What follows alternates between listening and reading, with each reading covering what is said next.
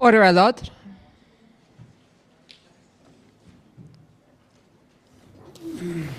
The Public Order Emergency Commission is now in session. La Commission sur l'état d'urgence est maintenant ouverte.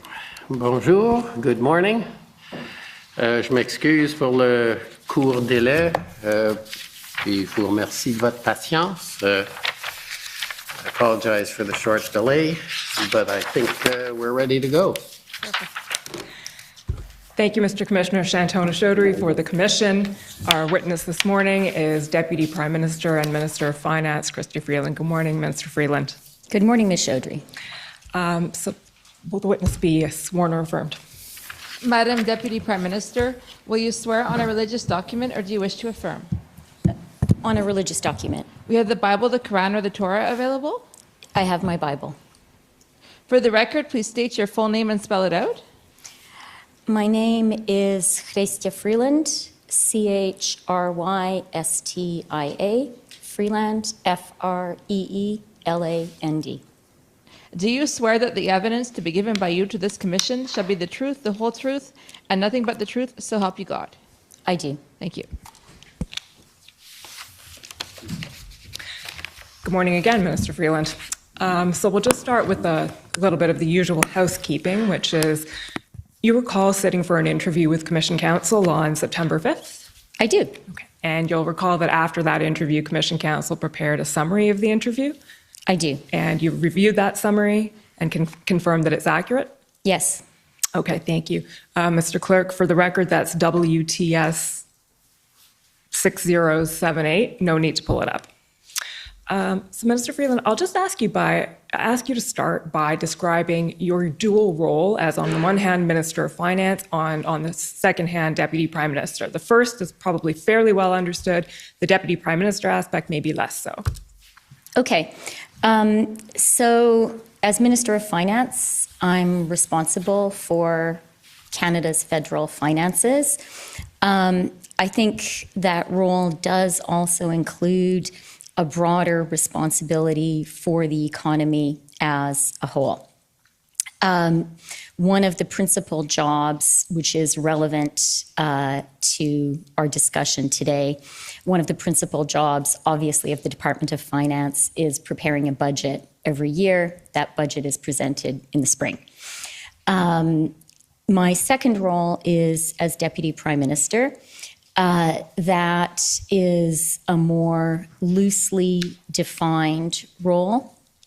I would say it means I'm available to do whatever the Prime Minister needs me to do. I maybe am especially involved in areas where I have a particular background or knowledge or expertise. Today and during the period that this covers, that would certainly involve Ukraine and Russia. And I think it does often involve my past as a trade minister and my involvement in the negotiation of the new NAFTA. And then maybe the final thing worth mentioning is, largely, being the finance minister is a big and consuming role, particularly when a budget is being prepared. Being deputy prime minister as well, I feel a particular responsibility when an issue emerges as being of sort of overwhelming national significance, even if it's not specifically in my lane. To start getting involved. To lean in, essentially, Yeah. Well, that leads fairly nicely into my next question, actually, because that dual role you had as Minister of Finance and as Deputy Prime Minister puts you in a unique position to tell us a little bit about the context in which the events that are before the Commission, the Freedom Convoy and the protests occurred. So we spoke about this a bit in your interview, and I'm hoping you can situate in context from your unique perspective what was going on. Okay, well, I'll try. I'll mostly focus on the economic and financial perspective because that was largely my focus. So all of this started to happen at the end of January. And it's worth bearing in mind, as I said, we were preparing the budget at that point. We were sort of deep in budget preparation mode. And that means that the Department of Finance, I personally, Michael Sabia, we were all really focused on where is the Canadian economy right now and what is our path forward. And I think it's worth reminding people that it was a really challenging time for the Canadian economy. COVID was still very much with us in January. In Ontario, there had been lockdowns, there was virtual school. So we still had COVID with us. We could see beyond it, and we could see that the time was coming to go from a COVID lockdown, really emergency government support for the economy situation, to reopening the economy and doing everything we could to achieve a soft landing for the Canadian economy after the trauma of COVID, the COVID lockdowns, the COVID recession, the economic trauma.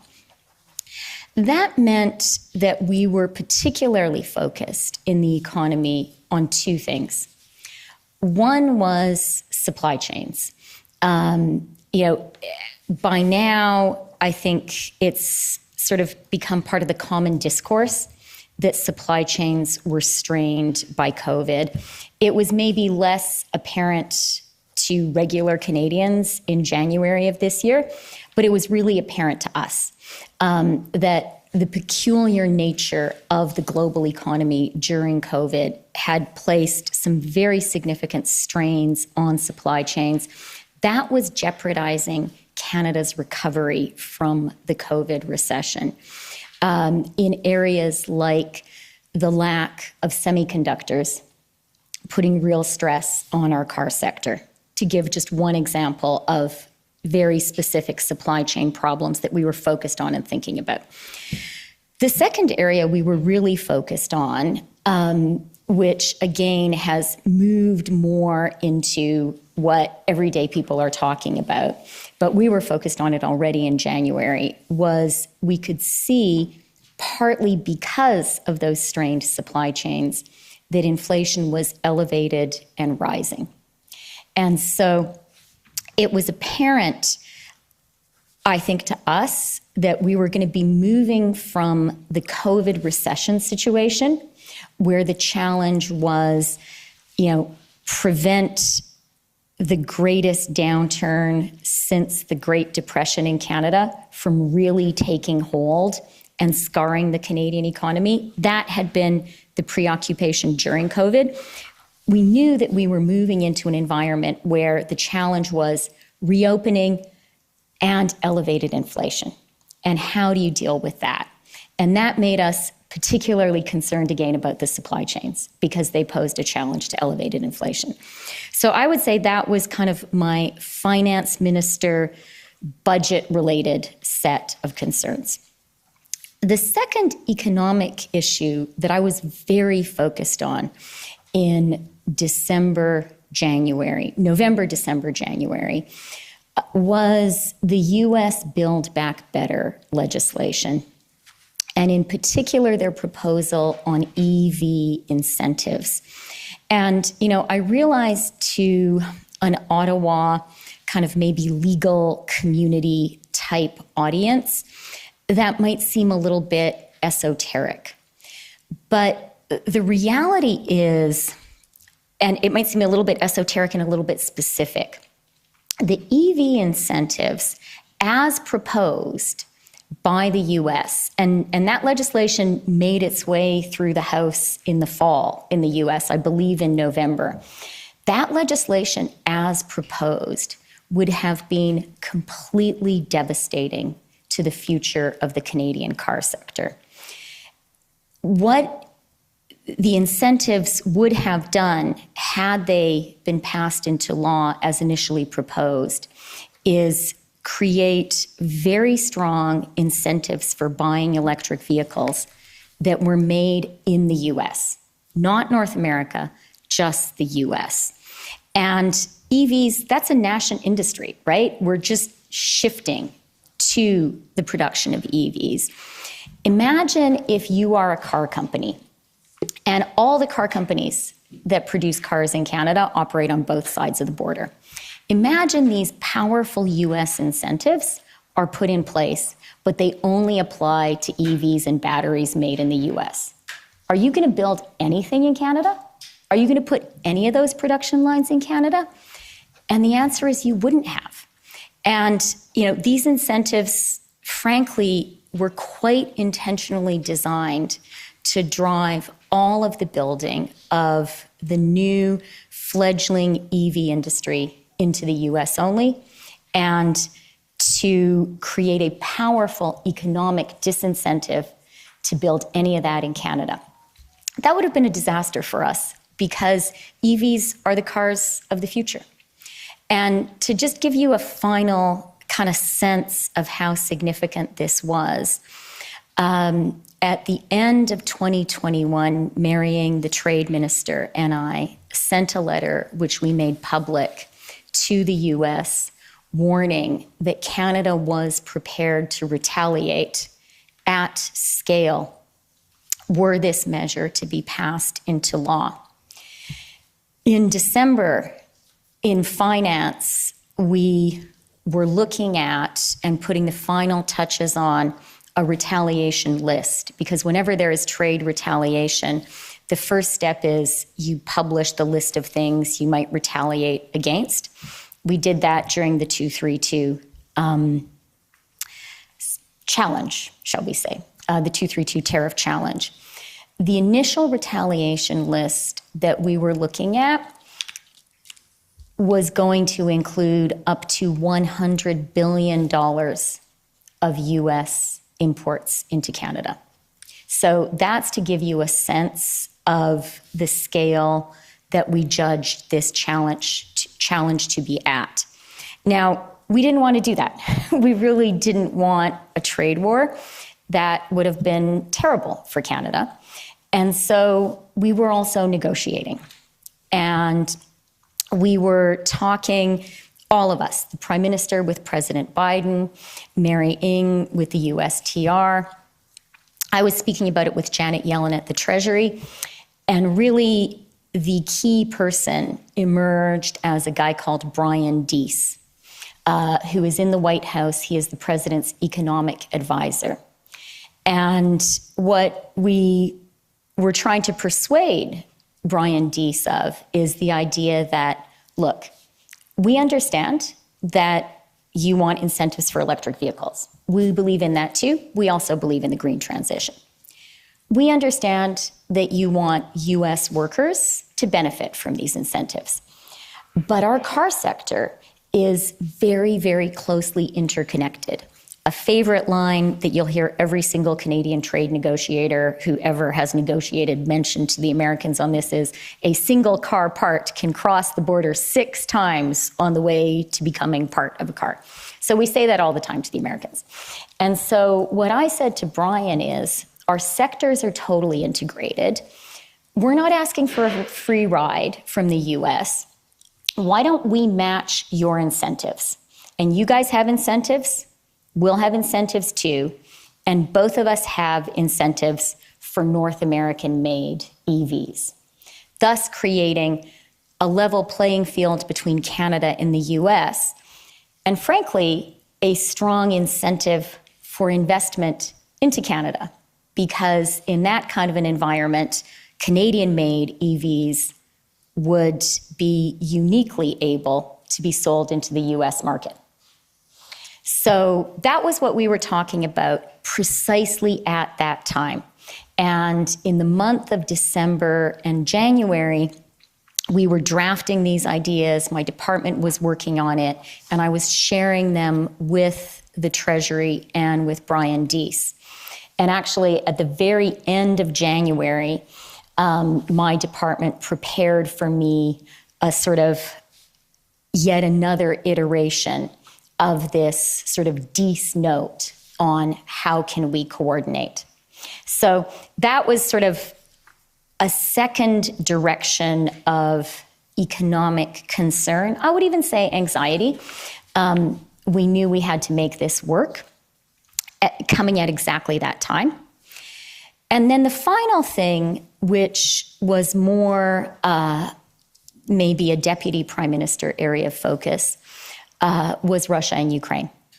The war hadn't started yet, but we and our allies started to get intelligence in December and in January that Russia could well be preparing to invade Ukraine. I was briefed directly at the beginning of January that the judgment was this could really happen. And again, it's happened now, so we might not fully remember how astonishing and horrifying that thought was before it actually happened. It's horrifying now too, of course. So, that was a very big deal. I learned about it at the beginning of January, and the threat just kept getting greater and greater and greater. I believe NATO troops were put on alert at the end of January. And then I think the U.S. took this extraordinary step of declassifying its intelligence about Russia's plans in early February to kind of alert everyone.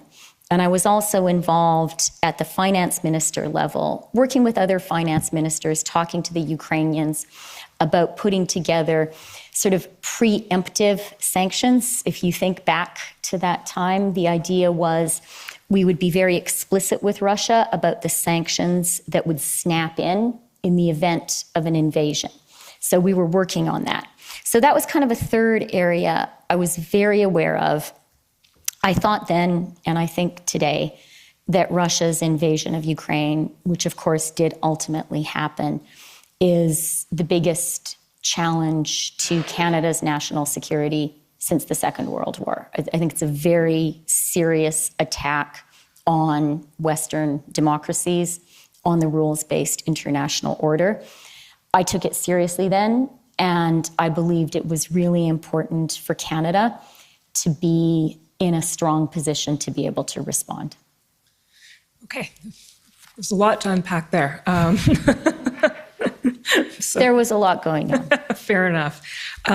In the interest of time, I'm just going to go over a couple of points and then move on. But so the last point you raised was what was going on in Ukraine. You saw a link to that and Canada's national security. So that link may not be obvious. It's something that's going on in the other end of the world. So what do you mean by that? That would be a risk to Canada's national security. Well, Vladimir Putin's invasion of Ukraine is the first time that one internationally recognized state has tried to conquer or seize the territory of another since the Iraqi invasion of Kuwait. It's a very grave violation of what I think is one of the greatest accomplishments of the post-World War II international order, which was, a basic understanding that internationally recognized countries don't invade each other and seize each other's territory. Now, that has not been perfectly honored, but if you compare the entire post-World War II period with all of human history prior to that, it's a huge change. And that has hugely enhanced the security of every country in the world. So that's number one. Number two way that Canada's security is threatened, but I think the Allied response has been strong and has strengthened Canada, is I absolutely believe that one of Vladimir Putin's war aims, his principal objective is to crush Ukraine, to take it over, to crush Ukrainians as a people, and to replace the democratically elected government, to make it a puppet satrapy. But he has another objective, which is to show that dictatorships work and democracies don't. There is a broader goal he has in mind, and that is, I believe, in his view, because he wants that demonstration effect. He wants to show Russians, you might not like that much how things work here, but we're better than those, weak, feeble, pathetic Western democracies. That's sort of the message he wants to communicate with what he perceives to be his own strength. And his success, were he to be successful, I absolutely believe would weaken Western democracies writ large, including our own. Okay. That's, I think, helpful context for if you'll agree with me, for what was in your mind, essentially, as the convoy arrived in late January. You've said that dovetailed, basically, with your negotiations on the electric vehicle incentives. And in the chronology, you can appreciate this is the second last day of the Commission's testimony. So we've been through a lot of the chronology of what happened in those early days. And I want to focus with you this morning on your specific involvement. And I think you've expressed to us in the interview, and you may agree or you may not, but you started to become very actively engaged in this file, in this matter, around February 6th, around the second SSE meeting. Does that ring a bell? That's the second weekend, right? Is that the Right. Saturday or the Sunday? That would be the Sunday. Okay. Yes, that's true. And that's kind of consistent with how I was describing my role. So I would sort of say up until that point, I was pretty much heads down. We have the budget. Budget is sort of 90% of the focus. And then there's electric vehicles over here. Hope we can get a good outcome. Otherwise, it's going to be really bad. And, I've spoken with a lot of conviction a moment ago about the significance of the Russian invasion of Ukraine. But I want to remind us all, at the end of January, beginning of February, it hadn't happened yet. So that was just out there as a threat that I had in mind. So up until February 6th, 90% budget, EVs on one side, worried about Russia, Ukraine, hoping that we can put forward strong sanction ideas that will prevent it. But it was really budget, budget, budget. But then the second weekend of the occupation happened. And I started hearing, particularly from business leaders, that this was starting to be an area of concern. And so I did attend that committee meeting. And then as that week went on, I became more and more and more involved. Okay. And just to clarify, you wouldn't normally attend an SSE meeting. Is that No, right? But you not have at all. A standing invitation as Deputy Prime Minister? The finance minister has a stand, I think they call it an ad refio member. The finance minister can attend any cabinet committee meeting that she or he chooses to attend. So on February 6th, you sort of invited yourself. I think my colleagues also thought it would be good to have me there. Fair enough. Okay, so soon after that, on February 9th, your department produced an options memo. And Mr. Clerk, if we can just pull that up quickly, it's ssm.can 403764.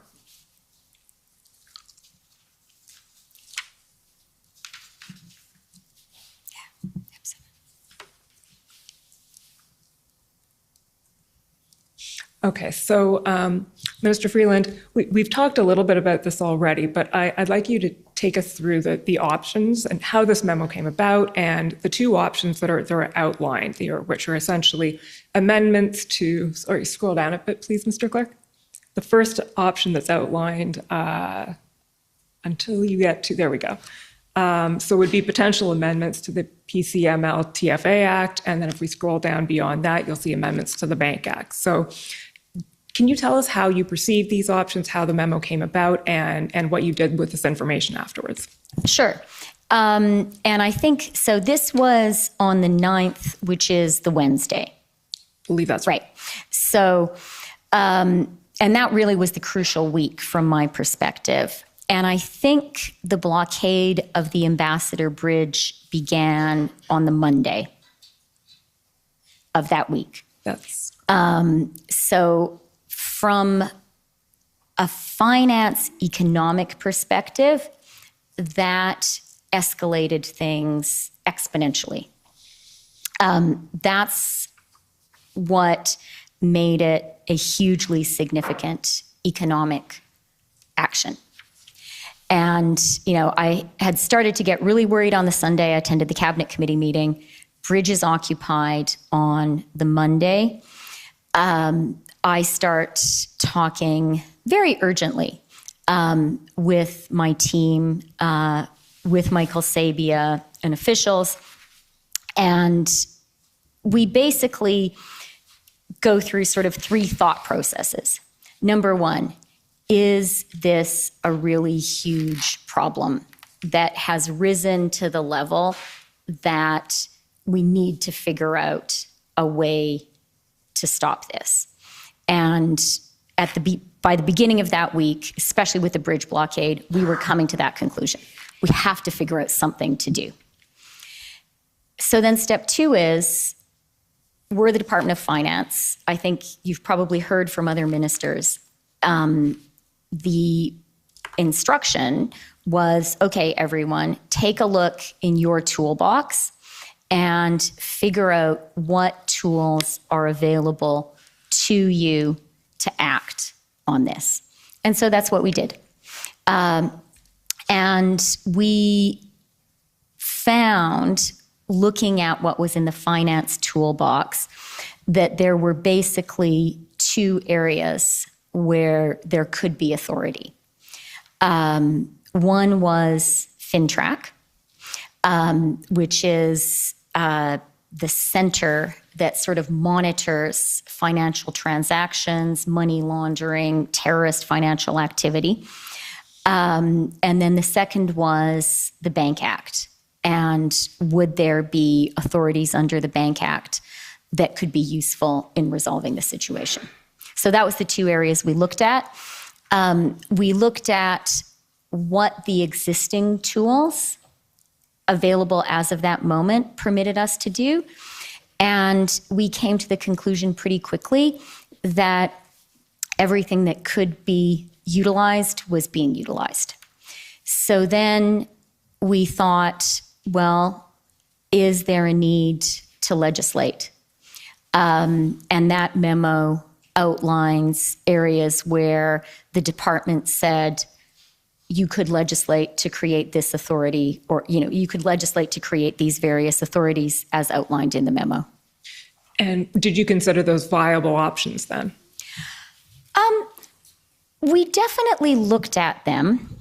As you know, I would say, let me say a couple of things. So on the FINTRAC front, what we concluded was, you know, to put it in maybe kind of more regular terms, what we concluded, and this is something that finance officials had been thinking about for a while, is that basically the FINTRAC monitoring authorities were appropriate for a 20th century economy, but not for a 21st century economy.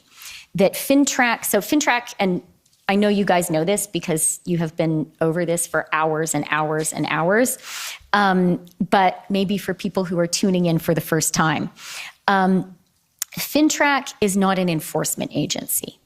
The job of FINTRAC is to monitor what's going on, to both look into reports that it gets and to just kind of have situational awareness and let us know what's happening in terms of illicit financial flows in Canada. I think that's a summary I would offer you of FINTRAC. FINTRAC's job.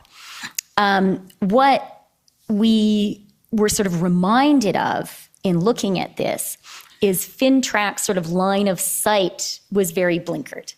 They could look into what you might call the 20th century financial system, but they didn't have authority over the 21st century financial system.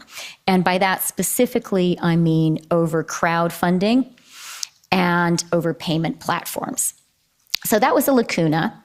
It was well known that it was a lacuna, but there hadn't been an urgency to act.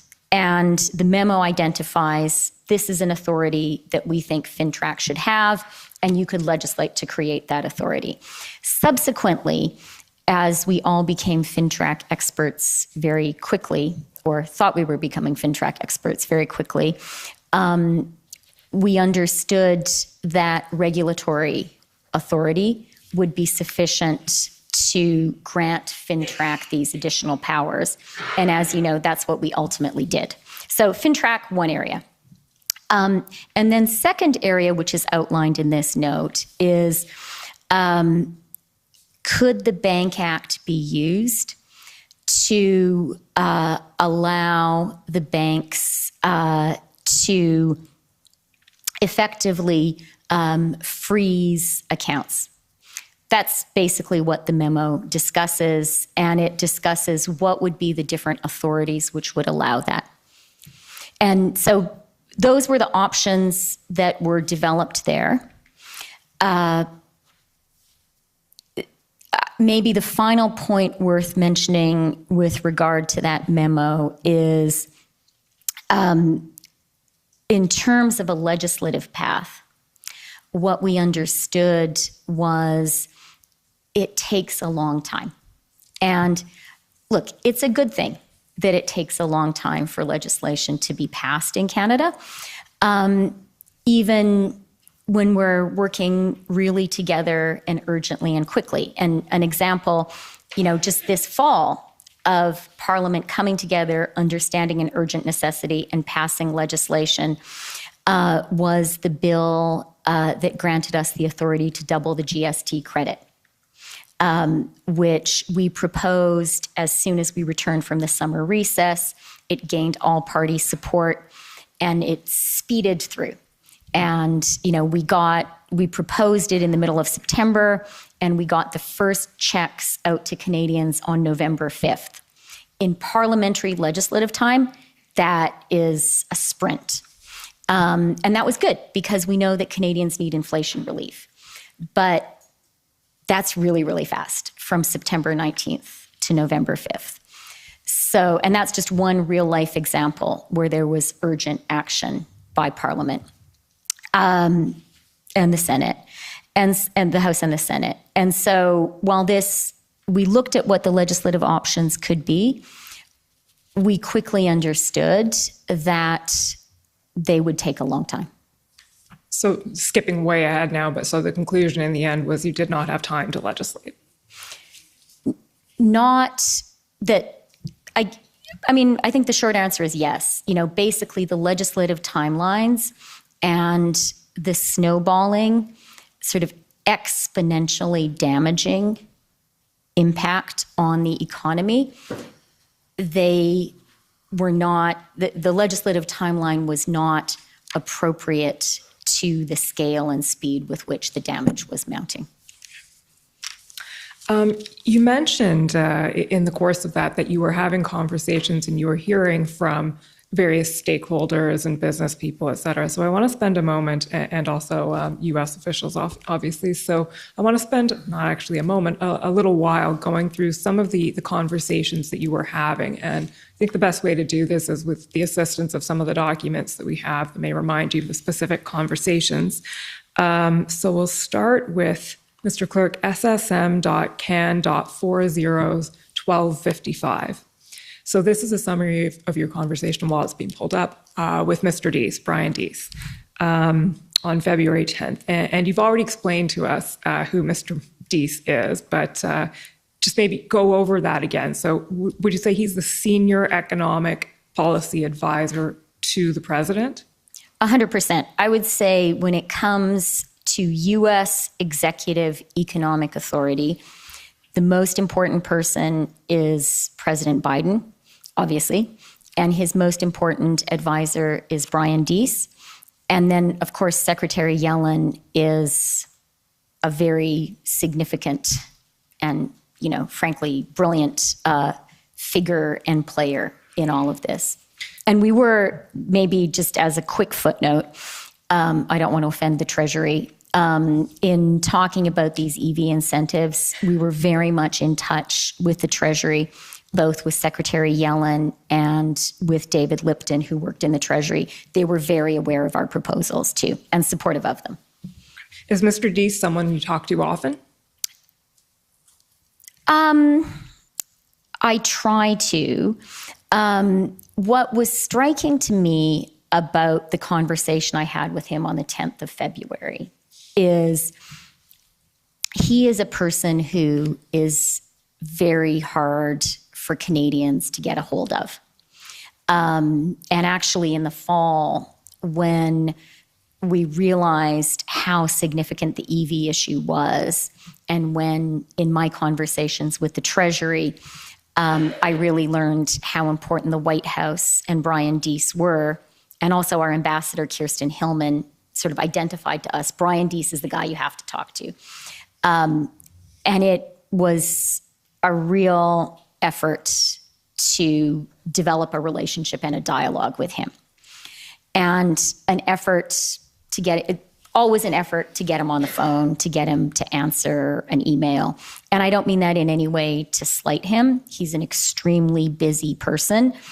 In a way, the fact that it's hard for Canada to reach him is a good thing.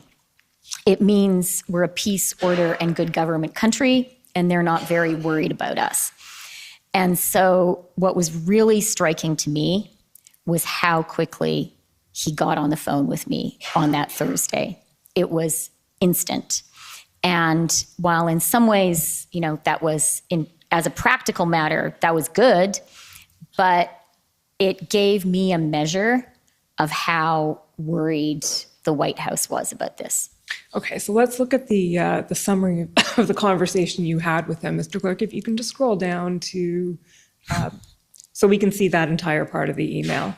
Yeah. Okay, so starting February 10th, so this is you, Mr. Freeland, writing, you say, he called me. They are very, very, very worried. If this is not sorted out in the next 12 hours, all of their northeastern car plants will shut down. He said that he supposed that this proved the point that we'd made previously to them about how closely integrated our economies are. He did not seem to see this as a positive. He asked what he could do to help us. I said, tow trucks? Make your point about banning travel to the U.S. for participants public, arrange a call between the PM and the president, and then you say he was aware of points 1 and 2, tow trucks and banning travel, and said he would push on both. He was supportive of the idea of a call and would try and make it happen. So can you flesh out that summary a little bit of what Mr. Deese was conveying to you? Yeah, I mean, I think, can you move up a little bit? Just, I think the second sentence, he said that this proved the point about how integrated our economies are, and he didn't seem to see this as a positive. He brought that up. And you have to kind of bear in mind, I have been bugging the guy, and Canadians have been nagging Americans since the fall. And we've been saying, guys, you don't understand Canada. You don't understand how integrated our economies are. This approach you're taking to the EVs, it's completely counterproductive for you because we work so closely together. Those parts, they cross the border 6 times. We've been saying this over and over. And so he comes back at me and he says, yeah, okay, like you've made the point. We get it. And it was a surprise to him, actually, the extent to which their car industry was dependent on the trade with Canada. But that was a dangerous moment for Canada, I felt. Very, very dangerous. Because the U.S. then and now, as part of their own soft landing from COVID, something that is happening there is a real move to protect the supply chains of the United States. The same supply chain challenges I was talking about earlier as affecting Canada affected the U.S. And I think we have all seen a very strong push this year by Americans to insulate their supply chains, particularly from China. I'm very worried about the semiconductors, but more broadly, COVID brought alive to them the vulnerability of their supply chains. And this was so worrying to me because I could see, really for the first time ever, the Americans having this amber light flashing in Canada. And this amber light that said to them, you know what? The Canadian supply chain could be a vulnerability too. And that's a problem for us because there are plenty of Americans, both Democrats and Republicans, who would love any excuse to impose more protectionist measures on us. So that line to me, it jumped out at me. It made me really, really worried. And I really understood at that point that the danger wasn't just the danger of it wasn't just the immediate damage. It wasn't just the immediate harm. It wasn't, this plant loses 4 days of operation. The danger was, were we in the process as a country of doing long-term and possibly irreparable harm to our trading relationship with the United States? And it's also important to understand that our trading relationship with the United States, it's not just about Canada-U.S. trade. It's about Canada's attractiveness as a destination for all foreign investments. Japanese car companies invest in Canada because of our trading relationship with the United States. So that one conversation was a seminal one for me, and it was a moment when I realized, as a country, somehow, we had to find a way to bring this to an end. And Mr. Clerk, if you just scroll up a bit so we can see the next email there. You say one final thing. He'd like to talk to me again tomorrow and every day until this is sorted out. Did that end up happening? It didn't, because we sorted it out. So, that was a conversation on the Thursday night. You'll see from that conversation that I asked Brian to help organize a call between the Prime Minister and the President. And again, that's a very hard thing to set up. The President of the United States, the most important elected leader in the world, very, very busy guy. He also, by the way, was involved in this potential Russian invasion of Ukraine, very involved. And yet I asked for the call that Thursday. I can't remember exactly when my call with Brian happened, Thursday, sort of early evening, I think, late afternoon, early evening. The President and the Prime Minister spoke on the Friday. And then, as you know, we made an announcement on the Monday. Okay. Just going to take you back for 1 second. Mr. Clerk, can you pull that one down and go to ssm.can 404175? So, Mr. Freeland, this is a text exchange you had on the 11th with Brian Clow of PMO. Yeah, okay, and that's the following day then. That's the Friday. Yeah, that's the Friday. And scroll down a little bit, please, Mr. Clerk, until we see Windsor was supposed to there. So you say, Windsor was supposed to happen today. This can't go on. We need to show some federal leadership too. So does that go back to what you were just saying? At that point, you had decided something had to be done and quickly. Yes. And also, that point Windsor was supposed to be today, I think it's worth dwelling on for a moment because it speaks, to our experience in the eye of the storm, which is that we continued to hear that action was going to be taken and things were going to come to an end. And it seemed that that wasn't happening. And at the same time, what seemed to be happening is we had this metastasizing of the illegal blockades and occupations. So there were sort of, copycat action across the country, sort of a whack-a-mole. And that was also worrying. Okay, we'll go back to the stakeholders now, Mr. Clerk. You can take that one down and pull up ssm.can 404138. So this is a text exchange with Mr. Flavio Volpe. Yes. Explain who Mr. Volpe is. Yeah. Flavio is the head of the car parts group. He is a real leader in the car sector. I got to know him well during the NAFTA negotiations, where we had sort of a real Team Canada approach, and autos were a very important issue.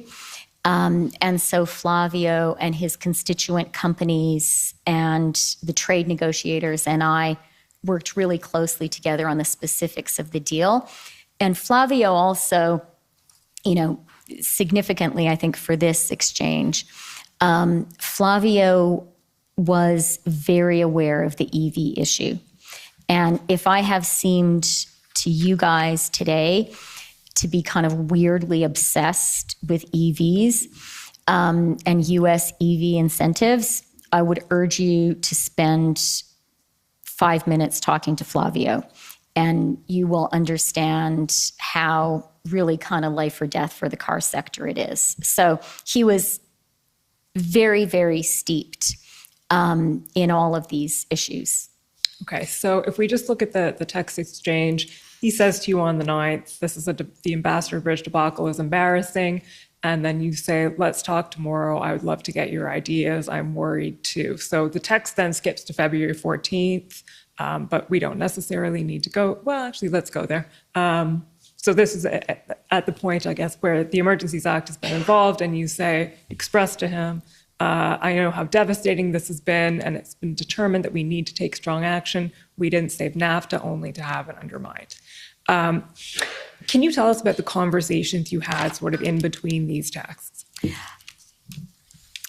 Not really, because I don't have sort of specific memory of actual things we said. And I can't even tell you 100% whether we spoke on the phone or just exchanged texts. So I don't want to pretend to knowledge of that. But, I can give you some context for that view that I expressed there, which I do remember expressing, which I think is consistent with what I've been saying earlier this morning, that all of us who had been involved in the NAFTA negotiation, very much the car sector people, but I think you'll see that I also had a text exchange with one of the steel guys. All of the industries that were very implicated in the NAFTA negotiations were aware of how Canada's access to the U.S. market was both essential and kind of constantly fragile and in need of tending. I don't know, maybe it's like a marriage, like your whole life is based on it, but you have to take care of it every single day. And these people whose jobs, whose livelihoods depended on it, really understood that. And I'm aware as I'm speaking that this might seem esoteric to lawyers. And what I really want to say is, especially for me personally, the NAFTA negotiations were kind of a bonding experience, just for me as an elected Canadian leader, with everyone who works in a Canadian car plant or a Canadian car part plant, with Canadian steelworkers, with Canadian aluminum workers, with people in Regina who make pipes. I knew during the NAFTA negotiations, their jobs were on the line, and they knew it too. And all of those people across Canada, they were so great. Like, they were prepared for Canada to take a strong position. They were prepared for the U.S. president to insult us. They were prepared for us to take really strong retaliatory actions against the 232 tariffs because they knew how important it was for them and their jobs and their lives. And what that text exchange with Flavio represents is me sharing with him something I know he felt too, which is this really important market access that we managed to secure just a couple of years ago. It's constantly under threat. Witness the EV incentives. And it's under threat right now. And we can't let Canada be devastated this way. Okay, you mentioned one of the steel guys. Would that be Alan Kestenbaum? It certainly would. Okay, well, let's pull up then SSM.can 40's 4171. This is a text exchange you had with him on the 11th. And what he has to say is a little bit different, I think. So it's worth going through.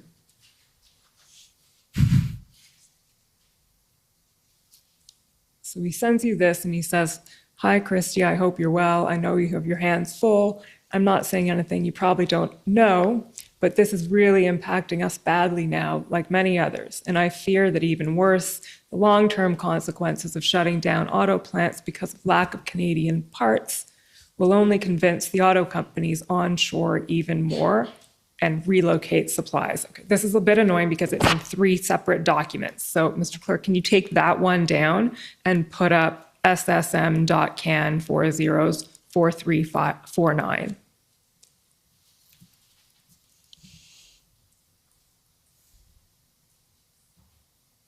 Record time.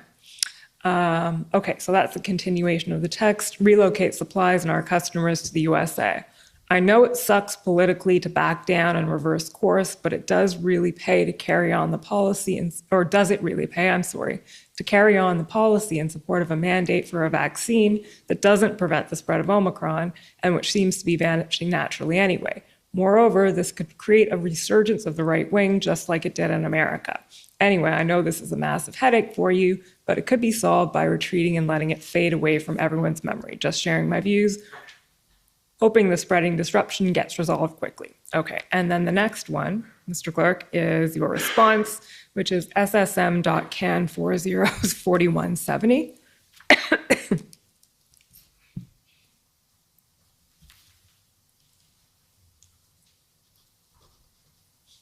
And that response is, "Dear Alan, thank you for reaching out. I share your concerns. We are determined to bring this to an end quickly, and we will." So what Mr. Kestenbaum is expressing there is the same concern and a suggestion that the solution to it is to alter the public health measures. So what was your reaction to that? For me, the salient point was the first part of his message. And, you know, I think what he says there, and he runs Stelco in Hamilton. He is American, though, and U.S. based. What he was saying at the beginning about onshoring and relocating to the U.S., that's what I was talking about earlier today. And I kind of highlight that for all of us here, just to kind of make clear to everyone that for people whose bread and butter, whose livelihoods were in the U.S. trade exposed industries, their immediate conclusion, you didn't have to think about it, the immediate conclusion from the blockage of trade was the Americans are going to respond by cutting us out. And then in terms of Alan's proposal, I didn't debate it with him. I don't think that I think that the relevant information for me from him wasn't for him to tell me what the right solution was. The relevant information for me from him was for him pointing out to me that this was a really big problem and it had to get resolved. Okay. We're now going to skip to one of the very, very crucial days in all of this chronology, which is the 13th of February. I understand that on that day you had a call with a number of Canadian bank CEOs. And I think, correct me if I'm wrong, but the chronology of that day in your world goes call with the bank, afternoon around 1 p.m., IRG meeting mid-afternoon, and then cabinet meeting at 8:30 at night. Does that sound right? It does. I'm just referring to my own chronology because there was one other meeting which is relevant, which is at 2 o'clock that day. I had a national security meeting on Ukraine. Okay, fair enough. So just to give you guys a sense of how overlapping the issues were. Okay. Mr. Clerk, if you can pull up document, I've lost my document, SSM.can 1281, please.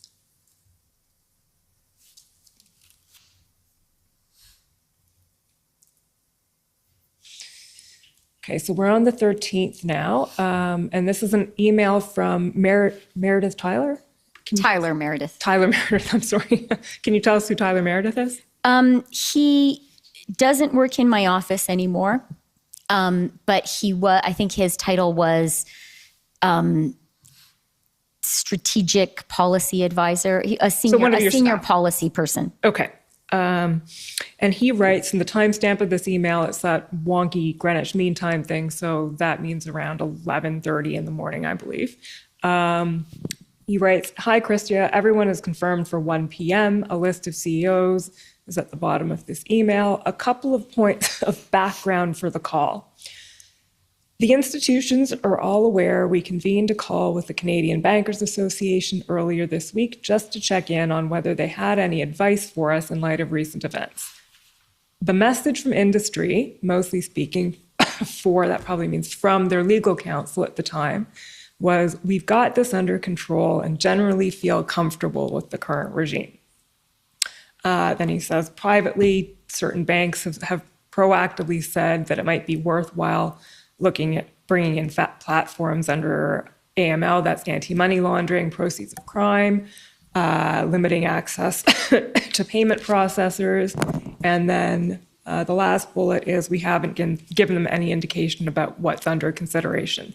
So in all of that, it's actually the first bullet that I want to focus on most, which was this message that what had been heard from industry prior to this was, we got this, it's under control, we're comfortable with what's happening. Is that something that you were aware of, that you heard before? So I mean, this was an extremely busy time that week. Tons and tons of stuff was happening. I had a lot of information flowing through my phone and my inbox. And I can't confirm one way or the other whether I read this specific note from Tyler. So I can't comment on this specific email.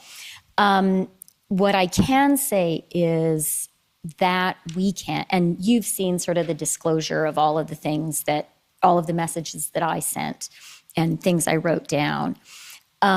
What I can also say is that weekend, and I can't tell you the specific times, I had 2 one-on-one phone calls with bank CEOs, with the CEO of BMO and the CEO of TD.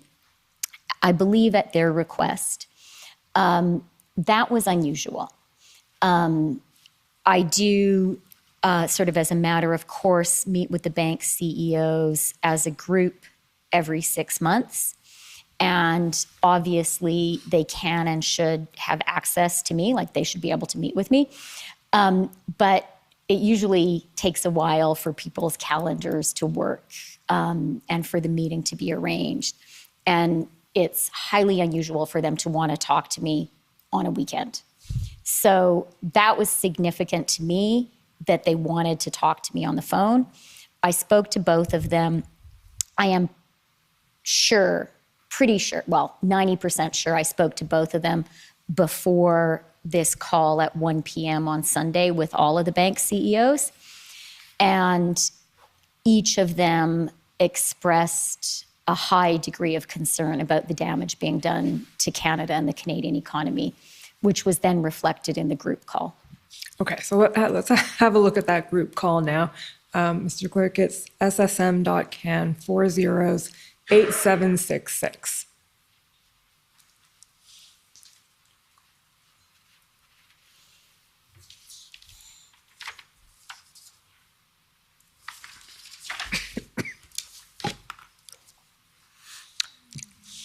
So this is about a 3-page document, Mr. Freeland. I'm just going to take you to certain excerpts of it that I'd like you to elaborate on. So the first one, Mr. Clerk, if you just scroll, there we go. We don't know who's speaking here, but whoever it is, it's one of the bank CEOs, says, the big hole in our financial system is these platforms, which are effectively money service businesses that are not being regulated as such. So that these platforms refers to the payment processors, the crowdfunding platforms?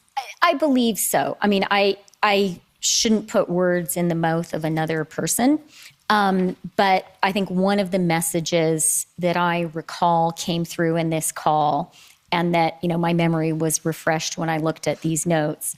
One of the messages from the bank CEOs was kind of what finance had concluded independently earlier in the week, which is there's this whole space where financial transactions happen that no one has any line of sight to. And that is the crowdfunding platforms, or the crowdfunding platforms, the payment systems. And then I think someone also mentions crypto later on in this call.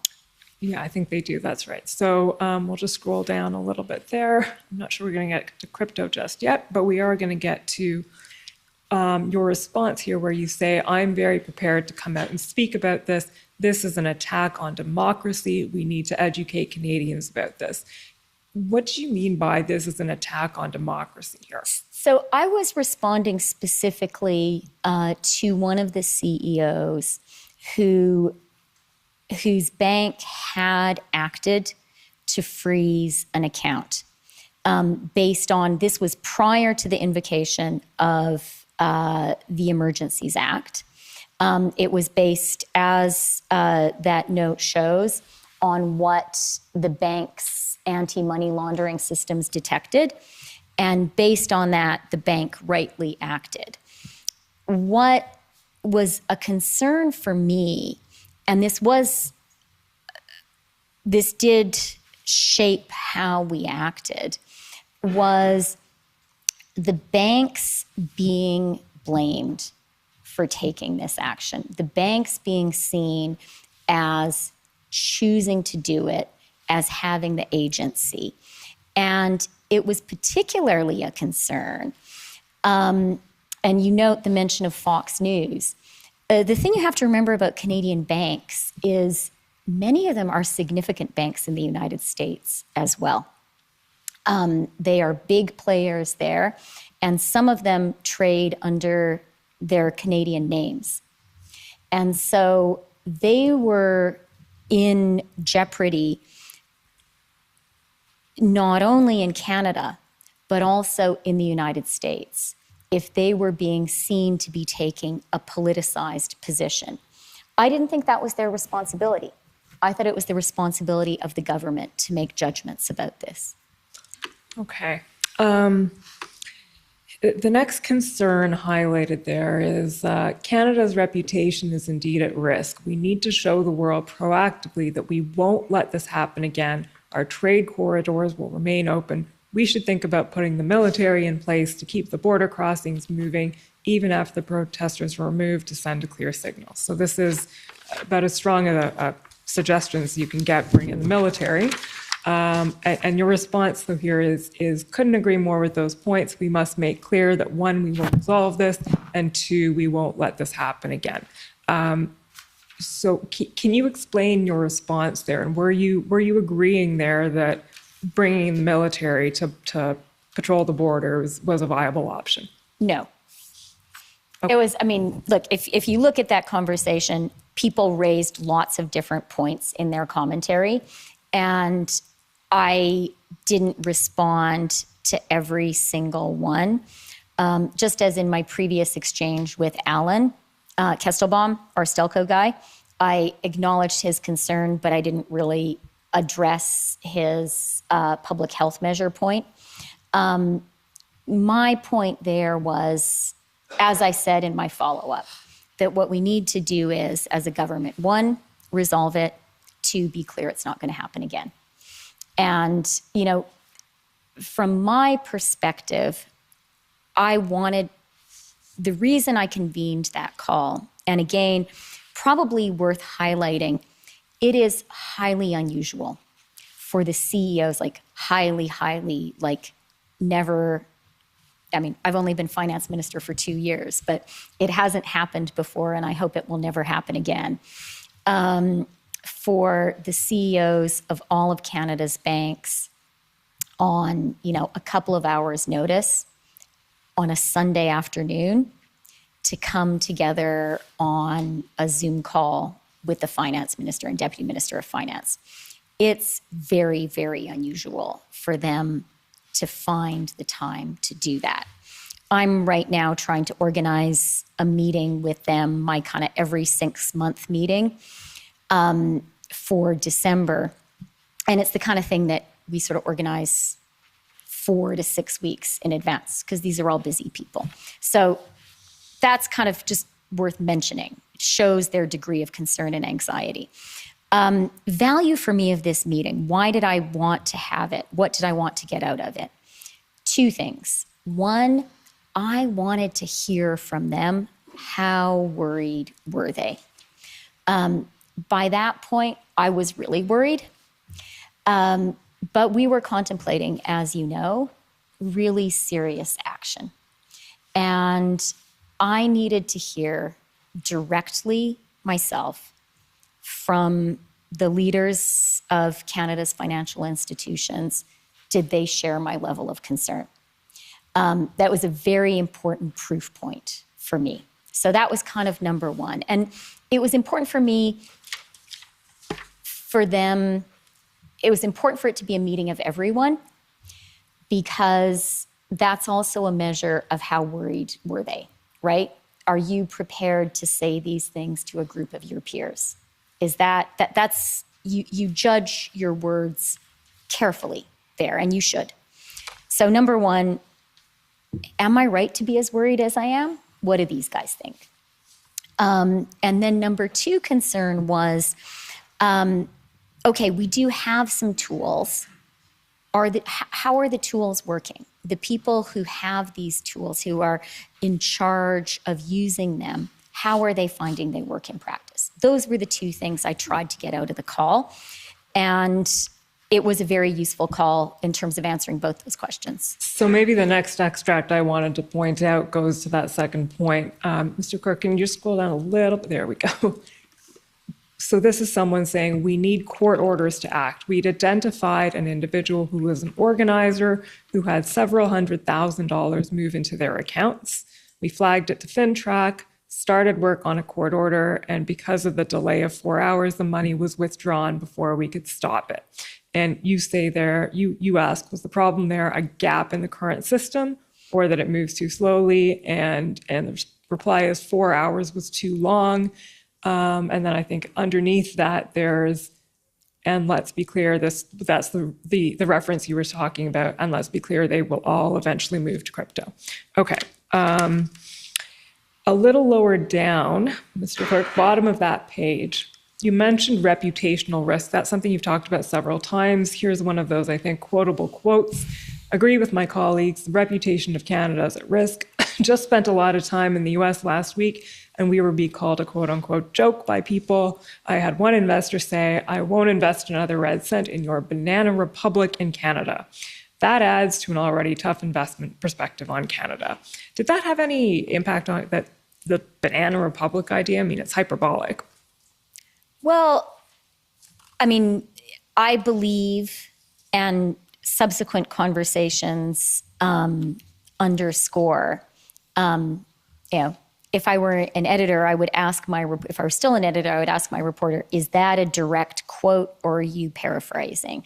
And I think subsequent conversations we had show that was a direct quote. And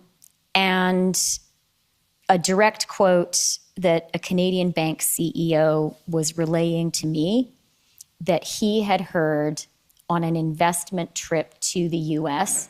from someone who he wanted to invest in Canada. He was trying to persuade someone to invest in Canada. And that was a heart-stopping quote for me.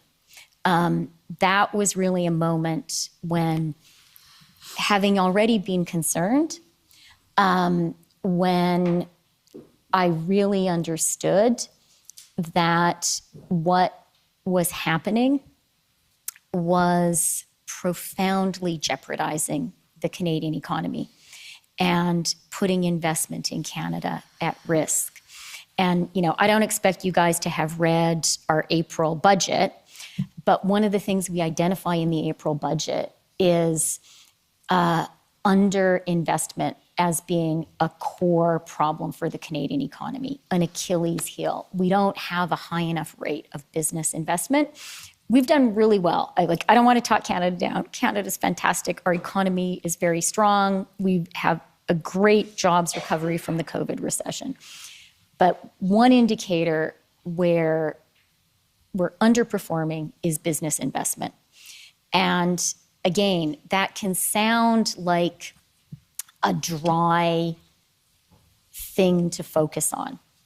But a lack of business investment ultimately translates into Canadians not having jobs and Canadians not having jobs that pay well enough to maintain a good standard of living. That's what a lack of business investment means.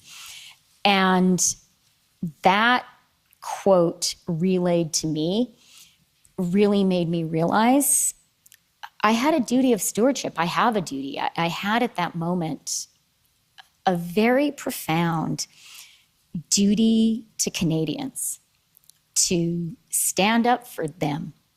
And I'm surprised that I'm getting emotional, but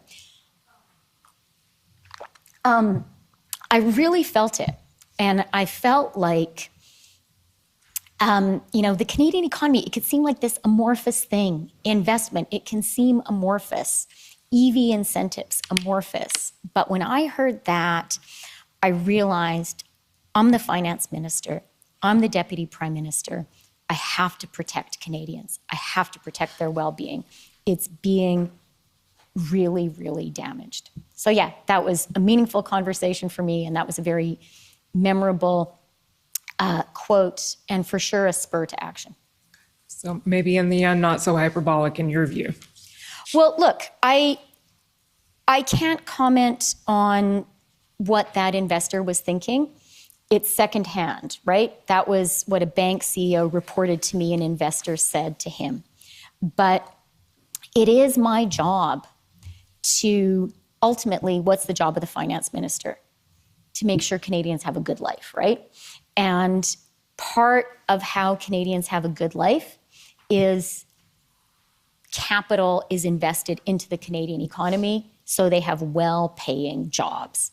And what that quote said is something is happening in Canada that very profoundly hurts Canadian jobs. And if you go down a little bit, you'll see, and I didn't remember this until I reread this note, I tried to kind of rally the troops there in the call.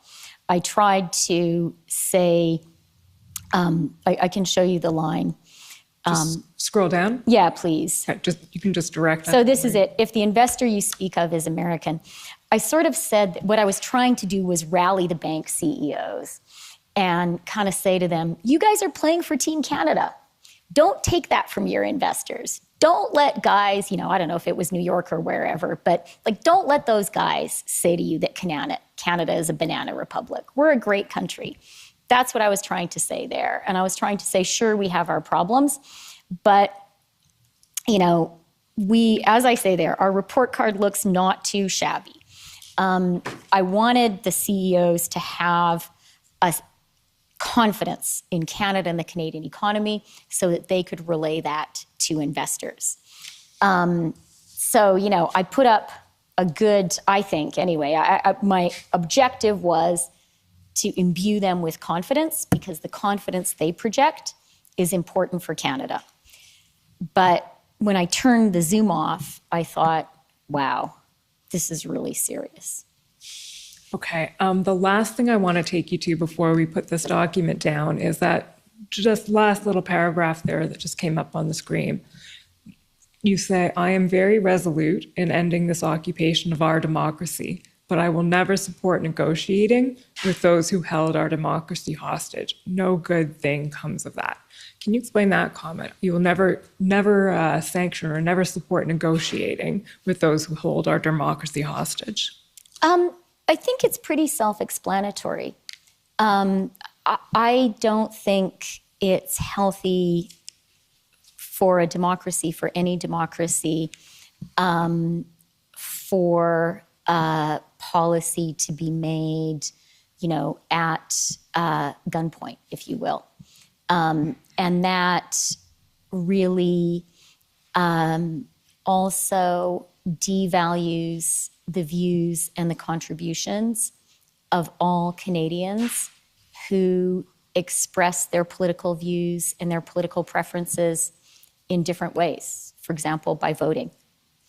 Yeah. Were you referring there to the vaccine mandates, to public health measures, or more generally? Yeah, I don't have a sort of photographic or a video memory of exactly how that conversation evolved.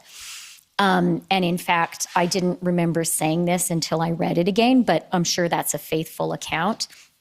Having read this note, what I think I was referring to is a comment made earlier in the conversation suggesting that the solution to this was a change in policy on vaccines. That's what I think I was responding to. Okay. So we're going to leave the call now. Mr. Clerk, you can take that document down and talk about the economic impact of the protests and the blockades as you saw it and what you conveyed to your colleagues on that front. So last week when your department officials were here, we went through in some detail the initial assessment they prepared on February 10th and also the eventual February 22nd economic analysis. So we're not going to go through that in detail this morning. But what I would like to take you to is, actually, this is ssm.can 5095.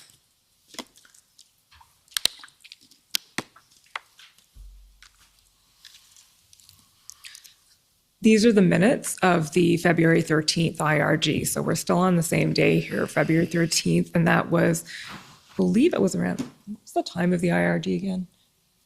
The early evening, around 4 o'clock? Okay. It says right there 4 o'clock, yeah. Thank you. I was looking at my paper, not at the screen. 4 o'clock. So in between, you had the bank call, then you had the Ukraine call that we learned about, and then 4 o'clock is the IRG. And if you scroll down to page 6, please, Mr. Clerk. Rotate there. So you're reporting to the IRG on the economic impact, and you say the minister highlighted ongoing economic losses of 0.1% to 0.2% of the GDP for every week the blockades continue. Now we know at this point that didn't come from an internal Department of Finance analysis. I believe you were referring to something that had been reported in a Bloomberg article. Is that right? A Bloomberg economic analysis. A Bloomberg economic analysis. And it was also fresh in my mind because in that bank CEO conversation, that number was also referred to by one of the CEOs. So I was aware of that Bloomberg economic analysis, and I was also aware that on the street, that was the number that Canadian business leaders and international investors were seeing and citing. So on the street, you mean on Bay Street? On Bay Street and probably on Wall Street too. Okay. Did you explain to your colleagues at the IRG the source of this number? I cannot recall whether I did or not, but so I can't remember. But, it was a very busy time a lot of people were speaking. My objective was, in a succinct way, to convey to my colleagues who aren't responsible for the economy that this was a really serious economic impact. So I think that it was possible, say you're a cabinet minister, you don't have principally economic responsibilities. You might be seeing this mostly as about, damage to Ottawa shopkeepers. And that's really serious. I don't want to understate the human toll of that. But what I wanted to communicate was this is getting to have a macro impact that will be material on the Canadian economy. And the only other thing that I would say is, with hindsight, if anything, I feel that number, I feel that statement, if that's all I said there, I feel that statement understated the possible impact, because the real challenge was it was exponential. So as it happened, that trade blockade was effectively a week-long thing. And that's what statistics ended up recording. But had it gone on, then you would have seen not an arithmetic adding up the damage of week plus week plus week. I think what you would have seen, and why this really rose to the level of a profound threat to Canada's economy, was the exponential nature of it. That the longer it went on, the greater threat that the U.S. would lose faith in us and our trading relationship would be irreparably damaged. The longer it went on, the greater the threat that foreign investors would write off Canada. Okay. So obviously that was a concern that you were expressing to your cabinet colleagues that day. Probably more clearly to you right now than I did then, but I think I did communicate to them I was really worried. Okay. So the overall economic impact, both near term and long term. We can take that down now. Thank you, Mr. Clerk. The next topic I want to address with you is another concern that was being expressed around this time, which is the issue of foreign funding and foreign influence and money flowing largely, I think, up from the U.S. To fund the convoy.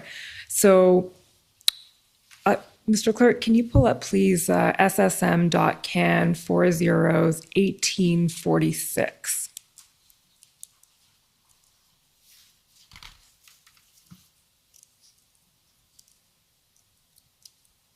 So this is an after the fact, so not quite after the fact, but certainly after the invocation of the Emergencies Act discussion that you're having with your departmental officials. And if we scroll down a little bit, please, Mr. Clerk.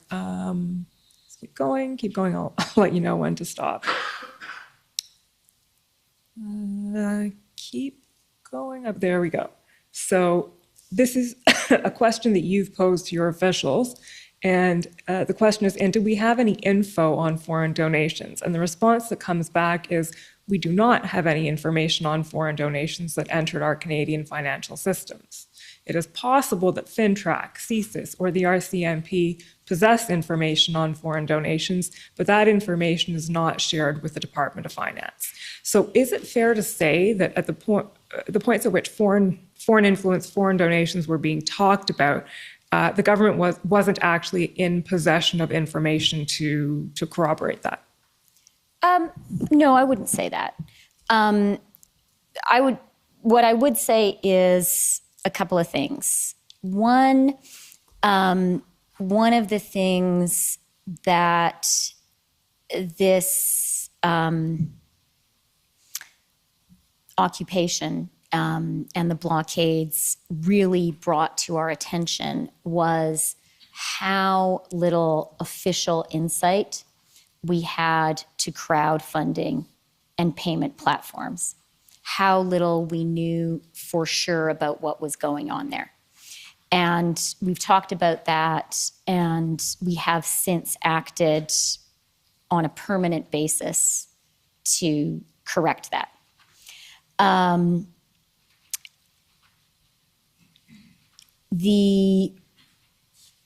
There was very good reason to believe, and in fact, the subsequent report that the commission did that I thought was very good on foreign donations documents in a lot of detail that there were foreign donations coming in to support the convoy. And so, that was happening. Our own systems were weak at officially picking that up and slow. And quite rightly, actually, there are a lot of checks and balances within the Canadian system about what finance specifically learns, right? Because law enforcement and finance operate in different silos, and certainly elected ministers and law enforcement have a lot of silos between them, and I think that's a good thing.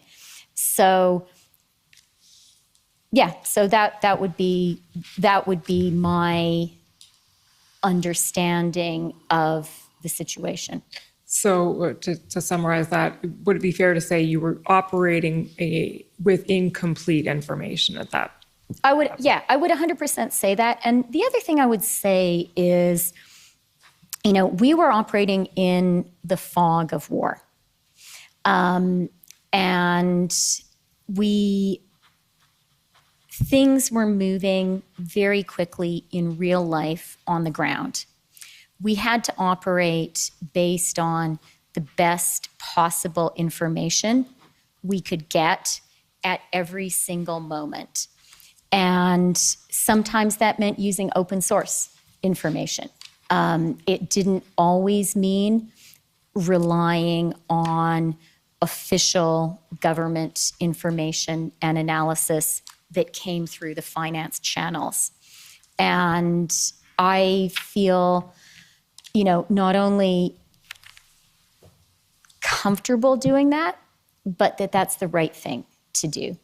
In a fast-moving, hour-by-hour situation like this, you have to gather information from a lot of different sources, reliable sources. But I believe that's the responsibility of an elected minister. And if you don't do that, my experience in government has been, quite rightly, stuff that you officially get through official channels as a minister, I don't know, it's like flour that has been sifted many, many times. It's like very pure, very verified. It's gone through a lot of different hands, and there have been a lot of different checks on it. That's a good thing because it has, Government of Canada stamp of approval. And I think it's really good for us to have those systems. But at the same time, I think to do your job as a minister, you have to be aware of and actively seek out other sources of information, including open source sources of information. And I think you have to hear some things for yourself. That's, for example, why, for me, having that call with the banks directly was really, really important. And I wasn't just going to rely on other people telling me what they were hearing. Okay, so the last thing I want to take you to on this point is SSM.can 403807, please, Mr. Clerk.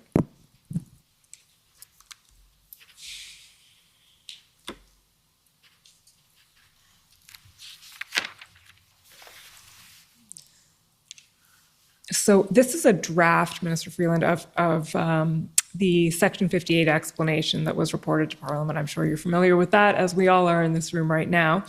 If we scroll down to page 8, please, Mr. Clerk.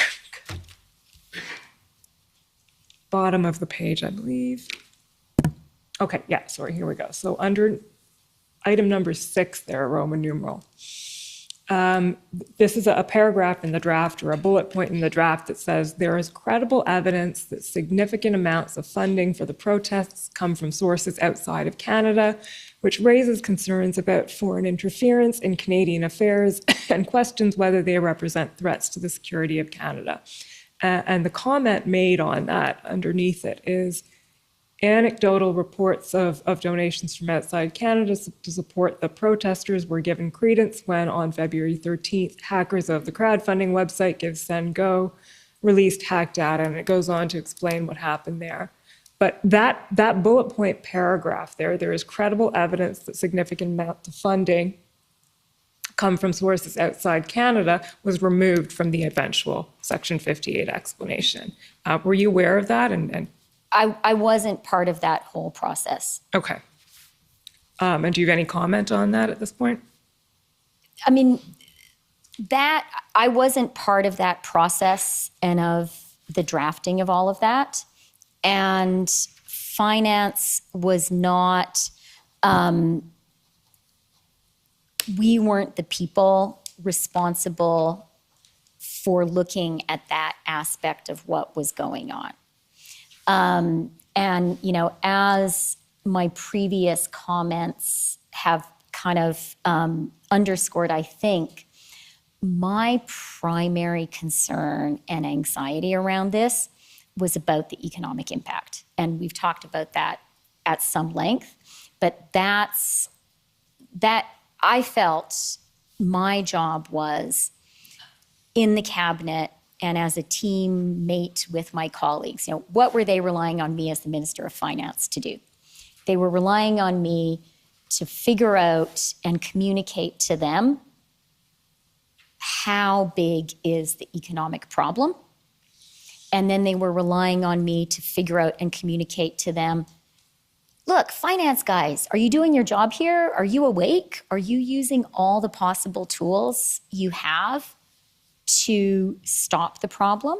That was my job number 2. And then job number 3 is, okay, if you think it's a really big problem, which we did, if you think you're using all the tools which currently exist, which we did, number 3, do you have any ideas? Is there anything in the finance toolbox that could be devised that would help? That was how I understood finance's job. Okay, so this would be more law enforcement / intelligence area. I think so. Okay. We can take that one down, then, Mr. Clerk, and move on to which sort of goes back to what you were just addressing, Minister Freeland. What do we do about this? So the development and the implementation of the Emergency Economic Measures Order. So again, we've heard at this point quite a bit about the orders and about what was done with them. So I want to take you to a few specific concerns that have been expressed about them. The first one being that the EMO is overbroad. In the sense that it might capture individuals who are not really directly involved in the protests, but people who donated to the protests and or have adverse effects on family members. You know, if you freeze someone's bank account, it may be a spouse or a child or someone else who suffers. So my first question was is that a concern that you were aware of? Is that a concern that you had? And is that a concern that you felt was properly addressed within with the measures that were enacted? Okay, that's a lot of questions. But that is kind of, I would say, core. You're getting at some core things we grappled with beforehand, during the time the measures were in force, and in our reflections afterwards. And I want to start by saying something that I was really, really worried about and extremely conscious of the whole time was, you know, I've talked a lot about my profound conviction that Canada was in economic jeopardy. But then as we were talking about, okay, what can we do about it? I had probably an equally profound and even emotional concern of we don't want anybody to get hurt. And one of my colleagues said to me in our conversation about all of this, as you know, we were talking constantly, and I was sort of saying, we really have to act, something has to be done. And I remember a colleague saying to me, my nightmare is blood on the face of a child. And I remember that very clearly because I was worried about that.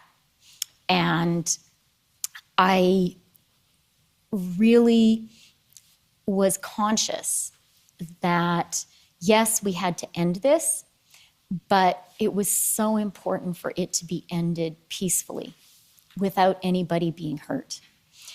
So that was a hugely important objective for me. I didn't want to be a person responsible for making Canada a place where people, and you have heard by now, there were reports of children, would actually get hurt in our efforts to protect the country. That was wrong. And I felt so strongly we had to look for ways to resolve this. Yes, that was urgent, but not physically hurting anyone. And look, especially not a child, but anyone, was a really key objective for me. So that was one key thing. And that was a consideration that very much shaped the development and use of the financial measures. From my perspective at the time, and also with hindsight, a virtue of these measures was no blood on the face of a child, no physical coercion required. And I thought that it was good that we came up with a way of creating some economic incentives for people to leave. So that was a very important consideration. And a second really important consideration in this question, right? I think you're asking exactly the right question. It's the balance, right? I've talked a lot now about why it was such a big problem, why I think we needed to act. Are your actions kind of appropriate and proportionate? And I would say the other thing in my mind there was we needed to always have in our minds, yes, a concern about the number of people who would be restricted by these measures, but that always needed to be balanced against an awareness of the number of people who would be protected by this action. So those were the things that I chiefly had in mind. And, you know, I think at the end of the day, it was something like 280 accounts frozen. One of the reports I remember when we were at like 240 or 241 accounts frozen, my numbers won't be exact, but I know you guys have all the numbers too. It was something like 57 people when we were at around 240. So I don't have the exact figure of how many actual people when we were at 280, but I think we have an idea of the ballpark. And so in my mind, I say, okay, that I regret that happened to those people. I really do. I would have preferred, it was a serious thing. I would have preferred not to have had to do this. But in my mind, I weigh that against what I really believe is the tens, hundreds of thousands of Canadian jobs and families that we protected. So that's kind of a high-level thing. I can talk about donations and family members if you'd like me to. Sure. I mean, what I was going to ask you, and maybe this will lead into it, but would it be fair to say then that if it's put to you, you know, someone is at the protest in Ottawa and gets a call, you got to come home, they've frozen the account and I can't pay the grocery bill. In a sense, that is the measure doing exactly what it was designed to do, which is create an incentive for that person to have to go home and leave the protest. That is in effect exactly what the measure was trying to do, because the purpose of it was to avoid what you saw as a worse outcome, being an enforcement action that would have potentially violent aspects to it. I wouldn't quite go that far. So,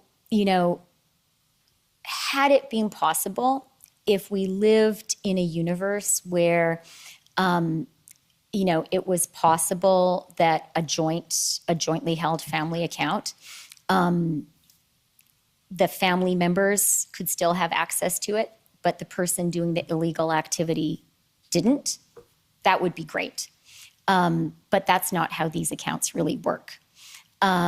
So the intention was not to create any incentives on people who were not personally choosing to engage in this illegal activity. I accept that may have happened to some people, but that wasn't the intention. The intention was really clear, and I think broadly it worked, was to create non-violent, non-physical incentives for people to stop doing this illegal activity, which was hurting Canadians very much. And what I would also say is, I would have loved it if we had made the announcement on February 14th that we are going to take this action unless you leave. Ideal outcome would have been if everyone had left that night, and if none of the measures had actually had to be used. There was no desire. There was no desire to be in any way punitive. There was a desire to create non-violent incentives for people to do the right thing. Okay. I do want to talk about the donations issue. Sorry, Mr. Commissioner, I saw you looking at me. Was that break time or? It's any time you like. It's can be now or in 10 minutes. What's a good moment? Maybe now. Might as well. Okay, so we'll take the morning break for 15 minutes. The commission is in recess for 15 minutes. La commission levée pour 15 minutes.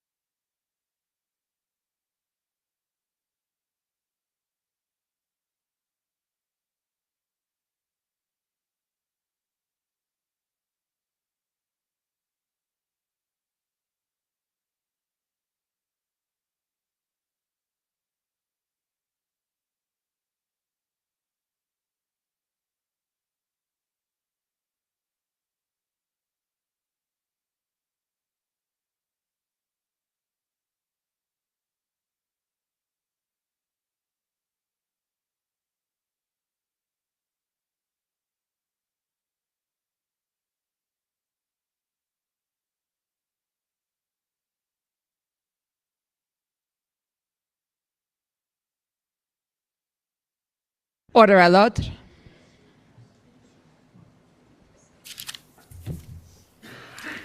Okay. The commission is reconvened. La commission reprend. Thank you, Mr. Commissioner. I think I have about 15 minutes left in the examination, so we may actually clock in on time. It's great. Minister Freeland, when we left off, the next topic that we planned on addressing was the issue of donations. And to do that, Mr. Clerk, can you please pull up SSM.can 403972?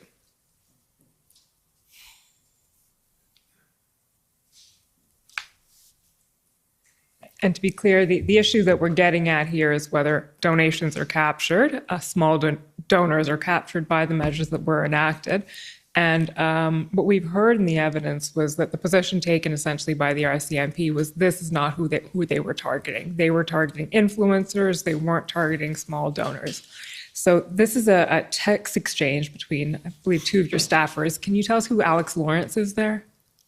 Yes, he's my director of communications. Okay. So the comment made here, you can just scroll down a bit, Mr. Clerk, is Freeland highly skeptical of this, thinks that the banks will have frozen some smaller accounts and we just won't know. Is that an accurate depiction of your thinking around this at the time? Were you concerned that small donors were being, when I say small donors, I'm talking about the amount of the donation, were being captured by these measures?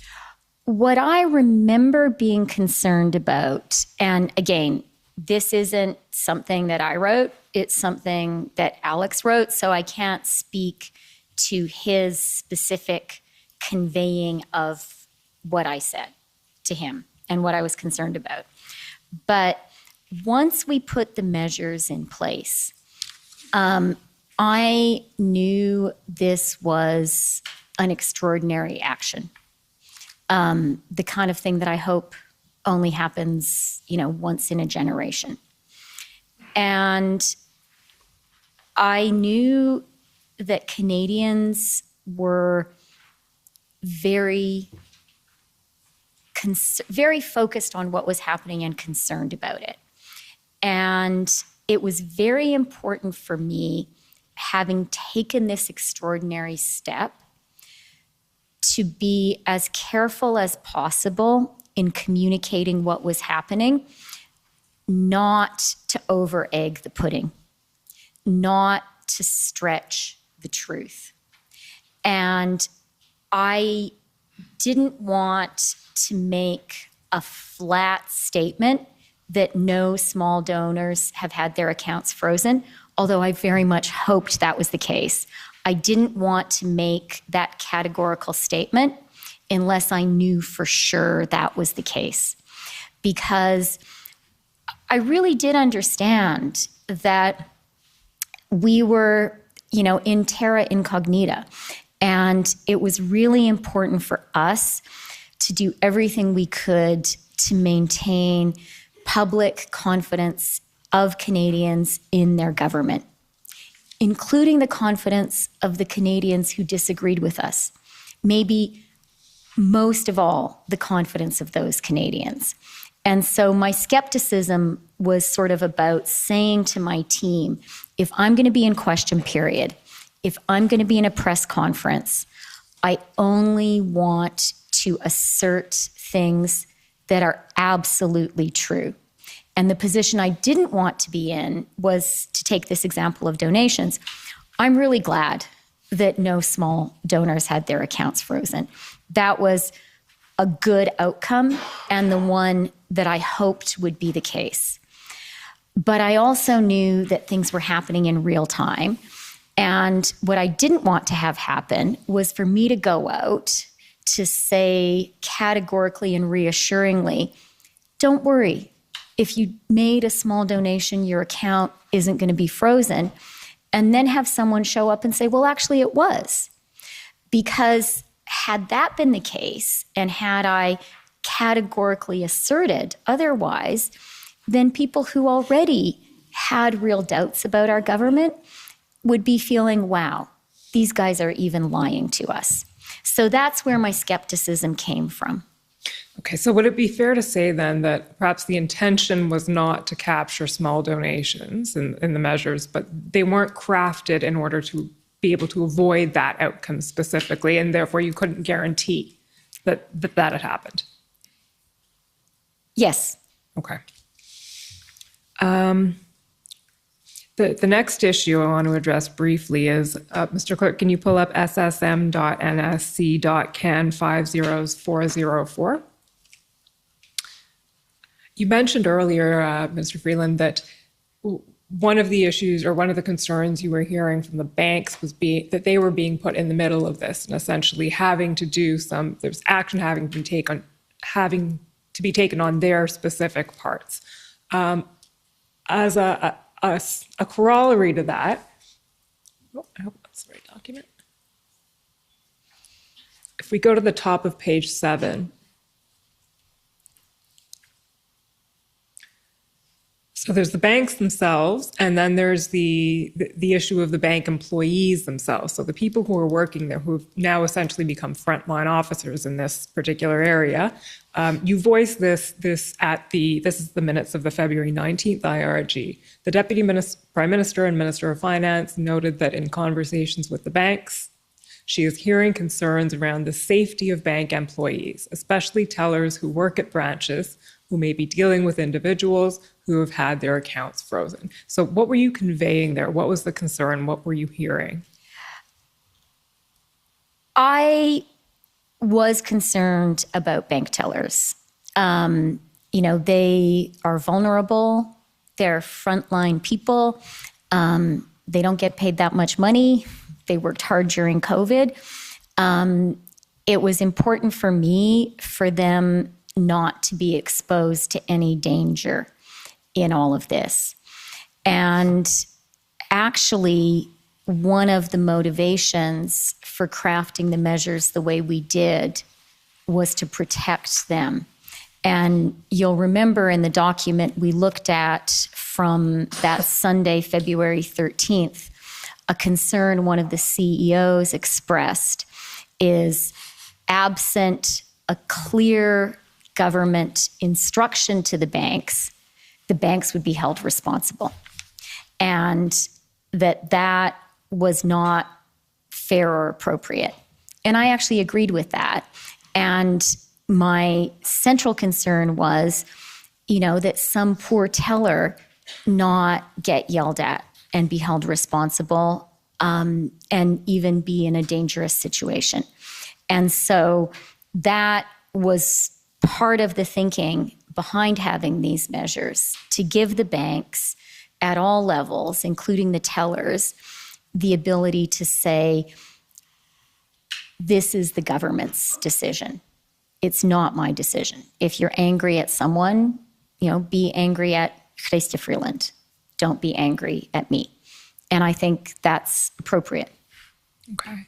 And do you think that worked? Yeah, I think by and large it did. Okay, the next topic that I want to ask you about is, as you know, part of the commission's mandate is to examine the necessity of the measures that were taken and whether the measures that were decided upon and chosen by your government were the correct measures in the circumstances. So you've identified at the time, choking off funding as an important part of how to bring an end to what was going on in Ottawa and across the country, funding of the convoys, the funding of the protesters. We know that there were a number of actions being taken on that front by various actors. So in and around the time when the Emergencies Act was being considered by Cabinet, by the IRG, but by Cabinet, by the Prime Minister, a number of things had already taken place. So just to list some of them, GoFundMe obviously had shut down the the Convoy's campaign on February 4th.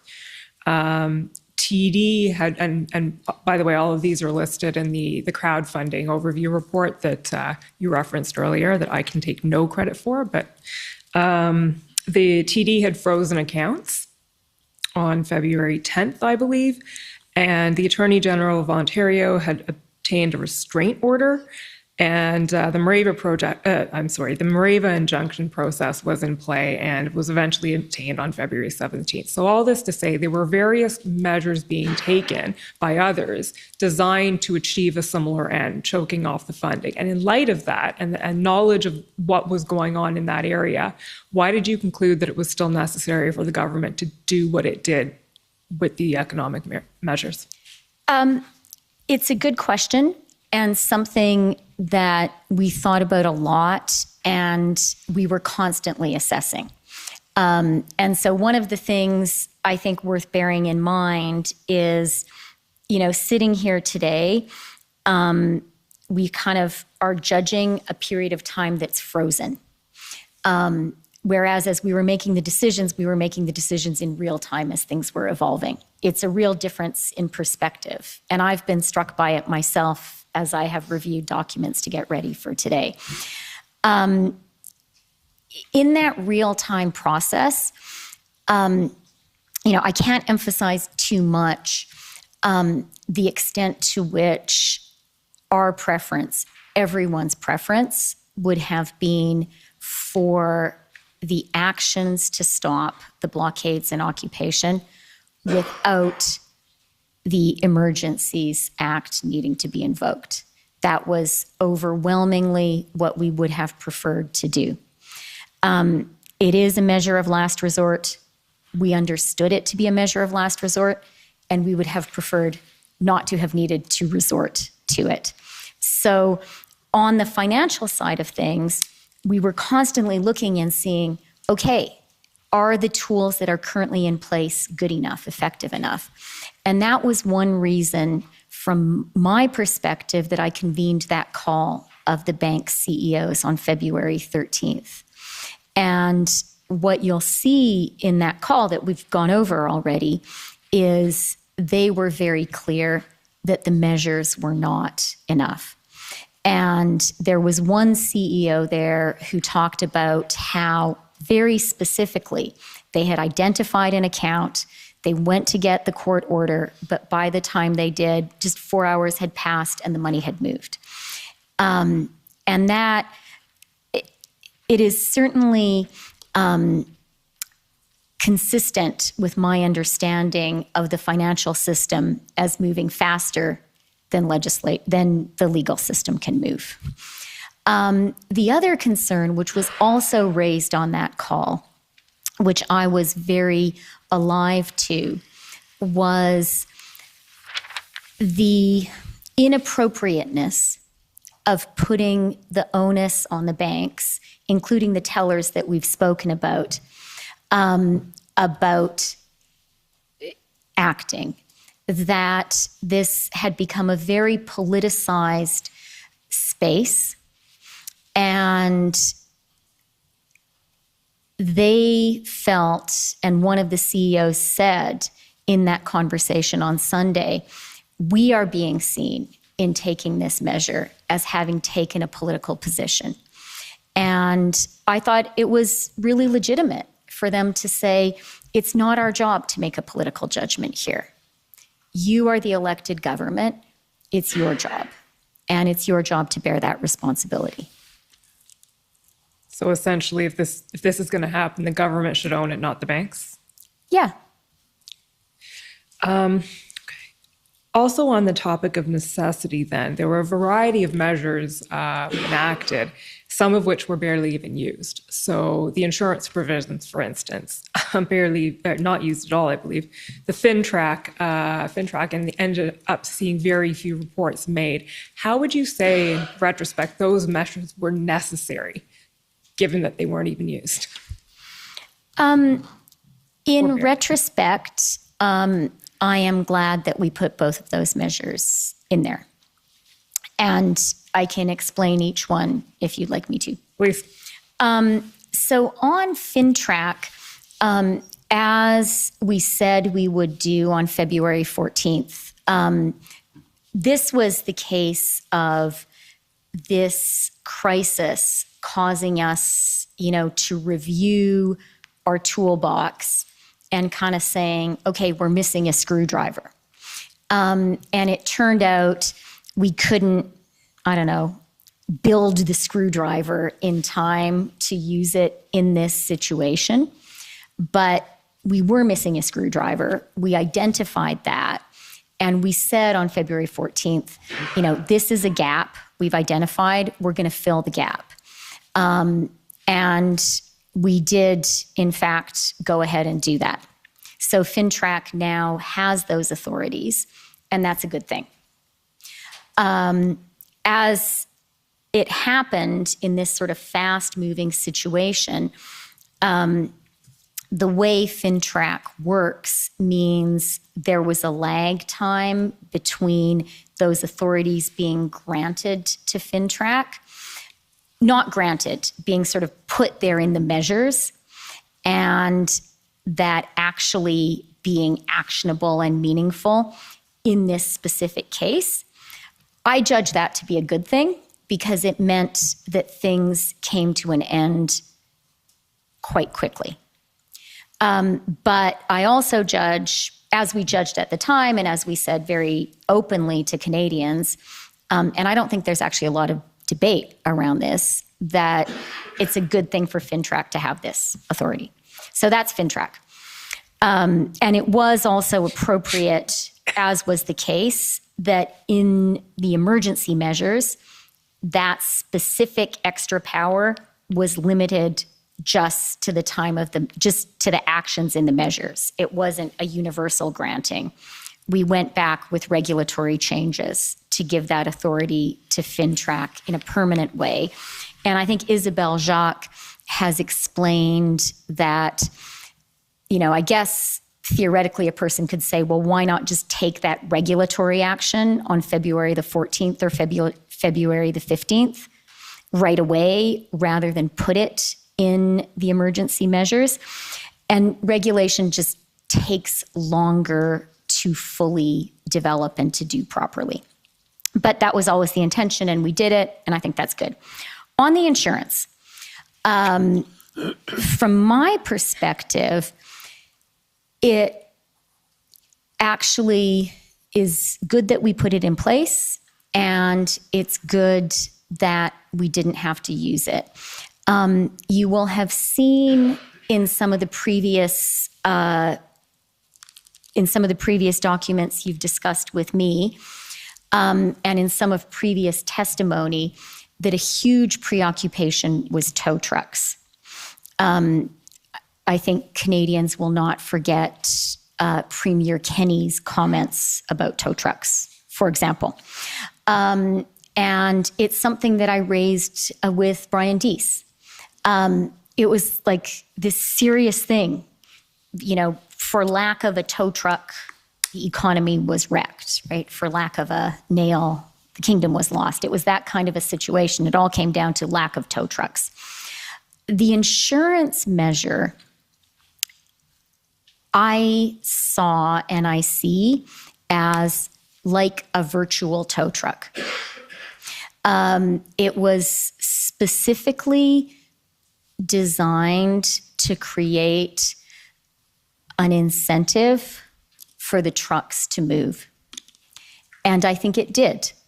And there was news reporting at the time that suggests that some people moved their trucks because they saw the insurance measure was there. We were very public about it being there, and that created an incentive to leave. And that's what we wanted to have happen.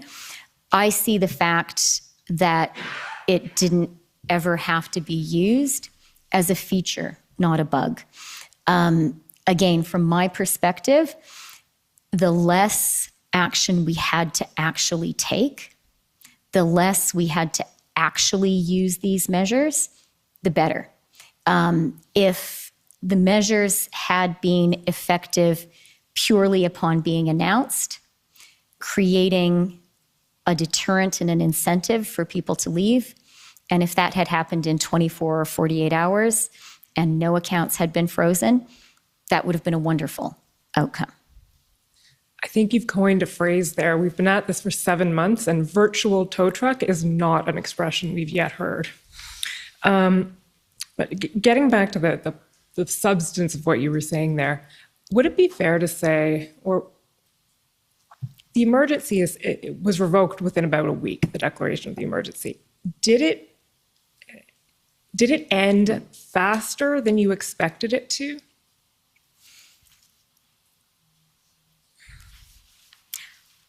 I don't think I can answer that question because I don't think I had any precise expectation. In a situation like that, I think you have to just hope for the best and plan for the worst. And I think that's what we tried to do. Almost done. There's a few texts I want to take you to now that consist of some discussions you had with various people after the act was invoked. So the first one I want to pull up is ssm.can 404352, please.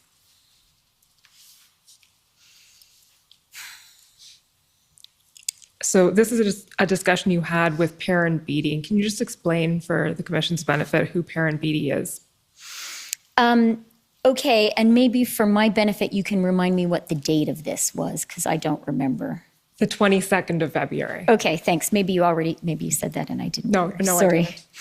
I didn't. So Perrin Beatty is the head of the Chamber of Commerce. He is a person with whom I have now worked closely for a long time during the NAFTA negotiations, also during the COVID recession when we were working on our economic response. He is someone who whose collaboration I really value. Of course, because he represents the Chamber and Canadian small business, and that's an important constituency for the Department of Finance, obviously. But also because Perrin is a former Conservative cabinet minister, and in fact is the guy originally responsible for the Emergencies Act.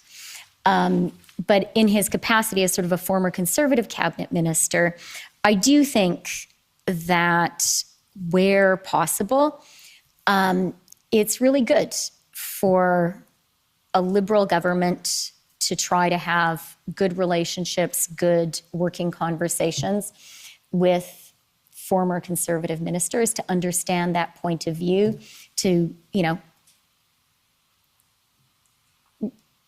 I fully understand that we're talking now about a very strong action we took, which was polarizing for the country, or which spoke to a time of polarization in the country.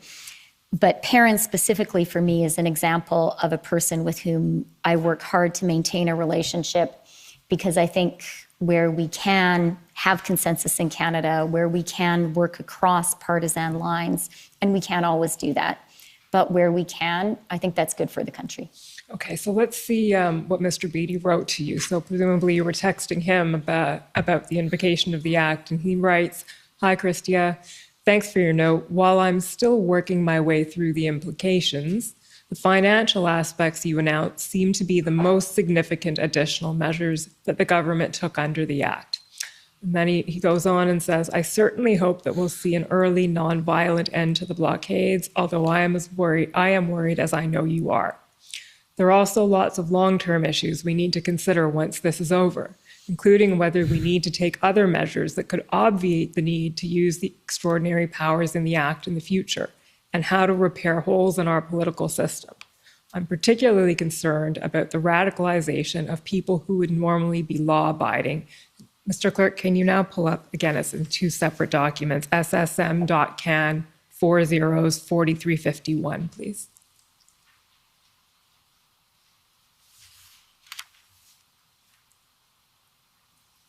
So scrolling down until we get to where we were.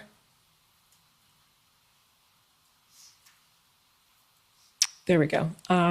I'm particularly concerned about the radicalization of people who would normally be law-abiding and focused on going about their daily lives, glad to talk at any time.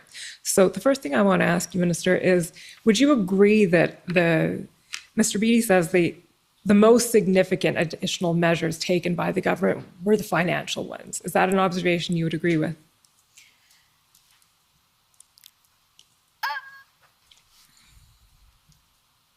I think they were significant for sure, and effective. I'm not sure I would say they were the most significant, but I think for sure they were significant. Okay. And the other question I want to ask is, Mr. Beattie raises the issue or the possibility of considering other measures that could be taken to obviate the need for the Emergencies Act. Do you have any comment on that aspect of his? I think that's a question for Perrin. Okay, fair enough. And perhaps even a question for the commission as we head into policy week next week. Perrin actually, I mean, quite seriously, I think Perrin Beattie would be a very good person to talk to about this. Thank you. Okay. He's very thoughtful and yeah. Which is why you were approaching him about this and at this time. Okay, so I think that's probably enough of Mr. Beattie's observations. The other person, do you recall a phone call or a conversation with Brian Mulroney, former Prime Minister Brian Mulroney, about this? I did not recall it at the time, and sort of it didn't immediately come to mind. But having reviewed my own notes, I do see that I spoke to him. Okay, so if I pull up the notes, will you recognize the, yes, the conversation? Okay, so it's ssm.can 408764.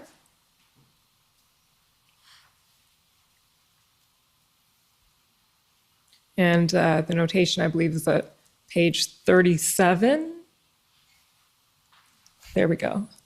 So you'll have to forgive me if I butcher this in deciphering the handwriting, but Mulroney, you have conducted, I guess, yourself in such a way, and then flipping to the next page, there's not much else there. Emergencies Act, I brought it into law, so I am in favor of it.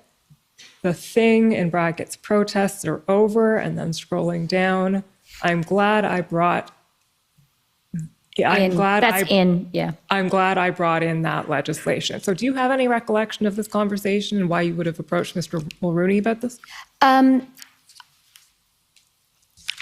Being perfectly honest, my recollection of the conversation is really sparked and based on having the notes. There was a lot going on. That's why I take notes. I do think actually that the conversation was mostly or was a lot about Ukraine and Russia.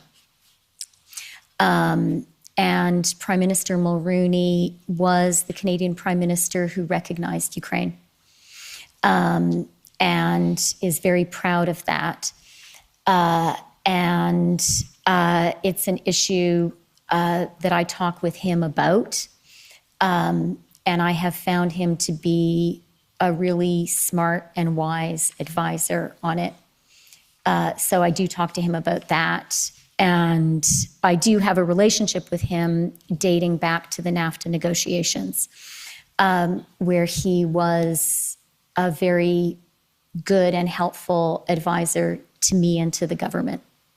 So the date of that conversation is February 25th. So yeah, that would probably go back to your point about there were a lot of things going on at that time. Right. Russia invaded Ukraine on the 24th of February. And I think I can't, I've sworn on the Bible what I'm about to say. I can't swear 100%, but my recollection is that conversation was actually chiefly about Ukraine and him giving me some advice, and specifically that he thought it was an important opportunity for Canada to play an important role in the world. And he wanted to encourage me and, through me, our government, not to underestimate the impact that Canada could have and the seriousness of this.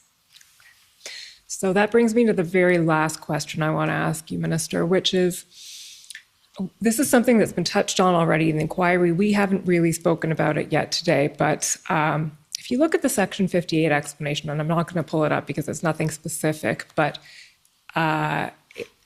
in reporting to Parliament about why the Act was invoked, much of that explanation focuses on economic security and the threats to, as we've talked about today, Canada's economy that we're in, and this has been now the discussion for about 2 hours today.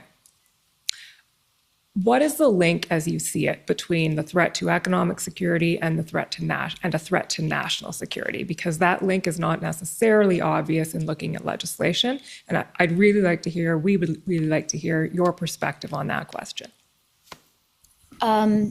Yeah, thank you for the question. And I say that really sincerely. I think that is a really important question, and a serious and challenging one. You know, people could write books about it. Maybe someone can write a PhD thesis about it one day. But I will try to offer two links that are central in my own thinking and were at the time. The first is, I really do believe our security as a country is built on our economic security. And if our economic security is threatened, all of our security is threatened. And I think that's true for us as a country, and it's true for individuals. It's true for the people who work in a Windsor car plant and who, you know, in some dystopian counterfactual, let's imagine that we hadn't acted. Let's imagine that this had entirely spiraled out of control. Let's imagine that immediate trade in the car sector had been imperiled and that the Americans just sort of said, you know what, we just can't do this building of cars together with you guys. You're too unreliable. So, you know, the people who would have lost their jobs there, the people in a steel mill in Hamilton who would lose their job as that relationship fell apart, the people in an aluminum smelter in Quebec.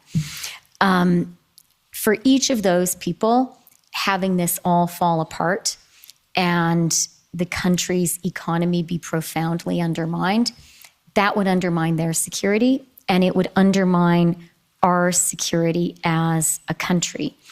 And if that seems too abstract, I think you're seeing it today in the geopolitical space, where we're actually seeing economic tools being weaponized in actual wars.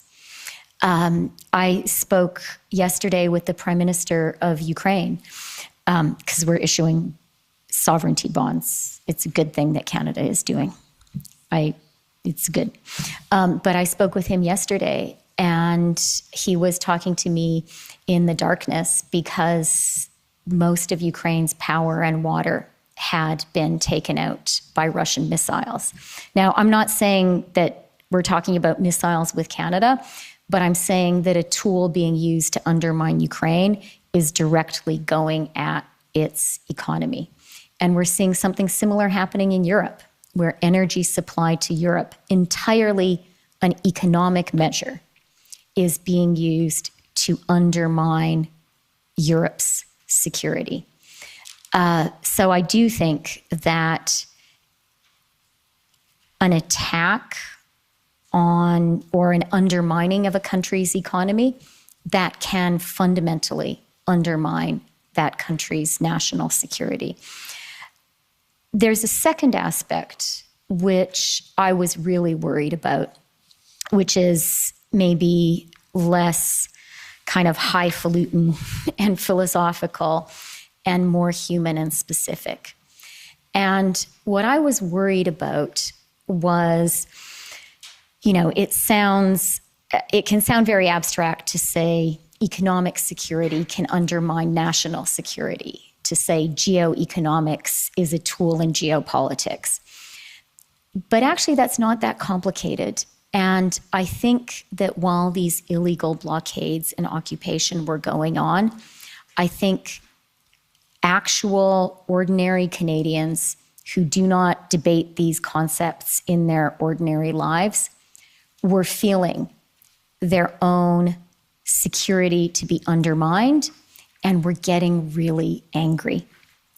And one thing that I was worried about. I've mentioned that I was worried about in the ending of these blockades and occupation. I really didn't want anyone who was part of the blockade and occupation to be hurt. Another thing that was very much in my mind was the possibility of violent conflict between people doing the blockading and occupying and other Canadians who were very angry about it.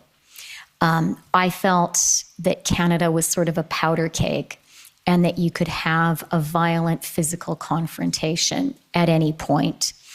I didn't visit Windsor at the time, but I heard a lot of people saying, you know, this could really get out of hand. And the people of Windsor, they really understand how important that trade over the Ambassador Bridge is. And I did really fear you could have counter protests and a confrontation there. And that would have been terrible for the people involved and terrible for our country. And I was worried in Ottawa also.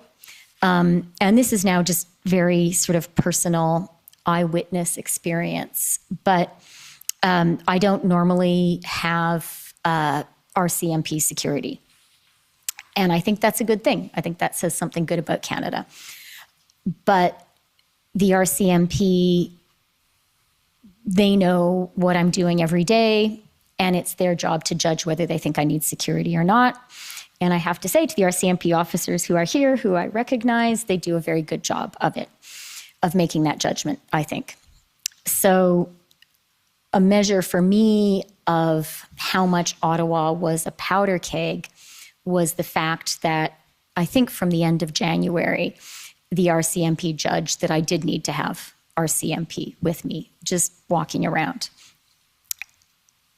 And so I didn't feel personally in danger because the RCMP were taking care of me.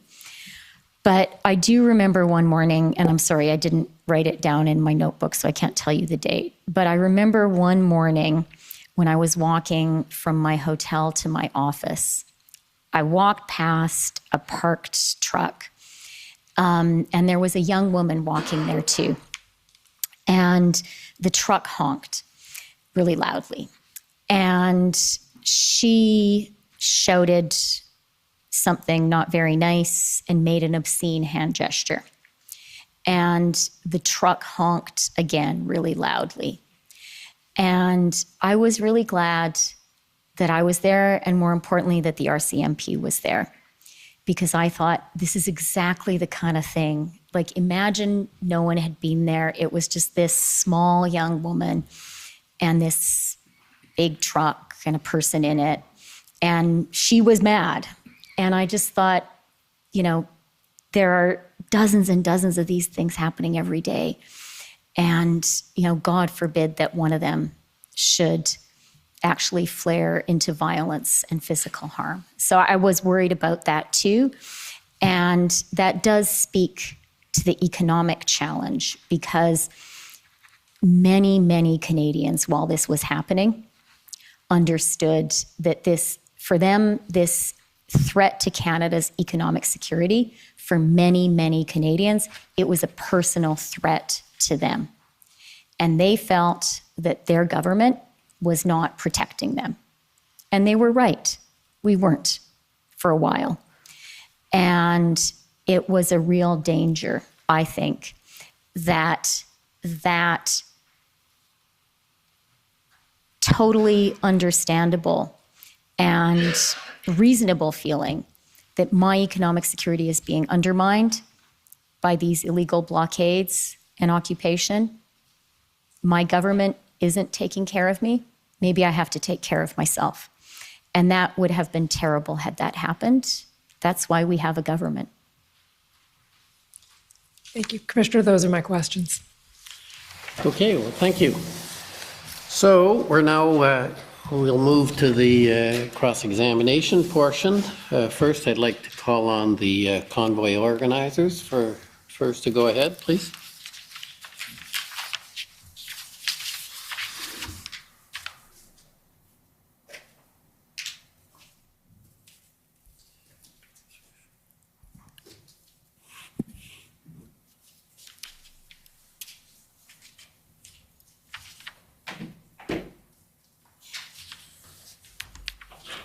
Hello, my name's Brendan Miller, and I'm counsel to Freedom Corp, which is the representative of the protesters that were in your city at Ottawa in January and February 2022.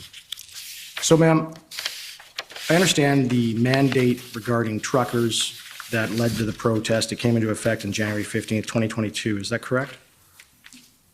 I don't recall the exact date, but I'm prepared to believe you are citing Thank it you. correctly. And during the pandemic, from March 20 through January 15th, 2022, there was no such regulation, right? Again, I don't recall the exact dates myself, but I do know we didn't have the mandate and then it came into Right. force. And just so the folks at home understand, a regulation is a different type of law. It's passed by the executive branch alone, not by all of Parliament, right? Like the Emergencies Act.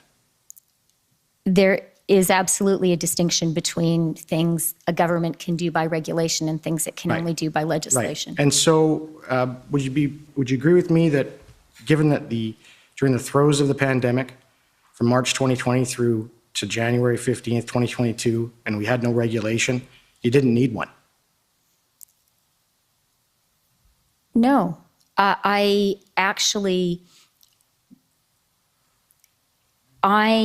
believe that taken as a whole, the public health measures that Canada put in place were very, very important in Oh, I understand protecting the that, health but and I'm just safety of gonna, I only Canadians. have so much time, so I'm going to cut you off there. And you'd agree with me that given that there was no regulation in place from March 2020 through January 15th, 2022, during the throes of the pandemic, there was no reason to pass one on January 15th, 2022, was there? There was no health risk. No, I'm afraid I don't agree. In January, we had an Omicron wave. We were still fighting COVID, and there was a real value in encouraging as many Canadians as possible to get vaccinated. So the purpose was to encourage Canadians to get vaccinated, to compel them to get vaccinated. Is that fair? That's right. All right. So that was the purpose of the regulation. That was the true purpose. It wasn't to keep people safe. It was to get them vaccinated. I believed then, and I believe now, that creating strong incentives for Canadians to be vaccinated protected the health of Okay. vaccinated Canadians and protected the health of our country overall. Okay. So from March 2020 to January 15th, 2022, did you fail to protect Canadians by not having that regulation? Let me start with one aspect of that timeline, which is obviously when COVID first hit us, vaccines didn't exist. And then even when vaccines arrived, it took time for them to be distributed. So, of course, vaccine mandates couldn't be put in place before vaccines existed or were made available. So, and of course, the government, you ended up creating a vaccine compensation fund in December of 2020. Do you remember that? Yes, I do. Right. And you're aware that Quebec had a vaccine compensation fund and it was the only province that actually had one prior to that? I am prepared to accept that that's the case. I can't recall specifically. And can you agree with me that the United States has a federal vaccine compensation fund? Again, has for a I'm long time. prepared to accept that Okay. that's the case. So from 1867, when Canada was founded, up until December of 2020, Canada had no federal vaccine compensation fund. Can you agree with that?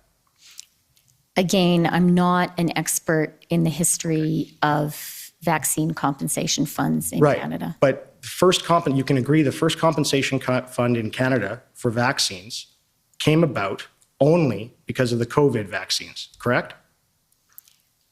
Again, I'm really not an expert in vaccine compensation funds. If the direction of the question is to suggest that the COVID vaccines are more dangerous in some way than previous vaccines we've used in Canada, I'll say, one, I'm not a health expert, I understand. but I believe very much in really the advice, the effectiveness, the thoroughness of Health Canada. Okay. They're very good at judging I the agree. safety of vaccines. Well, just And a I second. will say, I I agree. have been vaccinated 4 times. My children have I been understand, vaccinated. ma'am, I don't need to know that. But But it I does don't- speak, it does speak to my confidence in the vaccines. I If I've understand. had I my don't- children vaccinated, it speaks to my Ma'am, belief that they're Please safe. stop talking out the clock and let me ask my questions, okay?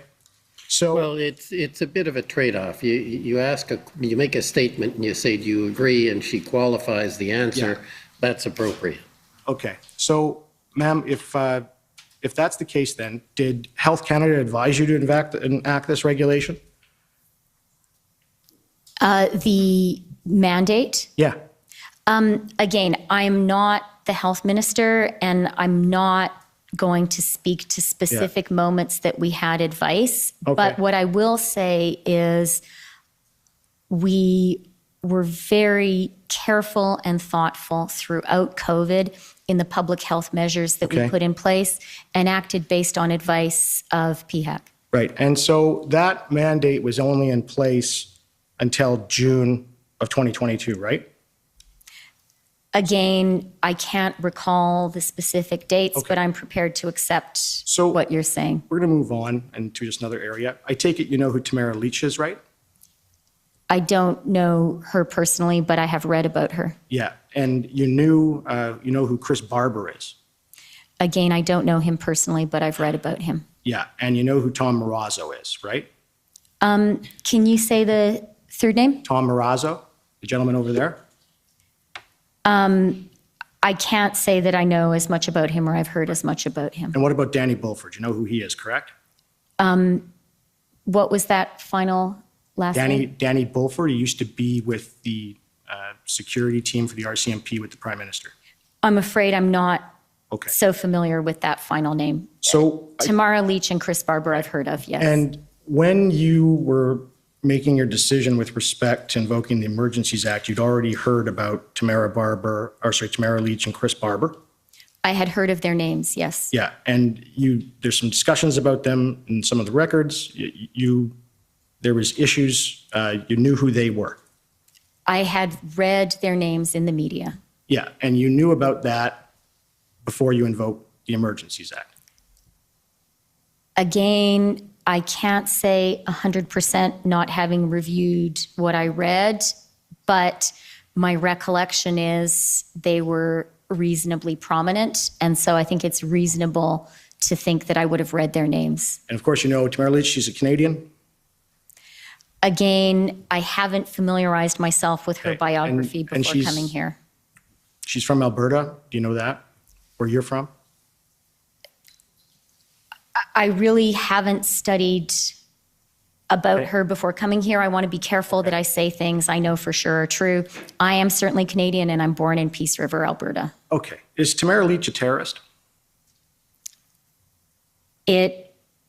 In terms of designating who is a terrorist and who isn't, that is not my job as Minister of Finance or Deputy Prime Minister. Okay. We have authorities whose job is to do that. Right. And so it's not your authority to designate Tamara Leach, Chris Barber, Tom Marazzo, or Danny Bulford terrorists. That's somebody else has to do that. Yes, we have intelligence services, we have enforcement agencies whose job is to determine who is a terrorist, and Okay, that's so entirely appropriate. It's, Can I bring up? can I say document- one thing about Yeah, that? just a second. If I can bring up document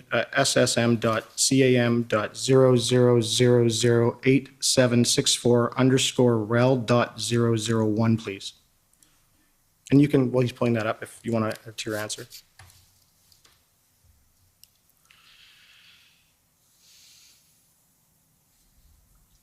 Okay, if we can scroll down to page, I believe this is a note with Dave.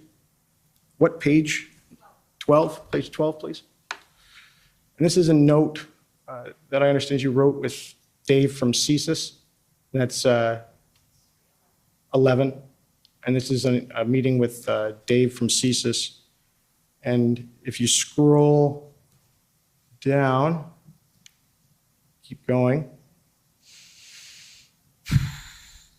Okay. And there you say that you need to designate the group as terrorists. So, but it's not your job, but you wanted to designate them as terrorists, right? So that handwritten note in my notebook. I can assure you that was not a meeting with the director of CSIS, with whom I didn't have a meeting. It says, okay, it's with David Vignon from CSIS. It doesn't say that. It says it's with a gentleman called Dave. Which Dave? That meeting, that is not an account of Which a Dave? meeting with Dave Vigneault because I didn't have a meeting which Dave is in with those the notes, CSIS ma'am? director. Which Dave is in those notes? What's Dave's last name? I need to see my whole notebook that you're referring to, but I can tell you It for only says certain. Dave. I can tell you for certain that I did not have a meeting during this time with the CSIS director. Okay, so I can exclude that 100%. I'm just going to, this isn't a document, I don't need to bring it up, but you stayed in the House, Mr. Speaker. The members opposite has just used the bad apple excuse. She has excused the desecration of the national. Yes? My friend is saying he's referring to something that the Deputy Prime Minister said in the House. Yeah. There's an objection there for parliamentary privilege. This is a parliamentary commission. There is no parliamentary privilege. It does exist. Parliamentary privilege does absolutely, exist. It does exist, but because this is a report to Parliament pursuant to the case I gave you earlier in McIver, it doesn't apply. You can actually ask all of it because we're carrying out a parliamentary function and there's no liability here. It's just a report to Parliament, and the Federal Court of Appeal has agreed.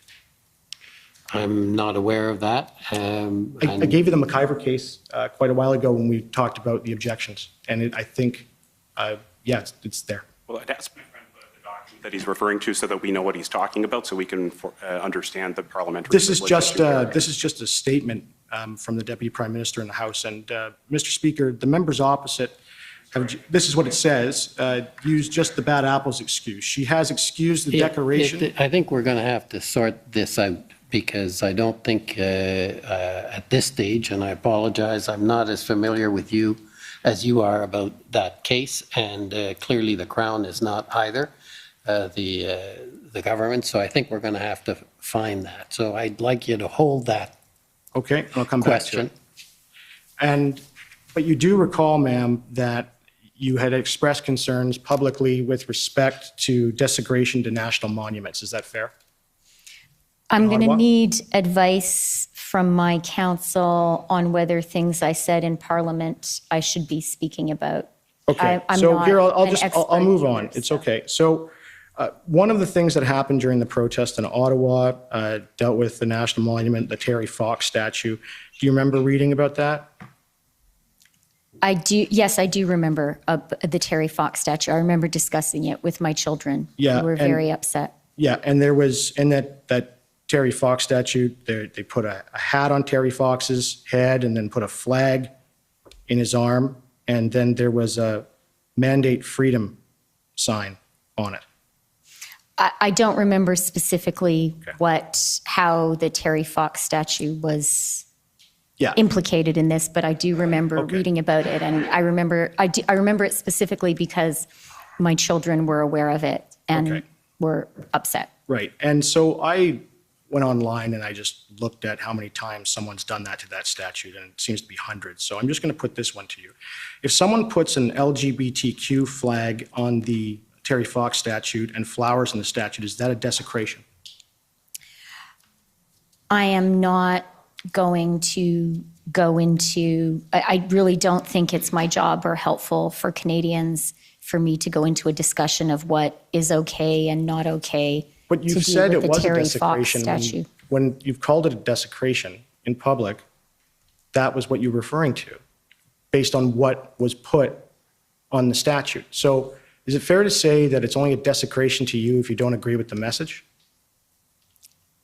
Again, you've made a couple of leaps beyond anything that I've said. That's okay, it's the public record. With respects to, you had said you had concerns for violent actions and interactions with respect to protesters, and I take it that was nationally? You had concerns nationally? Or was it just Ottawa? I described in my testimony a moment ago 2 specific areas where I had concern. I was worried about the potential for conflict between angry people in Ottawa and the occupation. Can I finish the answer? Because I have something to add.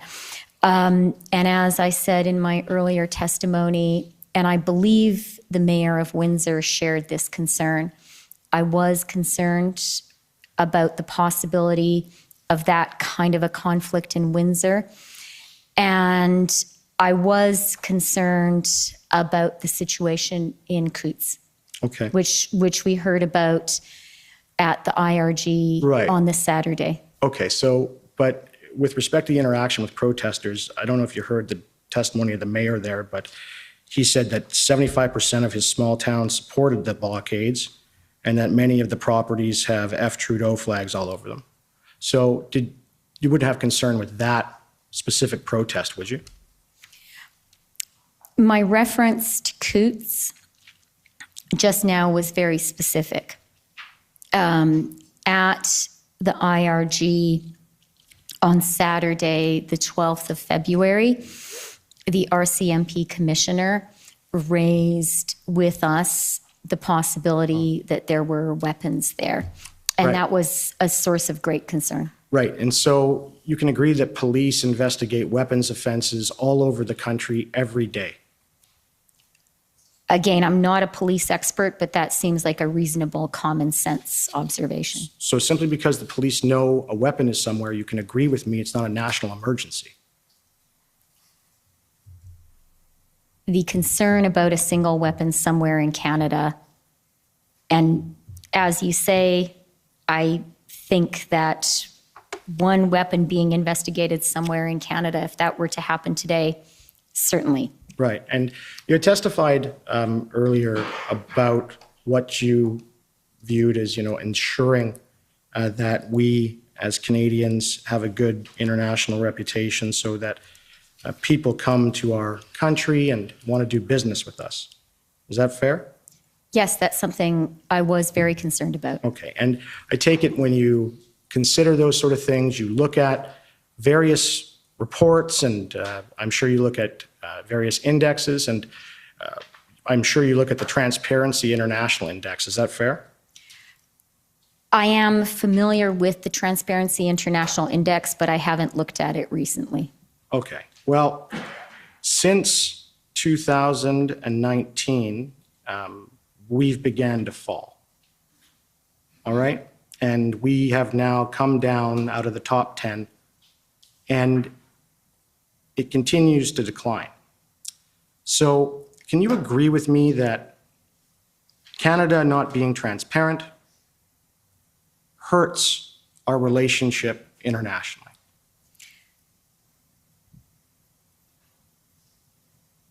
I have to say that I disagree with the premise of the question.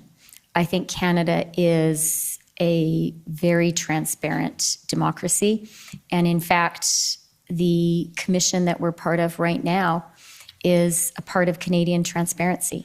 Right. That's why it's important. And on that point, if I told you that there is a whole bunch of unlawfully redacted documents that we've been fighting over and we're waiting for an order just to get them today, and we haven't had them for this whole proceeding, do you think that's transparent? Again, and with apologies, I can't agree with the premise of the question. I think that, but what I can say is, I think that the fact that this commission exists, that these hearings are being held, that they're public, is really important for Canada and is a measure of Canadian transparency. Right. And one of your concerns, of course, with transparency and our reputation, was that you would want your government to be as transparent as possible, right? Again, here, I do believe that transparency and accountability are important, but I also recognize that cabinet confidentiality in many issues needs to be preserved for a reason. And, there are areas where transparency is not appropriate, and I recognize that as well. Okay. Can you agree with me if, anytime it comes out that the Canadian government has misled Canadians on something, it really hurts our international reputation, doesn't it? I think that the Canadian government should always seek not to mislead Canadians. Right. First and foremost, because that's wrong, and that is not the way we should treat Canadians. And in the many statements that have been said by all the politicians in this matter, one of the main things they talked about, and Justin Trudeau did particularly on the following the first weekend of the invocation of the Emergencies Act, was these horrible, the Nazi flag and all those things that people saw in Ottawa. You heard him say that? Again, I have to say, prior to coming here, I have not specifically reviewed specific statements of the Prime Minister. If you want to point to a specific one, maybe we could discuss it. You'd agree if it turned out those flags were linked to your government. That would look really bad for our international reputation, wouldn't it? Based on some...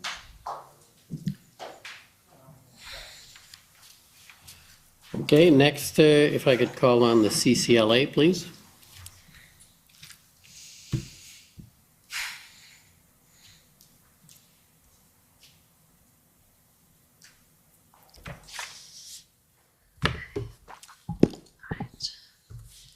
Good afternoon, Minister Freeland. My name is Eva Krajewska, and I'm counsel for the Canadian Civil Liberties Association. Minister Freeland, I'd like to start off with going back to your testimony in chief with respect to the Ambassador Bridge. If I understand your testimony correctly, you stated that the blockage of the Ambassador Bridge escalated matters in your mind significantly. That's fair? So first of all, good afternoon, Ms. Krajewska. Nice, well, maybe I shouldn't say nice. Maybe you can tell me that later. Yeah, but good afternoon, and I will try to answer your questions. And I think when you say testimony, you're referring to the your 2 exchange hours with Ms. this morning. Chowdhury. So try to be precise, yes, as finance minister, in my judgment around the economic impact of the illegal blockades and occupation, certainly the blockade of the Ambassador Bridge was a very significant escalation. Right, and precisely the words you just used now, it was at least at that point, if not earlier, that to your mind, the blockades and the demonstrations became illegal. No, I don't think I want to be so precise about that. What I am very clear about is the blockade of the bridge made this a real economic crisis for Canada. And that was a moment when, as finance minister, I really had to figure out a way to stop the harm to Canada from getting worse and from really snowballing and irreparably damaging our country. And you said because it had potentially exponential harm to the Canadian economy. Yes, that I wasn't taking notes of what I said, but I believe that. Yes. And that's when you started looking at the Bank Act and the PCLMFTA as potential, using the measures under that legislation to stop those demonstrations. Again, Here, let me be sort of very precise about my state of mind. From my perspective, we had a number of different, but certainly inspired by one another, occupations and blockades across the country. There was the occupation of Ottawa, and I can't tell you the chronology of them. I'm sure you're familiar with them. But so there's the occupation of Ottawa, there was Coutts, there was Emerson. In terms of economic impact, the Ambassador Bridge was the most significant. There was also, I believe, Sarnia, Niagara, and Surrey. So from my perspective, what was happening was this kind of metastasizing whack-a-mole copycat events around the country. And some of them had a greater specific economic impact than others. The Ambassador Bridge sort of stepped up the impact, but it was not the case, in my view, that this was just the Ambassador Bridge. And I didn't, that was not the purpose of my question, that it was only about the Ambassador Bridge. I understand your evidence that the blockades generally had a significant economic impact on Canada that you were concerned about. That's fair. Again, can I say yes and offer an explanation? I'm not trying to make this controversial or to trap you. Well, I'm just trying to establish this to move on to my next point. Okay, well, I would just say you are a lawyer, so a person does have to be careful. Yeah. But and I say that with the greatest respect for all the lawyers who are here. But look, the point that I just want to be clear about, and I do think that there has been in some of the public thinking about this a lack of clarity, is from my perspective, one way that you could look at the economic harm was what happens every day arithmetically and just add it up. From my perspective, that grossly understates the potential economic harm that was being done.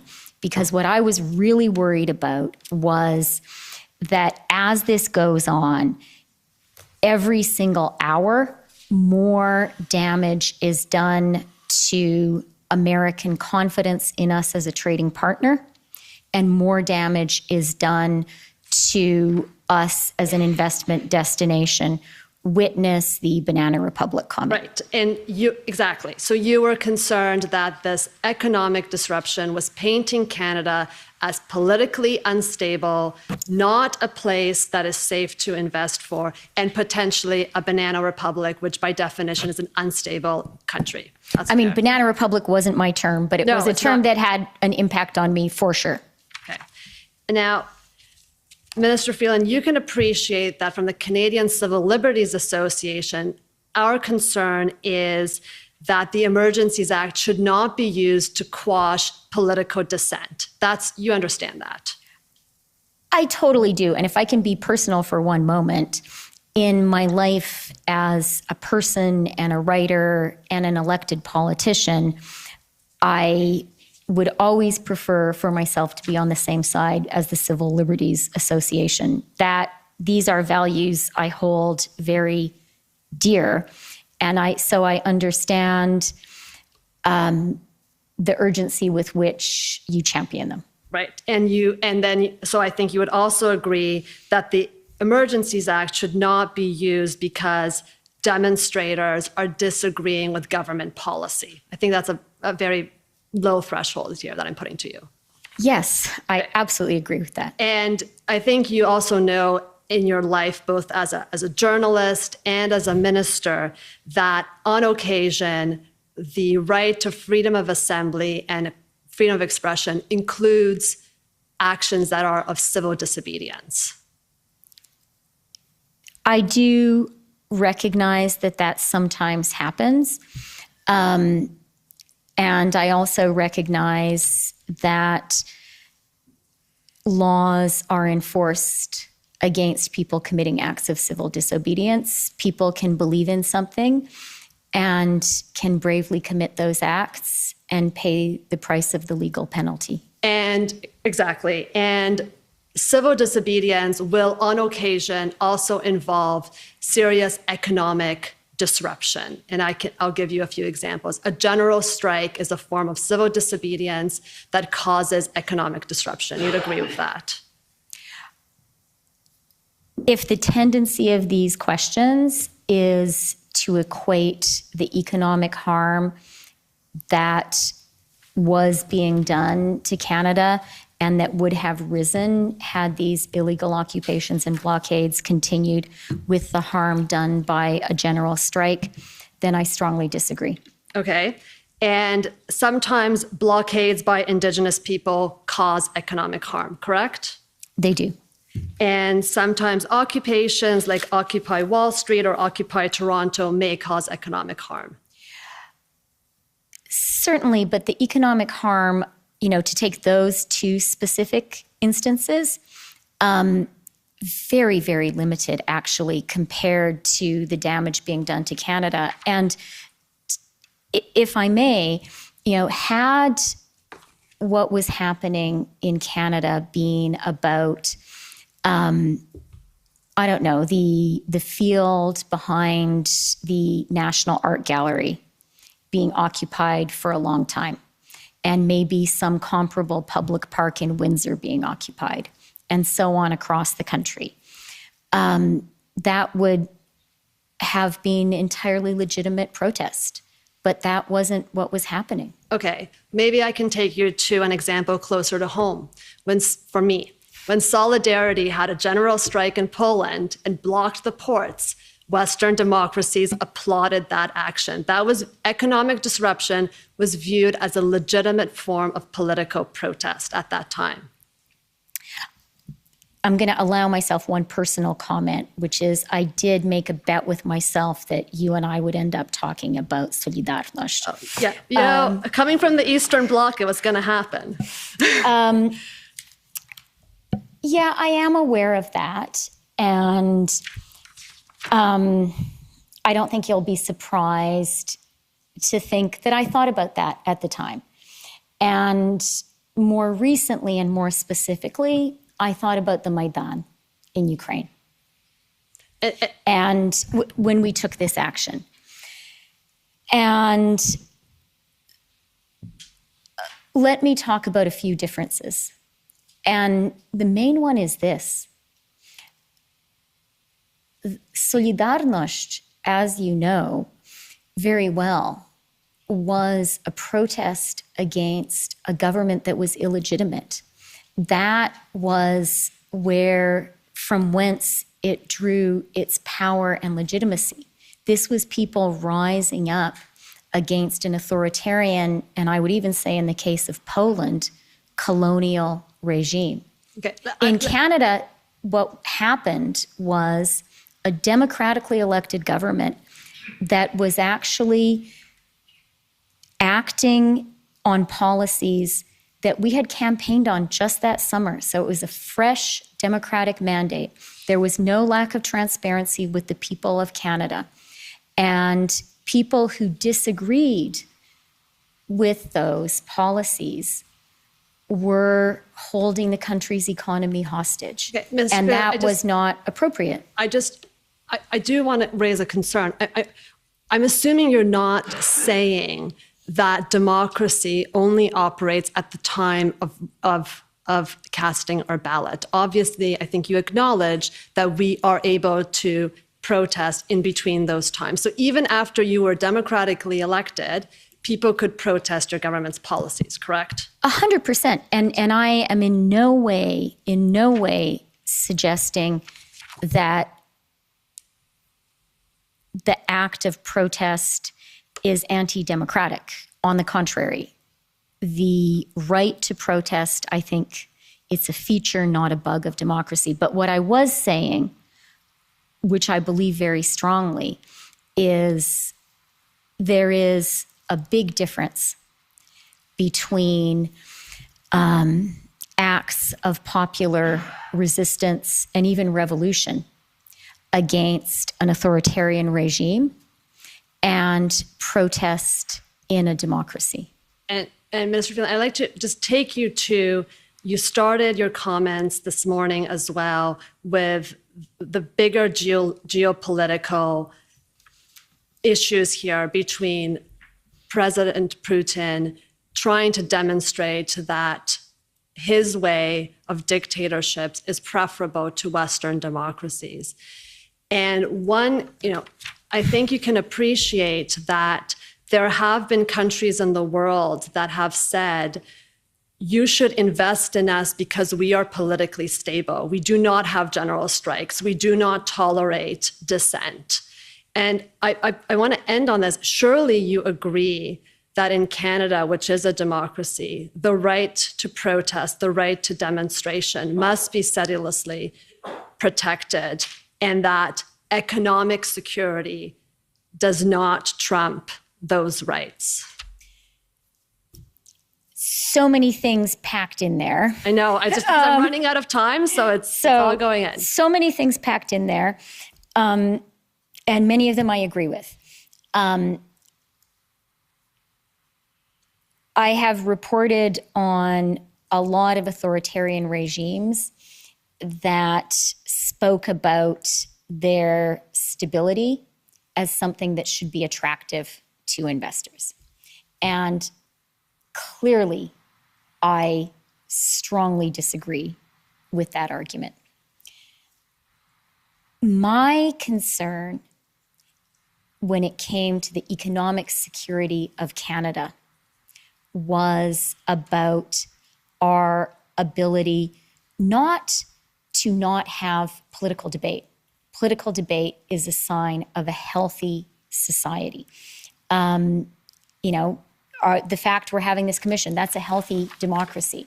The fact that in question period we yell at each other, I really don't like it, but it's a sign of a healthy democracy. What was undermining of Canada's economic security sufficiently dangerously that I believe we needed to act, and it was the right thing to do, was that our trade was being stopped and was being seriously blocked.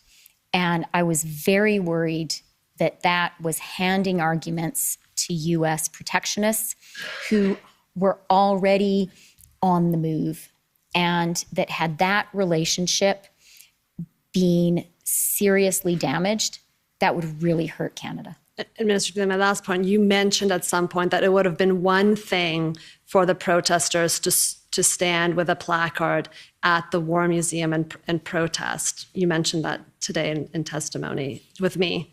I didn't say War Museum and I didn't say placard. Sorry. But the basic idea, I think we're in the same I'm sorry, zone. I'm thinking of a different Ottawa monument.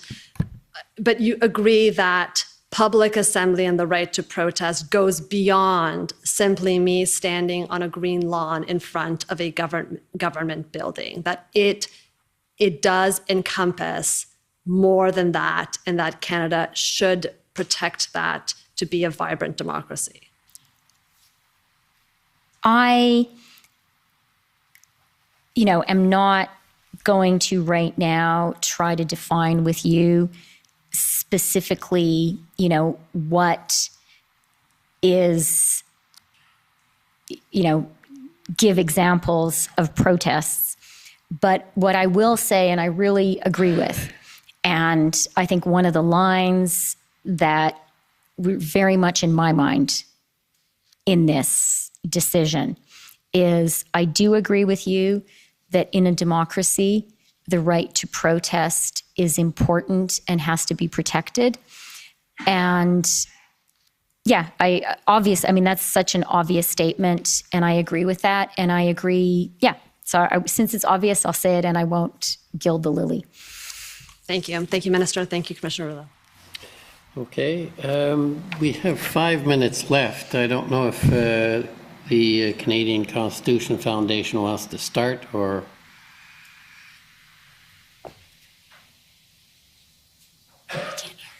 Lunch, but I'm in your hands. I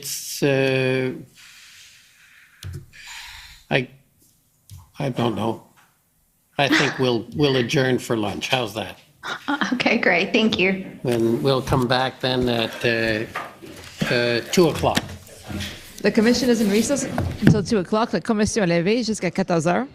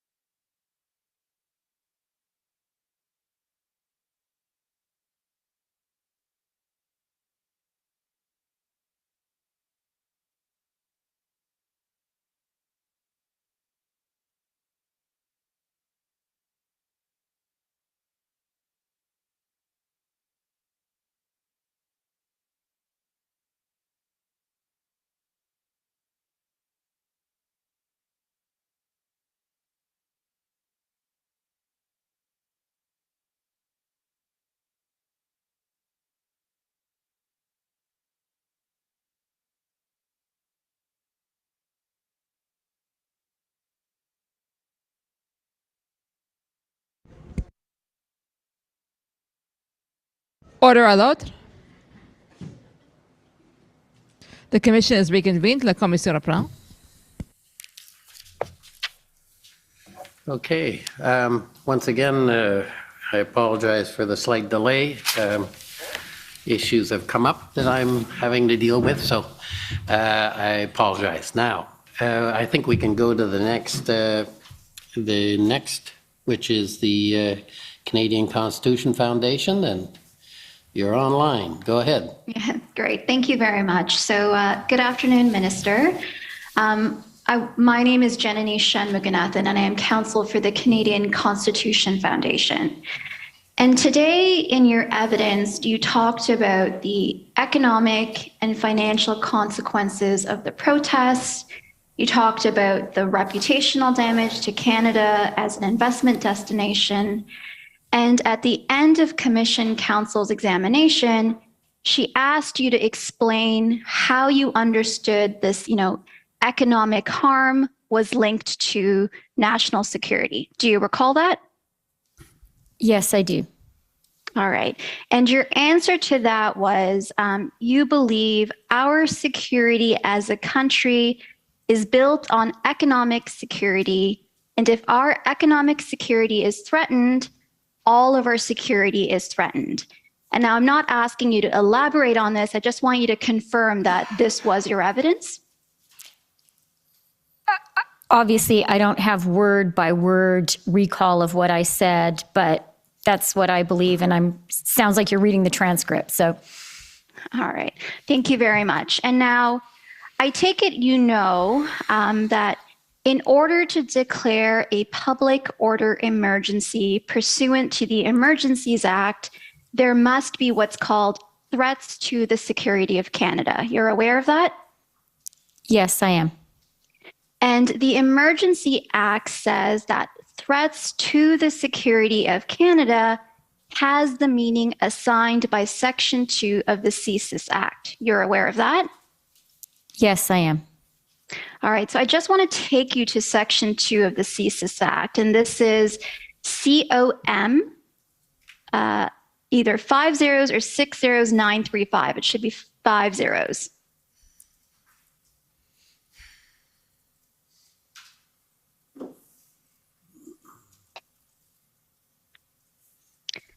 If I can take to page 8, please.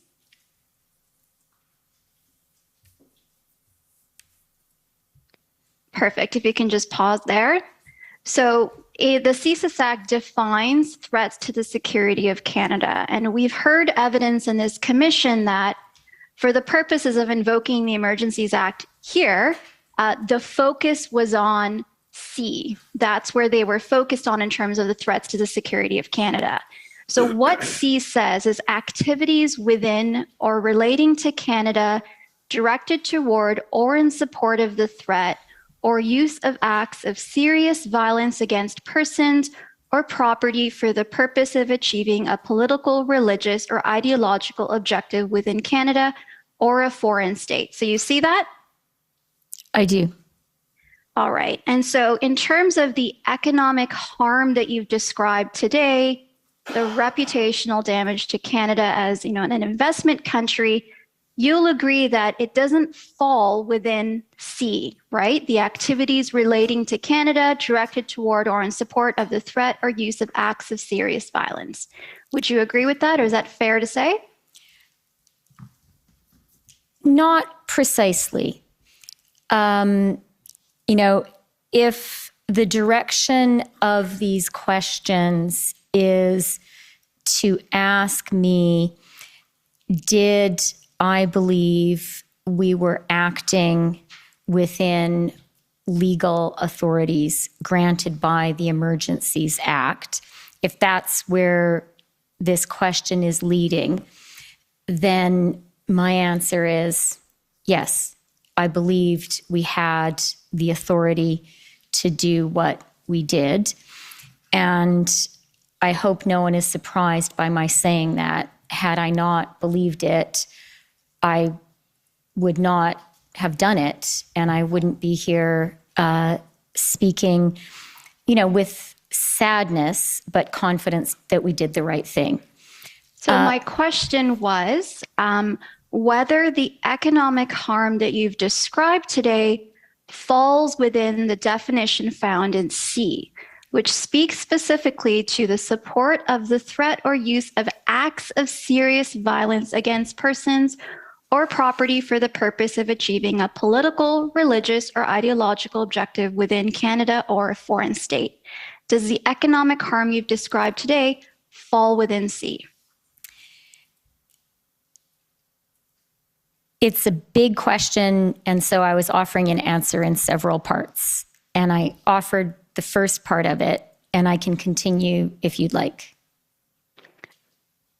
No, I mean to be respectful. I just want to know, I appreciate that your position is that Canada acted within lawful authority to invoke the Emergencies Act, but I just want to understand if the economic harm that we spent a lot of today talking about, whether that falls within the scope of C.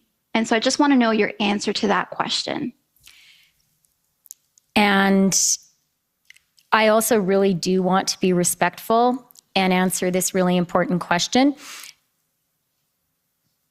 But it's a big question, so I'm going to have to take it in stages. And I offered the first stage. I can carry on if you'd like. Sure.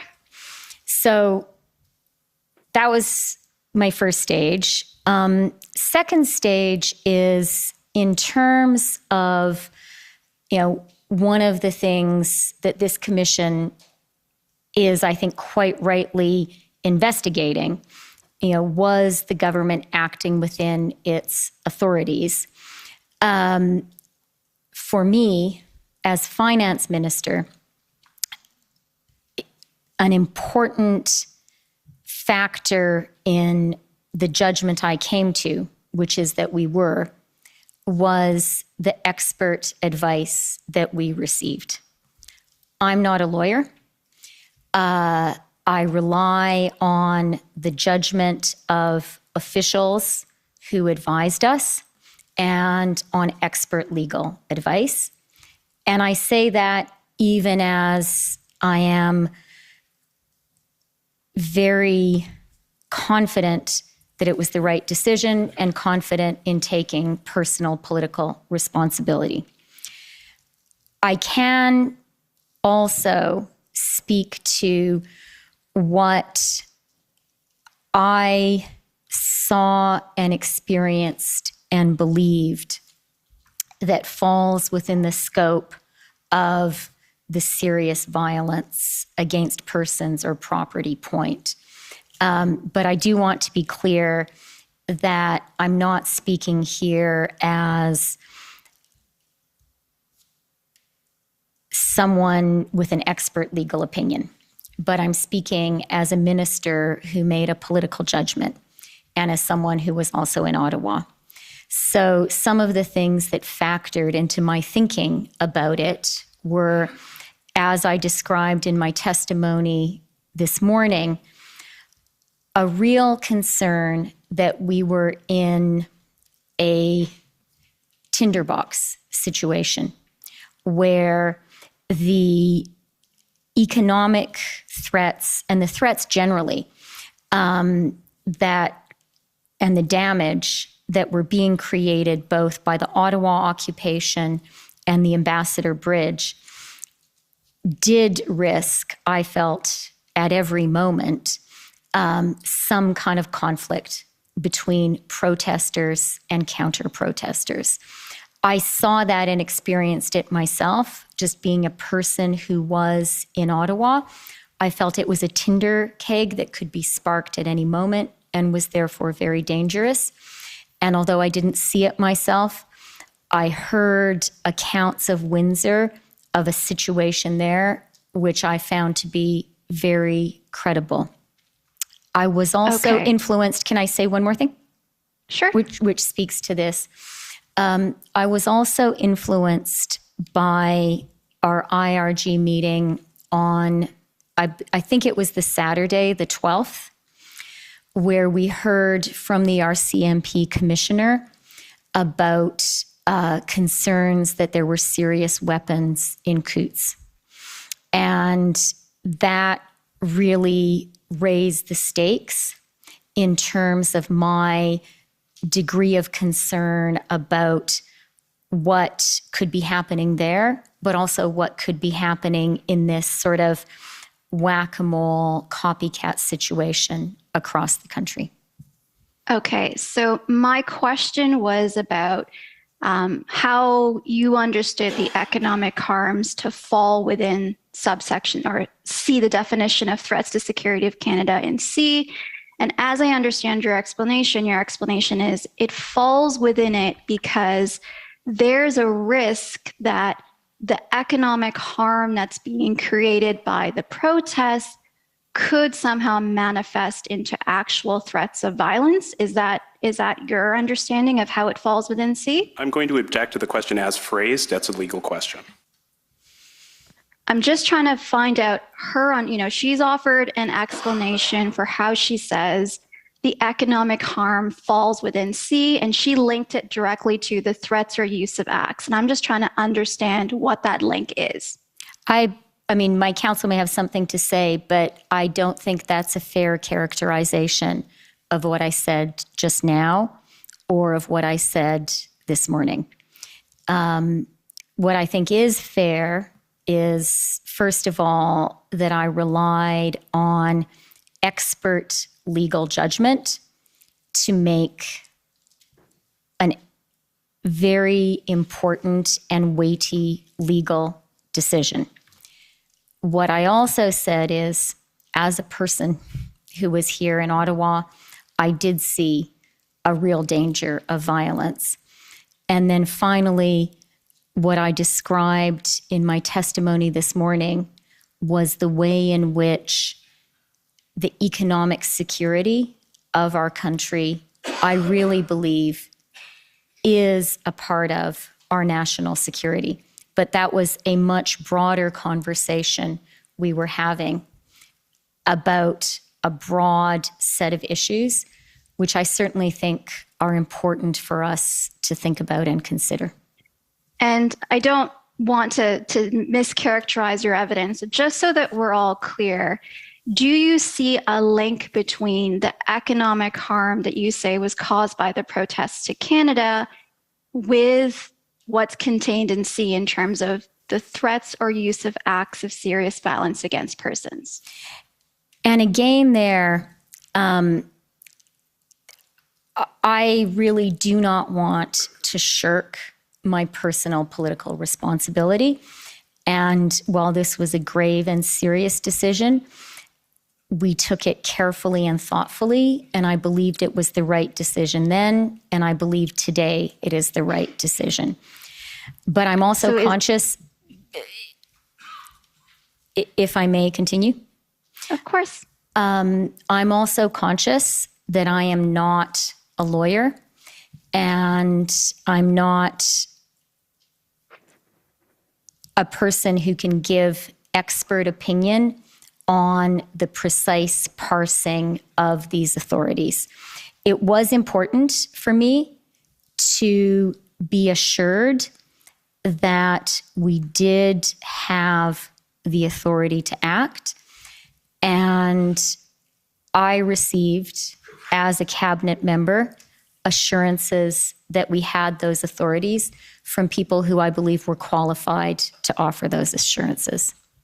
And I don't mean to belabor the point. I just want to make sure the evidence is clear. So your evidence is that you understood that you had the authority to invoke the Emergencies Act, but in terms of saying there's a linkage between the economic harm caused by the protests with the requirement of the threat or use of acts of serious violence, is that something that you can't speak to? Again, Commissioner, this is a legal interpretation question that will be addressed in closing submissions. And I don't mean to belabor this. I just want to make sure I understand Deputy Minister's evidence. Is she just saying that she can't comment on it because it's a legal question, or she's saying that there is a link? I just want to know what the answer is. I renew my objection and would ask for a ruling on it. Okay, well, I think at the end of the day, I don't think you can pursue this any further at the moment. I think you've got your answer, and as it is, That's fine. Thank you very much. I don't know how much time I have left, but I do have just one other point or one other issue to address, if I may. So when we were talking about FinTrack this morning, and you explored it as one option to pursue, but decided that, making a change to it, the legislative amendment would take too much time. Do you recall your evidence earlier today about that? Yes, I do. All right. And so, just so that we're all clear, because we have Canadians watching who may not understand the process, the Proceeds of Crime and Money Laundering and Terrorist Financing Act, it gives the ability to create regulations, right? If your question is, was it possible to give FinTrack these expanded powers through regulation, that is correct. And I said that this morning. We did go on to grant those powers through regulation. And there's just a difference between how regulations are passed versus, say, example, legislation or amendments to legislation. The latter is what you have to do, the 3 readings, going to Senate. It's a much longer legislative process. That's fair? 100%. And by comparison, passing regulations is a much shorter process. Absolutely. Okay, those are all my questions. Thank you very much. Okay, thank you. Next is the Democracy Fund, JCCF.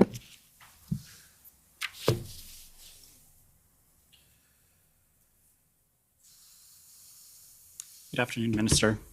My name is Alan Honor. I'm a lawyer at the Democracy Fund, and we share status with the JCCF and Citizens for Freedom. Ms. Freeland, in your witness statement, you mentioned challenges to supply chains as being a major focus for you in January of 2022, but you didn't mention the government vaccine mandate for truckers, and I'd just like to ask you a little bit about that. Can we please pull up OTT 3027621.0001. And Ms. Freeland, while we're waiting for that to come up, this is a letter which is addressed to you and other ministers by the Canadian Trucking Alliance, and it's dated December 10th, 2021. I'd like to take you through part of this letter, but before I do that, can you tell me, do you know who this group is, the Canadian Trucker Alliance? I can't say I'm familiar with them right now. Maybe I've heard of them, but... Okay. Well, I think we've heard some evidence about them, but if you're not familiar with them, that's okay. Let's just go down to the first paragraph here. And Ms. Freeland, I just want to read this to you. It says that the Canadian Trucker Alliance is disappointed to learn that our current exemption from the national vaccination mandate is being removed, considering the immense impact this decision will have on already beleaguered supply chains. Do you see that? I do. Okay, and if I can take you to another part of that letter, just the second page, second paragraph, please. Here we see CTA estimates that combined, the proposed vaccine mandate for cross-border truck drivers and the federal sector mandate announced by the Minister of Labour would remove between 15,000 and 30,000 Canadian drivers from the interprovincial and international supply chains. The expected loss of transportation service capacity will trigger significant ripple effects throughout the entire economy. And Ms. Freeland, I just want to ask you, this is something you knew about when the exemption for truckers was removed in February. You knew that this might have some effect on the supply chain. Is that fair? I knew that some people asserted that it might. Okay, thank you. And I'm going to suggest, this is not the first time this group wrote to you. If we can scroll down to page 5, please. We have another letter, just to the top of page 5. Sorry, it might be page 4. Just go up, please. Okay, so here we have a letter. It is a little bit down, please. I'm sorry. Can we just go to the top? So December the 8th, 2021. And if we can scroll down to the second paragraph, it says here, When the mandate was originally announced, CTA expected that upwards of 20% of the 120,000 Canadian truck drivers crossing the U.S.-Canada border would have likely remained unvaccinated by January 2022. Of the 40,000 U.S.-based truck drivers crossing the border, CTA estimated that upwards of 40% of these drivers would not be prepared to meet the vaccine mandate requirement. Do you see that? I do. Okay, and just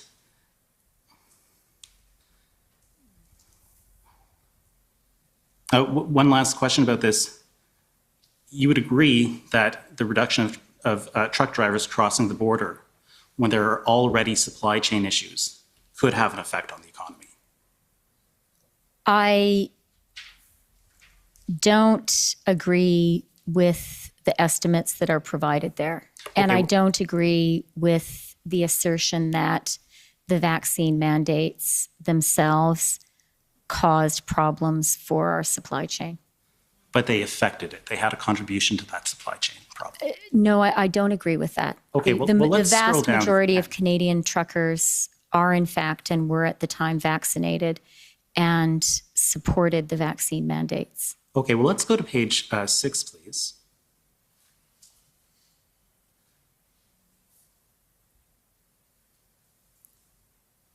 Okay, in the first paragraph that we see there, the CTA is giving stats that truckers move about 70% of the $648 billion Canada-U.S. trade. Does that sound about right to you? Again, I can't You have no say reason whether to disagree that's with it, though. true or not, but I have no reason to. Let me say this. Trucking is very important for the Canadian economy. Trucking is very important for our supply chains, and trucking is very important for cross-border trade. That I am very prepared to agree with. I think we can all agree on that. And let's just consider that if what the Canadian, if what the CTA is saying is correct, and the drivers are reduced by 20%, that's a reduction of 24,000 trucks in the supply chain. The challenge here for me is I disagree with the fundamental premise. And this was something that was looked at carefully by Minister Alghabra and also by the Minister of Health. Okay, so you disagree with the fundamental premise of the Canadian Trucker Alliance. Thank you. I'll move on to something else. I just want to understand a little bit more about what was going on in January. And you gave some evidence today, and I think you told us that it was a very intense month for you. That would be fair? Yes, that would be fair. Okay, and let me make sure that I understand it. So on the one hand, you were preparing a budget. Yes. Okay, and there was the issue of the Build Back Better legislation in the States, and there was the electric vehicle tax credit, right? That was on your plate. Not solely on mine, but it was something I was working on. Right. And there was the COVID recovery, and there were local and global supply chain issues. Yes. Okay, and there was the looming threat of inflation. Yes. And we talked a little bit about the Ukraine, and I think you said that was the biggest threat to national security since World War II. The Russian invasion. The Russian invasion. When it actually happened, yes, I think that is the biggest national security challenge our country has faced. And it was on your radar in January. Yes, it was. Okay. And in the midst of this, there was this trucker protest of unprecedented proportions taking place across the country, and you described that as whack-a-mole. No, what I would describe as what we saw happening from the moment that the initial occupation began is copycat protests happening across the country. And that posed a particular national challenge. I see. I thought you said the word whack-a-mole, but it's not important. But what is important, I would put to you, is that the U.S. was unhappy with the situation in Canada, and they were seeing their own vulnerability in our supply chains. That was your evidence, was it not? Certainly. And they didn't like that. In particular, blockade of the Ambassador Bridge exposed the vulnerability of the U.S. economy, particularly the car sector, to the Canadian car sector. Exactly. And I put it to you, Minister, that the government felt that they had to do something about these protests, not because of threats of serious violence, but because your government was completely overwhelmed and you were under a tremendous amount of pressure from the United States. I absolutely disagree with that. Okay, well, we heard evidence from you earlier today, and you said that you were put into contact with Brian Dees. So he's the economic advisor to the president. He's a very influential player in the decision for the electric vehicle tax credit issue, and he actually contacted you. That's correct. Right? And you thought that it was striking that someone of his importance, who's so hard to get a hold of, contacted you. I had spoken to Brian Dees before and since, but the speed and urgency with which he got in touch with me was definitely significant and relevant. And he was unhappy, and there could be major economic consequences. What he said to me, as I reported in that readout, was that they were very concerned that because of the blockades, U.S. factories would shut down. Right, and we heard that the CEOs of two major banks contacted you, Canadian banks, I believe. And we also heard that President Biden, who's probably the world's most powerful person, or near that, had a telephone call with the Prime Minister. Yes, both of those things are true. And that telephone call, it happened on a Friday, and by the Monday, the Emergencies Act was invoked. That's true. Okay, and so I put it to you, Minister, that the federal government had to show the USA that they were in control, and that explains why the Emergencies Act was invoked, despite the fact that, for example, the Ambassador Bridge was cleared and open to traffic. No, I wouldn't agree with that characterization. Okay, well, I would put it to you that the pressure the government was under explains why the Emergencies Act was invoked, despite the fact that a deal had been struck with the protesters in Ottawa to reduce the footprint of the protest in that city. Again, I would disagree with that. Well, let's see if you would agree with this. I'd put it to you that there was no meaningful consultation with the provinces, not even advance notice of what the First Minister's meeting was about. And that's because the government didn't have time for it. They just had to make a decision about the Emergencies Act because of the tremendous pressure that they were under. Again, I disagree with a great deal of that characterization. One last question for you then, Ms. Freeland. I put it to you that given the overwhelming situation that the government was facing explains why they were willing to use extraordinary powers against their own people, despite the fact that no police agency or intelligence agency told them that there were threats to the security of Canada. Again, I disagree with many of the premises in that question, and I would be happy to elaborate, but it seems that we're out of time. Seems so. Thank you very much for your answers. Thank you, Mr. Commissioner. Okay, thank you. Next, I'd like to call on the Government of Alberta.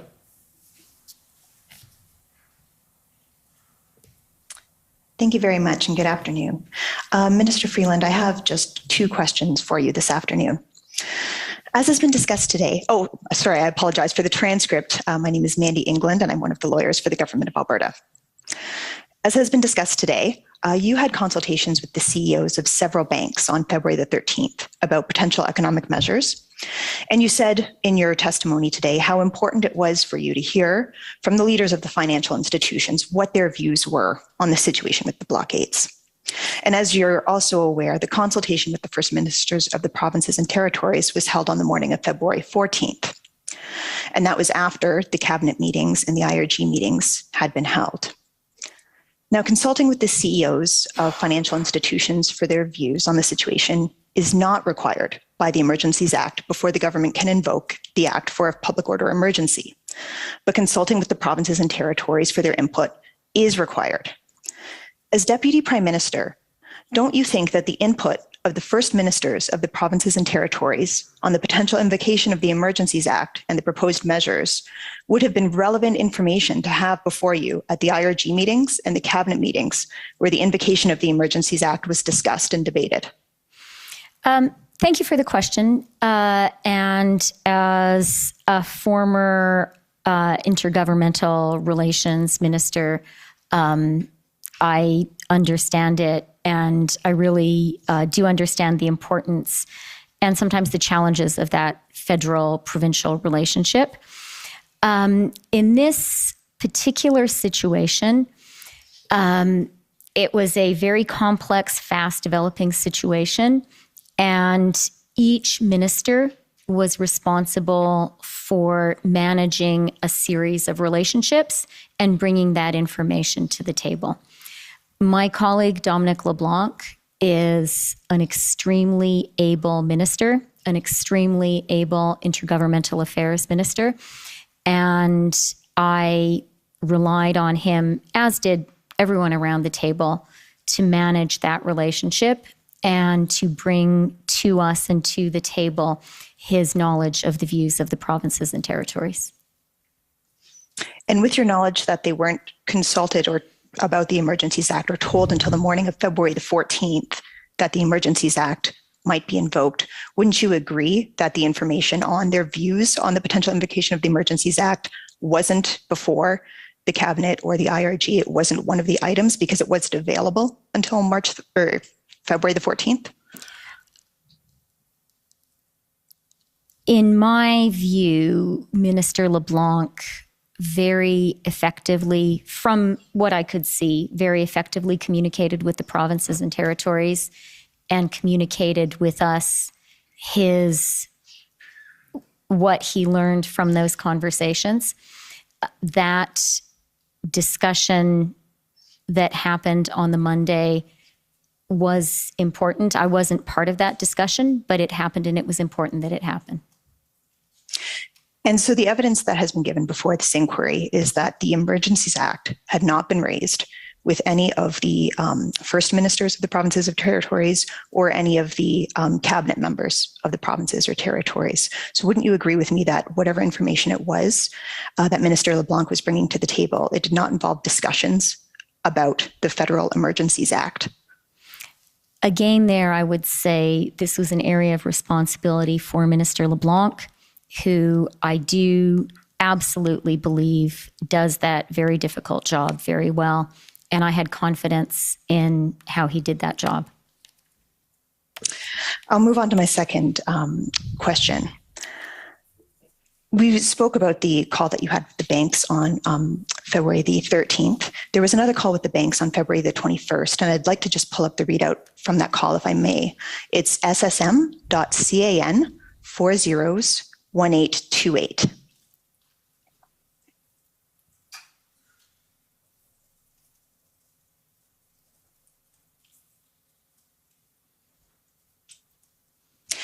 And the section that I'd like to draw your attention to is close to the top. It's the portion that reads from DPM, which I take to be indicating that this is what you said on the call as Deputy Prime Minister would be DPM. Is that correct?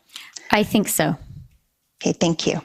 And then there's a paragraph that begins first, and then the next little paragraph says, the RCMP has told us they have heard from protesters as they were leaving the blockades that they did so because their families said their accounts were frozen, so get the hell out of there.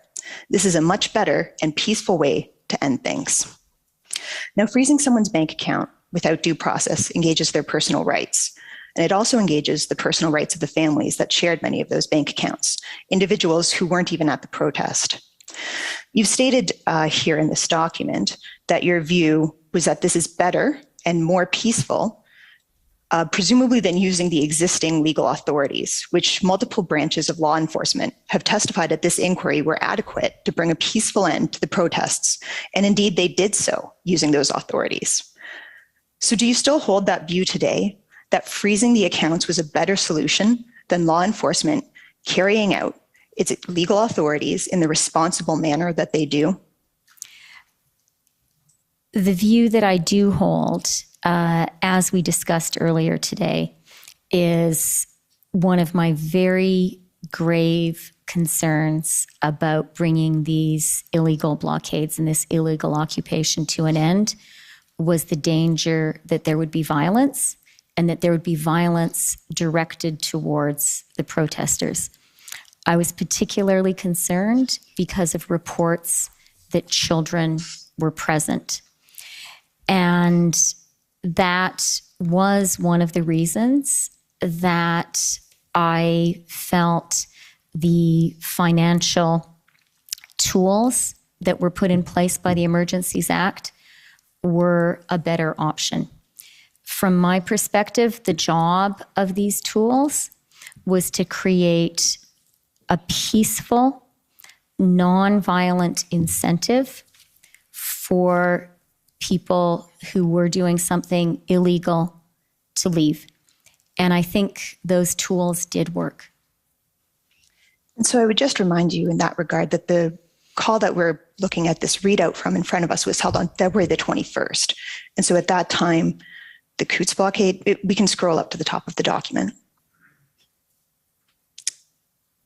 We have Monday, February the 21st, and you say, it's hard to believe it was only a week ago. We were on a call last Sunday, which was February the 13th, talking about this. So this is a call that was held on February the 21st, after the enforcement actions had been taken out at Coutts, which were done before the Emergencies Act was invoked, after the Ambassador Bridge was cleared, which was before the Emergencies Act was invoked, and while the enforcement efforts in Ottawa were well underway, and you would have had the knowledge at that time that there was peaceful resolution by law enforcement at both of those border blockades, and that there was no violence against children, and it was a peaceful resolution by law enforcement in Ottawa. And so with respect to those comments about the fear of the prospect of violence, I don't know that on the timeline of February 21st, are you saying you still had them then and you would still have those today? No, not at all. And so you expressed this view after you were of the knowledge that there's... May I explain? Absolutely. I didn't realize you were talking. I apologize. No problem. It can be hard on the video calls. So on February 21st, when I made those comments, it was looking back on the events of the week that had passed. And I certainly believed then, and I believe today, that the financial tools we put in place aided in the peaceful resolution of all of those occupations and blockades. The reports that we heard, the reports that were in the media, the reports from law enforcement were that many people did leave as a result of the incentives created by those tools. And then the final thing that I think is important to emphasize is we said on February 14th, we are putting these tools in place, so please leave now, so that these tools never need to be used. So any person who had their account frozen had due warning that they were engaged in illegal activity and that they should stop doing that activity. And the other thing that I would point to that I think did work well is the accounts were very quickly unfrozen after the illegal activity ceased. And with respect to the due warning, there were, as you acknowledged in your earlier testimony, accounts of families, individuals who weren't present at the protests that were also frozen. Would your view be the same with respect to those individuals? Again, that was never the intent, that to in any way affect family members. Certainly the consequence, the reality of people having joint bank accounts made that impossible to entirely avoid.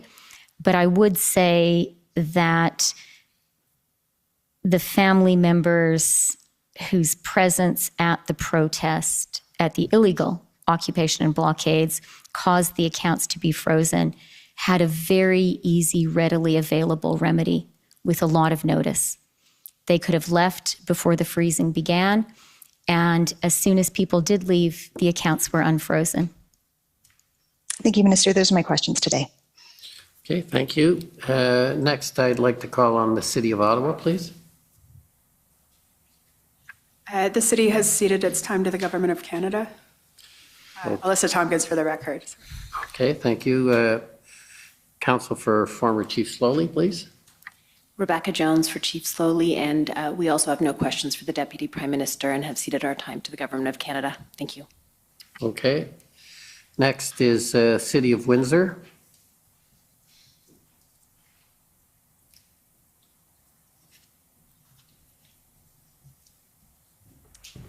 Good afternoon, Deputy Prime Minister. My name is Jennifer King, and I am legal counsel to the City of Windsor. I only have a few moments with you this afternoon. You have testified about the macroeconomic impacts of the border blockades and the Ambassador Bridge blockade specifically. In my few moments with you, I want to shift tracks a bit and ask you to scope down and talk to us about the impacts of the blockades on the community and individual level. As you may be aware, I hope you're aware, Windsor is not just a road to the Ambassador Bridge, it's a community. It's a place where people live, work, and study. Are you aware that the bridge lands in the community? Yes, I am. Are you aware that for Windsor and Windsorites, the blockade of the bridge was felt directly and immediately? Yes, I am. I understand from Deputy Minister Sabia that Transport Canada has not completed an analysis of the blockade and the impacts on the local economy and local Windsor businesses. Is that right? That's right. Okay. But you are well aware of the importance of the automotive sector as an employer in the region, right? I'm very aware of that and was motivated by my awareness of that and some of the actions we've been discussing today. Okay. And you're aware that given the nature of the automotive sector, the blockade had a significant impact and resulted in almost immediately in shutdowns and partial layoffs? Yes. Can you tell us generally how impacts on the Canadian economy at this kind of macro level that you've been talking about trickles down and impacts local communities and residents, particularly communities like Windsor that are reliant on these types of automotive industries?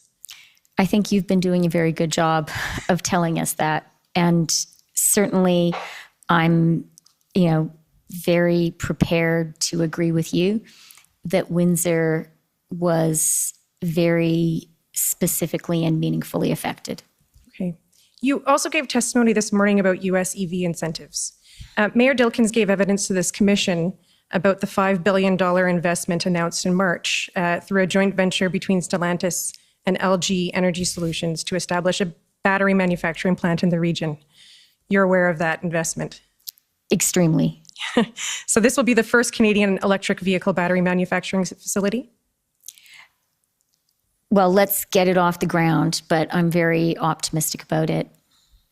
And Mayor Dilkens testified that these discussions and pre-planning about this investment was underway at the time of the blockade. Yes, I believe that's the case. Is this the kind of investment that you were concerned about, that you were talking about earlier today? 100%. The Commission has heard evidence about the response in Windsor, Windsor Police and its policing partners to peacefully clear the blockade of the bridge. Were you aware at the time that the necessary policing efforts to maintain access to the bridge after the blockade impacted Windsorites? Yes. Deputy Minister Sabia agreed that the reopening of the bridge was key to avoiding greater damage to Canada's reputation as a good place to invest, Canada's reputation as a reliable trading partner. Do you agree? Yes, I do. For Windsorites, this isn't, of course, not about just what happened in February. Windsor has been host to this critical piece of infrastructure for almost a century. And Windsor keeps traffic flowing to this bridge every day, and that benefits the entire country, doesn't it? 100%. It helped us get the 3M masks, in fact. Right. So we've heard a number of witnesses recommend that the frameworks and laws to protect critical infrastructure should be studied and strengthened. Do you agree? I do. Would you also agree that Windsor is not only a stakeholder in debriefing the lessons learned and in developing these frameworks, but also an important partner? Yes, Windsor is definitely an important partner. Okay, thank you. Those are all my questions. Okay, thank you. Thank you. Next is the Windsor Police Service. Hi there, Heather Patterson for the Windsor Police Service. We have no questions for Minister Freeland and have ceded our time to the Government of Saskatchewan. I guess then we go to the Government of Saskatchewan. Good afternoon. My name is Mike Morris, and I'm counsel for the Government of Saskatchewan. Minister, spoiler alert, I hope to get you to agree with me as much as my colleague did just a couple of minutes ago. I guess we'll see where we get to. But Minister, I think I can start out with some easy ones. You're familiar with Farm Credit Canada, which is a federal crown corporation. Is that fair? Not intimately, but I know it exists. You grew up on the prairies. It used to be called Farm Credit Corporation. If I call it FCC, you'll understand what I mean. Is that fair? Yes. Okay. And are you aware that FCC is headquartered in Regina? Yes.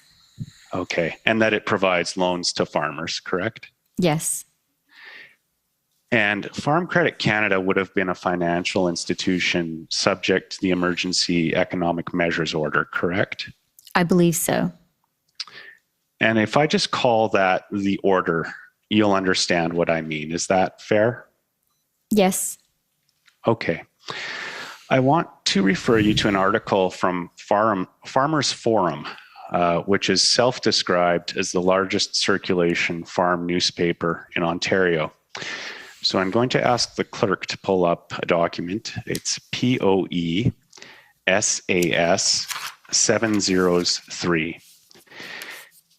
And just while we're pulling this up, it's the May 3rd, 2022 article from Farmers Forum entitled, "Read the Documents, Farm Credit Compiled List of 9 Names for Possible Blacklisting." So we can see that on the screen there now. And I'm just going to read from the first 3 paragraphs of the article. So we'll just have to go down. There, perfect. Farm Credit Canada compiled a list of 9 people to be potentially blacklisted because of possible participation in the Freedom Convoy protest in February, according to internal FCC emails acquired by Farmer Forum through an Access to Information request. The Access to Information documents revealed that FCC employees were instructed to report the names of customers who were involved in the Freedom Convoy in Ottawa after the Emergencies Act was enacted on Feb 14. The Federal Lending Agency compiled a list of 9 people by viewing Twitter accounts and online media posts, as well as drawing from conversations with customers. Now, I expect we can agree that it's not surprising that FCC instructed its employees to report in this manner because FCC was required to do so under the terms of the order. Is that fair? Well, maybe not entirely. And I will say I am reading this news report for the first time as I see it on my screen. So my response is a little bit limited. But even in the paragraphs that you've displayed for us, there is a misunderstanding if this email is genuine. And I'm just saying because I haven't seen it, right? And we reporting can look at is the emails. No. Reporting is a hard thing to do. I used to be a reporter, but the email that is reported on here saying if the federal government directs us to, that is a misunderstanding of how the order worked. We were always very conscious that it wasn't the job of the federal government or the Ministry of Finance to name specific names or to even know which names were involved. Understood. The way the order worked was that was to be a communication between law enforcement and the financial institutions. And I know it's not my job to ask you to agree with me, but I hope you will agree with me that that was appropriate, that elected ministers shouldn't be involved in naming specific names. So that was a misunderstanding. I think we should look at the documents referred to from that access to information request. So I'm going to ask the clerk to bring up POEC SAS 704. And these are the documents which were obtained by Farmers Forum and that are referred to in this article. And I'm just going to ask that we go to the third page of this PDF, please. There, perfect. So we can see this is an email with a subject line, how the Emergencies Act affects FCC. And it's to operations field staff dated February 23rd, 2022. So I'd just like us to scroll down to the third paragraph, please. Stop there. The third paragraph begins, if you become aware of potential customer involvement in blockades, occupations, and other supportive activity related to the Freedom Convoy, you must submit a tip to the Customer Diligence Center, brackets CDC. So this is the morning of February 23rd, and we know that the order was no longer in place later that day because, of course, the emergency declaration was revoked on February 23rd later that day. Is that fair, Minister? Yes, exactly. Oh, okay. I'd just like us to scroll down to page 5 of the PDF now, please. And this should be an email dated February 25th. Yes, there it is. So we see this is an email dated February 25th with the subject Emergencies Act, customers identified. And the content of the email indicates that the sender is telling the recipient that they'd like to follow up regarding customers that have been identified as possibly participating in the 2022 Freedom Convoy. So we've agreed, I think, or we can agree that as of February 25th, there was no requirement under the order to conduct this follow-up. Is that fair? So let me say a couple of things. First of all, I'm seeing this email now for the first time. And as far as I know, it had nothing to do with me. Understood. Second of all, it's certainly the case that the order was ceased to apply after February 23rd. And maybe the third thing for people who are listening that it's worth pointing out is all the accounts were unfrozen around that time. Okay, I just want to continue on to the next page of the PDF, which is page 6. And I appreciate you're seeing this for the first time, Minister, and I understand that's difficult. But this appears to be a spreadsheet entitled 2022 Freedom Convoy Tips, has a column for tip, for date, for customer name, and preliminary findings. And I'd just like us to slowly scroll to the very end of all of these PDFs, looking at the dates as we can, as it goes by. Yeah, you can keep scrolling. That's a good pace. So we've seen February 23rd, keep scrolling. Now we see February 24th, and keep scrolling. I think there's one more page. We'll get to the end here. Oh, another page, more February 24th. Keep going, yeah. So the last one is number 9. Okay, go up a little bit. And this would appear to indicate that the last tip in the spreadsheet was received February 25th. There's a description, I gather, of the preliminary investigation at this point. So, you know, it appears, and I appreciate your viewing this for the first time, that FCC was still investigating tips relating to the Freedom Convoy 2022 as of February 25th. And I don't know when it stopped investigating tips, and I expect you may not know either. Is that fair, Minister? With real respect, I have to say, I think these are questions for FCC and not for me. Okay, I expected you might answer that, and that's a fair answer. Aside from FCC, can you identify any other federal financial institutions which were subject to the order for us?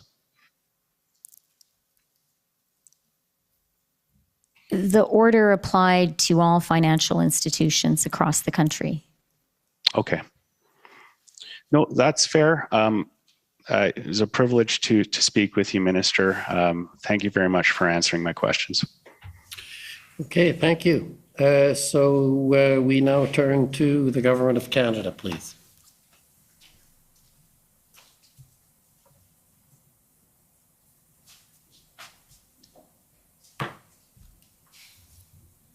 Good afternoon, Deputy Prime Minister. As you know, my name is Stephen Aylward. I'm one of the lawyers for the Government of Canada. My friend for the Government of Saskatchewan just now took you to a news article that referred to the blacklisting of account holders or of borrowers under a federal program. Was there anything in the Emergency Economic Measures Order that authorized or required financial institutions to blacklist an individual? No, there was not. Was there anything that prescribed any lasting impacts beyond the expiry of the designation of a person as a determination that a person was a designated person or the expiry of the Emergencies Act? There absolutely was not. Earlier, my friend for Commission Counsel put it to you that on the issue of foreign funding, that there was no information that the government had in relation to foreign funding at the time of the declaration of the emergency.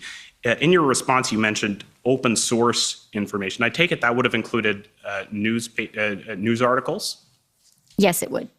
Okay, and I won't take you to them, but I'm just going to read into the record the names of two such articles, pb.can.401755 and pb.can401756. My friend for the Democracy Fund mentioned to you certain letters from the Canadian Truckers Association in which they expressed concern in December of 2021 over the removal of the exemption for cross-border trucking. Do you recall that? I do. And if we could pull up, Mr. Clerk, ssm.can.50335. And this document that's pulling up is a statement from the same organization that was made in January of 2022. And if you see there, the statement says, the CTA does not support and strongly disapproves of any protests on public roadways, highways, and bridges. CTA believes such actions, especially those that interfere with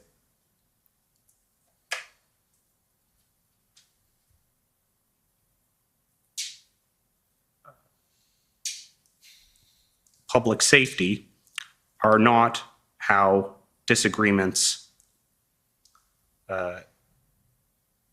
with governments should be expressed. Were you aware of that being the position of the Canadian Truckers Association at the time? Yes, I was. And indeed, if we could go to ssm.can.50987, this is a letter dated February 10th, 2022, again from the Canadian Truckers Association. And in this letter, the Canadian Truckers Association is asking the federal government to take action to address the issue with the border blockades. Were you aware? It's a letter addressed to the Prime Minister and Minister Alghabra, but I'll just ask, were you aware of the Canadian Truckers Association making such a request at the time? I can't pretend to have memorized the exact date and content of the letter, but I was aware that Minister Alghabra was in touch with the Truckers Association and that they were very concerned. Okay, so if we talk about economic impacts for a moment, you discussed with Commission Counsel earlier a Bloomberg briefing and as well a Bloomberg article. If we could just pull up the news article, COM 50839, please. And if we could go to the third page of that document when it's ready. This is the news article, and apart from the reference to the 0.1% that you were discussing earlier, there's some reporting in here about other individuals that were commenting on the situation of the border blockades at the time. And if you look under the heading there, we don't need this.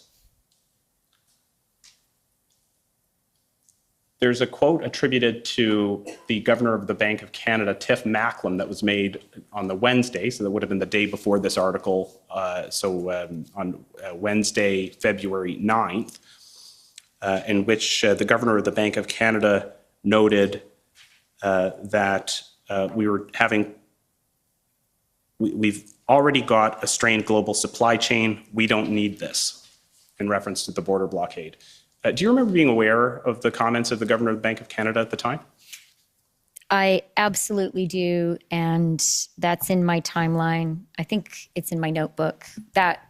When we spoke earlier today about concerns around achieving a soft landing for the Canadian economy, concerns about rising inflation, concerns about the rise in interest rates, which the Bank of Canada, with which the Bank of Canada would respond to rising inflation. That was very much on my mind. And I mentioned that we had already had a January inflation number, which was elevated.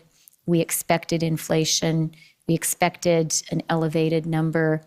Well, the number that we had in January was for December. We expected in February to learn of an elevated number for January.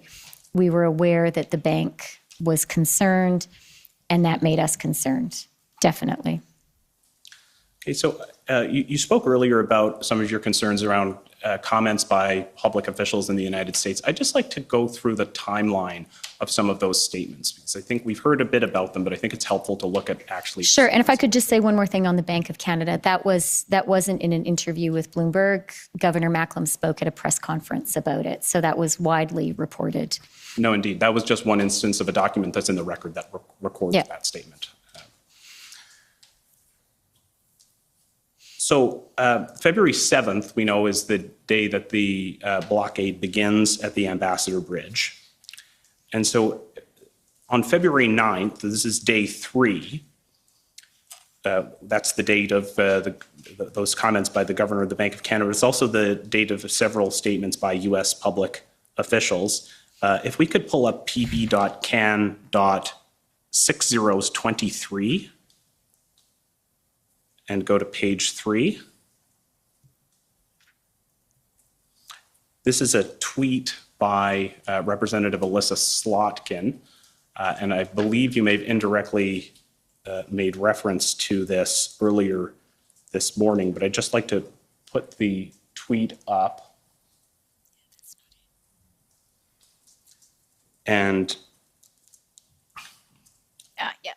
if you can see there, we have Representative Slotkin saying, if we need another example of why supply chains matter, look no further than the Ambassador Bridge, the blockade at the Ambassador Bridge. And then it continues. And if you look at the second installation of the thread, or the second part of the thread, it says, it doesn't matter if it's an adversary or an ally. We can't be this reliant on parts coming from foreign countries. Was that the comment that you were referencing earlier in your testimony? Yes, it was. And I remember when that came out very, very clearly.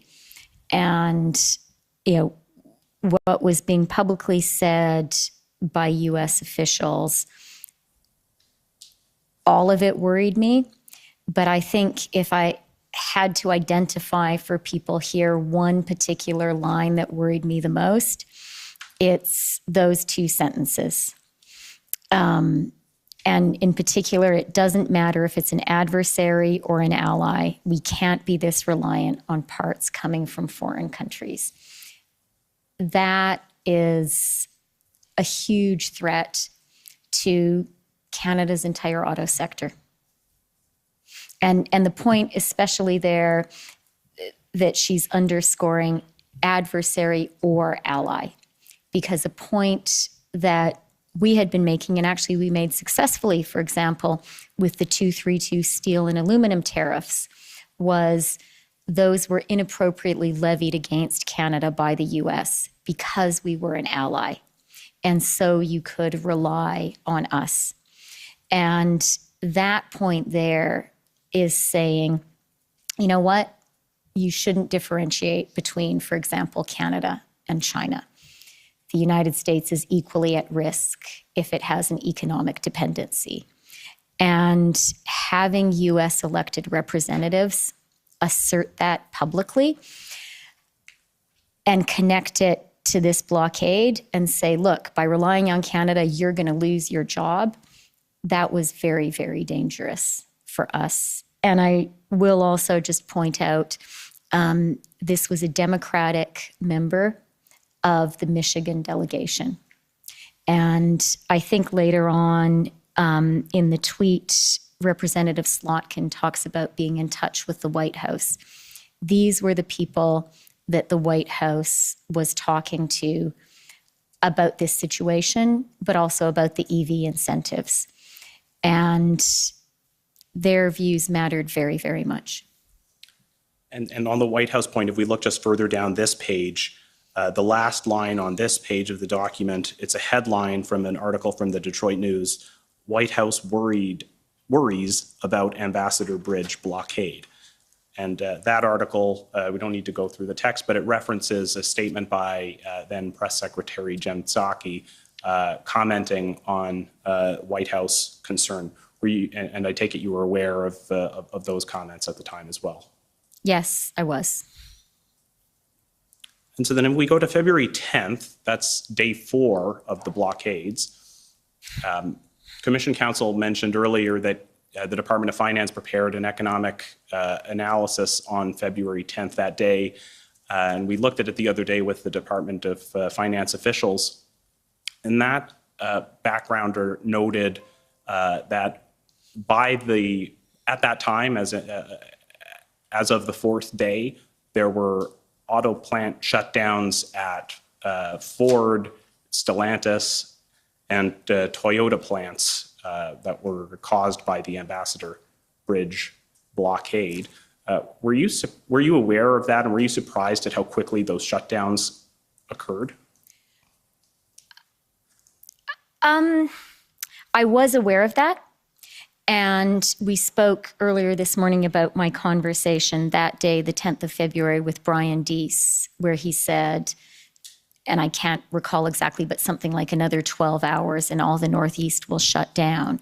So I was aware of the impact. And at some level, I wasn't surprised because I knew 2 things, that the auto sector is so hugely integrated. And, the U.S. plants are dependent on us, but we're also dependent on the U.S. plants. Those parts go across 6 times, right? So I knew that. And the other thing, which I think Reese Mendez spoke to you guys about, but is very true, is the auto sector operates on a just-in-time production process.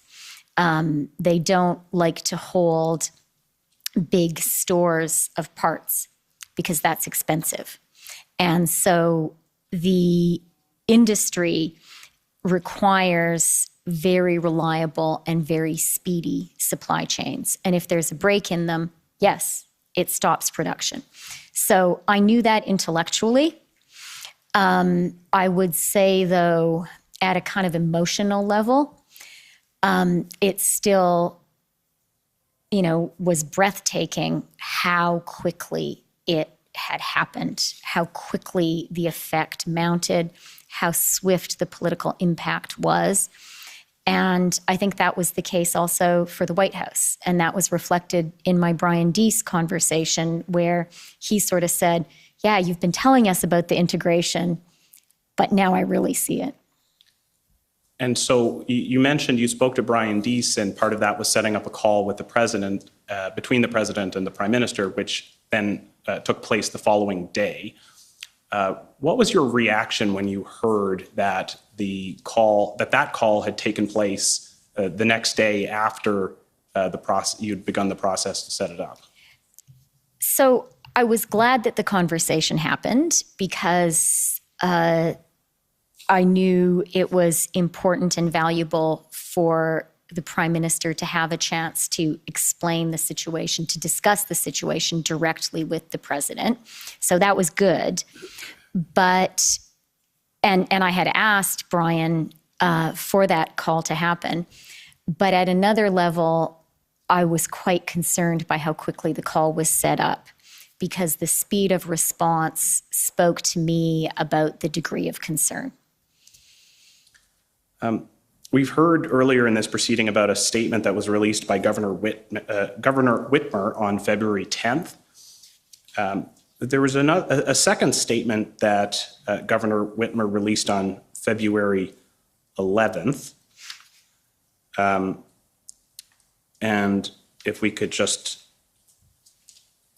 pull that one up, it's pb.can.401840.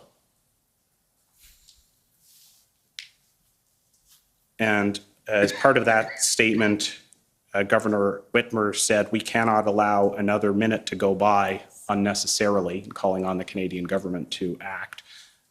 Was it unusual for Governor Whitmer to be issuing two statements on the same topic one day after the next? Very unusual. And the content of her statement was also very striking.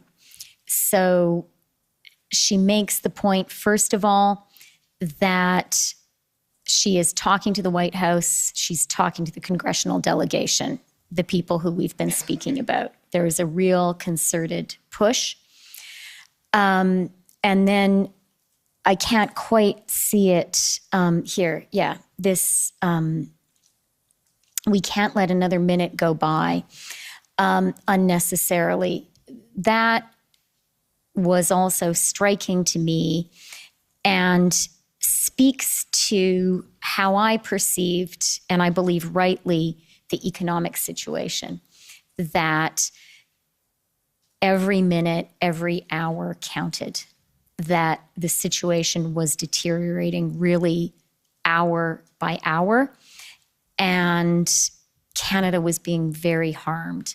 And so that speaks to why I believed, and I think it was the right judgment, we needed to act really swiftly. And if we fast forward then to after the events of January and February, have you heard anything from business leaders since that time about the impacts of the blockades? I have. And I'll give you a couple of examples. PDAC is a big annual Toronto mining conference. If you're in the mining industry, you will have heard of it. It's famous among miners, and Canada is rightly proud to host it every year and to be the mining capital of the world. PDAC this year, because of COVID restrictions, it's normally held in the winter, but it was held in June.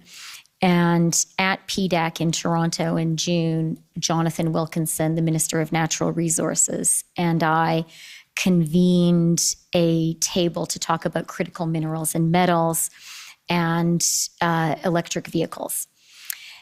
And one thing that really struck me was, and we had sort of miners there, processors, and also car companies and car parts people, sort of the full circle of that sector.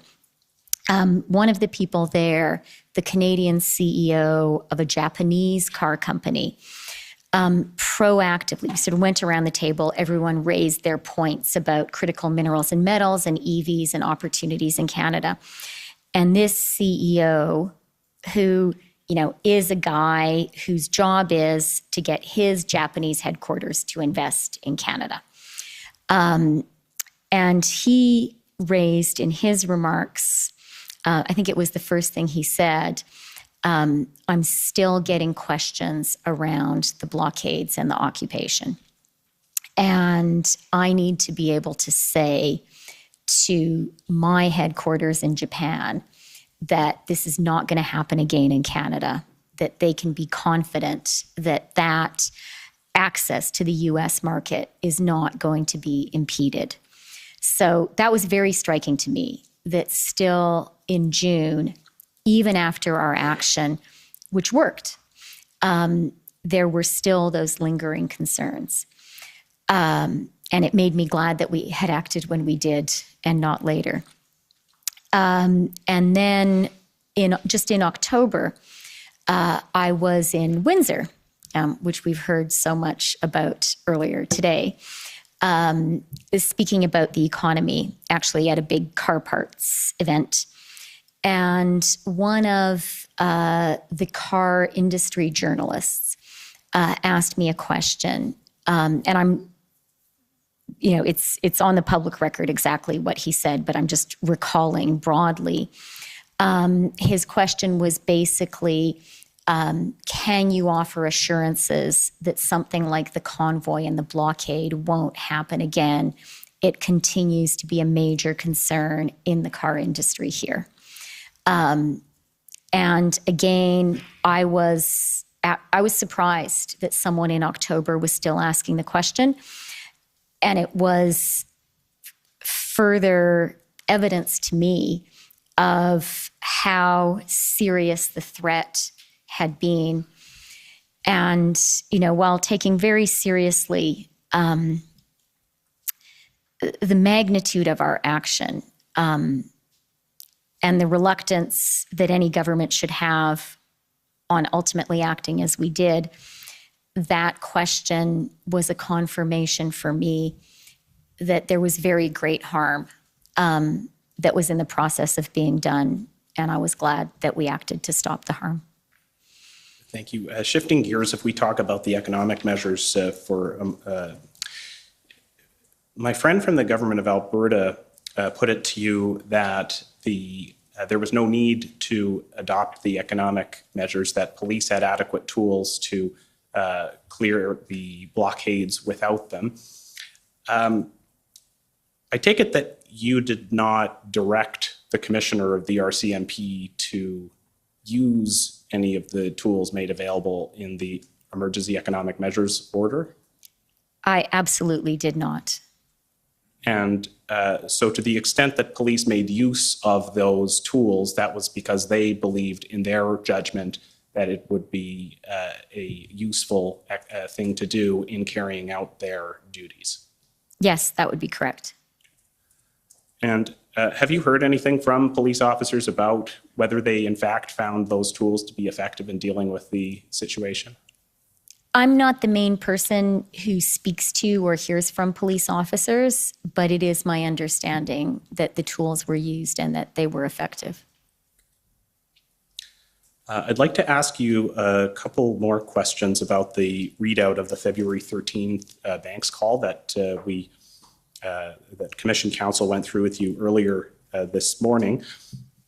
First,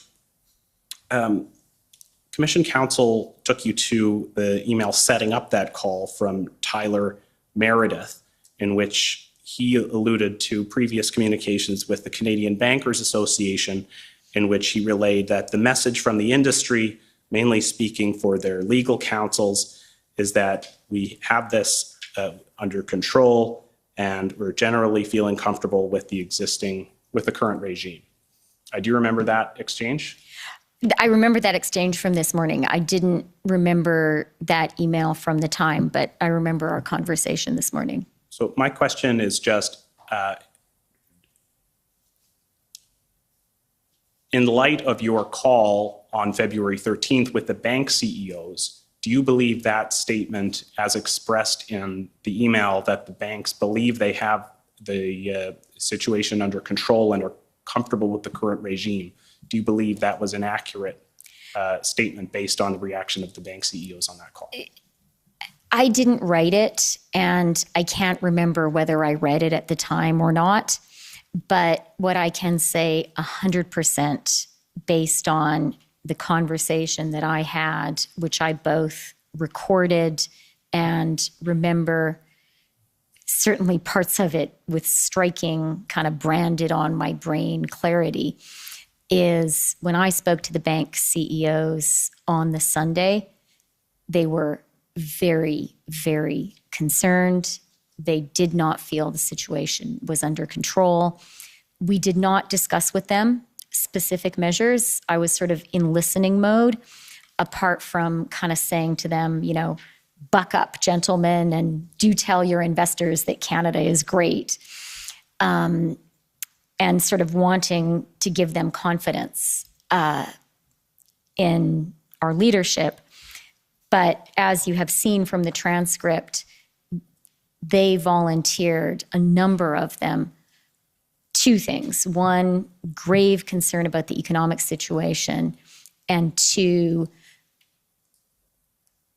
absolute concern, and I would even say frustration, that the tools available to them were both inadequate. You remember from that transcript, there was the point made of, we tried to get a court order, but it took 4 hours, and by the time we tracked it down, the money had moved to another account. And then also the concern, which I did take seriously, about the banks being concerned that acting absent some form of government instruction would put them in jeopardy, the Fox News point that was there. And so the banks were effectively asking for more government regulation. I suppose you could put it that way. And I think what the banks were saying, and not I think, I mean, people can read through the transcript, is they were saying, this is a real threat to our economy, and you, the government, need to act. And I think they were right. And the other thing that I will say there is, it's not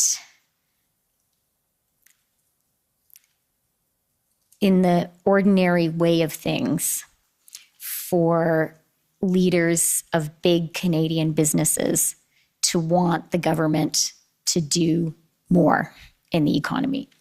I would say quite the contrary.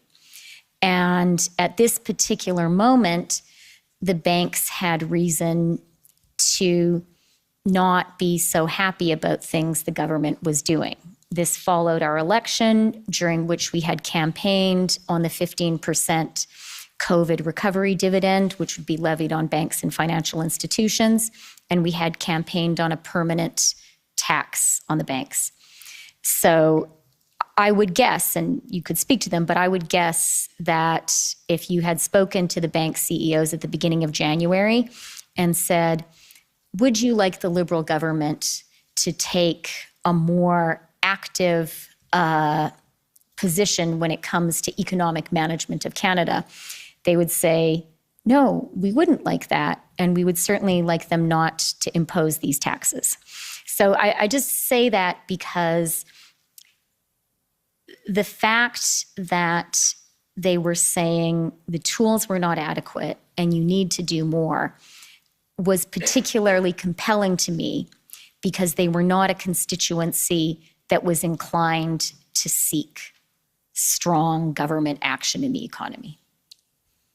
Just on the Fox News point that you just mentioned, in the Commission's overview report on fundraising, they trace the flow of funds through the crowdfunding platforms and show that there was $1 million raised through the GoFundMe campaign that was paid into a TD bank account, and that TD froze that account on Thursday, February 10th, so before the phone call. And there's So the Fox News coverage, when it says on the readout of there having been Fox News coverage that Friday of an incident, you're aware that was in reference to TD freezing that the $1 million from the GoFundMe campaign? Yeah, that makes sense. That makes sense that it was Bharat Masrani speaking. And Bharat Masrani, that would be the CEO of TD Bank? Yes. And so the concern was putting on any individual bank the potential for backlash of public opinion of taking that step. Yes, that was the concern. As we have also discussed already today, a concern about tellers being in jeopardy. And the Fox News reference there is especially significant because many Canadian banks have significant operations in the United States. And so having Fox News attack you isn't a problem only because Canadians might be watching, but if you have a big US operation, it's a problem because your American customers will be watching. And I do think that was a problem that was legitimate to raise, and I was concerned about it. And so just briefly to conclude, earlier you mentioned that you had relied on certain legal advice related to matters connected with this inquiry. I just want to confirm with you, as Deputy Prime Minister, you don't have the authority to waive solicitor-client privilege on behalf of the Government of Canada, and you weren't intending to do so? I was not intending to do so, and to be clear, I was speaking about the advice we received, which I think the Commission, some of which I think the Commission has heard about earlier from officials. Thank you. Those are my questions. Thank you, Commissioner. Thank you. Any re-examination?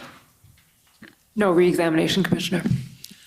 Okay, well, thank you very much for attending and for your testimony. We know you probably have other things to do, but I appreciate your coming here and taking the Commission's work seriously. I guess I should say thank you very much. And I will say to you, Commissioner, and all the lawyers doing this work, I do think it's really important work. And it's important for Canadians to be able to see and hear you asking the government and other people questions about this very important and serious decision. Okay, thank you. We'll take a short break to prepare for our next panel, and should only be 5 minutes or so, but I'll, if it takes longer, they'll let me know. Thank you.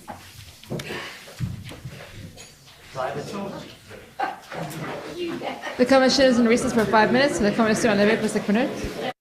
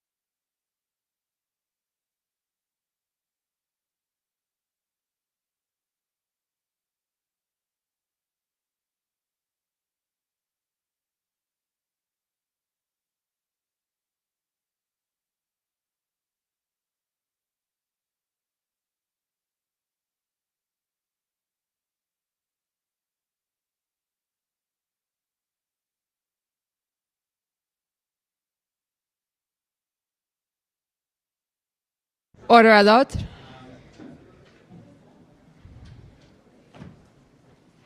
The commission is reconvened. La commission reprend.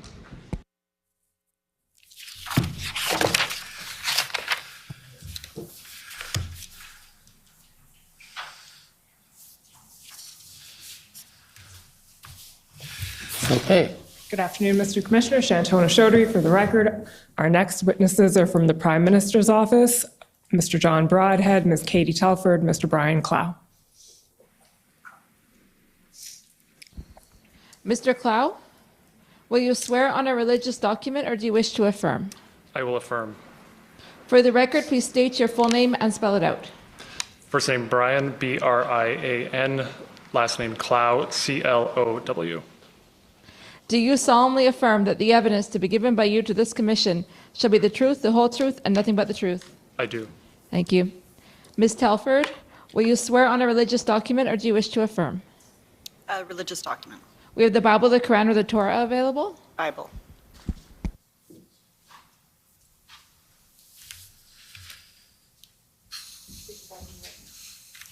Stand. Sit, stand.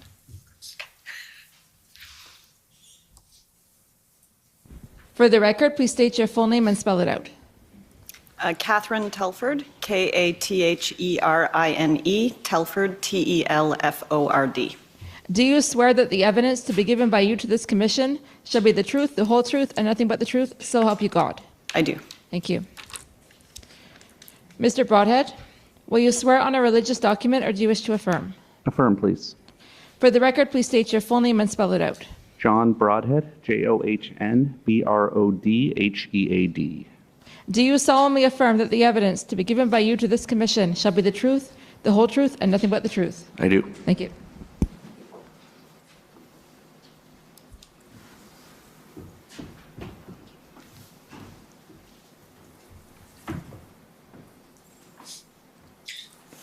Good afternoon. Thank you for being here. We're just going to start with a couple of routine housekeeping items, the first of which is introducing your interview summary. So you'll recall having sat for an interview with Commission Counsel on October 11th of this year. And following that interview, Commission Counsel prepared a summary of the interview. Have you all three reviewed that summary? Yes. Sorry, just for the record. I know it's a bit difficult with the three of you, but someone answer yes, please. Yes. Okay, and also present at that interview was your colleague, Mr. Jeremy Broadhurst. Yes. And can you confirm that Mr. Broadhurst as well has reviewed the summary of the interview? Yes. And that it is accurate according to all four of you? Yes. Perfect. So, Mr. Clerk, for the record, that's WTS 6083, no need to call it up. And then the second small order of business is the PMO institutional report. So the Prime Minister's office prepared an institutional report for these proceedings. That the doc ID number of that is DOJIR 6014. And I'd just like you to confirm again that that report was prepared by PCO and that you have reviewed it and that it is accurate to the best of your knowledge and belief. Yes. Okay, so the first thing I'll say is this is one of the examinations that we're doing as a panel. There are three of you, and some of my questions will be directed at one of you specifically because it's something that's within your personal knowledge or a document or a communication that you were involved in.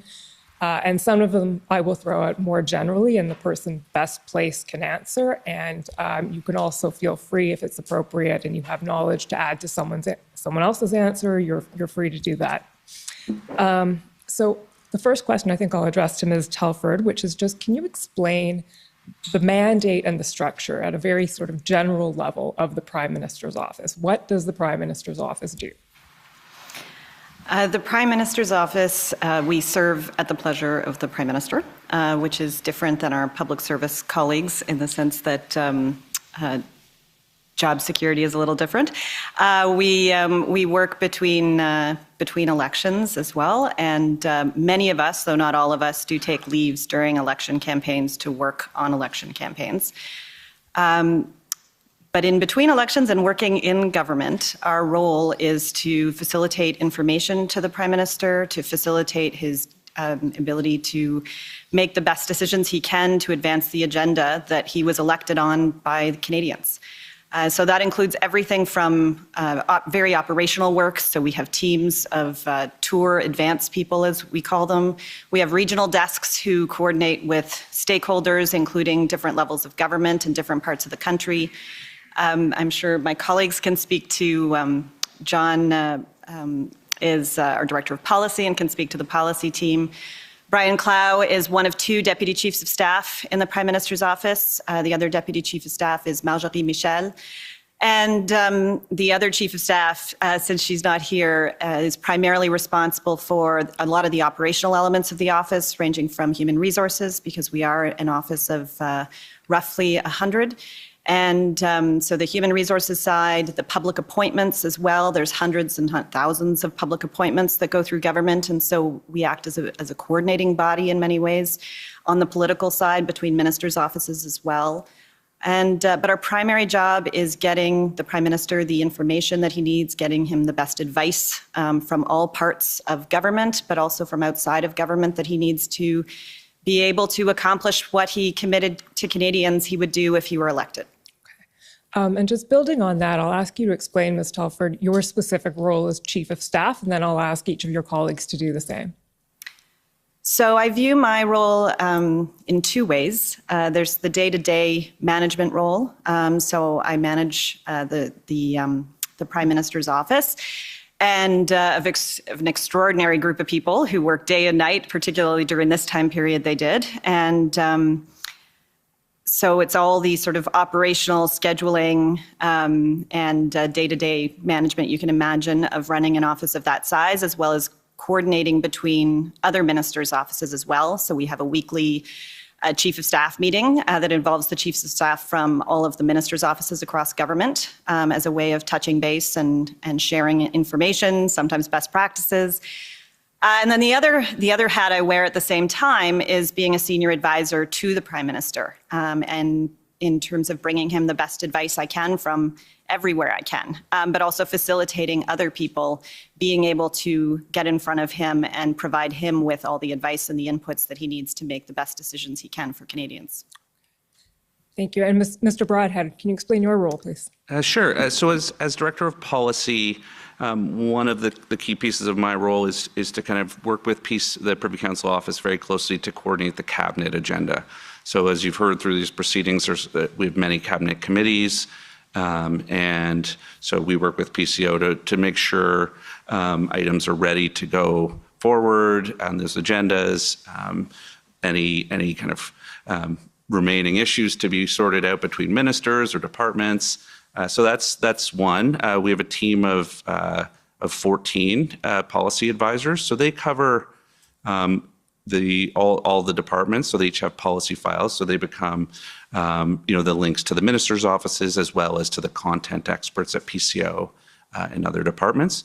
And I think in that role we provide advice to the Prime Minister on policy items. So whether it's items going to cabinet, other items such as the budget, our team will often prepare memos along those lines and advise the Prime Minister on the policy side of these things. Okay, and we're going to come back in a minute to, you mentioned PCO, and we've heard from a few witnesses last week from PCO. So we're going to come back to the interplay a little bit between your office and PCO. But first, I'll just ask Mr. Clow to introduce himself and describe his role. So I am one of 2 Deputy Chiefs of Staff, as Katie laid out, and I oversee 5 teams in the office. One is the policy team, which John described. Second is communications team. It's the largest of the 5. They do exactly what their name says. Press releases, all government communications, media relations for sure, quite a range of activities in that department. Third is the issues management and parliamentary affairs team. That's one unit. So everything that goes through Parliament, whether it's legislation, votes in the House, debates in the House, the PMO Parliamentary Affairs team engages in that space. But they also focus on issues management, which I like to think of it as the government has its proactive agenda, which is largely driven out of the policy team, and then the issues management team deals with day-to-day developments, whatever comes at us. So certainly the issues management team was involved in what's being studied here quite early on. And then there are 2 more units that I oversee. They're smaller units. One is a global affairs team. They focus on any number of international files. And finally, there's a unit that was created a couple of years ago to deal with the response to the COVID-19 pandemic. Thank you. And I should mention that the reason you've all been selected to be here today is you were all involved in some way in assisting the Prime Minister in responding to the events of late January and February that are before the Commission. Certainly not just you, but certainly all of you. So just going back to that question of the interplay between PCO and PMO, I'm not sure who's best placed to speak to that between the three of you, but Mr. Broadhead, you brought it up, so maybe we'll start with you. So what specifically is of interest? Just the general relationship? Yeah, so the lines of communication and the interaction between the public service and the political side in advising the Prime Minister. Sure. So I'll speak to my experience because I obviously cover one part of that dynamic, and I interact with primarily two parts of Privy Council Office. One is the kind of priorities and planning group, which is Michael Vandergrift's group. And then the other one is the operations team, which is now run by Kaylee Levac. Plans and priorities is really the cabinet side, and operations is more the execution and of that. So there is, I would say, a constant flow of information back and forth. They provide us advice. They convene meetings of departments across the government. They really kind of hold the institutional knowledge on many of these files, and so we kind of work very closely together to ensure we're aligned on the policy agenda, that things are rolling out. They also have great experience in terms of execution of policy. So are things getting done? Are things happening that we brought into play? Are they still going? Is it still moving? So it's a very constant and a very important relationship for us. Ms. Telford, do you have anything to add to that in terms of the lines of communication and in providing advice to the Prime Minister? I would just add that, and I'm sure you heard this from the clerk, who I have primarily the most contact with is with the clerk and the National Security and Intelligence Advisor, and to only a slightly lesser degree, the deputy clerk. And they're also the ones who have the most contact with the Prime Minister. And so the clerk meets with the Prime Minister on a very regular basis, often meets with the Prime Minister and Deputy Prime Minister together, and I will attend the majority of those meetings as well. And then she and I will talk regularly in between those meetings as well in terms of planning out, what needs to get covered and what's going on and prioritizing who else we might need in those meetings. And so, as John said, it's a very regular flow of information back and forth, and that's true for the entire Prime Minister's office. Everybody has counterparts of one kind or another on the public service side, and the flow of information is significant, though we do have clearly different roles in terms of what our responsibilities are to the Prime Minister, and of course, as I said earlier, how we're employed. Thank you. Okay. That introduction out of the way, we'll turn to the matters before the Commission. And starting with the very early days of the convoy, can you describe to us when PMO first became aware that the convoy was a thing that was possibly rolling into Ottawa, what your initial impressions of it were, what your sources of information were, and the sort of pre-arrival early days? So the week of January 17th, there were a few interactions. On Monday, January 17th, there was a report sent from PCO to PMO, I think one or two people in the Prime Minister's office. It might have actually come from a minister's office as a flag, that there was some slow roll activity in Emerson, Manitoba. At that point, though, that information was not shared beyond that. It was just one of any number of issues. As the week went on, though, we started to hear more and see more reports of the convoy protest. On Thursday, January 20th, there was an email that came from PCO to a number of people in PMO that laid out, it was an update on the convoy protest. I think it was focused on, it named three places specifically: Coutts, North Portal, Saskatchewan, and Ottawa. And the update also included a press release from the Canadian Trucking Alliance, which condemned the convoy activity, specifically proposed unlawful activity, which even at that point, what was coming out of a number of the speakers was proposed unlawful activity and road blockages specifically. So it was that week, January 17th, when we started to hear about this. That weekend, I'd say 22nd, 23rd, by then it was on everybody's radar. The week of the 24th is when the Prime Minister started to get updated daily on it. Okay, and that takes us, Mr. Clerk, can you please bring up ssm.can.nsc402578? So, Mr. Clow, if I take this correctly, you were speaking at that point of PMO's sort of monitoring of what was going on. And I believe the 25th was the first time you got a briefing from the PCO. So in addition to, I'll look at this email. So there was email traffic and there would have been phone calls the week of the 17th between PCO and PMO. The Tuesday, the 25th, I do believe was the first meeting scheduled with PCO and PMO staff to go through all of the elements as were known at that point. Okay, so we're just going to look at what the content of that meeting was. Mr. Clerk, if you can scroll down, keep scrolling. Okay, there we go. So this is Mike McDonald, and we know, can you actually just refresh our memories as to who Mike McDonald is? So he works in PCO and he's part of the national security team. That's right, Intelligence Secretariat. Okay, so Mike McDonald is explaining and briefing essentially on what the state of knowledge there is at the time. So he says, latest lay of the land, security, coordination, national security apparatus, what do we know? Law enforcement across the country is learning more about the convoy and its organizers as they interact with them. And then there's some description of where it's coming from. The next bullet down says actively monitoring. One thing they're picking up on is chatter on social media. So far, RCMP telling us that the convoy itself is peaceful, not causing problems along the way. Their goal is to get to Ottawa, not have infractions along the way. And then very small online chatter, that's where people are using disturbing language. Mr. Clerk, if you can just keep scrolling to the next page, please. There we go. Following January 6th events last year, which is a reference to January 6th in Capitol Hill in the United States, NSIA worked with PPS, RCMP, and Sergeant-at-Arms for scenario planning for regular protests. Push boundaries and plan out for things like an insurrection. This has been done. Then Ottawa Police and PPS have an MOU, have done exercises for these types of protests.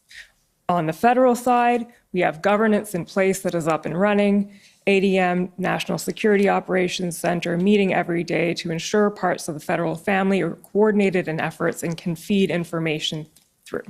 So does that represent essentially, first of all, the content of that briefing as you were aware of it that day? So I wasn't a part of this specific brief, but received this email. And so I have no reason to believe it doesn't represent what was discussed there. But I would say it's only a piece of the picture of what we were watching at that time. There's a reference in there to social media chatter and disturbing comments. And by this point, it was a very significant issue and getting a lot of coverage in media, some of those comments. This email was sent on January 25th, which is the same day it was reported in media that some individuals who were planning to participate in the demonstration were saying they wanted this to be their January 6th. That's why you see, I suspect you see this in this email summary because there were individuals explicitly referencing January 6th. And at this point as well, it was known in public that some people planning to participate in the demonstration had a proposal to replace the government by going to the Governor General and the Senate. It's otherwise known as the MOU. Okay, so just scrolling down a bit again, Mr. Clerk, there's a comment at the end there. So you'll see at the end it says questions, question mark, Zed, and I believe that's a reference to Zita Astrovas, Bill Blair's Chief of Staff. Yes. Mr. Blair, Chief of Staff. So she says, curious to know how feed into political level. From our perspective, feel assured having worked in the space of all work being done, but ministers feeling uneasy and keen on details. I'm wondering if you can help us understand what is meant there by sense of unease at the political level. I think there at that point, there was a lot of conversation going on about what we were seeing and what we thought this was going to be. And there were a number of updates coming through, like the one you see here, but we were also seeing a lot in open source and through the media, which was very concerning. Already mentioned the reference to January 6th. So that's what I think this speaks to. Okay, so is it fair to say then that in Mike McDonald's email that we just read through, the message coming through is essentially, well, we've planned for this. We did some planning after January 6th and things are sort of under control and the machine is operating as it should. But then Ms. Astrovas raises a concern saying the ministers are actually pretty worried about this. So is it fair to say that there was some unease at the ministerial or the political level that maybe isn't reflected in the briefing? Yes. Okay.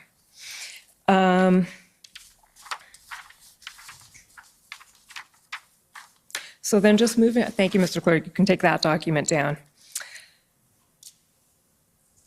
So that's the sort of pre-arrival state. Unless there's anything else you'd like to add about what was going on pre-arrival, but then chronologically, the next thing that happens is that the convoy arrives and doesn't leave when everyone expected it to do, and then we head into the first week of the protests, if we can call it that. So I'd like you to pull up now, Mr. Clerk, ssm.nsc.can402941. And as that's being done, maybe I can ask you to just describe to us from your point of view what that first week was like and what was going on from your perspective in attempting to respond. And the notes I'm pulling up here are Mr. Clow's notes from a February 3rd meeting, which I think can fairly be described as a brainstorming ideas kind of meeting. But before we get into the specifics of the notes, can you fill in a bit of the narrative of what was happening in your thinking and in your office at the time?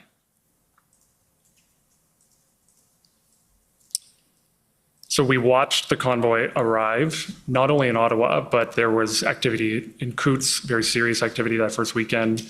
Emerson, we're starting to see some blockages there. It was down to one lane, it would open up again, some trucks would move, but there was activity in Emerson. So this was already a national issue in the first week. And we continued to see very concerning statements from some demonstrators, including from demonstrators and organizers that they were not going to leave until the government changed its policy. But in that first weekend, law enforcement was responsible, local law enforcement, I should say. And by the end of the weekend, it was clear they weren't leaving. So I would say concern had increased at the end of the weekend. So we in the Prime Minister's office, with PCO, with ministers' offices, with caucus, with others, we were hearing a lot of concern and we were discussing internally and getting updates and sharing information with each other as best we could. Before this meeting on the 3rd, which was well into the second week, there had been a briefing of the Prime Minister by the National Security Advisor and the clerk. So there were discussions happening. What happened on February 3rd and what these notes reflect is this was a Thursday, the second weekend was approaching, and law enforcement had not been able to contain the various protests. And in fact, in my view, they were getting worse. So we assembled and basically covered the waterfront. What's going on? Who's talking to who? What can we be doing more of? What are different provinces and municipalities asking? Are different provinces and municipalities asking questions that if they aren't asking for support, if they aren't, can we have a conversation with them to see if they should be asking for support? So in these notes, you'll see us cover quite a few different ideas. Okay, thank you. And you'll appreciate we have an hour and a half, so I know I'm skipping through weeks and chronology very quickly, but it's necessary, and thank you for filling that in. Here we go, February 3rd. There's just a few points that I want to pick out here. So the first notation says, JB, that's John Broadhead, Mr. Broadhead? That was Jeremy Broadhurst. Oh, that's Jeremy Broadhurst. Okay, this may get confusing. Sorry. Jeremy Broadhurst. Looks like OPS won't move. Weeks, not days. Weird reinforcements problem, or something reinforcements problem. Weekend reinforcements problem. That makes more sense. Behind scenes, too deferential, need bad cop. You've got to use tools you have. Whether to change public message is different.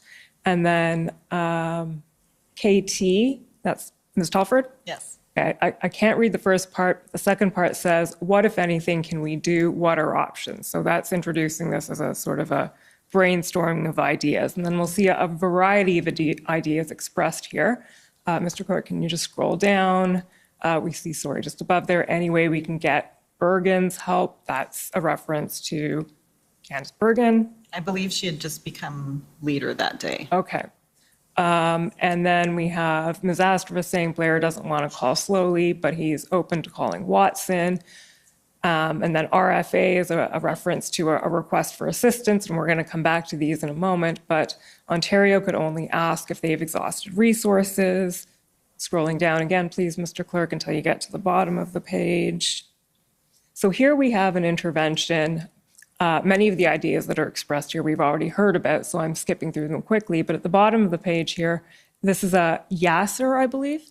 So that was separate from the meeting we just covered. That was a phone call from Ottawa Centre MP Yasser Naqvi. He called me and I wrote down what he told me. Okay, that same day on February 3rd? Same day. Okay, so, and what he told you was clearly Ottawa Police and City are unable to deal with this. Reinforcements coming this weekend. It's going to really embolden these folks, my constituents, near breaking point. Worried people will take things into their own hands, I'm sorry. So does that reflect, Mr. Clow, what Mr. Naqvi was expressing to you? Absolutely. And this was on February 3rd. So by this point, the Ottawa Convoy had been here for a full week, a full 7 days, and Ottawa residents had experienced a lot. And I think you see that reflected in Mr. Naqvi's comments. Okay, Mr. Clerk, can we just scroll down to the top of the next page?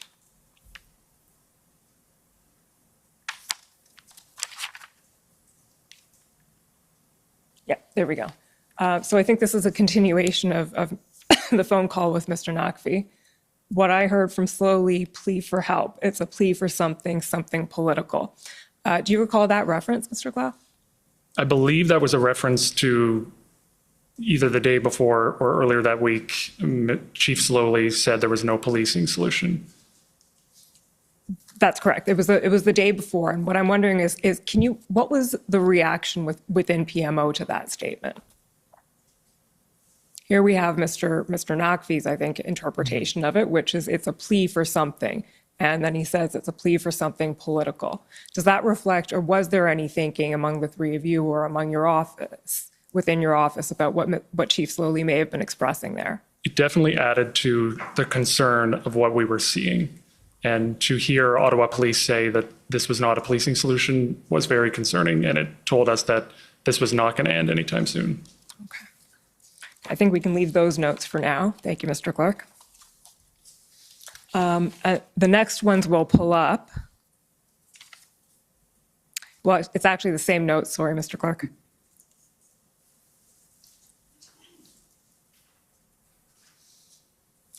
Keep scrolling down until you see February 6th.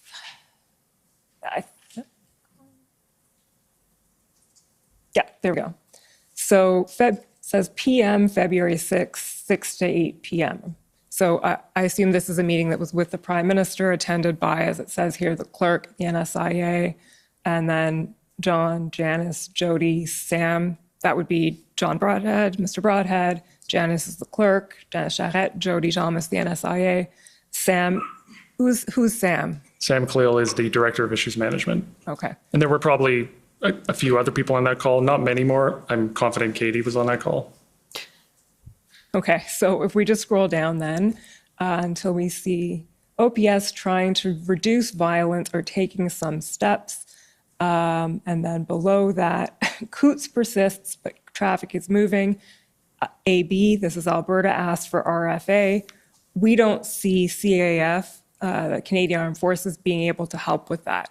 Do you remember who was making that statement there? Is this the NSIA's update there, Mr. Clough?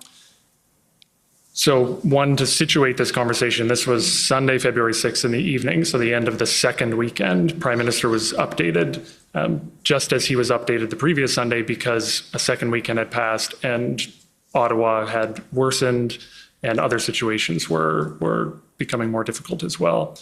And I note the NSA reported that 11 BC communities have protests, 35 across the country. So I can't tell from the notes if that comment was Jody Thomas's comment, the one you asked about.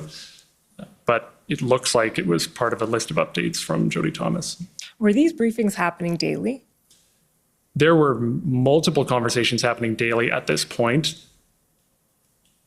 and there were interactions with the Prime Minister every day at this point in some way or another. But this specific construct of a meeting with the clerk, National Security Intelligence Advisor, and staff didn't happen every day, but it happened with increasing frequency. Okay. So the next point that I want to look at here is right at the bottom of the page here. ON, that's a reference to Ontario pushed back. And then the notation is PM, established list of mandates. I can't read the next word.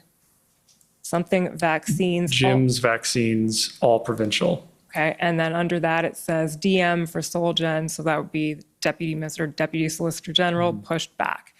And that takes us to an issue that we've canvassed a bit here in the commission so far, and I'd like to get your perspective on this afternoon, which is what was going on in those early days of the protest, the first week and a half, in terms of interaction between various levels of government and the federal and provincial aspects, and especially Ontario's response or perhaps lack of response, if we can characterize it that way. Mr. Broadhead, I believe this is probably best put to you within your purview. Sure, I can start and then folks can add in. So I would say there was lots of conversations happening at this point with various governments at the officials level, at the political level, across the country, as we tried to make sure we were hearing from them on what was happening on the ground, and making sure we had that intelligence. I think with respect to Ontario specifically, I think there was at the outset a different approach to this to the strategy, and I think as we get to, we were quite keen on this idea of a tripartite table that Minister Blair had been working on, and we thought that was a good way of getting everybody at the table, making sure resources were aligned, making sure everyone looked each other in the eyes and worked together. And at that time, Ontario was not as keen on that approach. I don't really want to, speculate for what the Solicitor General or Deputy Minister Solicitor General at this point wasn't. But from my conversations with them, they did want to have Ottawa, the City of Ottawa, and the Ottawa Police Service kind of play the lead role, and we're not as interested at that time in the collaborative tripartite approach that we were interested in. Okay. Mr. Clerk, can you take those notes down for a second and pull up ssm.nsc.can 40/3015, please? So, Mr. Broadhead, I think this is a text that goes to the point you were just elucidating.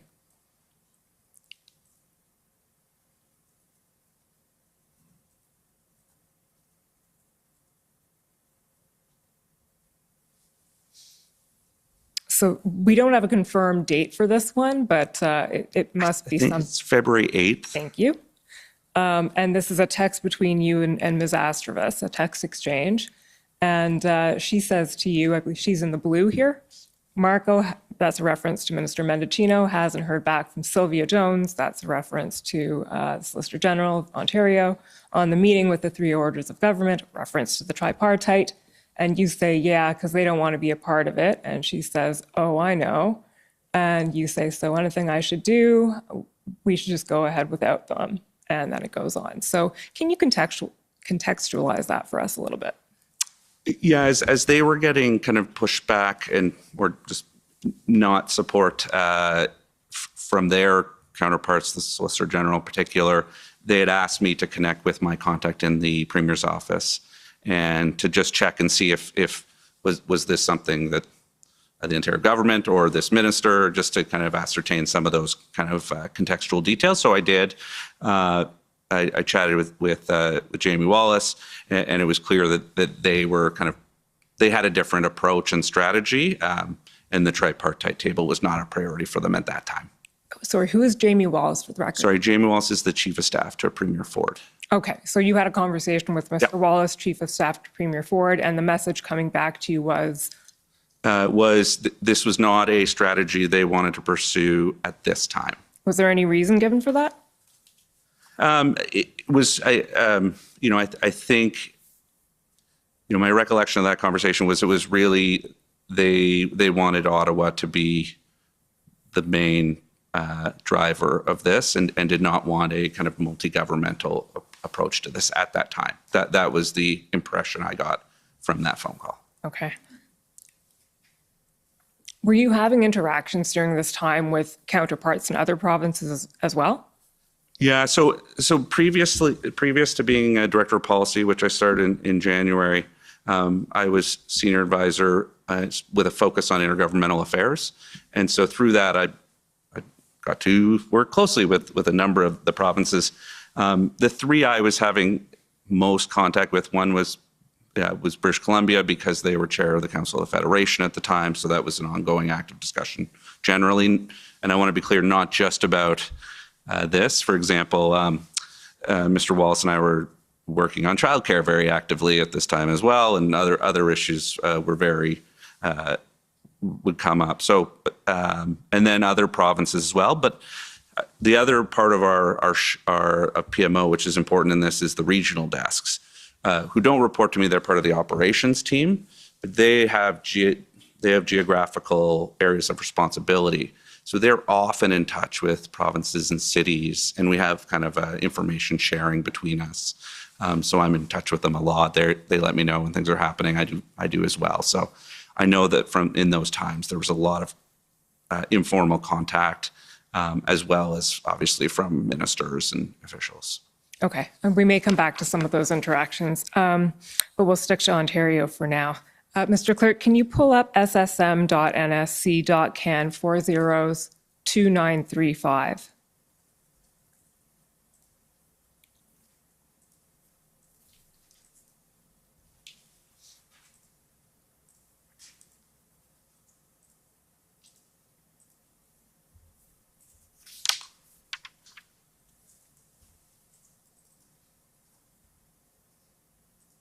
So, Ms. Telford, this is a text exchange between you and Minister Dominique LeBlanc, whom we know is the Minister of Intergovernmental Affairs. And he writes to you and says, just got this from Vandergrift. So that's a reference to his Deputy Minister, Michael Vandergrift. Minister, want to let you know that the Ontario Solicitor General has again declined the invitation to attend the tripartite meeting today on the Ottawa occupation. And you say, I think we need to shine a light on that. He says, we'll say it. Can you explain to us what was going on in this text message and what you meant by, I think we need to shine a light on that? So I think this was a continuation of what John was just talking about. This was obviously a further attempt at a meeting with the three levels of government, and Ontario was continuing to decline. I don't recall when he says, we'll say it, where that meant, but it putting myself back in that time, I think when I'm saying we should shine a light on it, it's bringing some attention to the fact that Ontario wasn't at the table. And we really did believe it would be a more efficient and effective way to work. Would it be fair to say that there was some frustration with Ontario's response at this point? There was definitely some frustration because we believed it could be easier than it was, all things being very relative at that time. But there was ongoing communication with Ontario bilaterally throughout. It just meant that the conversations were happening between Ottawa and the federal government and Ontario. And so there were just numerous bilateral conversations that we just thought could have been better handled and more efficient if we could have all just come together. Because as I know has come up throughout the inquiry, there was a fair bit of confusion around numbers and requests and the RFAs, the way they work, the request for assistance. They do need to go through the provincial level of government. And so not having them as part of the conversation made things that bit more complicated. That's fair. Mr. Clerk, can you please pull up ONT 50159? So I'm going to ask you here about a meeting that was held on February 6th that was a sort of tripartite, but not quite, between the City of Ottawa, the federal government, and the provincial government. And the exchange I'm going to take you to, we've seen this document several times in the commission, so I'm not going to go through the whole thing. But at the end of the document, there's an exchange between the National Security Advisor and the Deputy Solicitor General of Ontario that I'd like to get your take on. So it's February 6th, an 11 o'clock meeting attended by officials from the 3 levels of government. So Mr. Clerk, if you can scroll down to the very bottom of the document.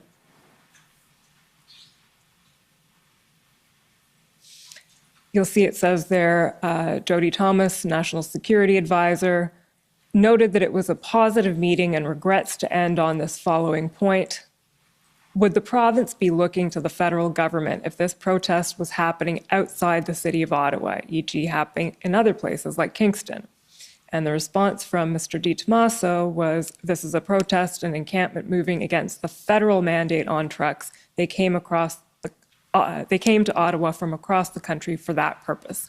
Now, Mr. Di Tommaso testified at the commission approximately 2 weeks ago, and he expressed that in his view, he interpreted Ms. Thomas's comment as, and I'll quote the words here, the federal government wanting to wash its hands of the entire matter.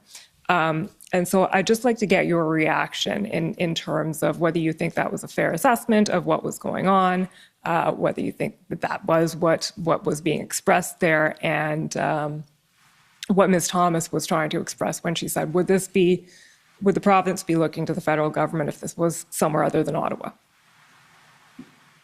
I might start, I'm not putting too much weight into this, as I read it, and I wasn't there, but this strikes me as frustration and a bit of a back and forth in that frustration happening, and both sides kind of articulating some of that frustration. I think we were trying to look for ways to work together. There were 3 levels of government, and it was a challenge to get these machines working in the right direction. And I think this back and forth my guess would be this is an outcrop of just a frustration around those levels of government and the 2 different approaches that I've outlined before. Fair enough. And you can appreciate that one of the issues that the commission is looking into is the interaction between governments, and which is not always an easy thing, but how it all played out here. Okay, so eventually, around the time of February 7th, 8th, 9th, Ontario became more engaged when the Ambassador Bridge blockade became entrenched. And so we know that has happened. And I'll take you at that point to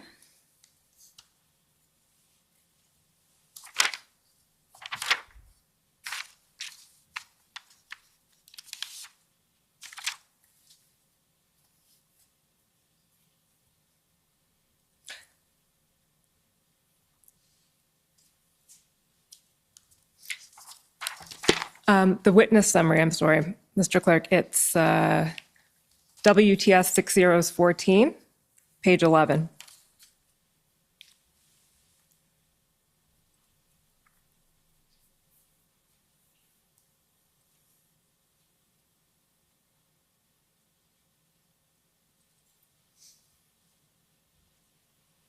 Oh, I'm sorry.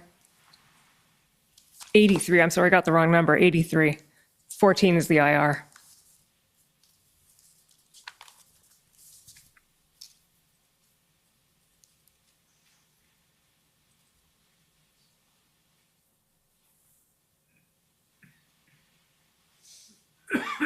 So if we scroll down to page 11, please, Mr. Clerk.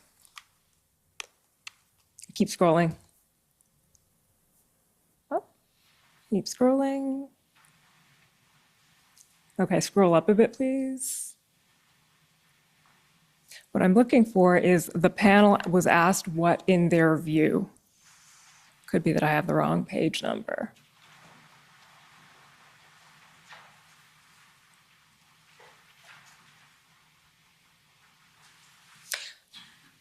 While they're looking for the reference, Mr. Broadhead, what I want to ask you about is What, in your view, you were asked this during the interview, and I'd like you to elaborate on it. What inspired the shift from Ontario? Why did it happen then, and how did that occur? And I'll preface my answer by saying this is me not in the government of Ontario, which I did spend a long time in the government of Ontario, but I was not there at this point. I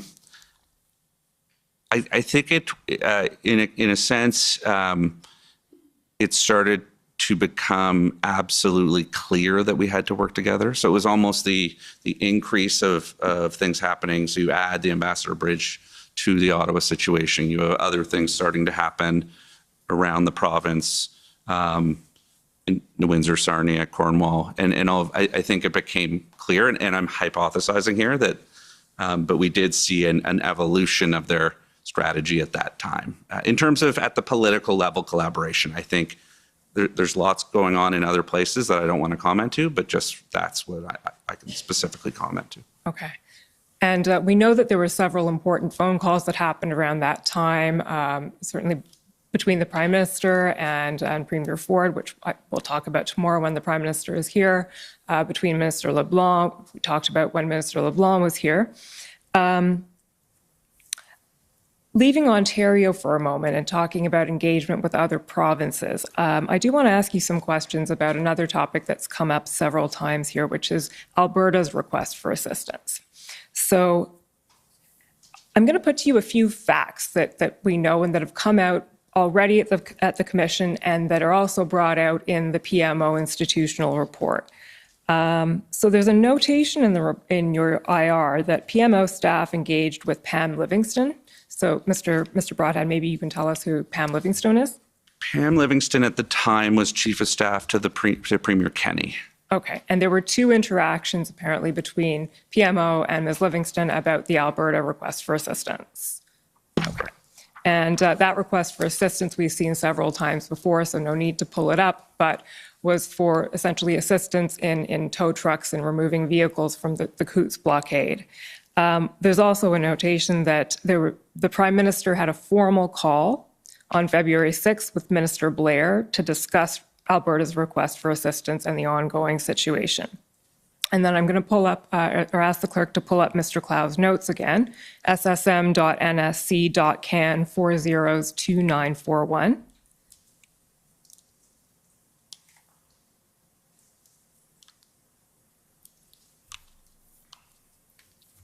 So this is the notation I said we'd come back to. This is the meeting that you're having with the Prime Minister on February 6th, and the notation, there it is, thank you. Coutts persists, but traffic is moving. Alberta asked for RFA. We don't see CAF being able to help with that. So at that point, it's apparently been concluded or decided in some form that the Canadian Armed Forces is unable to assist. Is that correct, Mr. Clow? So the RFA came in the day before that, and it immediately spurred a number of conversations with different offices. Ministers were consulted, and the Prime Minister was consulted on a few different occasions about this. And yes, there was a general sense that CAF should be a last resort, but also in this specific case, I think you've heard from other witnesses as well, but at the time, the discussion was that this was not an appropriate or even useful response to what the problem was. And what I mean by that was were these trucks actually going to be able to do the job? That was all part of the discussion that ensued after the request came in on the 5th. What I'm really wondering about all of these exchanges, and there was a further meeting apparently on the 9th where, again, this time it was Ms. Telford, Ms. Charette, the Prime Minister, and Ministers LeBlanc, Mendicino, and Blair all discussing the RFA during one of the meetings that was held. Why was this RFA treated quite differently than most are? This was elevated to the level of the PMO and the Prime Minister, which most requests for assistance are not. Can you explain or elaborate on that? And you might want to add to this, but we are usually made aware of requests for assistance. wherever they're going in government. And in this case, we were obviously following everything to do with the blockades and the occupation very, very closely. And in this case, because the feedback from departments was coming that there wasn't a way to help, and what we were trying to do was support anybody who needed assistance on the ground. And so if Alberta was asking for help, we wanted to be able to support them. So it just led to a lot of conversations. It kind of comes to the role that our office often plays of coordination and facilitation, because we then started reaching out and asking questions of other departments saying, does anyone else have the equipment that they might be looking for? It may not be appropriate for CAF and they may not have the equipment, but is there that equipment somewhere else that could be found? So I think, as is in the interview summary, we even went so far as to say, does Parks Canada have this kind of thing? Because the goal was to be able to assist if we could. Maybe if I can just add, I think that, we also looked at, can we reimburse if they find them privately? Should we reimburse that? So I kind of push back a little bit on that. This rarely happens. Like in a case where the process comes through and it goes to the minister, and I've known of other cases where it was like, no, we can't assist. The minister's office will often flag it to us, and we'll ask questions about, well, have we explored this? And I can remember other instances where that was the case, where we just pushed more to find other solutions that in the kind of narrow band of the RFA process they may not have thought of. Okay, that's fair. It's the request for assistance that we're dealing with in the commission. It's the only one that we've seen this pattern in, but that's fair explanation. Okay, I'm going to want to shift gears now and talk about what you were hearing during this process with various stakeholders and interlocutors, both nationally and internationally. So, Mr. Clow, I'll start with you. We know you had a few conversations with a man named Juan Gonzalez, who's the special advisor to President Biden. Can you tell us about those conversations and what you were hearing from him? Yes. So I heard from Juan Gonzalez. He is part of the national security team in the White House, and we'd interacted on a few files before the Convoy protests. And he reached out, I believe, on Wednesday, February 9th. At that point, it was a request to connect National Security Intelligence Advisor Jody Thomas with the White House Homeland Security Advisor to urgently discuss the Windsor blockade, but also other border blockades that were in effect at that time. So Juan and I had a bit of back and forth about that. That then led to a number of conversations, some of which you heard about this morning from the Deputy Prime Minister. But there were various interactions between the Prime Minister's office, PCO, several ministers' offices, and their counterparts in the United States, in the White House, and different departments in the United States, because they became seized with the border blockades that were impacting them quite significantly. So you mentioned that we heard this morning from the Deputy Prime Minister that she was hearing a lot of concern from officials in the United States about what was going on, and some encouragement, if we can put it that way, to bring a swift end, given the impact this was going to have on Canada-U.S. relations and trade. Were you hearing similar concerns from the people you were talking to in the United States and or in other countries? Absolutely. And the concern was not only about trade, economics, dollars and cents. It was for sure.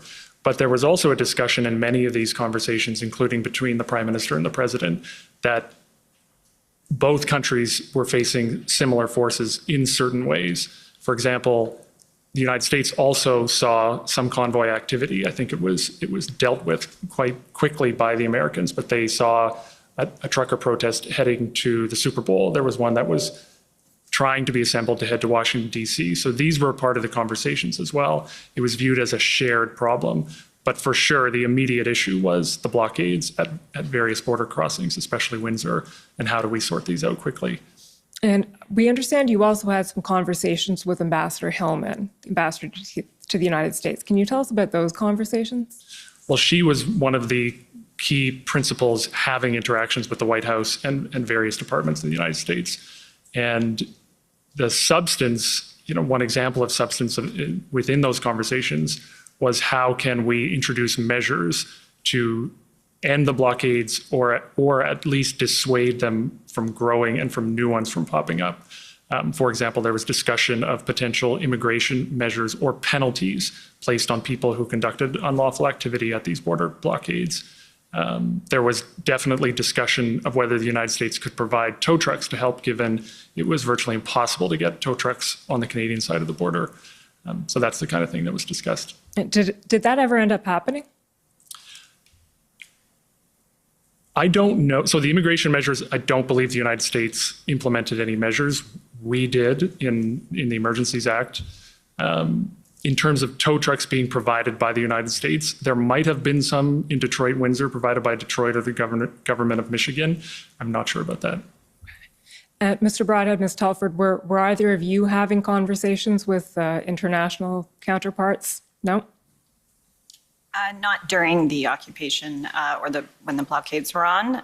For months afterwards, I can say, including up until recent summits, though, this is a topic that continues to come up with counterparts from various countries. And the Prime Minister also had calls during the occupation with other world leaders where this was a topic that was coming up because they were watching what was happening in Canada and concerned that they were starting to see the same thing in some of their countries, and they were concerned about copycat situations. So this has been an ongoing conversation with international leaders. Okay. And I would just add as well, another feature of all of the conversations between the Americans and us, including the call between the Prime Minister and the President, was the fact that a lot of the support for the unlawful activity here in Canada was coming from the United States in terms of money, in terms of people, and in terms of political support from some of the most prominent U.S. political figures. Millions of dollars came in from the United States, according to published reports. Chief Slowly announced that there were American citizens who had traveled to join the occupation in Ottawa. So that was also a feature of the discussions here. The flooding of 911 phone lines here in Ottawa came largely from Americans, as announced by Chief Slowly and the Ottawa Police. So this was very much a shared problem, and we were talking about it in that sense. We've heard about some of that already at the Commission. You speak of the foreign funding, and we explored that a bit this morning with the Deputy Prime Minister, and it was found in the end that there were millions of dollars coming from the United States, from private donors. So there was no foreign state funding coming in. Would you agree with that? Yes. Okay. And we've also established that there was little information available to the government at the time of the convoy of how much money was coming in from the United States. That wasn't really information that was available to the government at the time. Would you agree with that? It definitely became more apparent as time passed, and I totally agree with you. It is cloudy and unclear, and it's concerning that it happened. But one example I would give, I mean, we felt quite strongly at the time that it was happening. And proof of that, I would say, is when GoFundMe paused the account, you saw some of the most prominent American political figures attack GoFundMe. And they didn't do that for no reason. They did it because it was clear to them, and it was clear to us that a lot of the funding was coming from Americans. Okay. So you've taken me to what I actually wanted to ask you about, which is one thing we haven't heard much about so far is political commentary coming from the United States. So you'd mentioned prominent political figures who are weighing in on all of this. Can you tell us about some of that, some of what you were hearing or observing on that front? The issue there were a number of examples from senators, from governors, from the former president. And the issue there is not that individuals and politicians aren't allowed to comment on politics and policies in other countries. It happens all the time. But the concern for us was it was direct encouragement for unlawful activity that was hugely damaging to the country, including the border blockades. So that's why I raise it here, and that's why the President and the Prime Minister spoke about it. It was the support for unlawful activity. Okay. Mr. Clerk, can you please pull up Mr. Clow's notes again? So that's ssm.nsc.can 402941. Remarkably effective note taker.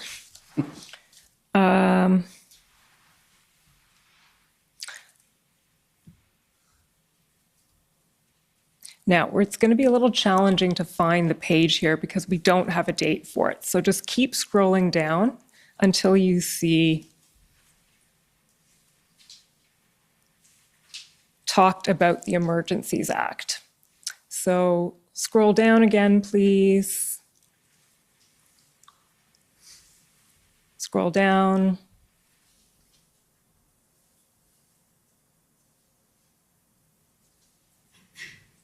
Keep scrolling. Keep scrolling.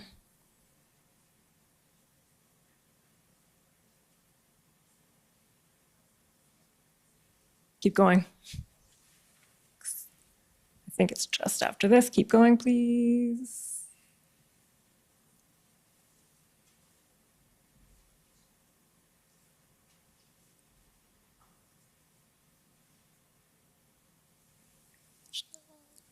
There's a lot of blackout in this, so it's a little challenging.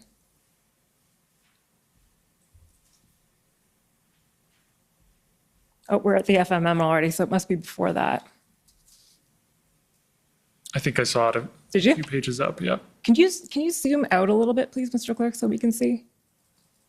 Thanks. Okay. Keep going up a little bit. And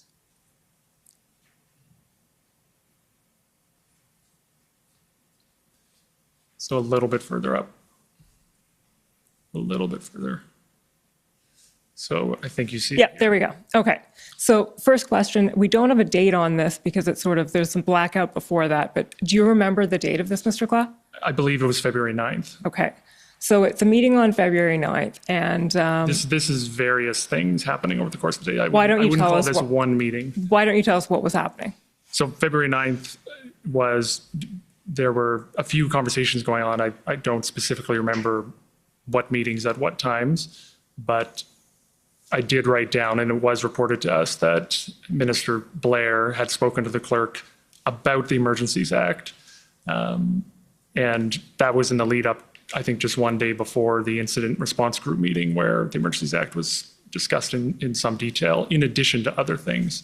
So this was just a report to us that that conversation had happened between the minister and the clerk. Okay, so around February 9th, we're getting to the point, as we know, where the federal government felt a need to perhaps intervene in the situation and bring this to a close in some way. So as you say, Blair spoke to the clerk and talked about the Emergencies Act on the options. Can you just read your handwriting there? Didn't commit on the options. Emergency could be peace if that sounds like we have authority. And then a reference to Nathalie Drouin, the deputy clerk, and Fort So Justice. I see this as discussions are happening about how we can help, what more we can be doing.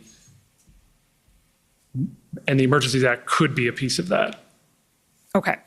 And we know that the following day, the Prime Minister convened the first incident response group meeting. Yes. So I'd like you to tell us a bit about that meeting, the decision to convene the IRG and what that meant in the Prime Minister's eyes, in your eyes, and what an IRG really is. I think as the clerk may have spoken to already, and I think as these notes show too, the meetings were becoming increasingly frequent with added ministers and different departments getting involved because of the request for assistance amongst a growing number of blockades now, as well as protests in different parts of the country. And the occupation, of course, is now really entrenched in Ottawa. And so as we were having these meetings, the clerk, I believe, advised the Prime Minister, though it made good sense to the group of us at the time as well, that it was time to formalize our structure moving forward, and that we were at a point of national crisis, and that's what the incident response group is put together for. It was a group that was, it was a cabinet committee that was created, I believe, in the first mandate of the government midway through, and it is chaired by the Prime Minister. It does not have a set permanent membership. It is convened with the ministers appropriate to whatever the incident is that is being discussed. And the thing that makes it very different from other cabinet committees is where in another cabinet committee that tends to be policy focused and a little longer term. This is obviously dealing with something in real time and something that's crisis-like in nature. But the structural difference too is that officials lead in many ways the conversations within the IRG meetings space, and they are right at the table. So whereas at a cabinet committee meeting, the ministers would be sitting around the cabinet table and the officials might be sitting to the side, they may very well be making presentations, and then the ministers would be discussing those presentations, or they might speak up to make clarification when their ministers call on them for that clarification. At an IRG meeting, the principal presenters are officials. And so whether it's the NSIA, whether it's the commissioner of the RCMP, whether it was the head of CSIS, depending on the incident in past, it might be the CAF and the chief of defense staff. And then the ministers are called on by the Prime Minister to add anything that they might see as not having been covered, to add any thoughts they have on the basis of the information that's been presented. But they are all sitting around the same table, which makes it quite a different meeting than really any other. And what's the purpose of that? Why is an IRG structured like that with direct input from officials? I think for a number of reasons, it's their expertise and getting it in real time to the Prime Minister and to the ministers, and things are moving very quickly. And it's so it's an efficiency and an effective kind of tool to bring everybody to that same table and convene the leadership of the different security agencies for whatever the security incident is, and to hear from people directly. Okay. So essentially you remove the sort of the layering up, and instead the Prime Minister has direct access to all of the inputs that he may want or need. As do all of the other ministers, because they then get to hear directly from the heads of the different agencies or law enforcement heads. Okay, fair enough. So we've been through the content of many of the IRGs. One theme I want to pick up with you is something that was eventually brought to the IRG on February 12th, but has been a discussion at the Commission throughout, which was the idea of whether the Prime Minister or anyone from the federal government should engage with the protesters and attempt to bring this to a close through either some sort of negotiation, some engagement, some speaking. So the first thing I'll bring up on that point is, Mr. Clerk, it's PB.can.401184.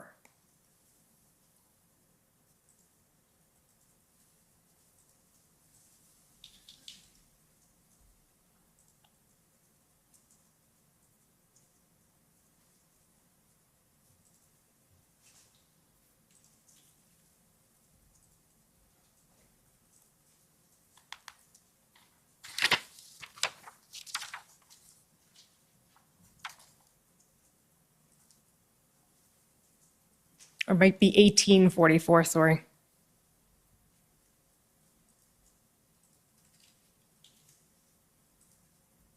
Ms. Telford, this is a text exchange on February 6th between you and Minister Menachino. So it's early days, but as I said, this theme of interaction, negotiation is something that came up. Okay, can we scroll down, please, Mr. Clerk?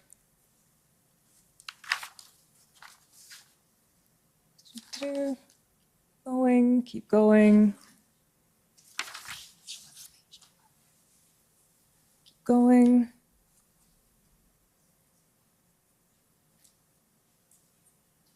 Page 8, please. Okay, here we go. So if we can blow that up, it's really hard to read, but you'll see a notation here: lawyer, arbitrator, mediator, author, suggested by Anne McClellan as a possible interlocutor. Again, I think it's a long shot for the reasons we discussed. Also, I noticed after we hung up that we didn't even spend a moment on politics and readiness. Okay, so that part of it may not be all that relevant. But do you remember this text exchange, Ms. Telford? Now that I see it. Okay, and do you remember the idea of discussing a possible interlocutor at that point and what was going on? Can you fill that in for us, please? Look, I think over the course of, right from the beginning of the occupation, when it became an occupation, there were numerous people who were trying to suggest anything they could to try to find a way to assist. And I think that's what Anne was doing here. I've received, and I believe it's part of the documents as well that you've received. I received suggestions from numerous other people as well. MPs were raising names with us. There were suggested names of MPs from other parties who were coming forward, wondering if they could help. There was a lot of people that were trying to find a way to figure out if an engagement could work. And no one was able to take it past that first thought. And so no one could figure out who they should talk to. There was no clear leadership on the other side. There was no clear understanding of what they would even be talking about. The police were already, as we were being informed through the incident response groups, they were already engaging at a certain level. And so it wasn't clear what this engagement strategy would be, let alone if it could have any effect. And, I think there's a difference too between engagement and negotiation. And the Prime Minister and the Cabinet, the government, wasn't prepared to negotiate public health measures that were rooted in science. I also am not sure, and I think a lot of people weren't sure at the time, that that's what this was all about. And so figuring out what the topic of the conversation could be, let alone who it could be with, that could have any effect on changing the circumstances, when no one could answer that question, really these conversations didn't move past the initial suggestion of, I wonder if. Okay, so at this point, this is part of the conversation. We're still in sort of early days of the protest, and I think what you're taking us to now is what's come to be known as the engagement proposal, and we've heard some evidence on that. And Mr. Clerk, you can take that one down, please, and pull up following ssm.nsc.can402958. So, Ms. Telford, I think what you've just been referencing has been canvassed before the commission a bit, and it's Mr. Deputy Minister Stewart's engagement proposal that he prepared with the assistance of Marcel Boden from the OPP-PLT. And this is now the evening of February 11th. It's a text that Minister Mendicino sent to you saying, hey there, we got some very last minute and thin paper tonight on an engagement strategy. From my deputy minister, apparently socialized it with several people, including the Ontario government, not me. We'll just scroll down and see the rest of the text, please. He says it's unclear whether PCO, RCMP, or Ontario supports this, but he's flagging this as a concern about information flow. And then he says at the bottom, sorry, but had to let you know, Marco. So can you tell us a bit from your perspective? We've heard Minister Mendicino's perspective on it, but what was your perspective receiving this text? And do you know why Minister Mendicino was essentially apologizing, saying, sorry, I'm just letting you know about this?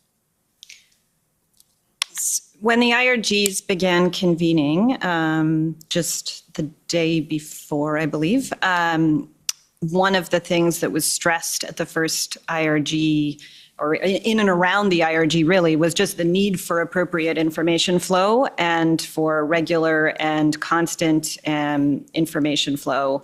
And so I believe that's what he's saying sorry for there, is he's letting me know that there's this information that is now floating around that has already gone to some people and it had not kind of followed the usual channels. And I think he was sorry that it was the hour that it was, that we were all trying to grapple with what to do here. But I had also just received the paper previously from the clerk, I think about an hour before, by the looks of this. And so I wouldn't read too much into the sorry, and we were much more focused on the draft and ultimately what was decided later that night after I talked with the clerk, and I then called the Prime Minister, and the Prime Minister agreed to put it on, with the suggestion that was coming from the clerk, he agreed to put it on the agenda for the IRG the next day for discussion.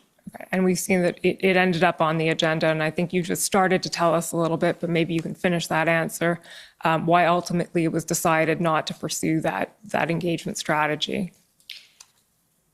In some ways, it's what I already touched on, which is this was one more proposal that was not yet at the place that one could act on. There were too many unanswered questions. There was no clarity in terms of who the discussion would be with on either side of the discussion, and what the discussion would be about, and what it might result in. And so, while everyone, including the Prime Minister, was encouraging everyone to put every option on the table, and it's why this was put on the agenda ultimately, there wasn't anything further to pursue on this at that time. Okay. Thank you, Mr. Clerk. You can take that one down.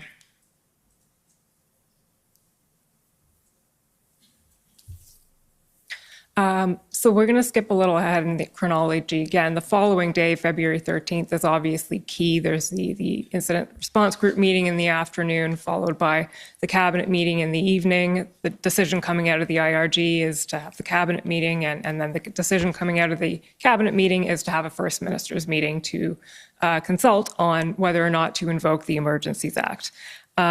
Mr. Clerk, can you pull up ssm.nsc.can 402941? It's Mr. Clow's notes again, this time at page 22. So when Minister LeBlanc testified a few days ago, we went through some of the comments, the record of the readout of the First Minister's meeting and some of what was expressed by the provinces there. And these, I believe, are Mr. Clow's notes of that same meeting. And I'm wondering whether we can go through a bit of these, and Mr. Broadhead, maybe this is best directed at you, but whether you can fill in a bit of the context about what was being expressed during the First Minister's meeting by these various premiers, and whether or not, in your view, it coincided with what you've been hearing up to then about solving the problem of the convoy. Sure, I'll start, and then my colleagues can add. I think it was quite consistent with what we had heard before, but I think it was a very robust conversation. We had the ministers, Minister Lametti and I believe Minister Mendocino or LeBlanc and the Prime Minister speak. Then the Prime Minister went across the country in terms of making sure he heard from each of the provinces and territorial premiers. I think we had known on where not that specifically on the Emergencies Act, but we had known from conversations with Ontario what they were kind of feeling generally. We had heard from a lot of the provinces, so I think it was quite an interesting conversation. I think we did learn a lot, and just to use a couple of quick examples, some of the issues around supply chain that Newfoundland and Nunavut brought up, and concern from the Premier in the Northwest Territories about a blockade, concerns from Premier Horgan about RCMP being stretched too thin, as a contingent had been sent to support another part of the country. And it really kind of showed the national nature of it and the kind of variety of issues folks were facing. And even the folks who were, I would say, more concerned, such as the Premier of Alberta or the Premier of Saskatchewan, even they had said things like, well, I won't quibble with the use of the Emergencies Act, but I'm worried about inflaming folks, which was something we were concerned about, had talked about at IRGs, was a real cause of discussion. And same with Premier Moe, who said, the 6 things you've mentioned sound reasonable, but I'm worried about inflaming. So, and even Premier Legault talking about, the Sûreté de Quebec and, and the dynamic between the Sûreté and the RCMP, and us having to kind of, discuss where those boundaries were with them in calls Minister LeBlanc mentioned after with Minister Lebel, I believe it was, really showed like it was a very meaty conversation, I found, and but not one where I think we were shocked by what we were hearing because of the outreach that had happened in advance. Ms. Telford? I would just add that This was, I'm not sure there's a prime minister in Canadian history that has had as many first ministers meetings as this prime minister has because of the pandemic. And so they were such a regular occurrence. And this group of premiers know each other quite well because of that. And while, there are perhaps sometimes more pointed and more partisan statements made in public facing environments, in these meetings that they have, and I think you can see that in the notes and in the descriptions of it, they are thoughtful conversations, and they do come at things differently. There's no doubt they have different, regional needs, and we're facing different things in different parts of the country. But as Premier King, I can still remember saying, toward the end, he was one of the later speakers as per the notes, and him saying to the Prime Minister, I know you don't take this lightly. And this was a thoughtful conversation. And because they really were grappling with, even those who were concerned about the potential for inflammation if the Emergencies Act were invoked, even those who were concerned about it in their specific regions, understood there was a broader national potential national need here, and that the Prime Minister had the authority ultimately and potentially and the need to do this. And so even those who were showing some reluctance from their kind of premier perspective of their particular province were showing an openness or a recognition, as Premier Kenney did, and sort of saying, I won't quibble with you on whatever you have to do with the Emergencies Act ultimately. And I think that speaks to, they'd had an FMM just a couple of weeks prior to this that was solely focused on, before all of this had started, as par for the course now during the pandemic, because we need to remember the time we were in, which was the height of Omicron. And so they'd actually had an FMM I think it was January 10th, where they were talking about the new mandates that the provinces were having to put into place. And we were looking to support them on that front. So this is a group that has navigated crises for a couple of years together in many, if not most of their cases. Okay, that's helpful context in understanding comments like you just brought up. Premier Kenney saying, I don't quibble with the use of the act. Mr. Cloud, do you have anything to add on this front? I think it's been well covered. I would just emphasize, I know it's been addressed here and elsewhere in the past couple of weeks, but Premier Kenney's comment on this phone call that there was a potentially violent, hardcore group of individuals at the center of the Coutts blockade who were ready to die for a cause.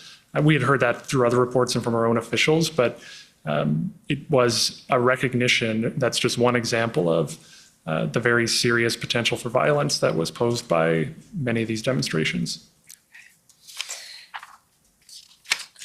Thank you, Mr. Clerk. You can take that one down. So we know that what happened after the First Minister's meeting, which lasted about an hour, there was then, I believe, a call with opposition leaders, and then at some point that afternoon, the Prime Minister received a decision note from the clerk, and fairly shortly thereafter took the decision to invoke the Emergencies Act.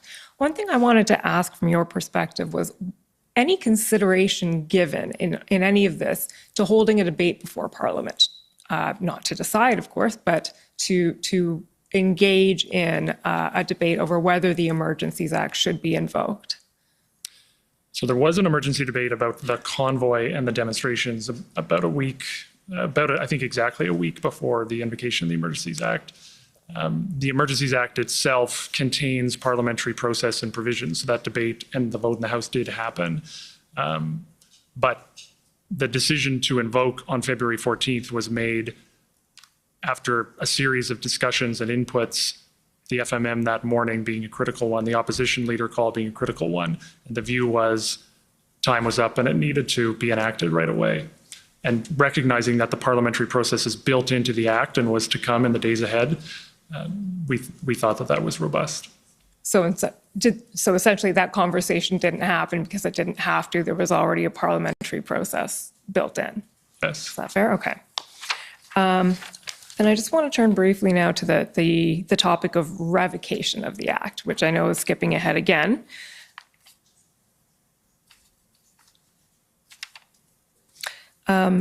Mr. Clerk, if you can pull up Mr. Clow's notes again. I don't know what we do without Mr. Clow's notes here. SSM.NSC.can402941,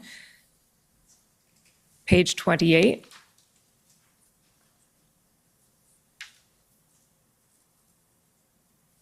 The only thing missing from the notes is clear page numbers. Always number the pages.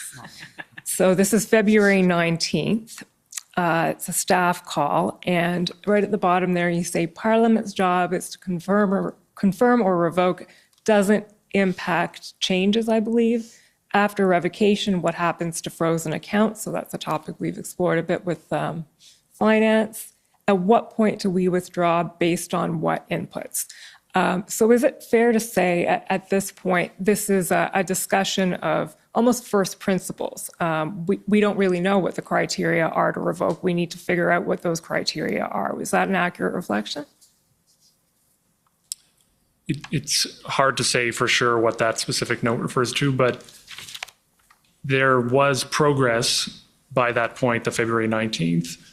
We were far from out of it. There were still a lot of situations. There were still many threats. And if I remember correctly, Ottawa there may have been the beginning of action, but it wasn't done. So definitely at the IRGs and on staff calls and in other conversations, we were beginning to ask ourselves, okay, how long is this needed? And it was always understood and it was made clear by the Prime Minister, this should only be in place as long as it's needed. So we were constantly asking ourselves that very question, what do we need to assess and what will feed into the decision to revoke? Okay, and there was I think what I was saying was there's no playbook for it. So it was essentially a discussion from first principles of trying to figure out what these criteria should be. If we could scroll down a bit, please, Mr. Clerk, to the following day, you'll see IRG. Not that one, February 20th. So keep going.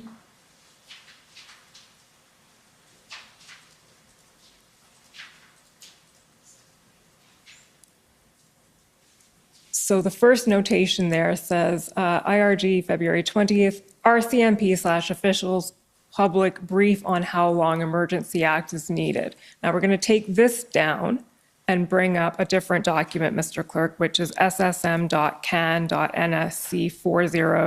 40/2910.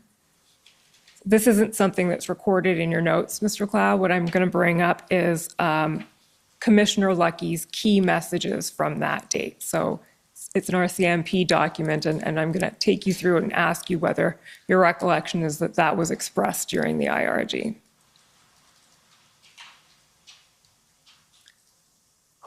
So there we go. So the key messages are, as I said yesterday, the situation across the country remains concerning, volatile, and unpredictable. We are continuing to see a range of protest events and solidarity actions across the country, with ports of entry and legislatures the key targets. I want to underscore two key bottom lines off the top. First, as it relates to Ottawa and Ontario, there is an operational need to maintain access to these powers to ensure that we can finish what we started and prevent any retrenchment, even for the next 2 to 3 weeks.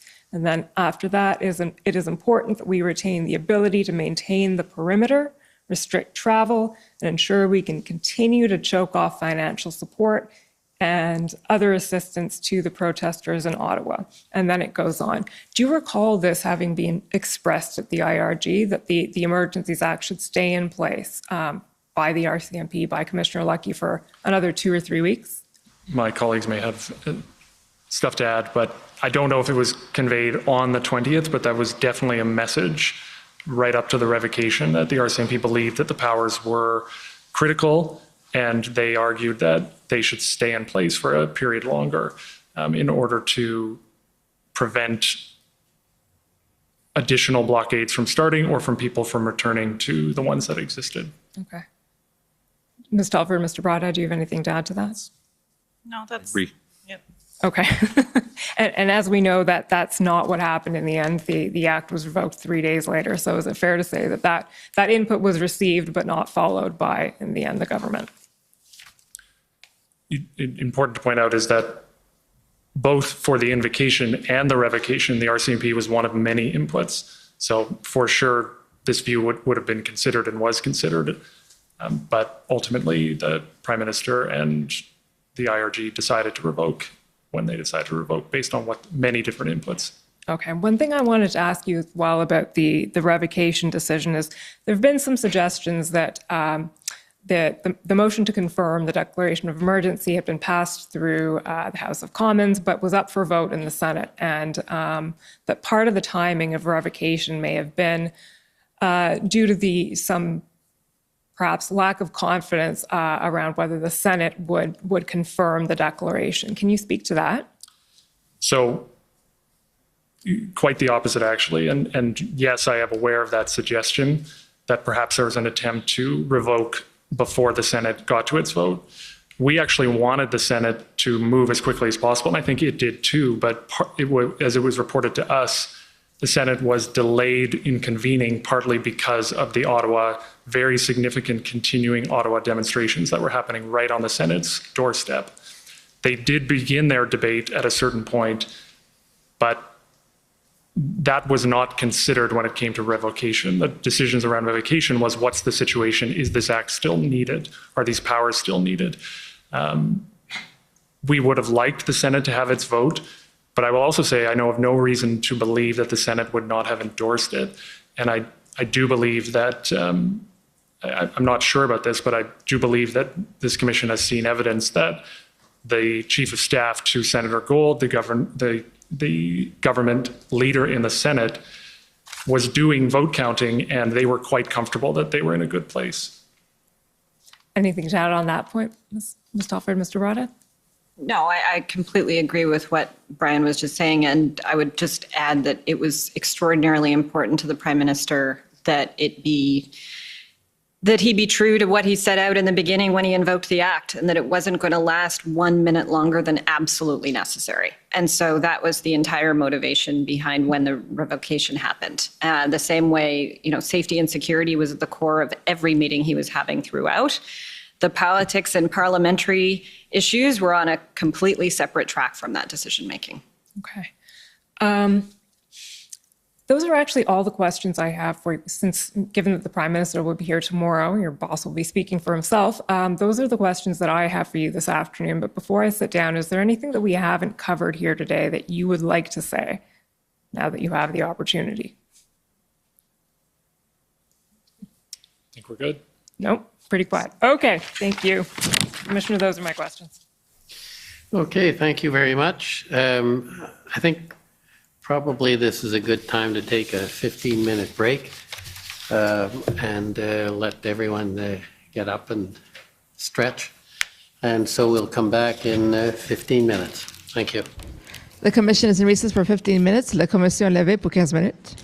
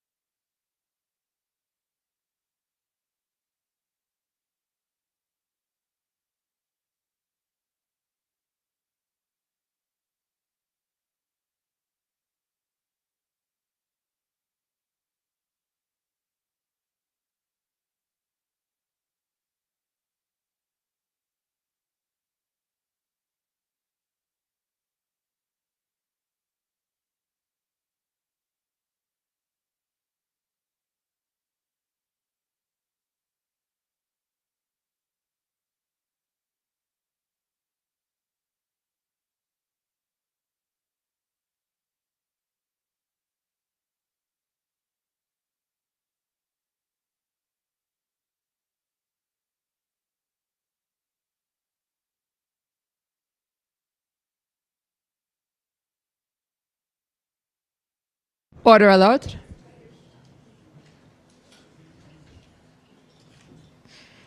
The commission is reconvened. La commission reprend. Okay. Now, the next stage. First, I'd like to call on the Government of Alberta, please.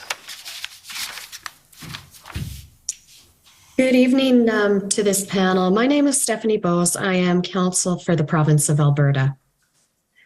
I just want to start with the statement in the PMO institutional report, which indicates that PMO staff engaged with Premier Kenney's Chief of Staff, Ms. Livingstone, on February 5th and 12th. I just want to confirm that during that time, the PMO did not discuss the possible use of the Emergencies Act during those engagements. Is that correct? That it was not me having those conversations, but that is my understanding, yes. Okay, thank you.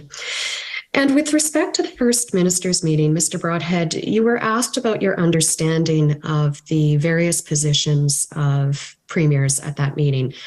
I'd like the clerk to pull up ssm.nsc.can 50625. And these are some expanded notes prepared and produced by the Government of Canada describing that meeting. Once we have them up, I'll ask the clerk to please scroll down to page 3.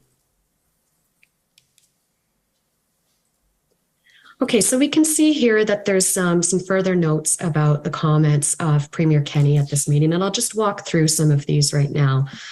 He starts by describing the situation in Coutts and how it went from 1,000 trucks on a rolling protest to 900 going home with 100 staying behind, and then down to a group of 40, which he described as a core group.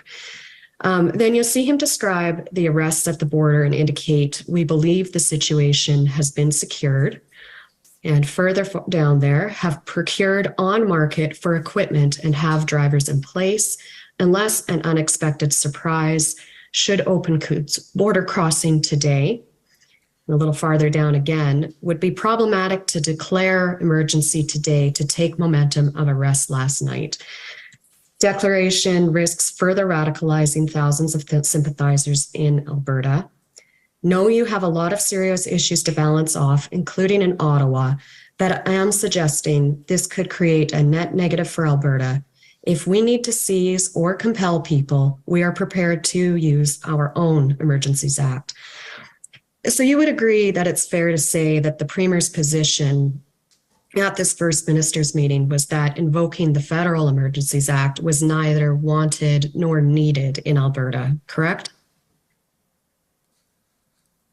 Yeah, I would say he was definitely clear that he did not believe it was needed in Alberta at that time. Okay, thank you. And I'd like to switch tracks with you and ask about what was done to prepare the Prime Minister for the February 13th cabinet meeting, and specifically where his inputs of information came from. So I'm going to ask you, you can answer yes or no, whether the PMO was responsible for providing the Prime Minister with the following information. And that's about the status of the RCMP operation in Coutts. Was it the PMO that was responsible for providing that information to the Prime Minister? No. How about the status of Alberta's acquisition of tow trucks from the private market? The Privy Council leads these briefings that you're referring to. Okay, so I'll just name off a few more, and maybe then you can tell me if there was anything in my list that that the PMO was responsible for providing the information to the Prime Minister. And those are the status of the protests in Windsor at the Ambassador Bridge, the status of opening of the Ambassador Bridge, the status of the OPS operational plan with respect to the protests in Ottawa, or that the Commissioner Lucky was of the view that not all tools available through existing legislation had yet been exhausted. We may have added information if we'd heard it through ministers' offices or through open source information, but the briefing on all the matters would have been led by the clerk of the Privy Council, the deputy clerk of the NSIA. Okay, and thank you. I would just add that we heard at various points in the weeks leading up to invocation of the Act that action was about to be taken in some of the places that you mentioned. And on the point about RCMP stating that not all tools have been exhausted, that was obvious to everyone. In various locations, law enforcement had tools that they weren't able to enforce because there were other more serious issues preventing that. And that's partly why decision was made to invoke the act the next day. Okay, and so you would agree that the Prime Minister had that information as well, that there were tools available, but that they weren't being used? As I said, that was obvious to everyone who was watching what was going on the ground. Okay, thank you. I would like the clerk to please pull up ssm.nsc.can402941. And this is a record that Commission Counsel has taken you through in some detail already. There's just a few places where I was hoping you could help me read some of the writing. So, Mr. Clerk, if you could please scroll down to page 12.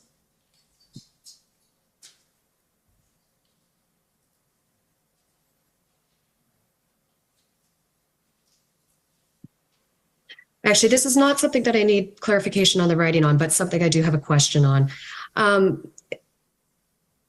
Let me just make sure I'm in the right place here. So if you see on the right-hand side, there's a note beside Brenda, and I'm assuming this is Commissioner Lucky. Is that correct? Yes. Okay.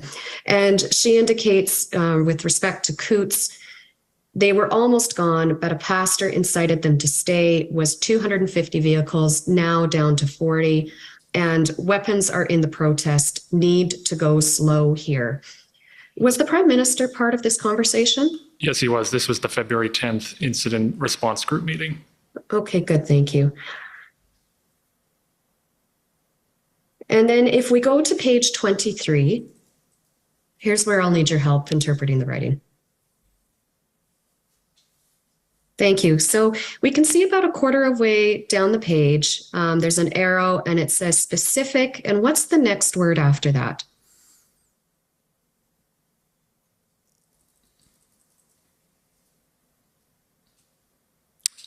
To be honest, I can't read it either. The quality of the photocopy is not strong. Okay. So specific something, draft list, using the money as and then what's that next word there? As a hook for the national stuff. So this was a reference to we knew and we heard on the FMM call that some premiers and some people felt that the act should not be applied nationally. And this comment referred to needing to underscore in the communications that part of the reason the act needed to apply nationally was so that it would apply to financial transactions across the country, given many of the demonstrators were from across the country. And I think you just said that this was about needing to refer in the communications. What communications are you talking about?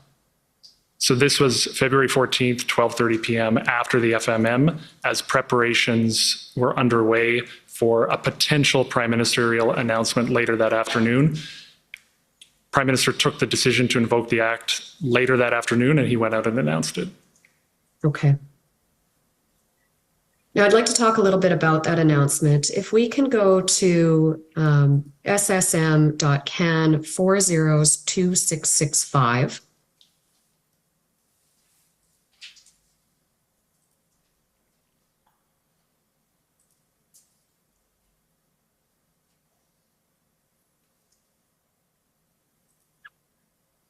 And if we go to the very last email in this record,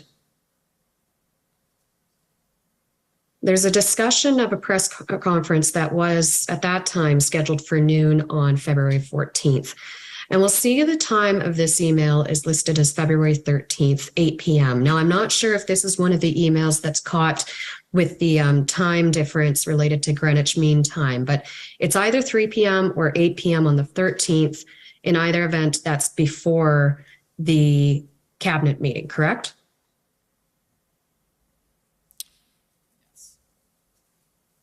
I can't confirm the timing of the email, but okay. It could be. Okay.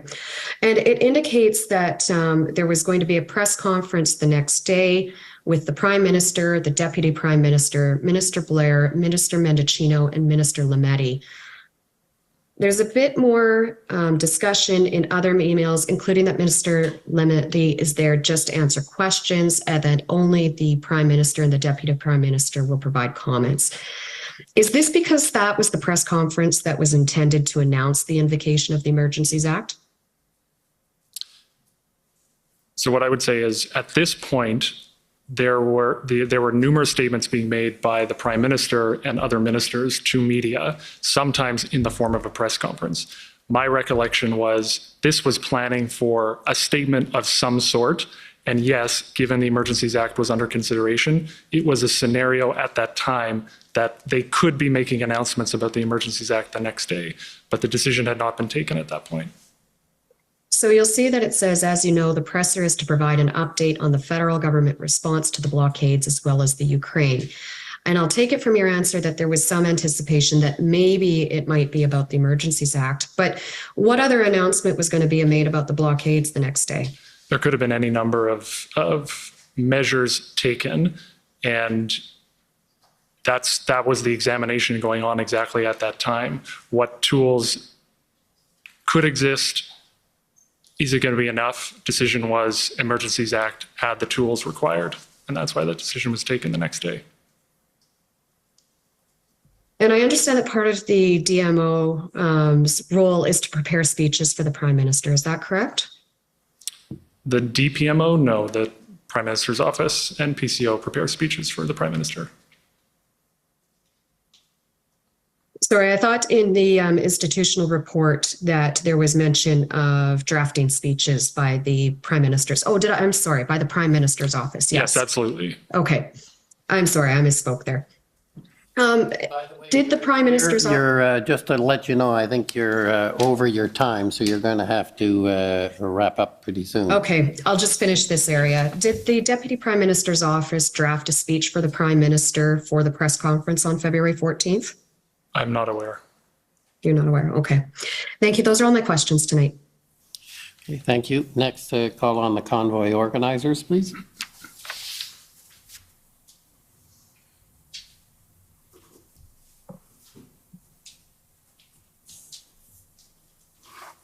Sir, before I begin, I have an issue that I need to address.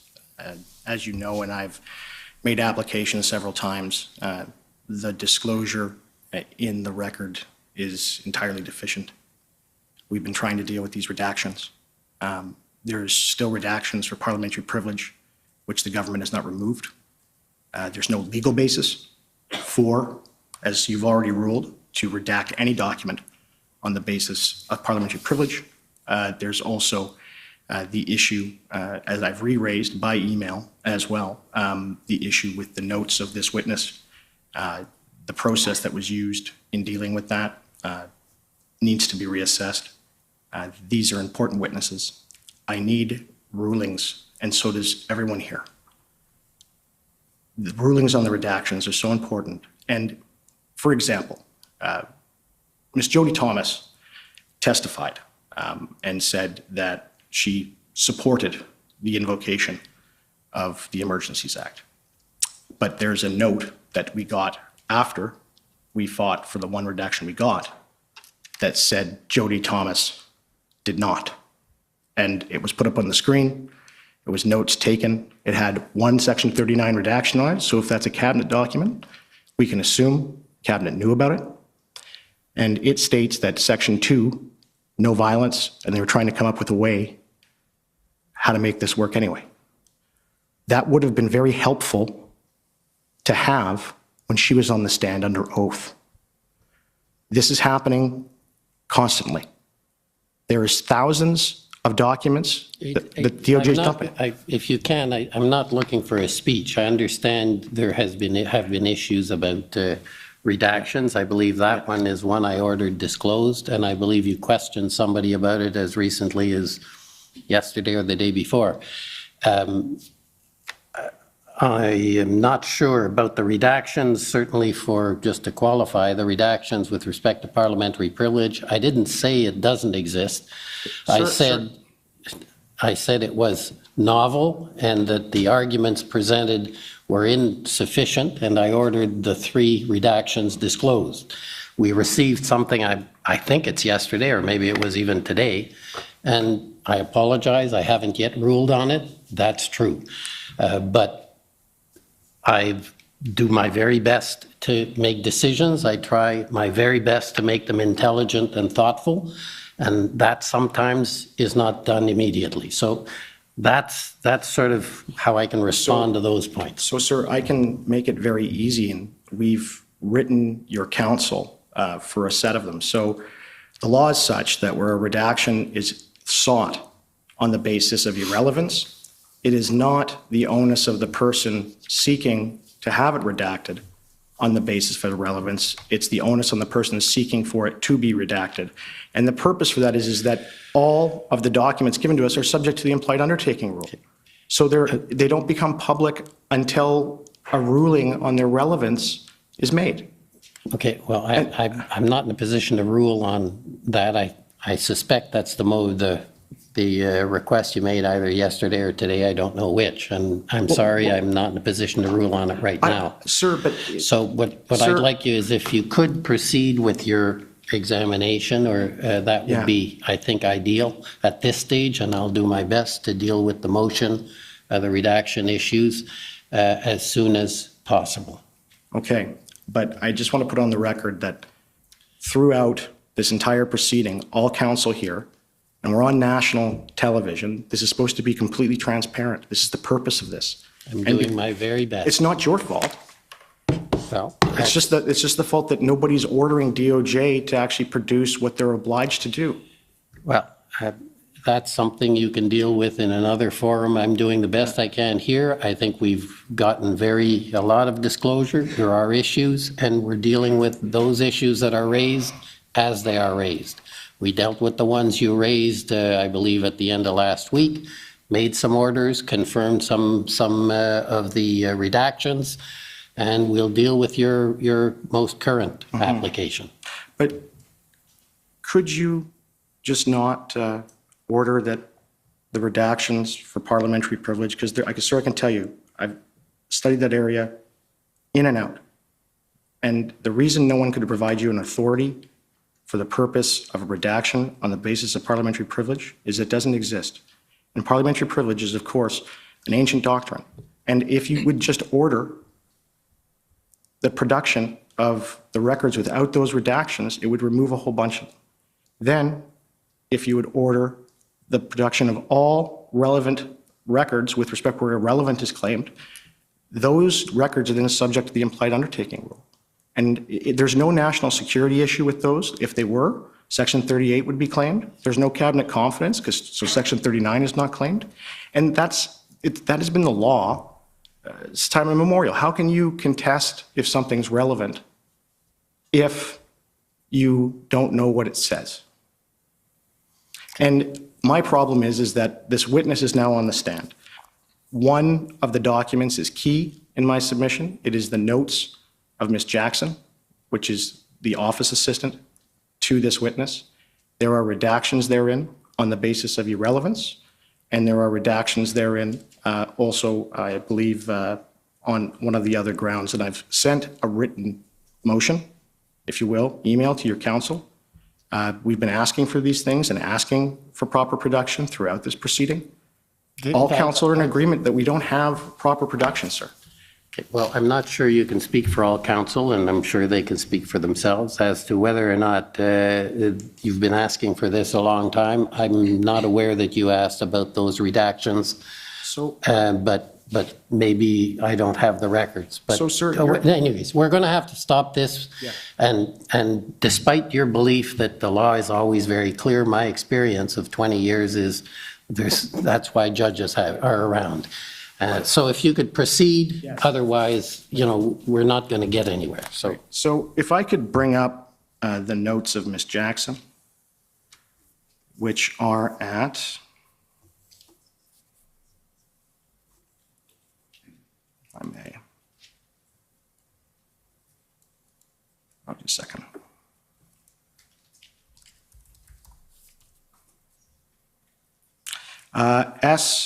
SM.can.7719.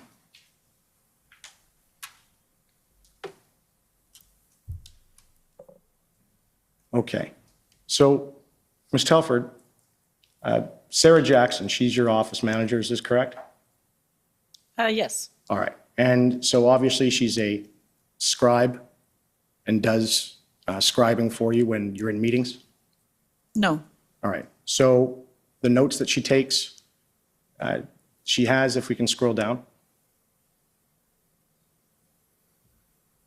And down. Right. So that says KT call, and I take it that's you? KT usually does refer to me. Right. So she's taking notes of a phone call she has with you? I don't know. You don't know. So that's on February 4th. Do you remember February 4th? Yes. Okay. So what happened on February 4th? Well, no, I don't remember in that level of detail. Okay. Is there something you're looking for in particular? Well, I'm trying to find out, because I have to build a record for this. Do you have any idea why anything in your conversation on February 4th in that note would be irrelevant? I don't know. And I take it when you spoke to Ms. Telford, or sorry, to this individual at the time, there was no lawyer present, was there? I don't know what this call is. Okay, so can we scroll down then? So you see there, the government has claimed solicitor-client privilege, okay? And you don't remember speaking with a lawyer on February 4th, do you? As I said, I don't know what this call is. Right, so how would the government know, if you don't know, that this is solicitor-client privileged? They couldn't, could they? So it's redacted, and this is the problem, sir. You have irrelevant. Is there a question? Yes, and so if we can scroll down. Okay. And in that note, on February 4th, I know you don't have a good memory, but in your conversation. No, that's a. No, I know good memory of February 4th. I know she doesn't have a good memory of it, but it wasn't an insult. Blair's current strategy, Emergencies Act, right? So I take it, your understanding, she's writing down what you're saying, and you told her that Blair's current strategy is the Emergencies Act. So it was Minister Blair's strategy to invoke the Emergencies Act on February 4th. That's your understanding, isn't it? No, that's not my understanding. So what was Blair's current strategy, Emergencies Act, on February 4th, 2022? I can't speak to what's written here. You don't remember? No, if you wanted to pull up notes of mine from February 4th, that might be helpful, but I can't Okay. speak to these. Do you have notes from February 4th? I have notes from a lot of days that have been provided. You've been provided? Okay. Have you provided all of them to the Department of Justice? Mm-hmm. Okay. And would you say that you provided notes from each and every single day? From any day I have notes on. Okay. And with respect to this meeting, do you remember what you and Ms. Jackson were talking about? I unfortunately don't know what meeting she's taking notes from here without more context. It may or may not even be a meeting I was in. But obviously, you were discussing the Emergencies Act. The Emergencies Act came up at numerous occasions, as we've said earlier earlier today. Do you think it would assist the tribunal in this inquiry if Ms. Jackson testifies? No, I think I can answer any questions you might have. But you that are can't answer what relevant. that note says. Is there something you're curious about that note in particular? Well, on February 4th of 2022, Ms. Jackson, in a conversation with you, writes down Blair's current strategy, Emergencies Act, right? And you hadn't even had an IRG at that point. I believe you've had an opportunity to speak with Minister Blair. Yeah, and I put this to him, and he said that it wasn't true. So wouldn't it be helpful if you can't remember? I'm not sure that was correct. He said that he never had. I put the note to him, and he said that wasn't his strategy. That's incorrect. That was his evidence. That doesn't mean it isn't true. I mean, all this note says is Blair's current strategy and Emergency Act underneath it. So on February 4th. When was the first time that the government came out and spoke that they were considering invoking the Emergencies Act. Do you remember? Publicly? Yeah. I mean, there were questions from the media where ministers were speaking about the Emergencies Act long before it was invoked. Yeah. And Minister Blair, I discussed this with him, on February 13th, for the first time he went on a show and he talked about that it was under consideration from the outset. But then when he testified here, he said it wasn't. So was the invocation of the Emergencies Act under consideration from the beginning of the protest in Ottawa? The Emergencies Act was something that was discussed at the beginning of the pandemic, and it was a public conversation at that time, as well as a private conversation. There were calls for the Prime Minister. If we can put the document back up, please. Perhaps it's Brian Gover for the Government of Canada. Perhaps the witness could complete her answer to the question without interruption. Oh, no, the document went down. I'm not done. I apologize. So thank you. So, and I understand that there was a consideration of a public welfare emergency, right? That's very different than a public order emergency. You know that. There doesn't have to be a Section 2 security threat, right? And Are you talking about, I'm not sure when you're talking about or you were what you're talking about from COVID, because you said it was under consideration then.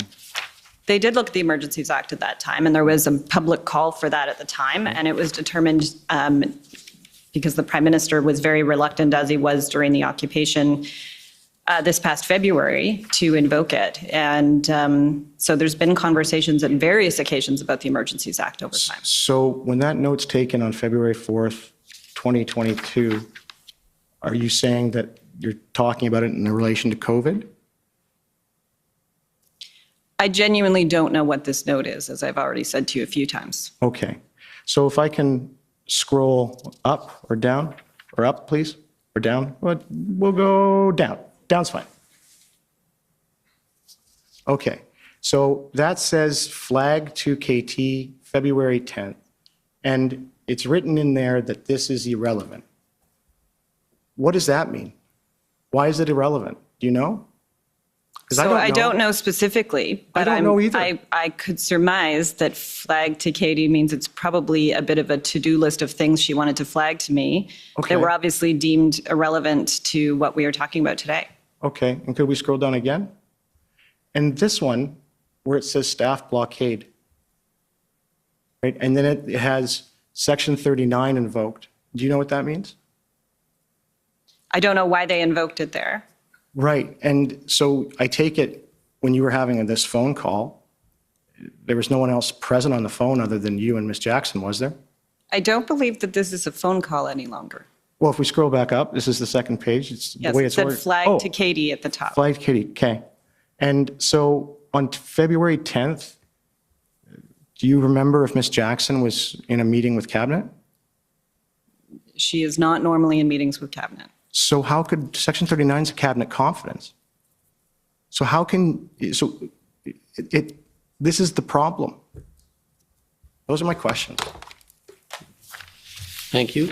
If we could now call on the Ottawa Police Service, please.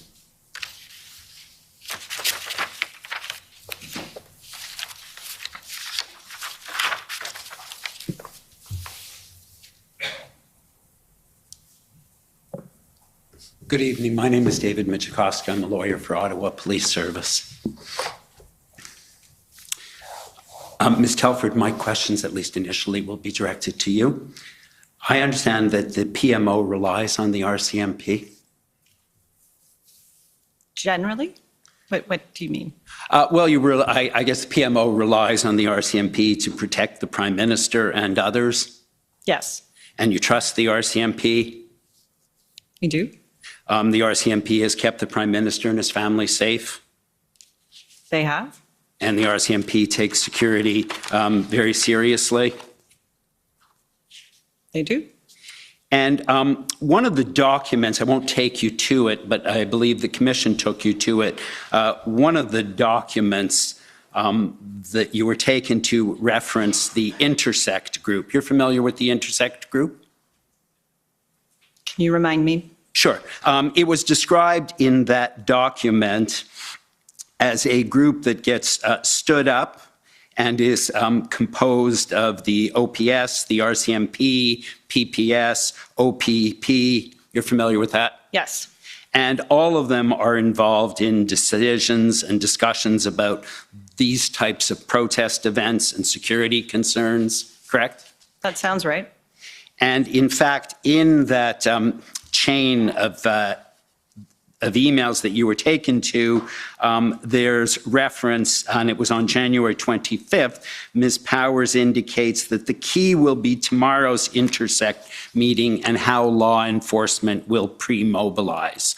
So you're obviously aware that the RCMP, whom you have a lot of confidence in, is monitoring the protest as it's approaching Ottawa, correct? Yes. And on January 27th, and I won't pull it up, but I'll give the reference for the record. It's pb.can401844.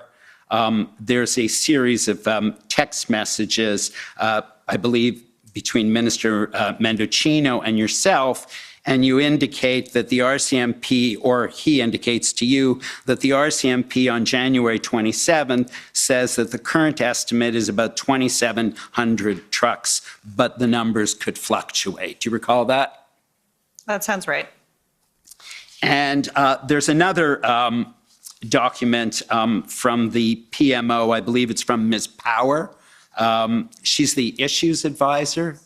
She's one of several issues advisor, but she holds the file for public safety. And so there's an email from her on January 28th.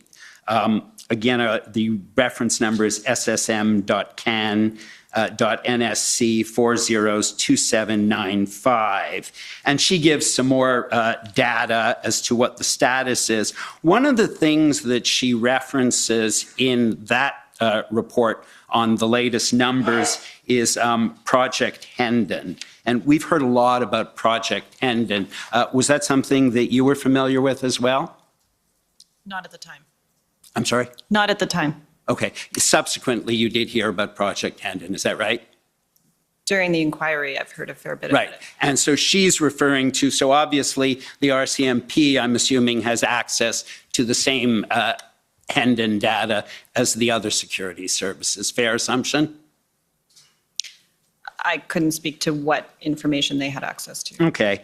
And so what we see when we look at all of these documents that I'm referring to is the numbers of vehicles, of trucks in the convoy in the last couple days before it arrives is a constantly fluctuating number. Nobody seems to be able to get a full grasp on it. Is that fair? It certainly felt that way.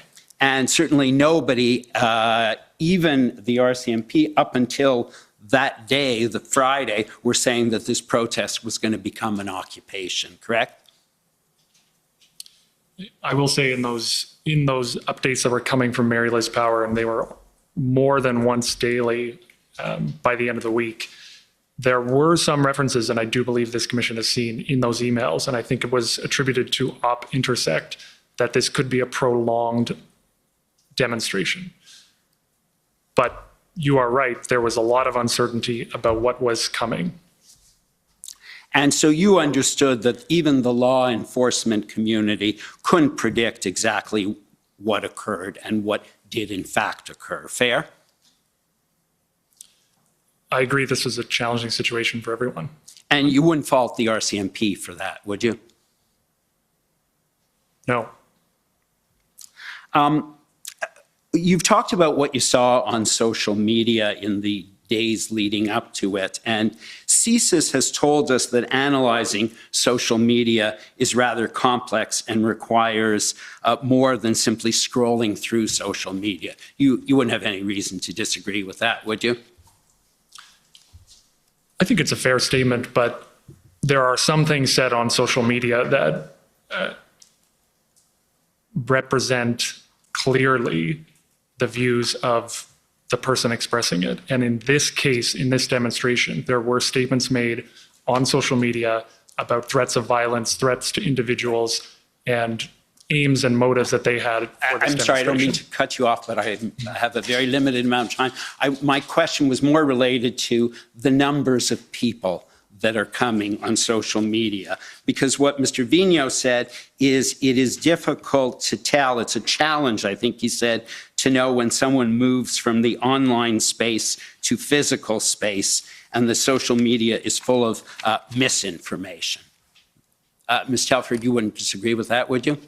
I think it was challenging for everyone, and that's why it was important to bring everyone together at various points. But I do think there was, I think a number of people, including Mr. Vigneault, have spoken about how figuring out the social media space is something that needs to be done coming out of this. Right.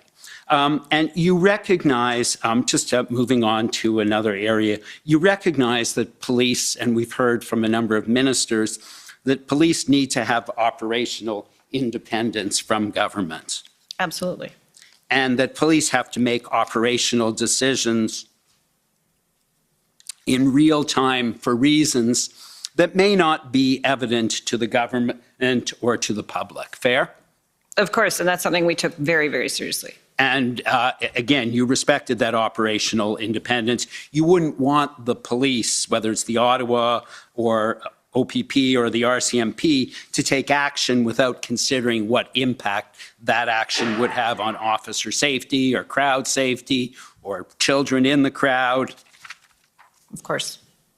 And in fact, one of the lessons of IPERWASH that we've heard is that governments should not be allowed to influence specific law enforcement operational decisions. You'd agree with that? Fair? IPERWASH was actually something I asked after, and we got a verbal brief on very early on. I think it was actually even before before it became even an occupation, because it was something we were very preoccupied about respecting. And it's because decisions, those type of operational decisions, belong to the police based on their expertise and their discretion, correct? Yes.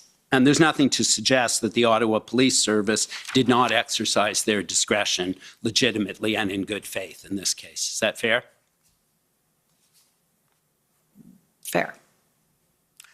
The situation we've heard in Ottawa was, I'm going to use a word that we've all heard a lot in this, was a volatile one. You wouldn't disagree with that. It was extremely volatile. And ultimately that situation was diffused. But you'd agree with me that diffusing a situation like this one is something that takes time. In fact, the Prime Minister, in a conversation with the Governor General on February 5th, specifically made that point when he said it's going to take time to diffuse this. You wouldn't disagree with that, would you? I believe that conversation was a ways into the occupation already. So I don't think I can agree or disagree with whether or not these things always take time. And ultimately, in addition to time, it took a massive amount of additional resources as well, correct? It certainly did in this instance. And those, let me just finish off my remaining minute or two. Negotiations, you understand that before police execute a tactical operation, they will try and diffuse a situation and try to negotiate, right?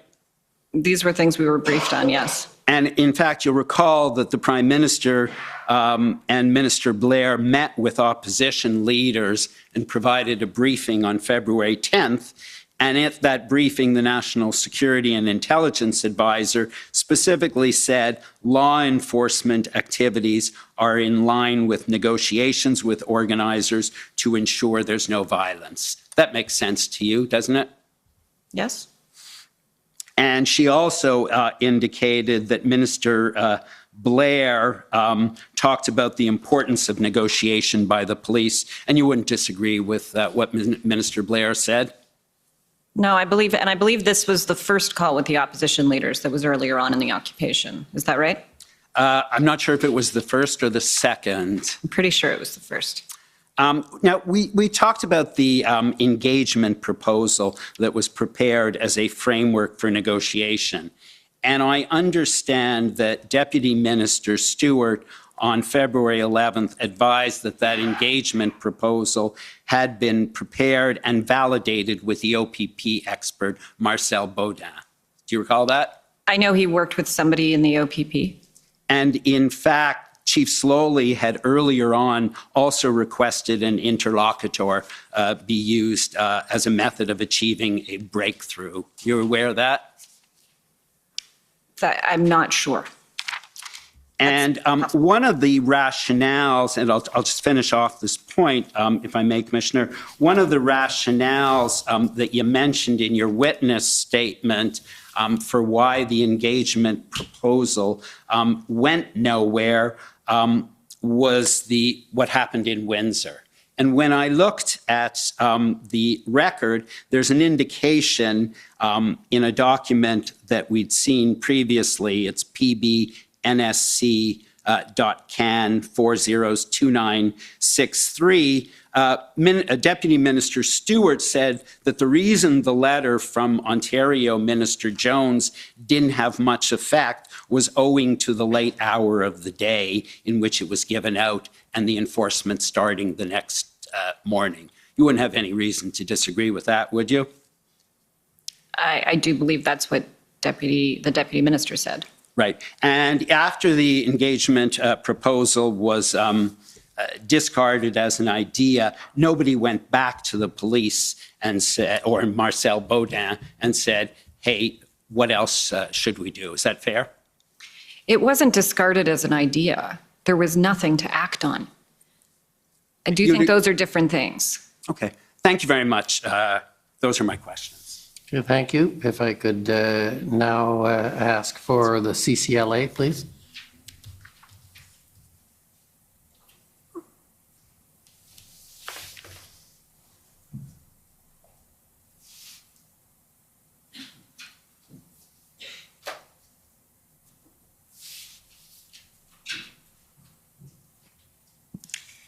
Good afternoon. My name is Kara Zwiebel. I'm counsel for the Canadian Civil Liberties Association.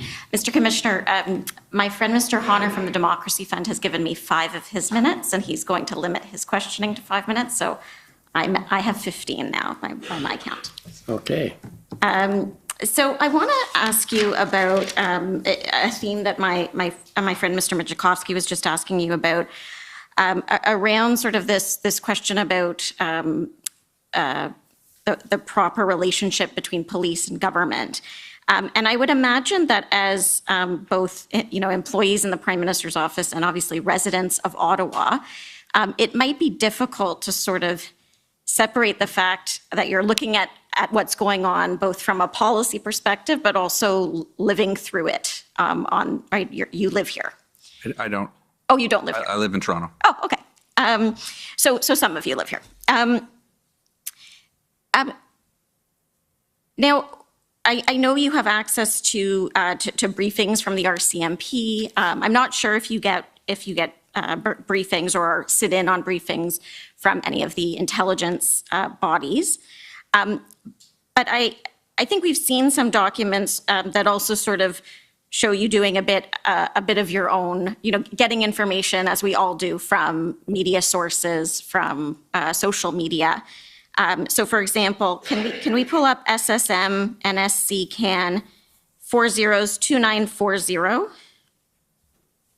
And I think, Ms. Telford, this is a text message between you and the Prime Minister.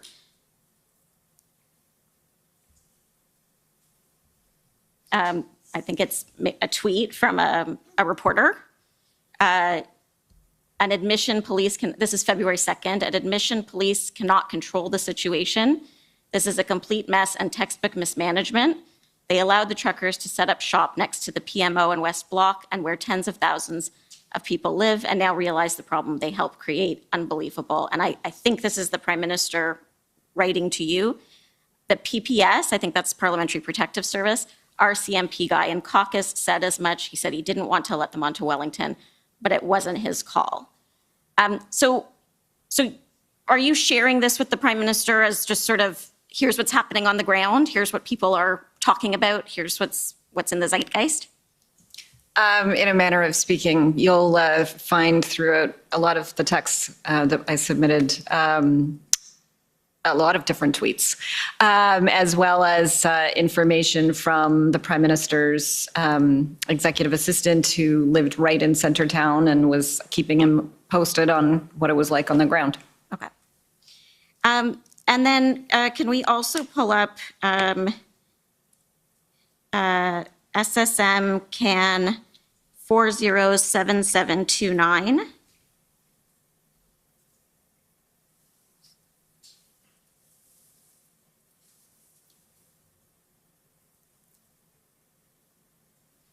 I forget that they're also here, but I can't really see them. So, so over here, again, I think, can we just scroll down just a little bit? So this is Evan Solomon. Just walked through the protest on Parliament Hill tonight, and I spoke to 2 guys carrying fuel containers past police. The police chief said protesters would not be allowed to bring fuel to, I think that's trucks, but these 2 said police aren't bothering them at all, no enforcement. And I think this is you. Sorry, can we scroll up? Was this one of your texts? No, it's not, okay. actually. So what you can't see there is that also in this chat is the Prime Minister's executive assistant, or was executive assistant at that time. Okay. And so that's an example of what I was just describing. Okay. And can we scroll down? So saw this type of thing happen when I left Hill, gas coming in, and cops were just standing, looking at them walk by. We've heard evidence in the commission that at some point protesters started filling jerry cans with water as a bit of a tactic, so that it looked like the police weren't doing anything about gas being brought in, but in fact it was water. Is that something that you were aware of, or have you heard about that during the course of the commission? I've heard a number of things to do with the jerry cans over the course of the commission. Okay.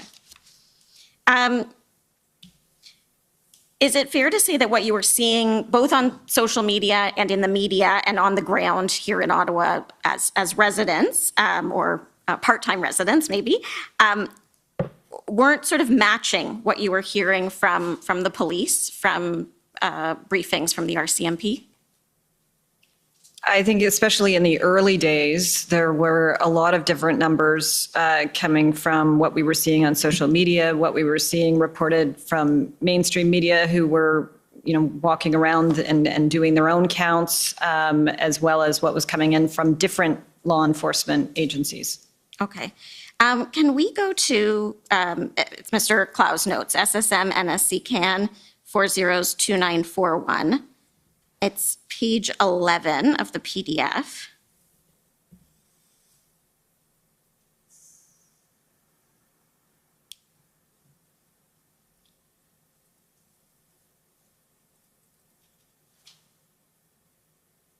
And if you can make it just a bit bigger. So I don't think we have a date on this, although I think based on where it's placed in the document, we're maybe, I think it's after the note that you identified, Mr. Clow, as being on February 9th. And This is February 10th. Okay, so February 10th. So this is, I think, is this the 3 of you, or is this the other JB? It's the other JB. Okay, the other JB and the Prime Minister. KT will call clerk next. You're not being briefed by intel officials. Someone on U.S. side who can give best advice. Surely someone in system, someone played out plan, and I'm not sure what the RCMP, Intel, Lucky, anyone else to report on this. So what is this, can you tell me what this note means, not being briefed by Intel officials? Yes. So that morning, so this was February 10th, there were a series of meetings that led up to the incident response group that happened later that day. So right before this note, a discussion happened between the Prime Minister and several ministers, including Minister Mendicino, Minister Blair, where he was updated and it went around the table, full discussion of the current situation. This discussion was a debrief of the Prime Minister and a few of us staff members coming out of that meeting. So you see some next steps. And I believe the comment about Intel was a reflection that we were absolutely getting a lot of information, particularly from the National Security Intelligence Advisor, but there was an interest in more of it. And there was still an incomplete picture when you looked at the various blockades and demonstrations across the country and what was behind it and what was going into it and where was it going. Okay, so not a lack of intelligence, but not as much as you wanted. Is that fair? Right. Okay. In your witness summary, and I can bring it up if you'd like, but there's the lessons learned sort of section or a place where you're pointing out some areas that you hoped the commission could comment on. And one of the things you say there, the panel suggested that the commission provide further guidance on the independence of police operations. Mr. Broadhurst, so that's the other one who's not here, sorry, underscored that the government understands the importance of not dictating police operations. And at times it was difficult to know whether the police and the government shared the same ultimate goal. The government should be able to discuss a desired outcome, for example, to clear the occupation and blockades, and share concerns about the consequences that the country would face if that does not happen. Did you, during the time that the blockades and occupation were happening, did you have doubts about whether the police planned to clear them? I don't think it's a question of whether they planned to clear them, but that there were on multiple occasions where we were being briefed that things were going to happen that then didn't happen. So we found ourselves 3 weeks in with things continuing to escalate. Okay, but you would say that you did believe that police and government had the same ultimate goal. There were frustrations and maybe mismatches in terms of timing, but was there a doubt in your mind that the police I know it sounds silly, but did you think that the police's plan was to just allow this to continue? No, the concern was, do they have the tools, or is there more that could be done by the federal government, provinces, municipalities? Could we support them more? That was the discussion and concern. Okay. And once the Emergencies Act was invoked, I've talked to this about some other witnesses, and I think they've agreed that although government can't direct police, one of the things that a public order emergency does is communicate very clearly to police that there are certain things that the government wants to happen, and they're giving them the tools to make those things happen. Do you agree with that? So in this case, the government wants the flow of funds to stop going to people that are funding the blockades. Right. And it's giving the RCMP and financial institutions the tools to make that happen. The government, the cabinet, the prime minister wanted the unlawful activity and the threats to stop. And the Emergencies Act and the measures in it was the best assessment of what could be provided as additional tools to help the unlawful activity stop. Okay. And once the Emergencies Act was in place and the orders were in place, I know the IRG continued to meet, and there was some tracking of the measures, of how the measures were working, right? There was an attempt to collect that information so that you could see what impact the orders were having. Is that fair? Yes. Okay, thank you. One other area I want to talk about, I understood your evidence on the engagement proposal and why that didn't go further, because there wasn't sort of a tangible plan there. I just wanted to ask you about a different aspect of this. And if we can pull up, sorry, it's, I hope I have it here. Yeah, SSM NSC CAN 50292. This is one of the, I think it's an SSE meeting notes. Sorry, let's just take a look. Yes, SSE, and it's from February 3rd. And if we can scroll, it would be probably, I think it's page 8. And Mr. Clerk, you might need to, oh, you don't have to rotate it. But if you can just move it over, yeah. So I just want to ask about these some of these creative alternatives on this side of the screen. One is Le Grand Débat, modeling after 2019 Yellow Jackets protest in France. The country launched a national listening exercise, cross-country meetings. French president attended some. Did that suggestion make it to the IRG or to cabinet? Was that something that was explored beyond this sheet of paper? And sorry, what date was this from? February 3rd, I believe. February 3rd. So that was the first meeting of that cabinet committee. My assessment of this document is that it's a public service document, which is fairly normal for these discussions to fuel a discussion. I would say on that, I can't speak to what was discussed or whether that was addressed in the meeting, but I would say in February, there was a very specific urgent need. And my view is that that would not have been appropriate to address that urgent national challenge that we were facing right in that moment. Okay, and just if we can scroll down just a little bit, the last item there, communications shift. Encourage shift in communication. We hear you, we understand, go home. Question, does this legitimize protest? What about that discussion? Was there a discussion about, and I know we saw a text, a message that was communicated, I think, through Minister LeBlanc from Jason Kenney, saying, something about calling them all Nazis didn't help. I think here what someone's getting at is maybe we should tone down the rhetoric and try to, even if we're not going to meet with them, try to, in a communications way, tone it down.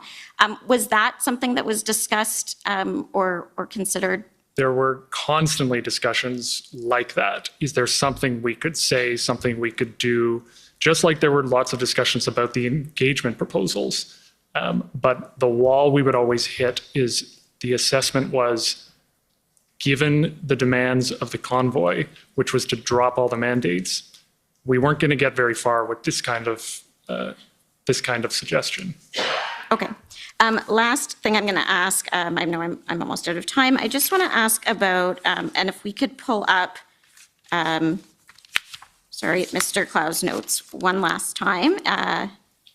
I think the clerk probably knows the number, yeah. And here it's page 23. It's not almost, by the way. Oh, okay.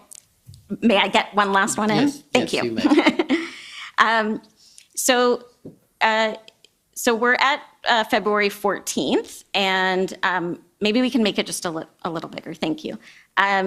So February 14th, 12:30 p.m. I'm going to look on my paper here. PM taking, I think that's maybe taking time now. Then it says he'll depart from the Hill to head to West Block. Okay, and then Jagmeet Singh, opposition leader, can do it whenever. The part that I'm interested in is this discussion about Quebec. And, I gather I'm not sure I guess this is after the First Minister's meeting. So we know that Quebec is a bit concerned about the application of the Emergencies Act in the province. And it says, without saying we're sending RCMP to Quebec, PM call a go, no intention to do anything in Quebec other than Ottawa. Pablo, I assume that's Minister Rodriguez, called to Legault. Military isn't a part of this, not looking to take over, won't go to Quebec border. So it seems if you don't need it, then we're not going there.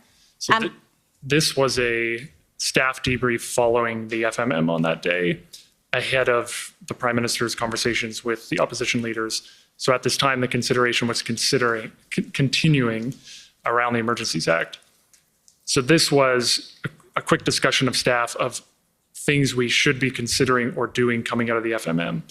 Given the Premier of Quebec communicated so clearly that he didn't want the act applied in Quebec, that's what that discussion reflects. It was a very brief staff discussion. Okay, it wasn't ever communicated to the Premier of Quebec that the act wouldn't apply there or that the police wouldn't take action there, because that's not something that would have been possible given what the orders said. Right, the act did apply there. Okay, thank you. Thank you for answering my questions. Thank you, Mr. Commissioner. Okay, thank you. The Democracy Fund, JCCF, please.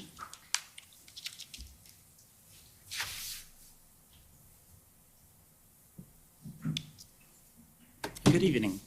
My name's Alan Honor. I'm a lawyer from the Democracy Fund. I just have a few questions for you, and they're directed to anyone at the panel. You were asked about political commentary from the United States. If I recall correctly, that was something that President Biden and Prime Minister Trudeau spoke about. Yes. Okay. And I just want to ask you about some of the political commentary which happened after the invocation of the Emergencies Act, and after the meeting with President Biden, which I understand to be February the 11th. The phone call was February 11th, yes. Pardon me? Phone call was February 11th. Yes, thank you. Can we pull up pb.can 6069 _ REL.0001?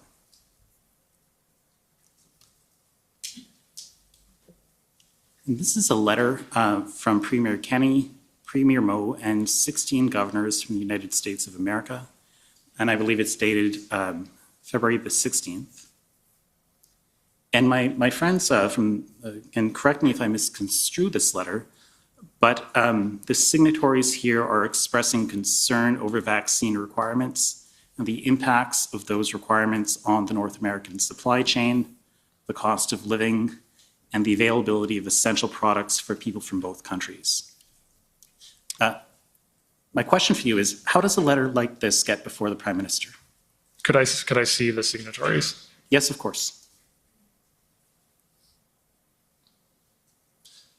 So in general, when correspondence comes in, especially at this moment on this issue, given the Emergency Act was in place February 16th, letters get to him sometimes through a normal course. That may take some time. Other times letters are elevated more urgently.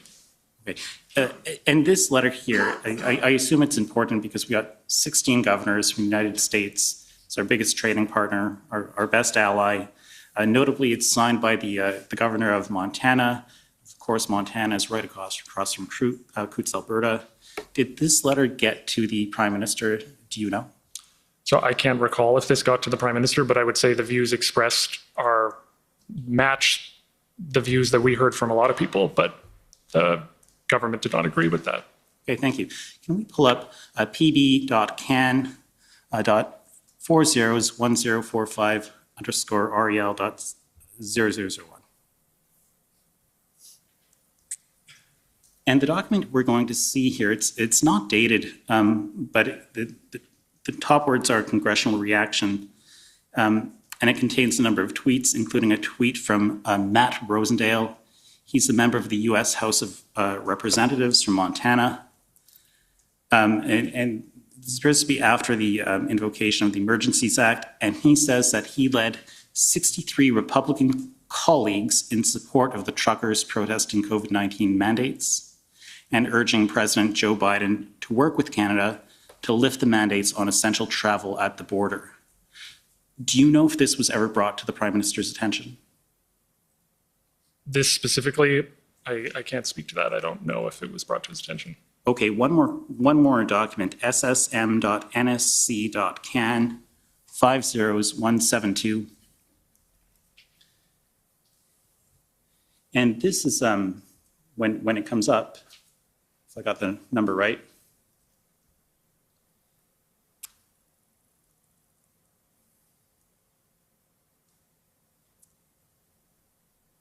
Yes, so this is an email from Deputy Jacques Adam to Deputy Minister Jacques Adam to Deputy Minister David Morrison. I'm not sure if they're both from Global Affairs Canada, but the email sets out U.S. political reactions to Canadian measures. It's dated February the 16th, and if we can just look at item number 2 here,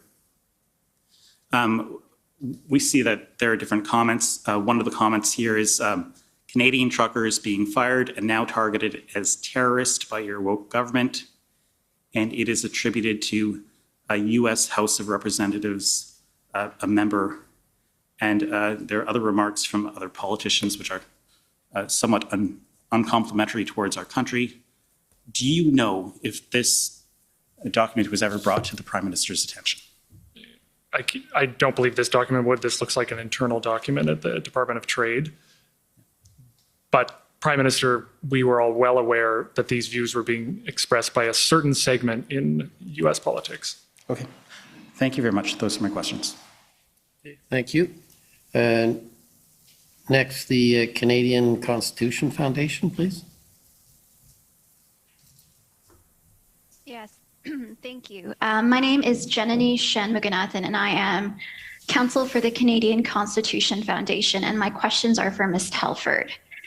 So we know that there were 3 IRG meetings that took place on February the 10th, the 12th, and the 13th. And while cabinet ministers were present at these meetings, it's not a meeting of the entire cabinet, right?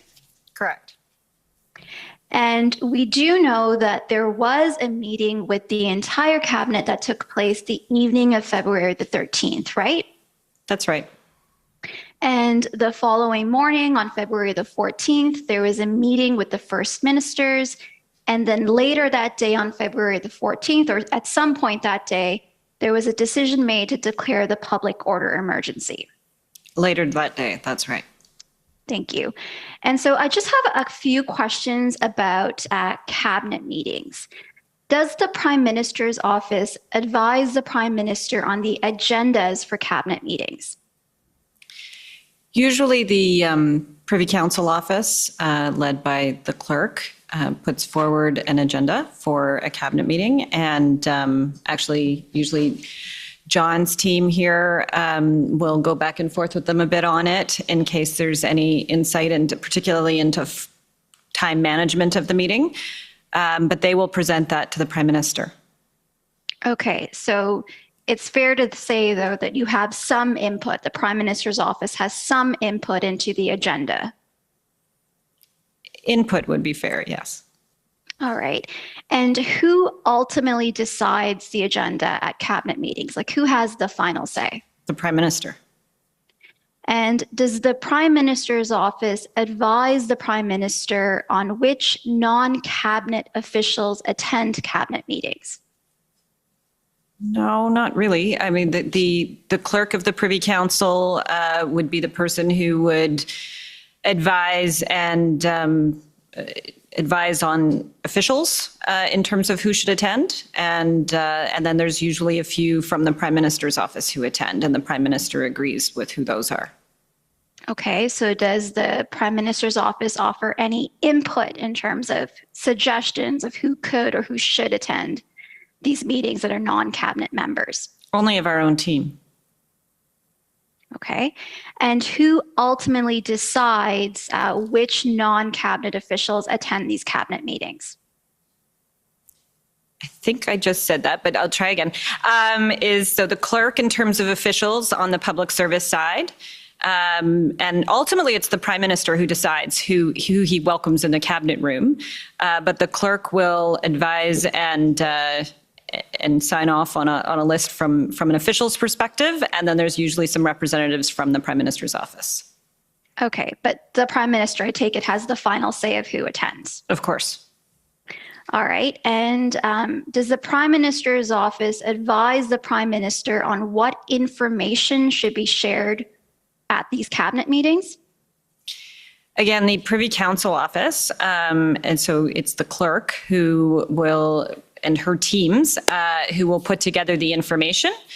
And we may have some supplemental or additional information from a political perspective that we may provide in a briefing ahead of cabinet. But the documents come from the public service side. Okay, so leaving aside the physical documents that are coming in, it's fair to say, though, that the Prime Minister's office has some input into the kinds of documents that are provided at the cabinet meetings. Yes, I mean, we will provide feedback. Sometimes they'll ask us from the public service side what our thoughts are around, especially as it relates to meeting flow and what might be most useful, that kind of thing for the ministers. Okay, and I take it it's fair to say that it's, again, the Prime Minister who's got the ultimate say of the information that's provided at these cabinet meetings? Yes. And in terms of documents at the cabinet meetings, I take it you also have the Prime Minister's office also provides some input into the kinds of documents. I think we've already touched on this, the documents as well. Yes. Okay. And so in terms of the February 13th meeting, the evening meeting with the full cabinet, who sort of set the agenda for the cabinet meeting? Same process as I just described. Okay, and did the Prime Minister's office offer any input for the agenda for that February 13th evening cabinet meeting? So things were moving very quickly that day, and we were on the brief ahead of the cabinet meeting. And so I imagine we probably added some thoughts in terms of how the meeting might flow, but that would have been the extent of it that day. Okay, and what about the information that was provided at that February 13th evening cabinet meeting? Did the Prime Minister's office offer any input on the information that would be provided? I'm not even sure if we would have at that I don't time. recall doing that, no. Okay, what about the documents at that February 13th evening meeting? Did the Prime Minister's office offer any input? Sorry, I'm not sure I know the difference between the last one and this one. I thought we were just answering about documents. So same answer. So information, it could be things that are said vocally out loud to the cabinet members versus physical documents that are provided to the cabinet members. So as I said a couple of times in the briefing ahead of cabinet, we will provide our insight, our advice, our best advice and feedback in terms of how the flow might work and just ways of approaching different things. But that's really the extent of our involvement in preparation for the meeting, whether it be documents or information. And again, I guess it's fair to say for that February 13th evening meeting, it's the Prime Minister who had the ultimate say over the agenda, the information that was provided, and the documents that were shared. Is that fair? Yes. And just my last few questions I have. We've heard about this assessment from CSIS, an assessment that ultimately concluded that the situation did not amount to threats to the security of Canada as set out in the CSIS Act. Was this a threat assessment provided to the cabinet members at the February 13th evening meeting with the full cabinet? I am not sure whether it was part of the deputy documents. clerk and clerk answer, like I think their testimony was on this. On this, they led that process, so I would refer to their testimony. I don't recall anything more than that. But none of you know? Okay, what about an alternative threat assessment? A threat assessment that's different from the CSIS threat assessment.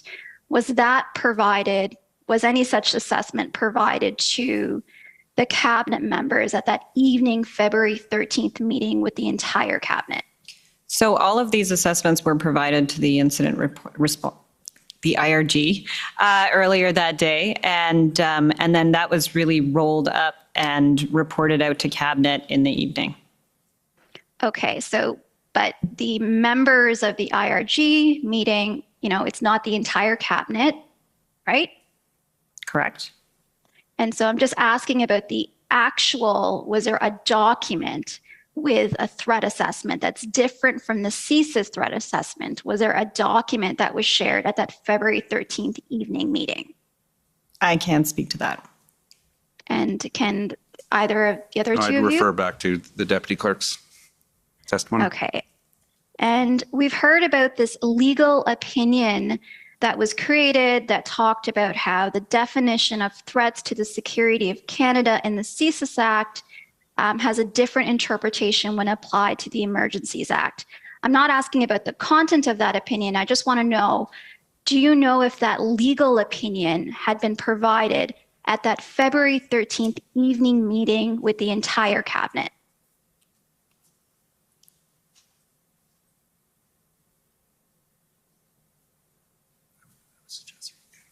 Yeah.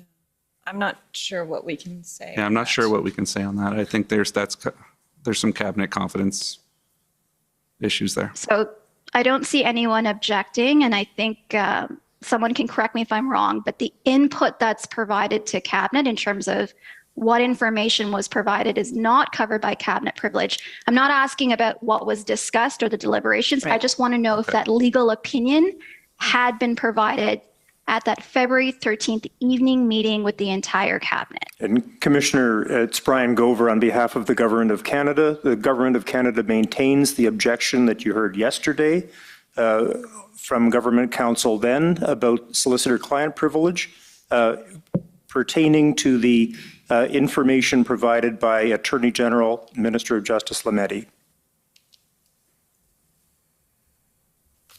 Okay, so I think we're stuck on that. And just so I'm clear, that objection means I can't ask whether that opinion had been provided during that meeting? Sorry, I can't see anyone. Yeah. I'm just waiting for an answer on that, the position. Brian Gover, you may not, consistent with maintaining the objection, inquire into the content of any advice given by the Minister of Justice and Attorney General. And the question is, does that include the fact of, or of the opinion or not? My friend may inquire as to whether an opinion was expressed. The fact of the opinion, not the content. So to be clear, I was never asking about the content of the opinion. Was the fact of this, was this legal opinion, the fact that this legal opinion existed and whatever its content may have been, shared at that February 13th evening meeting with the full cabinet? I'm not sure. From a document perspective, there were certainly discussions around it. Okay, and the final question I have is, there was this Ottawa Police Service POU plan. Was that plan shared to the cabinet members at that February 13th evening meeting with the entire cabinet? We had heard at various points in the lead up to the invocation that there were plans or action was about to be taken in various situations, including Ottawa. Absolutely, that was part of the discussion and consideration, the fact that action had not been taken up until that point. And the assessment was that was because law enforcement did not have the tools they needed. Okay, but was that plan, the document, the plan, there's a document that's called the OPS POU. Was that document shared with the February 13th cabinet members? It's hard to comment because we don't have the document. I don't know. I'm not sure what document that is. Sure. I'm not sure how much time I have left, Commissioner Rouleau. I can just bring up the document just to ask them if this was something that was shared during that meeting. You're over time, so if you want to put up the document, that'll be it. That's fine. And just, I'm not sure they understand what it is. A POU plan is a public order unit, which are the police officers who go in on a police public order process. So I can't speak to that specific, but Cabinet was definitely aware that on February 13th, when they were discussing, the situation in Ottawa was worse than it had been at any point. And the threats of violence, the actual violence, was terrifying. That's what was discussed at Cabinet. Okay, but you can't say whether that document had been shared during that meeting. We still haven't. And I just want to be fair to the witness. Sorry. It's PBNSC CAN 407734. That's the document. And I'll just ask them if this is something they've recognized and whether they know if it was shared.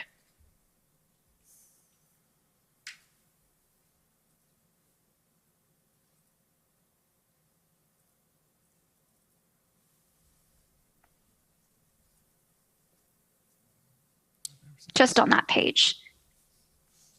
So I take it from shaking your head, no, we need an audible answer. That's not familiar to me. I've never seen this, no. Okay, thank you very much. Those are all my questions. Okay, next is the City of Ottawa, please.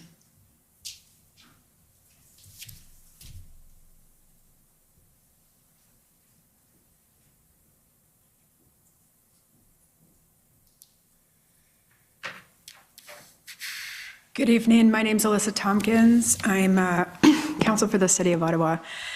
I just want to ask you a couple questions about some comments in the witness summary. So, Mr. Clerk, if we could bring up the witness summary, it's WTS, however many zeros, 83.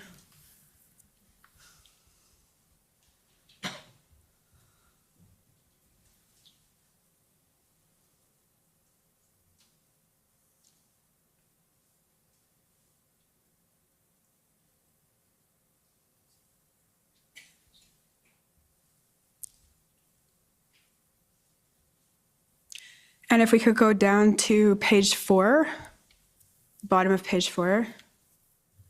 So I'll start by directing my questions to Mr. Clow, because these comments are attributed to him, but obviously the others can add in. So there's a comment here at Mr. Clow noted that the city was clearly struggling to manage the occupation and that this was reflected in most conversations and media reporting and reaction from residents. So Mr. Clow, did you understand that the response to the protest was a police-led operation?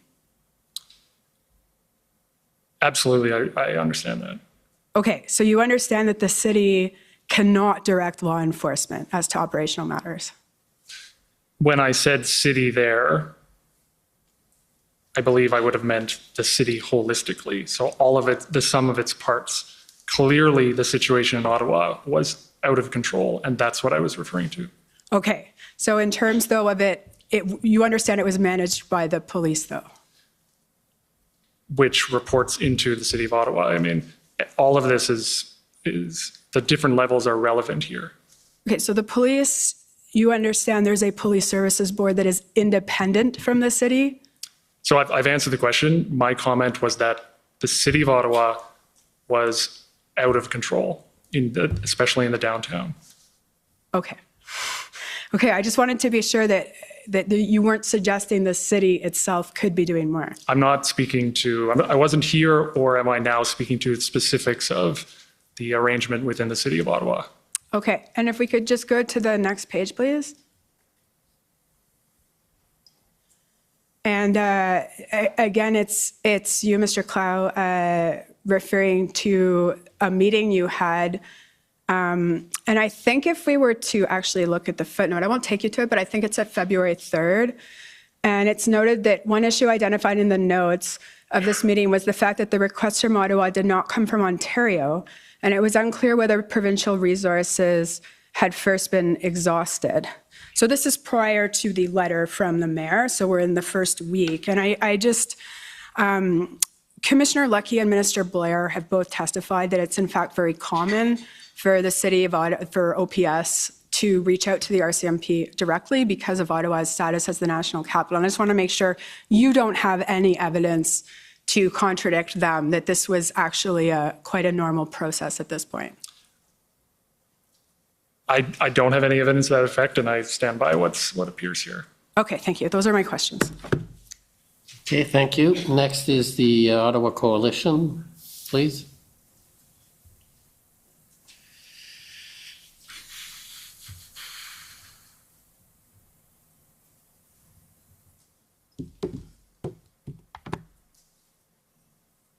Good evening. My name is Christine Johnson. I'm counsel for the Ottawa Coalition of Residents and Businesses. I want to ask you a few questions this evening about your experiences in Ottawa and also some of the experiences you were hearing of staff members that you work with in Ottawa. And I understand, Mr. Broadhead, that you live in Toronto and we're not here for the Ottawa protests. So I will direct my questions. Okay. So I will direct these questions to Ms. Telford and to Mr. Clow. So you were both here living in Ottawa during the demonstrations? Yes. And in the witness statement, and to save time, I don't think we need to pull it up unless I hear otherwise from you, but your colleague, Mr. Broadhurst, noted that at least some protesters engaged immediately in illegal activity by blocking and occupying city streets, defacing public property, harassing residents. Was this also your observation that this kind of illegal activity was occurring as early as the first weekend in Ottawa? Yes. Yes. And Mr. Clerk, I will ask for you to pull up a document, ssm.can.00007737. And as this is coming up, I can advise that this is a set of text messages that we see at the top. It says Katie and JT. I presume this is text between you, Ms. Telford, and our Prime Minister, and I believe it doesn't show at the top of this document, but the way this document's labeled in our disclosure, our discovery database, it also says it involved Phil Prue, who I believe is the executive assistant or was the executive assistant to the Prime Minister. And you've testified here tonight that Mr. Prue lives in Centretown? Yes. Yes. And we see here, you can see faintly at the top, these are texts shared on February 2nd. And it looks like, Ms. Telford, you share a tweet from City Councillor Catherine McKenney describing the situation in Centretown. And then we see this blue box below, and I'm not sure, do you recall if this was from Mr. Prue or was this from our Prime Minister? That would be Phil Prue. Okay. And he says, yep, the honking, wheel spinning went on late again last night. It was all day yesterday again. I put earplugs in at times during the day yesterday to make it less aggressive. It has already started again this morning.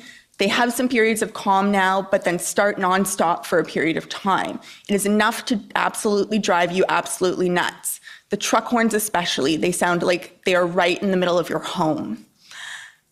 So would you agree that this statement seems to convey that for residents living in the heart of Centretown, the honking could be heard very loudly inside homes and not just on the street? That's certainly what he was conveying. And did you hear about this experience from other residents as well through your conversations with city councillors, citizens groups? Yes, we were hearing it from local members of parliament, and they were hearing it from many of their constituents. We were hearing it from staff. We were hearing it from members of parliament who were in town. It was, and everyone was, from a staff perspective, was having to work from home during this period, or almost everyone was. So there were a few essential staff able to go in, but both because we couldn't access our offices because of the occupation, as well as Omicron, we were working virtually during this whole period. Right. And on that point, I think I saw in the witness statement that there was actually a direction at some point that staff should work from home for their safety. And it was mentioned that this was never done before. It was never communicated that staff should work from home for their safety before. That was unusual and significant. That's right. For a demonstration. Yeah. Staff had been advised to work from home during COVID pandemic at different periods, but for a demonstration, as far as we can recall, we've never had to send a notice like that saying stay away. And in terms of safety concerns regarding staff, we saw in your witness statement, there was mention of a particular incident where a convoy participant threw coffee at a pregnant staff member. Do you recall that incident? That's right. And do you know if this incident was reported to police at all? I'm not sure. Are you aware that there were incidents of threatening and assaultive nature going on that were not, in fact, always reported to police at this time, and where they were, residents were not always receiving feedback that these complaints are being followed up on? Yes. Okay. Those are all my questions for you this evening. Thank you very much. Thank you. Next is the Ontario Provincial Police.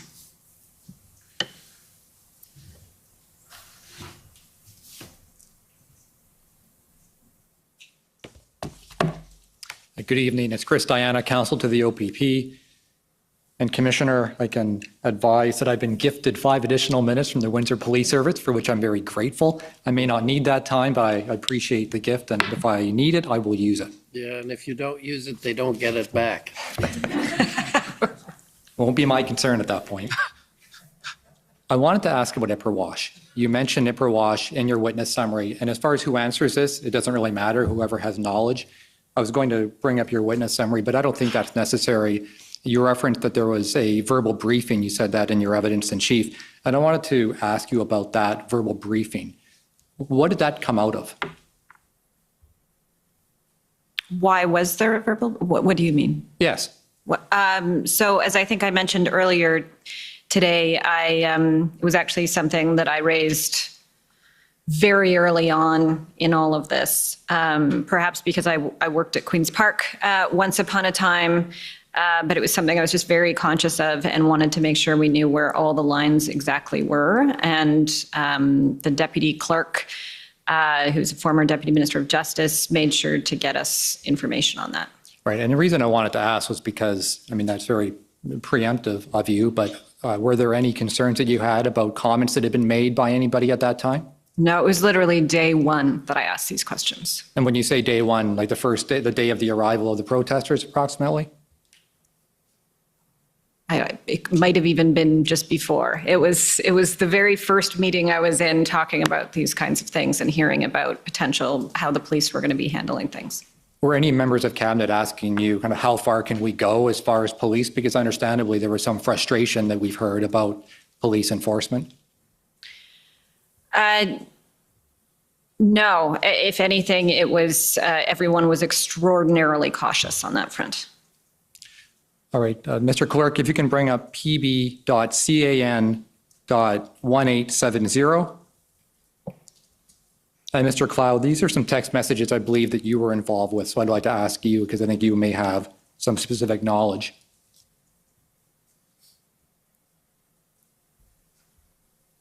All right, and it's not entirely clear from the text themselves, although the description of the text in the database suggests that this may have been a text exchange with Chief of Staff Mike Jones, who I believe was the Chief of Staff for, was it Minister Mendicino? Yes, Can you confirm that's that? from Mike Jones to me. Okay, and so I wanted to ask, and that's what I thought based on the content. So this is an email exchange you had, sorry, a text exchange with Mike Jones on February 6, 2:40. Do you remember this exchange? I do, yes. All right, and so Mike Jones writes, he expresses some concern about OPS enforcement and concern for the safety of the PM. I assume he's referencing the Prime Minister there. Yes. And he says he wants to go out and say that OPS needs to get control over the situation, and if they need more from OPP, they should make that clear, but they should get working on removals within the next 24 hours. Now, I take it that when he says he wants to go out, he's referring to Minister Mendicino. Is that correct? I would assume so. Do you know if Minister Mendicino or anybody else actually went to OPS with that kind of direction to try to remove people within the next 24 hours? So first thing I'll say is these updates came in. There was a lot happening. There were a lot of conversations going on. So you'll note I didn't even have a chance to reply to this, or I didn't reply to it, but I would have received the update. My recollection is that did not happen, what is proposed here. And I don't want to read too much into the specifics of what is written here, but absolutely, as Katie said, we were always incredibly careful and aware that politicians don't direct the police. Right, and when you say we were aware, are you talking about the Prime Minister's office, or are you talking about all of Cabinet? Both. This was discussed and mentioned on various occasions throughout the convoy protests. And is it because people were expressing concerns about police enforcement?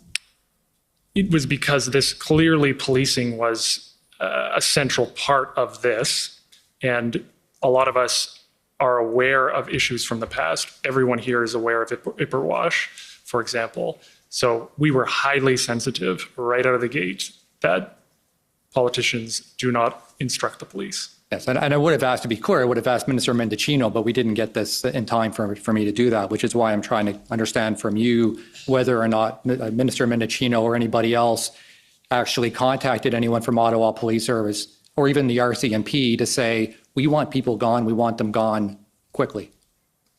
I have no knowledge of that. Okay, but you would agree. But I don't believe that happened, no. Certainly, and it sounds like the Prime Minister's office was very aware of Ipperwash, which is great, and I'm sure you would agree that if that had been communicated to the police service, that would have been inappropriate, correct? If what is written here is a faithful and accurate description of what it appears to be written here, I do agree direction should not be given to the police by politicians. Right, and you would have no reason to doubt that, what his chief of staff was saying. You wouldn't have a reason to believe that wasn't what he was hearing from his own minister, correct? I have no reason to believe that, but I can't and shouldn't speak to that. I do actually believe this text message was put to Minister Mendicino this week, but that really would be a question for him. Do you know, when you talked about the briefing that was done on Ipperwash, were the ministers involved in that briefing? I mean, it sounds like there were a number of discussions, but Ms. Telford, you mentioned there was one briefing in particular at the beginning. Was that a cabinet briefing No, that was something we received on our request, but it was something reinforced on numerous occasions throughout the process. And again, when you say we, I just want to make sure I drill down on who are we? Are they the politicians, their staff members? Kind of who is we? So we, within Prime Minister's office, who are here, we were briefed early on our request, but then the principles were repeated on numerous occasions, certainly through IRGs and through other discussions throughout. I don't think there was anyone that I worked with who was not conscious of the need to be cautious. Correct. Thank you. And just to confirm for the record, it was put to Minister Mendocino. I apologize for repeating the evidence. It's okay. We all make mistakes. Counsel for former Chief Slowly, please.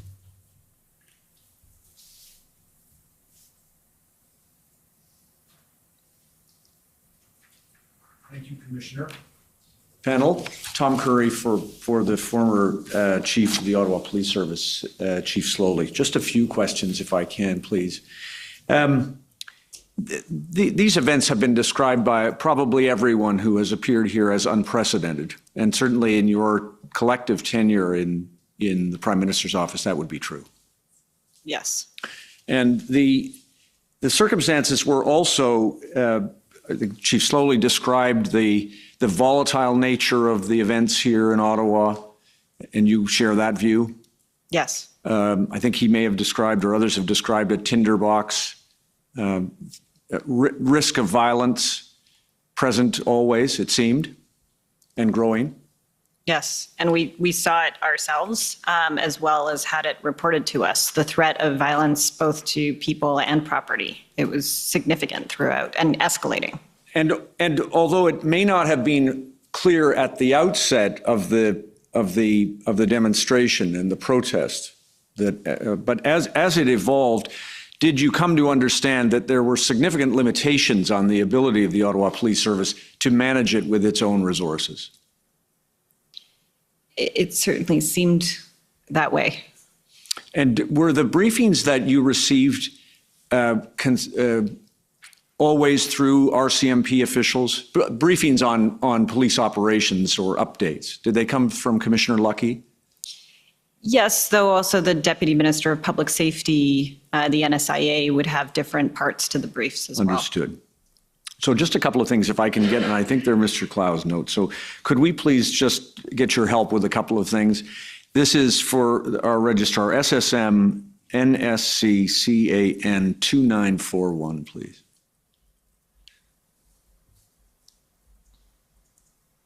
If that, yeah, thank you. Just just a little larger, thank you. So this is just to situate you.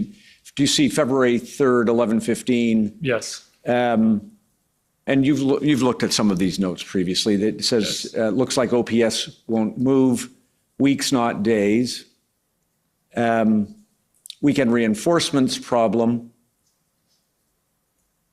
Behind the scenes, too deferential, need, I think I want to just confirm this as need bad cop. You've got to use the tools you have. Whether to change public message is different. Those are references. Do you know what those are references to? Is that a reference to the idea that at that time, at least, someone was expressing the view that police were taking a standoffish position with the demonstrators? I think that's a fair assessment of that comment. And then just in the second one, it looks a second set of comments. It said, just as to this, RCMP, does it say through OPS under bus at caucus? Yes. Yes, it does. How do we get right people on the path to driving somewhere anyway to get, well, and you talked about that earlier. Is that, to the extent that you can recall this, is that an indication that the RCMP was pointing to OPS as the police of jurisdiction responsible for doing this and that they weren't taking sufficient action at that time? Or can you help us? It was, that's me recounting from a national caucus meeting that, I believe that morning, where there was a presentation given to caucus members. The large part of the discussion was actually around personal security and security of the building.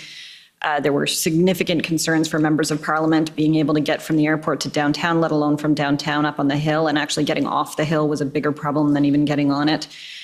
But also as part of that, it was discussed, or it was, caucus were told that if it had been up to anyone other than the OPS, that they would not have allowed the trucks onto Wellington, and that they had given that advice and it wasn't taken. Right. All right. Did you learn at that time from anyone in that briefing from RCMP that some RCMP officials had seen and reviewed and approved the OPS plan in advance of the protest?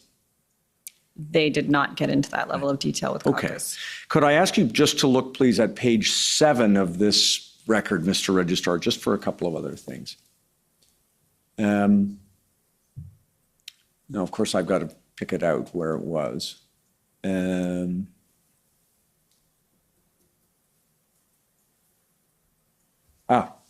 About the middle of the page, you see there's a reference to, this is obviously a cabinet, it looks like it might be a cabinet committee briefing, but it says 200, about the middle, 250 RCMP assisting, some holding back for surge. And there's reference to the Ambassador Bridge up above. Did you come to realize as this evolved that there was some misunderstanding about how many RCMP officers were made available to OPS at any given time, matter of shift counting and the like? Did you learn that? There definitely appeared to be some confusion over several days about the numbers. Right. I think the mayor of the city of Ottawa had said that what was represented as the number that had been deployed to Ottawa was smaller than the number that had been represented to the public and so on. I believe he said that, yes. And then just a couple of other lines, if I may. OPS, trying to reduce violence, are taking some steps.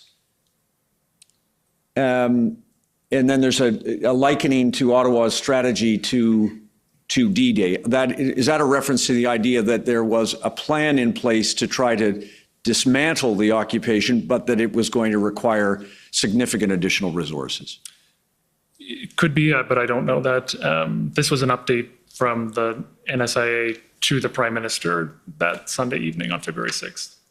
Right. And then, Mr. Commissioner, your indulgence for one more question with Mr. Clow's benefit, page 12, if you don't mind. Of course, you were following this as this page is coming up. You were following this across the country. These, as you've described, Ambassador Bridge and the like. If you look at, if you scroll down a little bit, Mr. Registrar, there we go. I just want your help with this. Brenda, of course, you've described as Commissioner Lucky. Certain references to RCMP, Ottawa team headed to Windsor, York, Waterloo, OPP. Plan is to remove by morning because auto workers counter protest. We've heard some evidence about that. Mayor wanted to remove chief, so then chief sent letters. Is that a reference to letters that were received by, I think, either the Prime Minister or Minister Blair requesting resources from RCMP? Do you recall that? I'm not sure what that final line refers to, but this looks like a discussion of an update we received. This was February 10th at the IRG that Windsor action was anticipated the very next day. Right. Thank you. And then the very last thing. On February 5th, Chief Slowly noted at a Police Services Board meeting that, quote, something has changed in our democratic fabric, and we do not have the legislation or the resources to manage such situations. We do not have the justice system framework or the needed coordination between all levels of government to predictably manage these demonstrations going forward. You described a threat to national security. Do you share those views? Yes. Largely, yes. Thank you. No other questions for you. Thank you. Okay, next is the City of Windsor. Good Good evening, Graham Reeder for the City of Windsor. We have no questions. We've ceded our time to the Government of Canada. Okay. Government of Saskatchewan, please. Good evening, panel. My name is Mike Morris, and I'm counsel for the Government of Saskatchewan. Mr. Broadhead, just at the outset, I want to make something clear. At the first ministers' meeting, Premier Moe expressed the view that the Emergencies Act was not wanted and not needed in Saskatchewan, correct? I believe he also said the 6 items sounded reasonable. Might maybe sounded reasonable, but wouldn't be perceived that way. Is that fair? I think that's fair, yes. And certainly did not want the act to apply to Saskatchewan, correct? I think that was clear from the Premier, yes. Okay, thank you. I'd like us to take a look at a document. So I'm going to ask the clerk to pull up SSM CAN 406920. And while we're waiting, I'll let you know that this is an email from Ms. Charette, clerk of the Privy Council, to actually everyone on this panel at 8:24 a.m. on February 14th.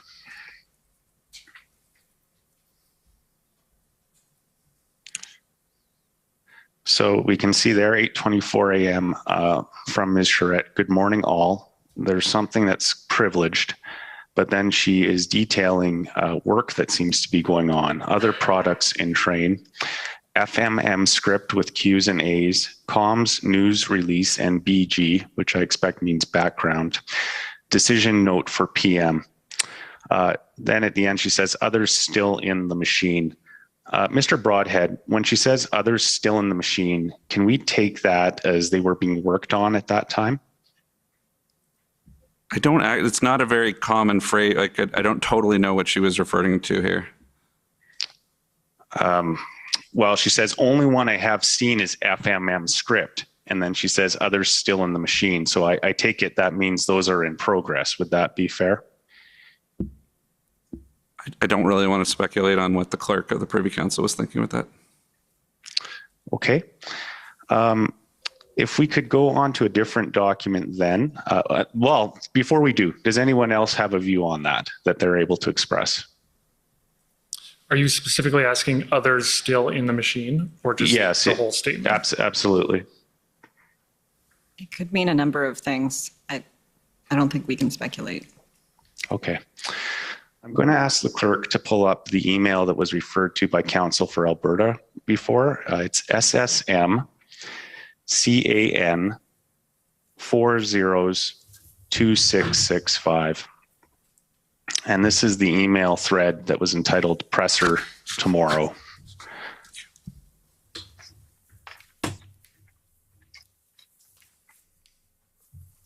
And I'd like us to go down to the bottom of the second page of the PDF.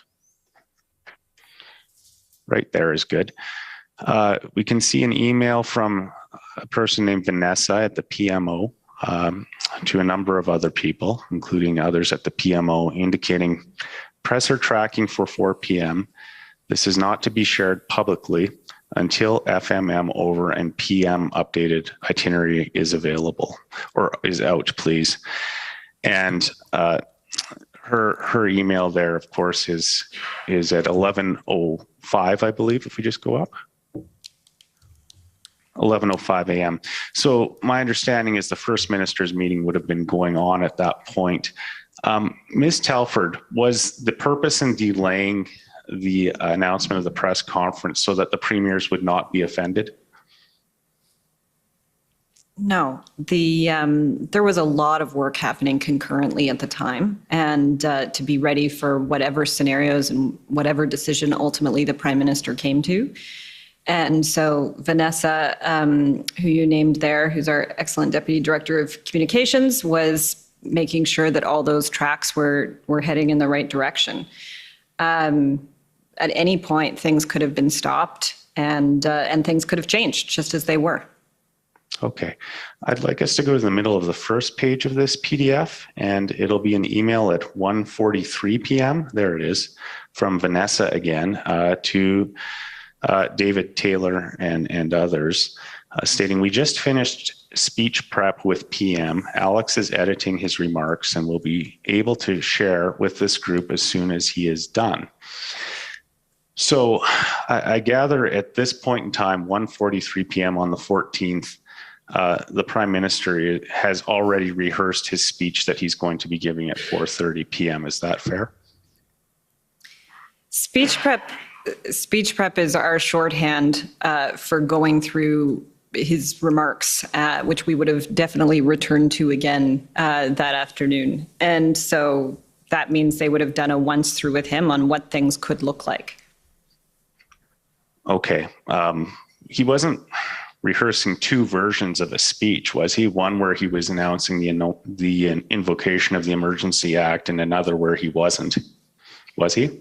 To be clear, I wouldn't call it rehearsing. The words speech prep literally mean preparing a speech. And so they would have been discussing what would have been going into the content in it, whether he was comfortable with where the drafts were at this point. Okay. We heard evidence from the clerk of the Privy Council some time ago, and her evidence was that the decision note was sent from the PCO to the PMO at 3:41 p.m. on February 14th. We can pull up a document if you need me to, or I can just ask you to take my word for it. And if that's the case, are you familiar with the decision note? I gather you've likely seen it before. Is that fair? We're familiar with the decision note. Okay. A fairly lengthy document with a number of appendices, correct? Yes. And if it was received at 3:41 p.m., do we know at what time it would have been returned with the Prime Minister's initials to the PCO? It was at some point between receipt and when the Prime Minister made the announcement. Okay, so it's obviously sometime before 4:30 in the afternoon then, correct? Mm-hmm. That would not have given the Prime Minister much, if any, time to have read all of that material. Would you agree with me? Well, a couple of comments. One, he did read the note. Two, the start time of the press conference, it may be a bit absurd to dig in on the minutes, but the minutes are important here. I don't know that it started precisely at 4:30. I think there might have been some delay there. But after it was received, the Prime Minister did review the note, signed the note, made the announcement.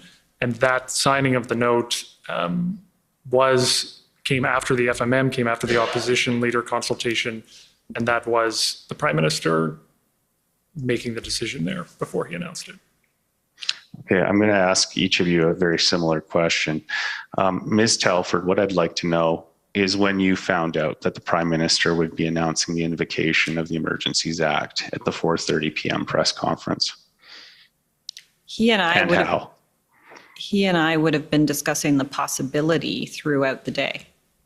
Until he signed the decision note, there was nothing confirmed. Okay. Do we know when the announcement went out to the press gallery that the conference was going to be held at 4:30 p.m.? I don't know what time that went out. Mr. Clow? I believe it went out earlier that afternoon, around or shortly after 1 o'clock. And the decision at that point to issue the itinerary was to notify media the Prime Minister would have something to say. And it is absolutely possible that the Prime Minister could have decided not to proceed down this path before he addressed the media that afternoon. And it happens not infrequently on an issue that scenarios are planned, a track, we may be on a certain track, but a different decision is taken at a certain point, even at the last minute. So no, the decision was not taken until shortly before it was announced to media. Okay, I'll explore that just briefly if I can. Let's call the Emergencies Act Track 1, and let's call whatever the other decision could have been Track 2. Was there material prepared for a Track 2 presentation at 4:30 p.m.? If a decision was taken not to invoke the Emergency Act on that day, the remarks and announcement would have been changed. they would have been. You're well over your time, so you're going to have to wrap up. Last question, but was there any draft material prepared in the event that the decision was to not invoke the Emergencies Act? I'm not sure if there was. You would be familiar if there was, though, wouldn't you? But my point is, even if there wasn't a draft, this can be done quite quickly in order to redraft materials. And it has happened before on different issues. We got very nimble during the pandemic, where we were putting out advisories for things where we weren't sure what the content was going to be a couple of hours later. And that's what you need to do in times of crisis. Yeah. I appreciate the entire panel answering my questions. Thank you very much. Okay, now we go to the Government of Canada, please.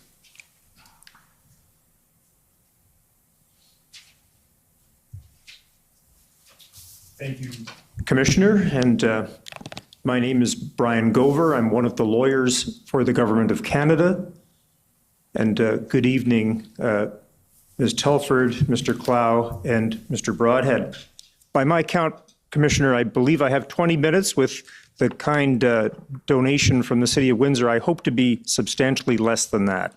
That'll probably be a happy event for a lot of people, but don't feel on my account. Well, let's see how we do.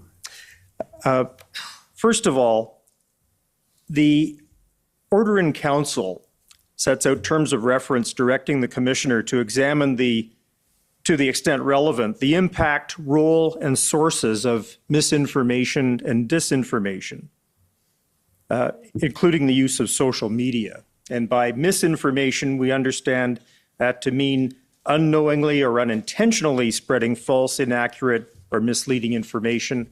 We understand disinformation to be deliberately and intentionally spreading false, inaccurate, or misleading information. Ms. Telford, at any point during the convoy occupations and blockades, did you become aware of any misinformation or disinformation that was affecting the situation? I became aware of a lot of both misinformation and disinformation over the course of the occupation and the blockades. To name just a few examples, even leading into the first weekend, one was that this was even solely a trucker protest, and let alone the fact that it was solely about federal vaccine mandates. It was quite clear from very early on, and even leading into the first weekend, we knew from the Canadian Truckers Alliance, as was mentioned earlier, and also from data that we had, that over 90% of truckers were vaccinated. We also knew that a lot of the mandates that were being talked about were ones that were actually responsibilities and put in place or imposed by provincial level governments or even other levels of governments or jurisdictions, whether they be school boards or cities.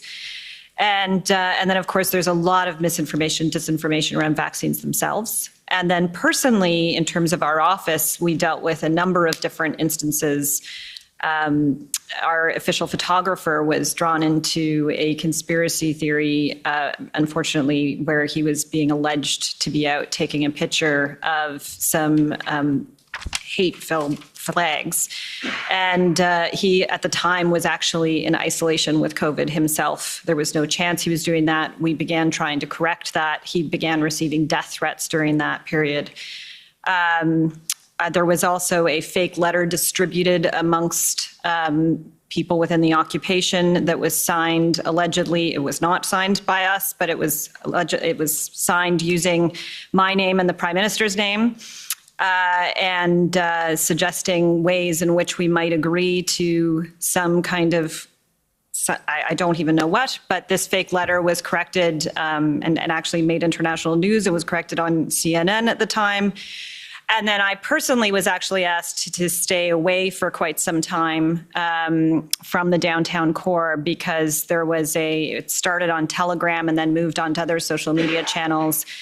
a story that was created, that I was going to create a false flag operation and have a horse killed and then blame it on the occupiers. So there were concerns for my security during that period as well. And I understand, Commissioner, that the fake letter that has been alluded to by Ms. Telford can be found at pb.can.401821. And the false flag regarding Ms. Telford and the horse is in evidence as pb.can.00001822. Ms. Telford, how was misinformation and disinformation conveyed or distributed in the course of the weeks that we're concerned with here? We saw it being conveyed and distributed in multiple different ways. The letter, for example, was, both screenshots of it floating around on social media, but it was actually being distributed in hard copy. And the other things, as I mentioned, were moving from different social media platforms from one to the other. But it was also, we were seeing people doing podcasts and YouTube videos and different things where they were disseminating this information as well. Moving to my second area, Mr. Clow, you've testified in response to a question from Commission Counsel about communications with Juan Gonzalez, whom you described as a member of President Biden's national security team on February 9th. And Commissioner, we have in evidence, and I won't take the witness to it, the text message at ssm.can.407744. And Mr. Clow, in addition to the text exchange, did you have a telephone call with Mr. Gonzalez that you recall? I believe we did speak at one point. And when was that in relation to February 9th? I can't remember the precise date, but the first exchange, there was an email exchange, a text exchange with him on the 9th, and the interactions continued until about the 15th or 16th. Thank you. The third area relates to federal, provincial, territorial consultations and the First Minister's meeting. And we have the readout at ssm.nsc.can 50625. And perhaps I'll ask our registrar to display that, please.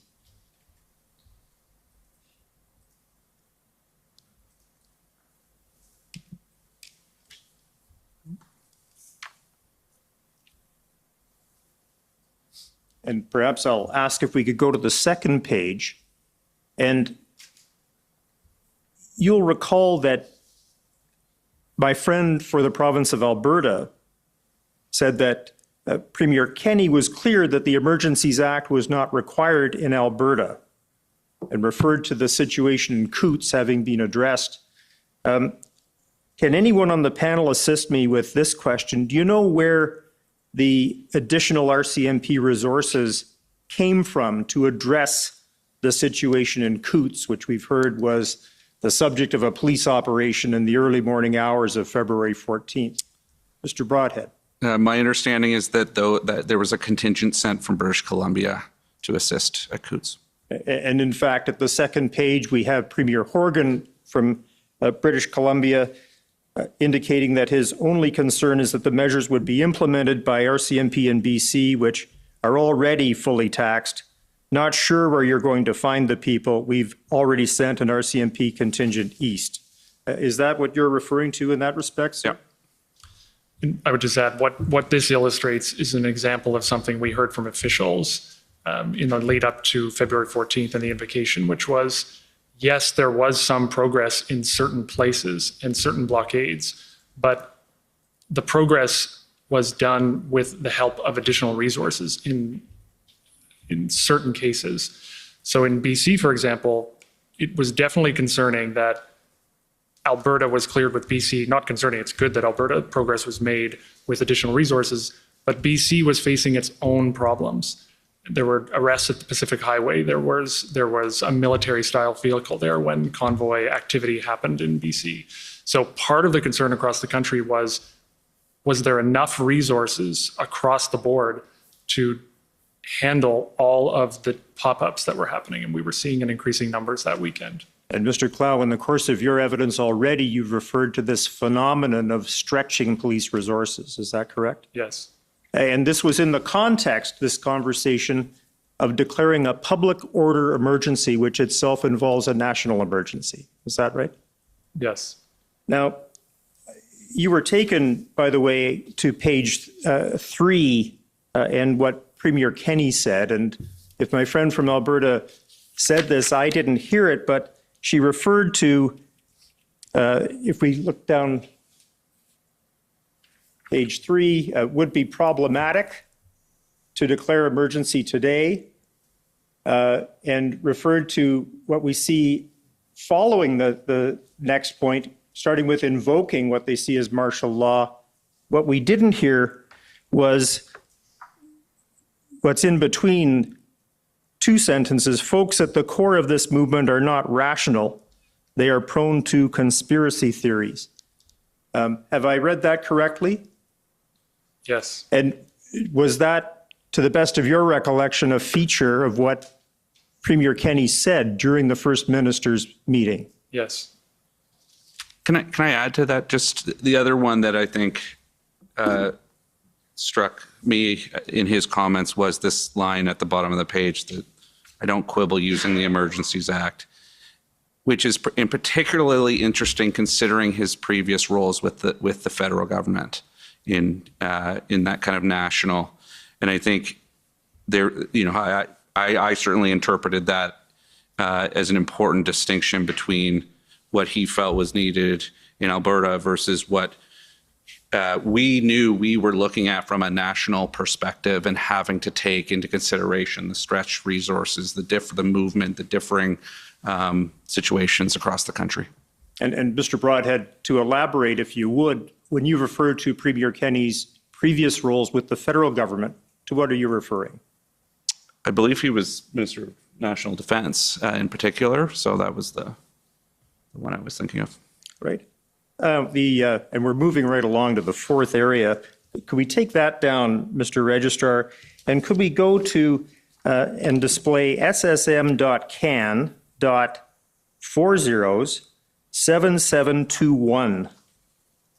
And I come to this panel because I believe this was alluded to by my friend Mr. Miller on behalf of the Convoy organizers, and I really seek your assistance in interpreting what I understand to be a note written by Alex Jarek. First of all, I probably mispronounced his name, but did you know who that is? Yes, he's part of the Issues Management Parliamentary Affairs team with a focus on Parliament. And so a member of the PMO? Yes. And if we look at this, maybe we could scroll down just a couple of lines. Perfect, thank you. And we see something attributed to someone named Rayal. Do you see that, Mr. Clow? Yes, it's Rayal Lewis. He's the Chief of Staff to the Government House Leader. And this says, confident we'll win those votes, need to do more in Senate to win that vote. Have I read that correctly? That looks correct. And how does that accord with your recollection of the discussion surrounding the pending Senate vote around the time when revocation of the declaration? Sir, I'm going to object. He's misrepresenting the document. That document is in fact prior to the invocation, though it doesn't have a date on it. It talks about the announcement on the Monday, and it's quite clear that that record is in fact from prior to invocation, and it actually says in it that there's no violence under the CSIS Act. I'm not sure what the date is. Is there a date on the document? No, the DOJ never provided a date, unfortunately. I'm just looking at it. So it's unclear what the date is, I guess, is what you're saying. It does say that it's before a Monday where there's an announcement, and of course, that the announcement of the Emergencies Act was on a Monday, the 14th, on Valentine's Day. If I may continue, Commissioner, what I'm endeavoring to do is to ask for the panel's interpretation of this so that we clarify these areas. Okay. Thank you. Thank you very much. And if this continues, and this is a part that I believe Mr. Miller had referred to in his cross-examination earlier, or his commentary earlier. NES spoke with NSIA and Jody Thomas, and then there's an arrow. S2 of CSIS Act, violence not met. New arrow, wonder if need full 30 days if Ottawa cleared. Then speech Monday morning. Are you able to help us, Mr. Clow, understand the context of this? First of all, what does NES stand for? So this whole page, reviewing it, this does look like it's well after, it could be a full week after the invocation of the Act. Clearly, they're talking about the parliamentary process. So the first part, Rael Lewis saying he's confident we'll win the votes, need to do more in the Senate. So I addressed that in an earlier question, that I know of no reason to believe the Senate was not going to endorse that. And as I said earlier, the chief of staff to the government leader in the Senate was doing vote counting, and I believe that evidence was presented here, and they were quite confident they would win that vote. The rest of the page looks like more parliamentary process and an individual caucus member. Who is that individual caucus member? Nate Erskine-Smith. And whose view did you understand to be that Section 2 of the CSIS Act had not been met? It's hard to say. I don't know what this refers to, but there was a public discussion going on about this very fact, as there is in this commission, but I don't know specifically what this refers to in this note. Right. All right, well, we've done our best to interpret that, and thank you for that. Sir, sorry, given the dates. Please. Well, I understand, but we don't have a date for that document. Yeah, and he clarify gave it. his best evidence, and there's not much we can do. So please let council proceed. Thank you. The second to last area has to do with the process that the three of you observed surrounding the decision to invoke the Emergencies Act. And how would you describe the process surrounding the invocation of the Emergencies Act, the evolution of the thinking of the Government of Canada on that issue? Perhaps I'll ask you first, Ms. Telford. I think the process was, we tried to be methodical about it. It was very step by step, and it was seeking advice every step of the way from multiple parts of government. It was taking in a lot of different inputs, and it was doing a lot of consultation throughout. And so actually, even in processes that often go on much longer than this one could afford to, I would say this is actually one of the more robust processes I've seen. Thank you. Mr. Clow, same question for you, your description of the process. I would absolutely agree with that. I don't know that I have much to add, other than, as has been covered at some length here today and at this commission, especially in those days leading up to the invocation from the IRG, and even before that, the steps that were taken were careful, considered, and there were a number of conversations involving a number of senior officials and ministers, ultimately leading to the cabinet meeting on the Sunday night. So to me, it was very methodical. Thank you. And Mr. Broadhead. The only thing I would add to what I obviously agree with my two colleagues, I think watching the incident response group, and I say this as a policy wonk and somebody who spends a lot of time with cabinet committees and these processes, it really helped facilitate the type of discussion. Having the experts, the civil servants, the key folks at the table, all the ministers there, that type of open discussion, it just meant we could move at a speed that the other institutions, the other parts of our apparatus don't allow. And so I think the combination of that and all the external advice we were getting, I think it was agree that it was a very kind of methodical process. And I think the Prime Minister was very clear about how methodical it needed to be, both before and after. So I'll leave it there. And finally, our last question, and it's to you, Ms. Telford. If anyone were to suggest that the decision to invoke the Emergencies Act was politically motivated, what would you say to that? It was absolutely not. It was driven at its core in every meeting the Prime Minister began and ended, and it was discussed throughout. How do we ensure the safety and security of Canadians? And there wasn't time, space, or desire to talk about anything else. Thank you very much. Those are my questions. Okay, thank you. Any re-examination? No re-examination, Commissioner. Okay, well, thank you very much for sharing, for not sharing your thoughts, responding to questions and coming to testify. Much appreciated, and it's appreciated that you accommodated the late hour. I'm sure it's not your first late nights, but it is appreciated. So I think we'll take a short break to move to the next witness, and we'll take to reorganize and so on. So we'll take 5 or 10 minutes for a break. The commission is in recess. The commission est levée.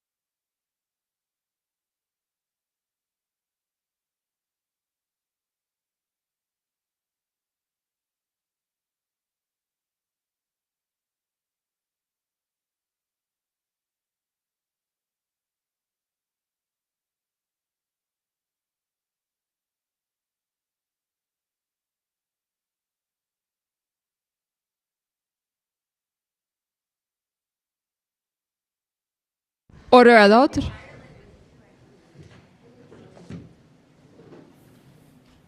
The commission is reconvened. La commission reprend. Okay, we have another witness. Who's commission counsel on this? Hi, Commissioner. Jean-Simon Schoenholz for the commission. The witness is Kenneth Weatherhill. He's on Zoom. Okay. And this is just for a cross-examination by some of the parties on his witness statement. So commission counsel don't have questions in chief.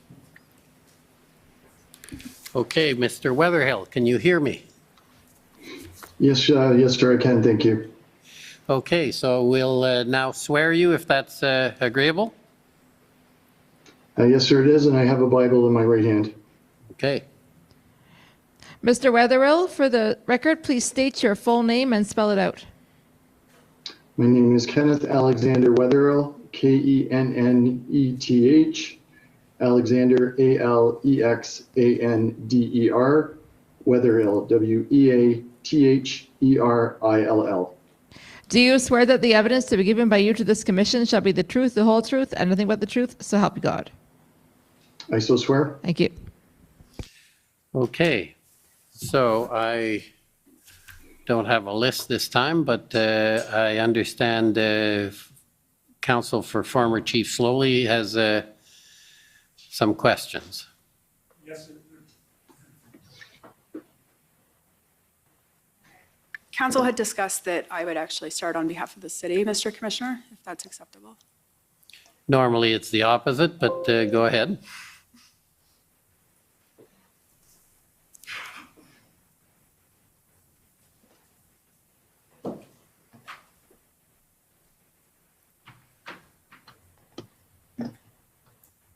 Good evening, Mr. Weatherhill. Thank you for making yourself available for us on seemingly quite short notice. My name's Alyssa Tompkins. I'm counsel for the City of Ottawa in this case.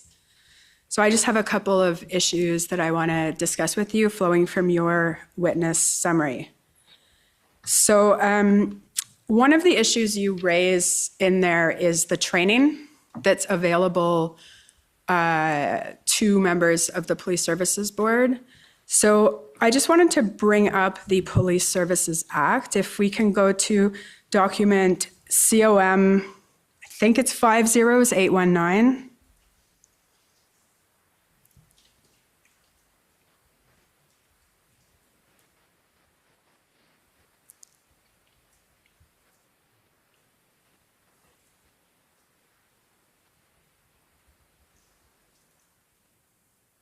What would you like to do? Oh, sorry, page 28 of that. So if we can just scroll down, Mr. Clerk, when we get to, I just wanted the witness, keep scrolling, please. So this starts with section 31, which is titled Responsibilities of the Boards. And if we can keep scrolling down, if we get to subsection 5, please. Oh, there we go. So the training of board members, and the Act provides the board shall ensure that its members undergo any training that the Solicitor General may provide or require. Now, my understanding from your witness summary is that, in fact, the Solicitor General does not provide formal training or has chosen not to. Is that correct? My evidence is that the police service advisors deliver orientation training. There's also a package that is provided to every board member who becomes a member of the board. But when I think of training, I think of lesson plans, I think of course training standards, and I think of that. That is not the formal training that is that is delivered currently under the Police Services Act. There is ongoing training on a number of different areas that may come up that the advisors are able to help support the board or help support the board to receive training in a number of different areas, such as an example of a board asking for training in harassment and discrimination and biases, and could they get support in identifying those kinds of training plans?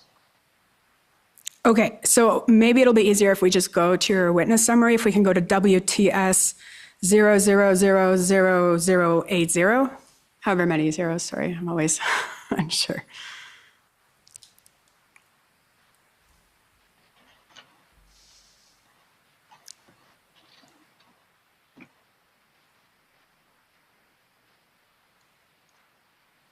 If we can just go to page 2.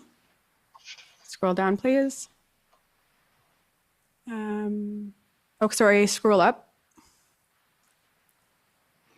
Okay, so the paragraph that starts with the work of the liaison unit includes providing orientation materials for new police services board member.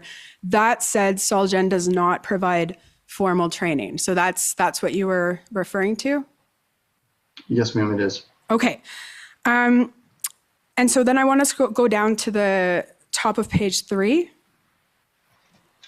In this case, so as I understand your evidence, that in fact, in this case, the board did request training from the advisor, Ms. Gray, on their responsibilities during this type of incident. And because it was during an event, you took the position that advisors were not to provide this training in the middle of an incident. Do I understand correctly? Yes, so the context of this is we were a number of days into an ongoing incident in Ottawa, and the board approached the advisor and asked for training related to board governance. The Ottawa Police Services board is a very experienced board. They've had significant orientation, they have significant experience, and a large number of assets available to them. So the position that I took and the direction I gave was in the middle of an incident is not the time to remove a board from their role and their function of governance and set them down and to provide additional training on top of what they've received and the policies that they are governing themselves by. What I did ask was that the advisor ask for particular questions from the board and specifically the executive director, and then we would help facilitate those questions with the appropriate answers and assist them in the interpretation of the legislation, their roles and their functions and their responsibilities. Okay, and I'm not going to go to that document because I took the Deputy Solicitor General to it, and will the commission already has the evidence as to what information was provided to the board in terms of what authorities were available to them under the Act, and more importantly, what was not provided. I note here that it says part of the rationale for not agreeing to provide training during the incident is that the OPSB had its own resources, significant experience through former board members on city council. Now, I just want to be clear on that. Surely you agree that the board and a municipal council are separate and distinct entities? Yes, that's correct. Okay, and they're legally separate as a matter of law. They are legally separate as a matter of law. What I meant by that, and what I continue to stand by, is the board has a responsibility and the ability to tap into resources of experience that can help them guide through particular scenarios and situations without disclosing the intimate details of those situations and scenarios. That forms part of responsible governance. Now, you'll agree, though, that of these other resources available, other than the advisors of the Solicitor General, only one of those being the advisors of the Solicitor General has a statutory duty to ensure that the board is providing adequate and effective policing in the municipality. So if I understand your question correctly, you're asking me if there is only one person that's listed in that entire group that has a statutory responsibility to provide adequate and effective policing. Yes.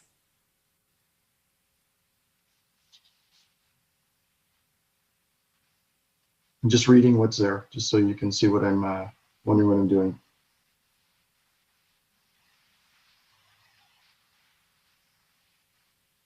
So the board members themselves have a responsibility. So that's one entity. Legal counsel to the board has a responsibility to help guide the board.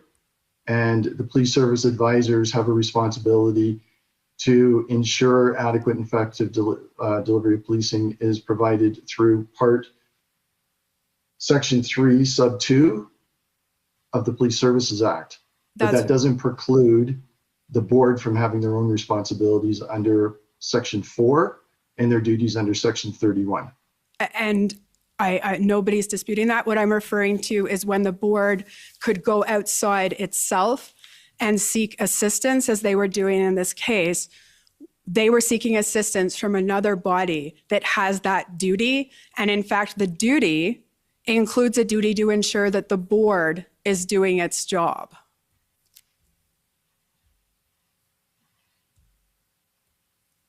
Can you rephrase that question, please? I'm not quite sure I'm understanding exactly what the question is. And maybe it's just a matter of argument that when they have these other resources that they can go to, and that's fine and good, but it's in the statute, there's one entity that's supervising the board. And I put to Mr. DiTomaso, and I'll put it in argument, that the Supreme Court of Canada has said that the Solicitor General has a duty to ensure that the board provides adequate and effective police services in the municipality. So the other entities, former members, they're resources, but they're not resources that have themselves a statutory duty. So I'm not familiar with any case that the Supreme Court of Canada has ruled on. With respect to responsibilities of the delivery of adequate and effective policing in the Act, there's actually three areas that I'm familiar with. The first one is the board and their responsibility to provide adequate and effective policing. The role of the minister is set out in Section 3(2), and the municipal council to provide the necessary funding in order to deliver upon the services, which can arguably be connected back into adequate and effective policing. And obviously, the municipality's other role is in appointing or removing, as the case may be, members of the board. The municipal members of the board, not the provincial members of the board. Correct. Thank you. I have no further questions, and thank you for your time this evening. Thank you. Okay, so next is former Chief Slowly's counsel.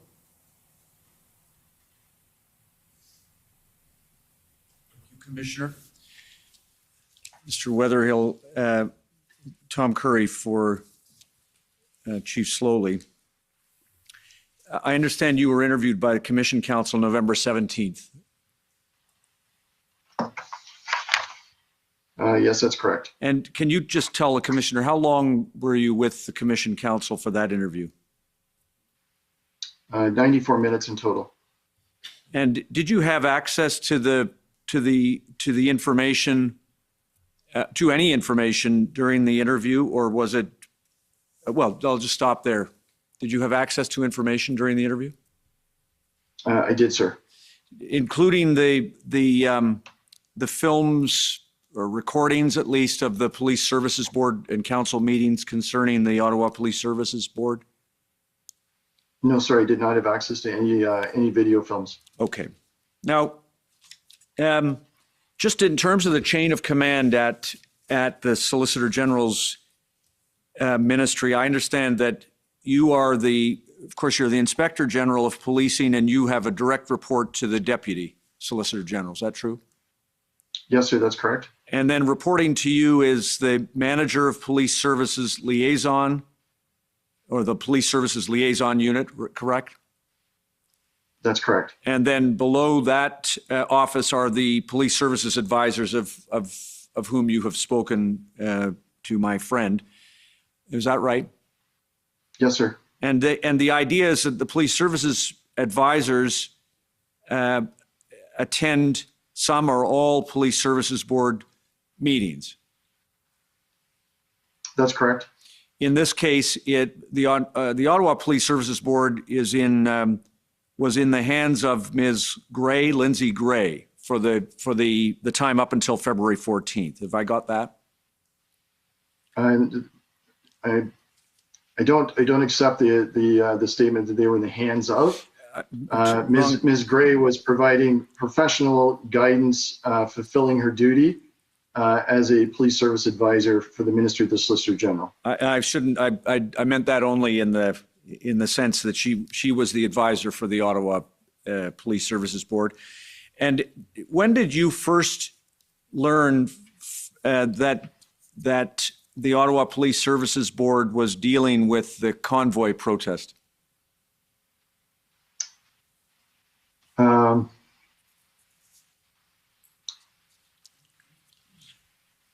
It would have been late January into early February. Right.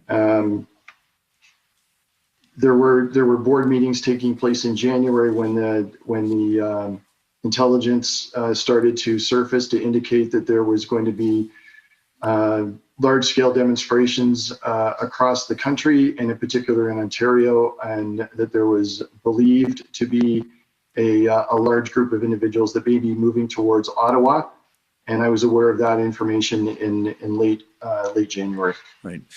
Now, you yourself, though, did not, if I understand it, you did not observe a police services board meeting of the Ottawa Police Services Board in real time at that initial phase, at least. Is that true? There were meetings in January, no, but there were meetings in February where the link was provided for the general public to watch the open session, and I observed portions of that. Okay. And at no time during any of the meetings that you observed or that Ms. Gray observed, was any comment made either to the Police Services Board or to the chief? Is that correct? Comment made by who, sir? Well, sorry, by you or Ms. Gray, I should have said.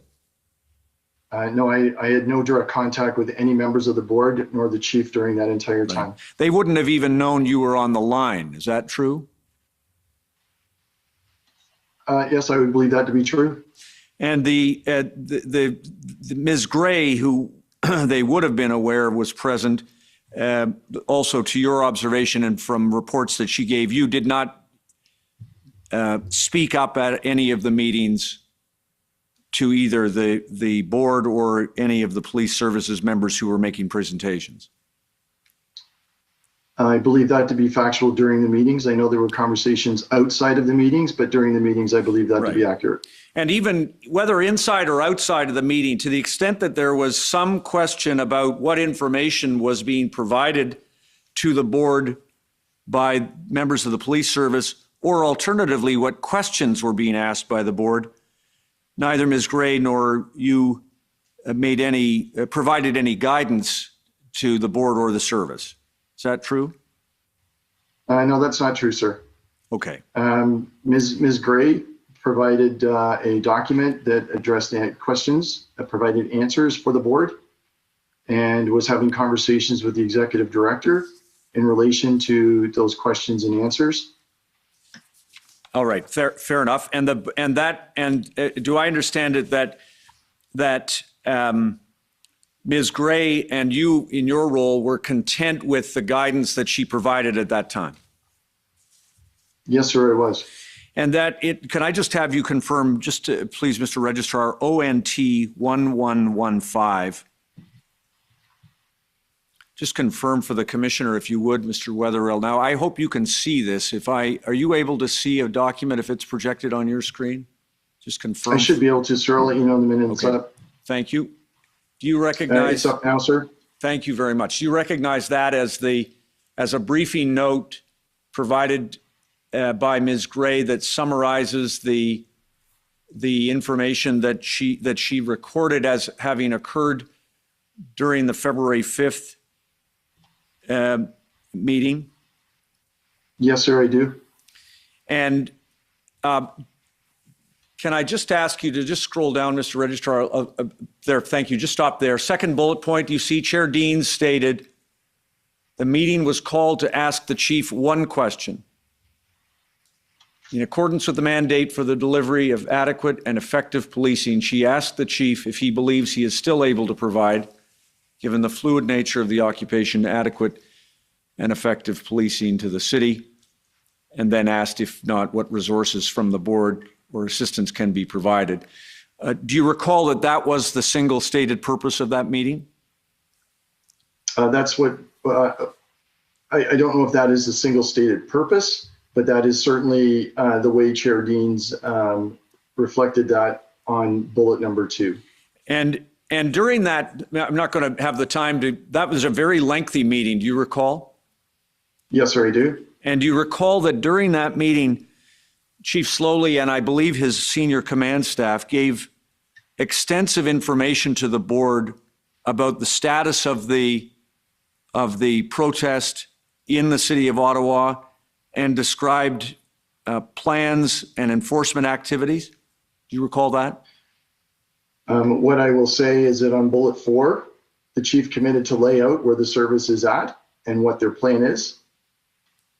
And then if we scroll down on that same document, the chief and the deputy discuss how many arrests they've made, how they deploy some of their officers in and around the city. What's missing there is, I think, the crux to what the question from the chair was, is my recollection of that meeting, was around what is happening with the demonstrators, what is happening from the dismantling, where is the dismantling plan, and how are we going to return that piece of the city back to the residents? Well, I mean, you can keep going. It's a 5-page document. I don't have the time, unfortunately. But there is a great deal of discussion between this chief and his senior command and the board about the fact that there are inadequate resources within the Ottawa Police Service to dismantle the protest. Isn't that true? At that time, what I can say is the chief makes mention of the number of officers that have been seconded and supporting from the RCMP, from the OPP, and I believe he mentioned 7 other municipal services.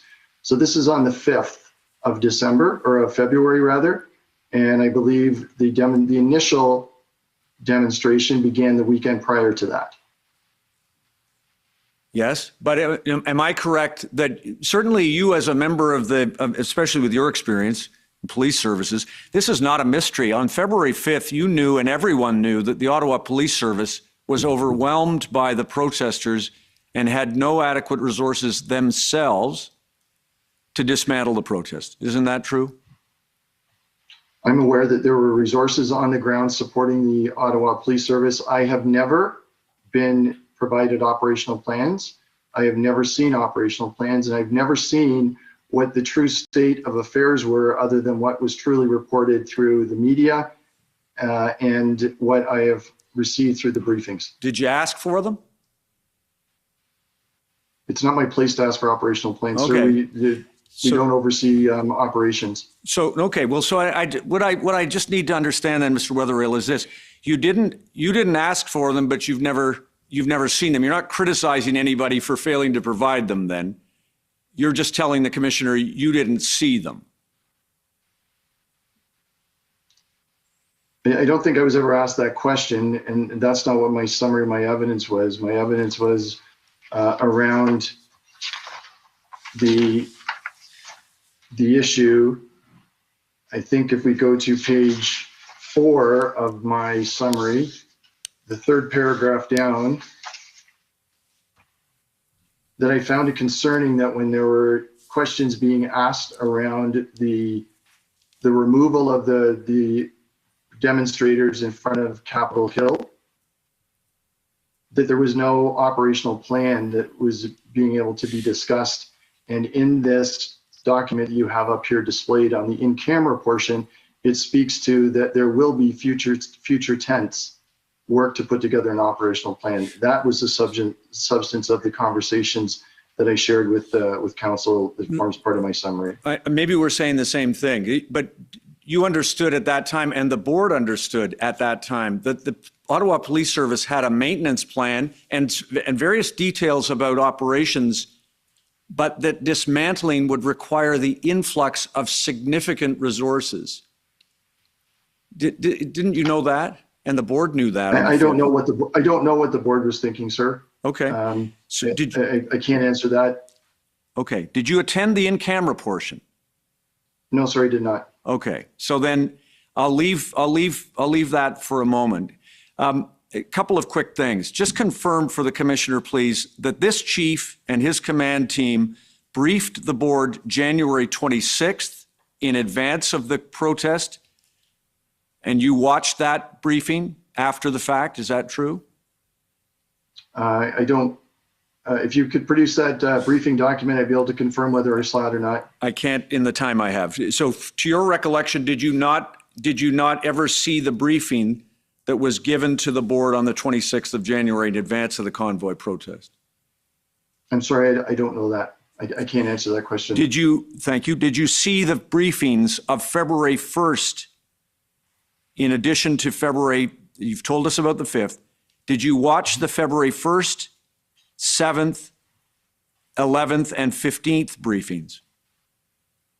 I don't have the dates of those briefings. I know that I was in contact with the police service advisor during and after those briefings. All right, fair enough. So you don't know whether you attended those other ones. Is that fair?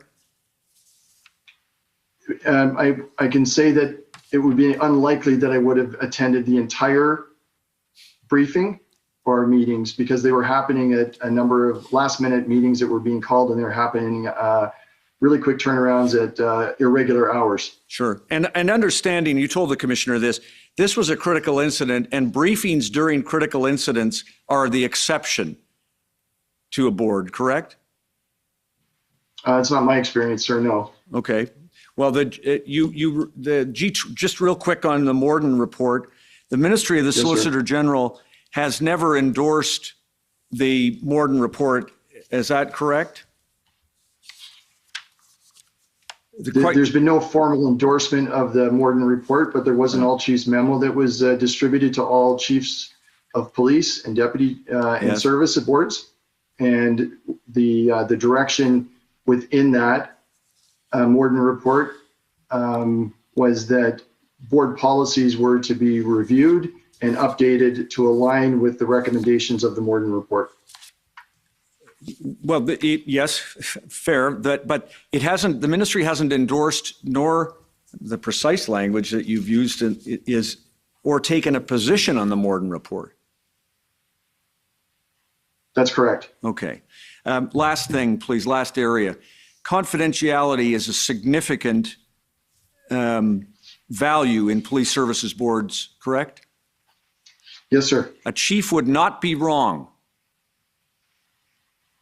to keep in mind in briefing a board issues about leaks of information and be guided by not sharing every detail of operational plans if the board is a leaky institution. Is that fair? So I would expect that if a chief suspected that there was a leaky board or challenges with leaking information, then the necessary steps would have been taken by the chief with the chair and or with OCPC to address that situation. Did you know that one member of the board had attended this convoy protest and had made donations? I'm not familiar that a member attended or provided donations. I recall hearing at the board meetings that a number of board members had observed the demonstration. All right. So you were unaware that there was one board member thought to be supportive of the convoy protest? That's right. I have no information to confirm or deny that. Thank you. You agree that if that were true, a board chair and a chief would be well advised to be careful about information they share about operations. Isn't that fair? Yes, sir. A chief always needs to consider the integrity of the investigation, the safety of the officers, the safety of the in this case, the demonstrators and the broader community. And if that were to be compromised, then yes, that would be the responsible thing for a chief to do. Thank you, Mr. Wetherell. I don't have any other questions for you this evening. Thank you, Commissioner. Thank you, sir. Okay, I believe there's the coalition wants to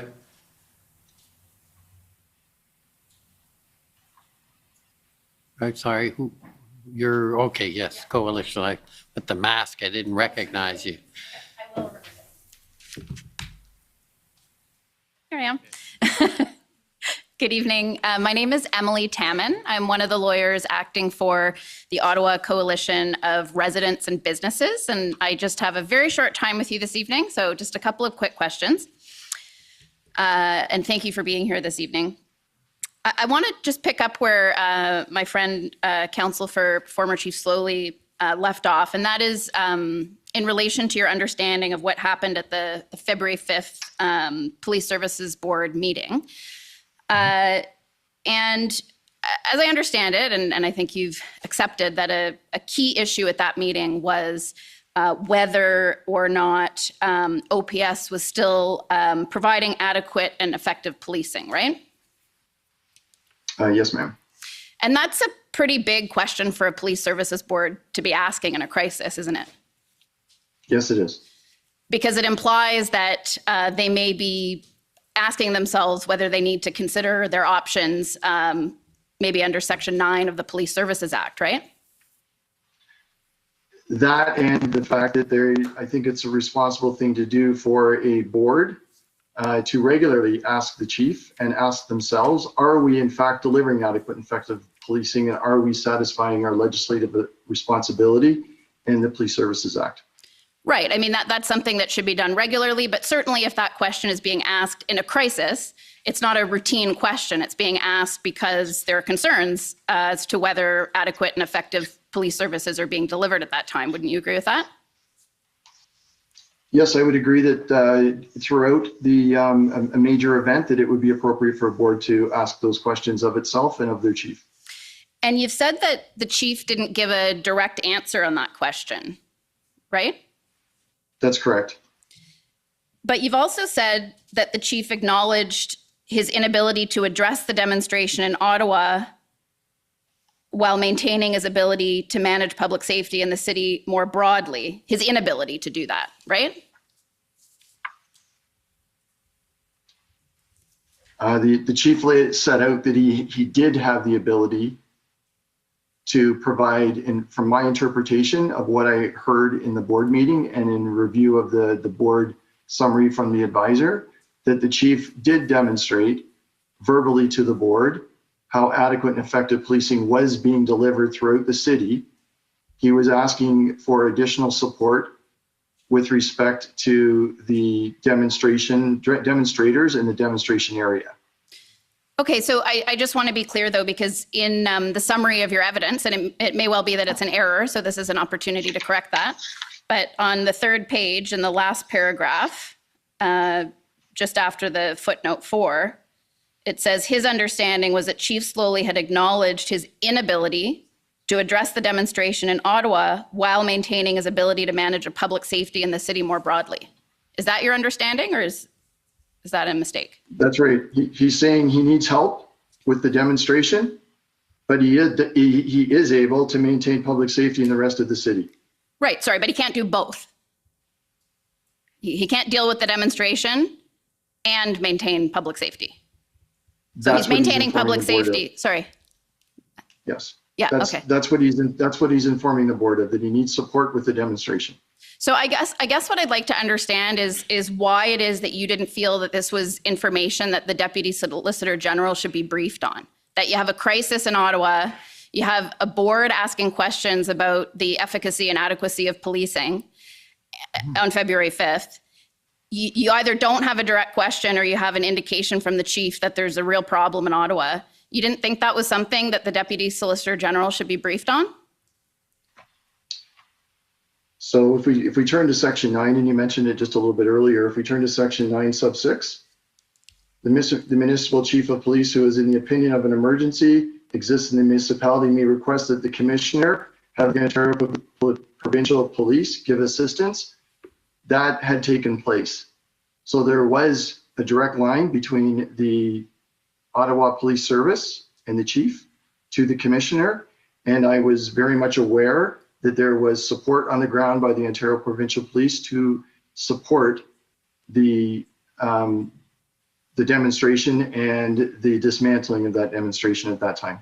But there hadn't been a request for the OPP to come in and assume control of policing in Ottawa, right? That's correct. Right. And if the board was asking those questions, would you agree that the reason in the context of a crisis they'd be asking that question is because they're asking themselves whether they might have a duty under the legislation to themselves go to the OPP and request that the service take over in Ottawa? So there'd be a number of necessary steps that would need to take place if the board had lost confidence in their chief. And if the board were to reach out to the commissioner and ask for policing services, then the chief would need to be removed. And that did not happen.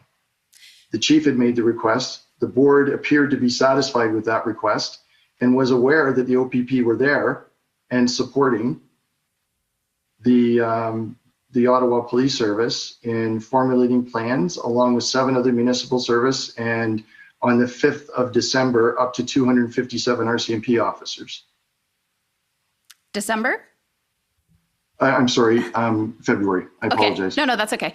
And just finally, I just want to understand the timing of the request by the board for training. How did that coincide with what you heard on February 5th? In other words, were they trying to figure out what it was that they were expected to do if they had concerns about adequate and effective policing? They're asking for training, they're asking for advice, and they're not getting that. Is that right? No, I disagree with that. They were asking for governance training. That board is quite experienced in governance. They wanted governance training in the middle of an incident, and that would have been irresponsible for my advisor to be there pulling a board away from their responsible duties of governance and oversight and managing the scenario from their perspective in their function and roles. Okay, thank you, sir. Those are my questions. Thank you, Commissioner. Thank you. Thank you. Any re-examination? I just had one point of clarification first, just for the record. My friend for Chief Slowly mentioned the dates of some of the board meetings. The dates, so the dates of board meetings were the 26th, the 5th, the 11th, the 15th, and the 17th. I don't know that that's material, but just wanted the record to accurately reflect that.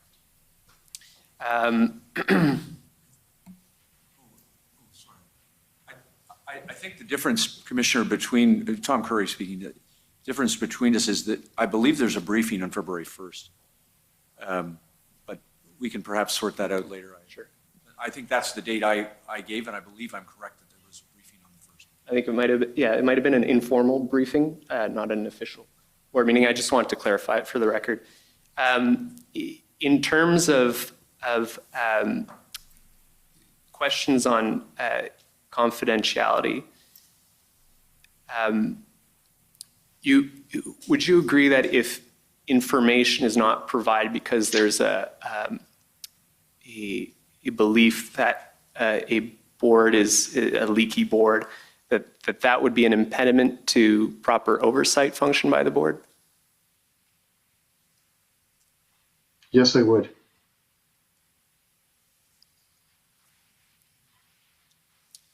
Thank you. And that there should be policies within the board to deal with that. And the board should be very much aware of what the necessary steps would be to advance that complaint and that issue to the Ontario Civilian Police Commission. And what would you suggest the proper steps would be to follow if there was such concerns? You mentioned it, but you didn't really go into detail on what those would be. So with the chief, there's a couple different pathways that can be followed there, sir.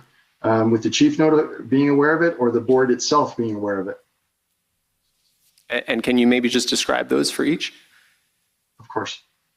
So generally, if it was the chief who's made aware of it, and if the chief was confident that it was not the board chair, then they would have that conversation with the board chair and give the chair an opportunity to share the appropriate policies with the broader board and address the individual that may be that leak.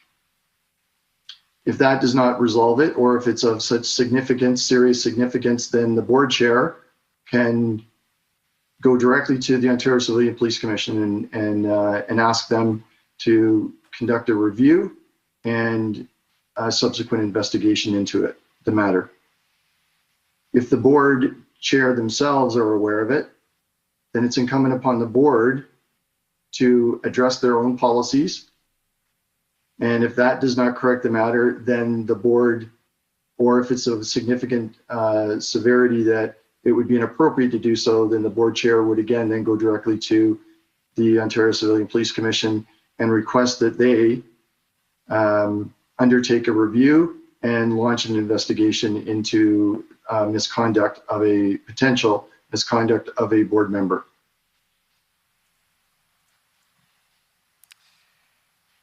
Okay, and so you would agree with me that a leaky board issue has to be addressed in some fashion? I would agree that if it exists today, then it needs to be addressed.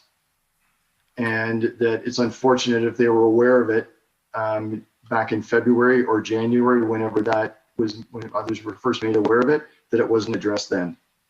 Because if it's not addressed, it leads to a breakdown in the relationship. In the oversight function. The relationship between the board, the trust and confidence of the board, the trust and confidence of the broader community in the board, of counsel of the board, and then the entire relationship that's necessary for proper good governance of a police service. Thank you. Thank you so much for your time this evening. Thank you, Commissioner, may I just raise one very brief comment? My friends. At this hour, why not? I'm sorry for this, but I think you're going to agree it's important. The Ministry of the Solicitor General knew about the leaking information from the board. It's in a statement that is from Mr. Wetherill's subordinate. I just don't want you to be left without the third leg of that stool, because the ministry knew it as well. And I don't know if my friend wants to develop that. I don't know why, if we're going into it, we don't develop it.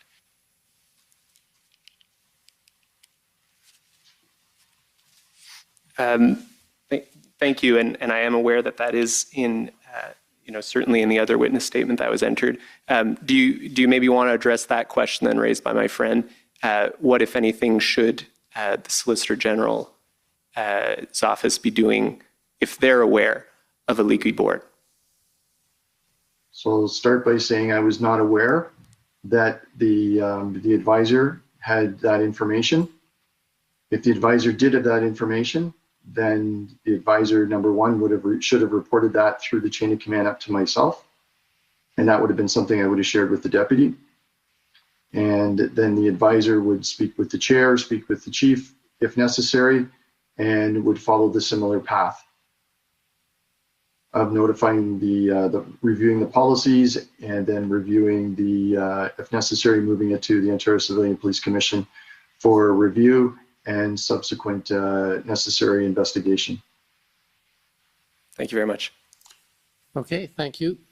So those are, well, firstly, thank you for making yourself available, Mr. Wetherill.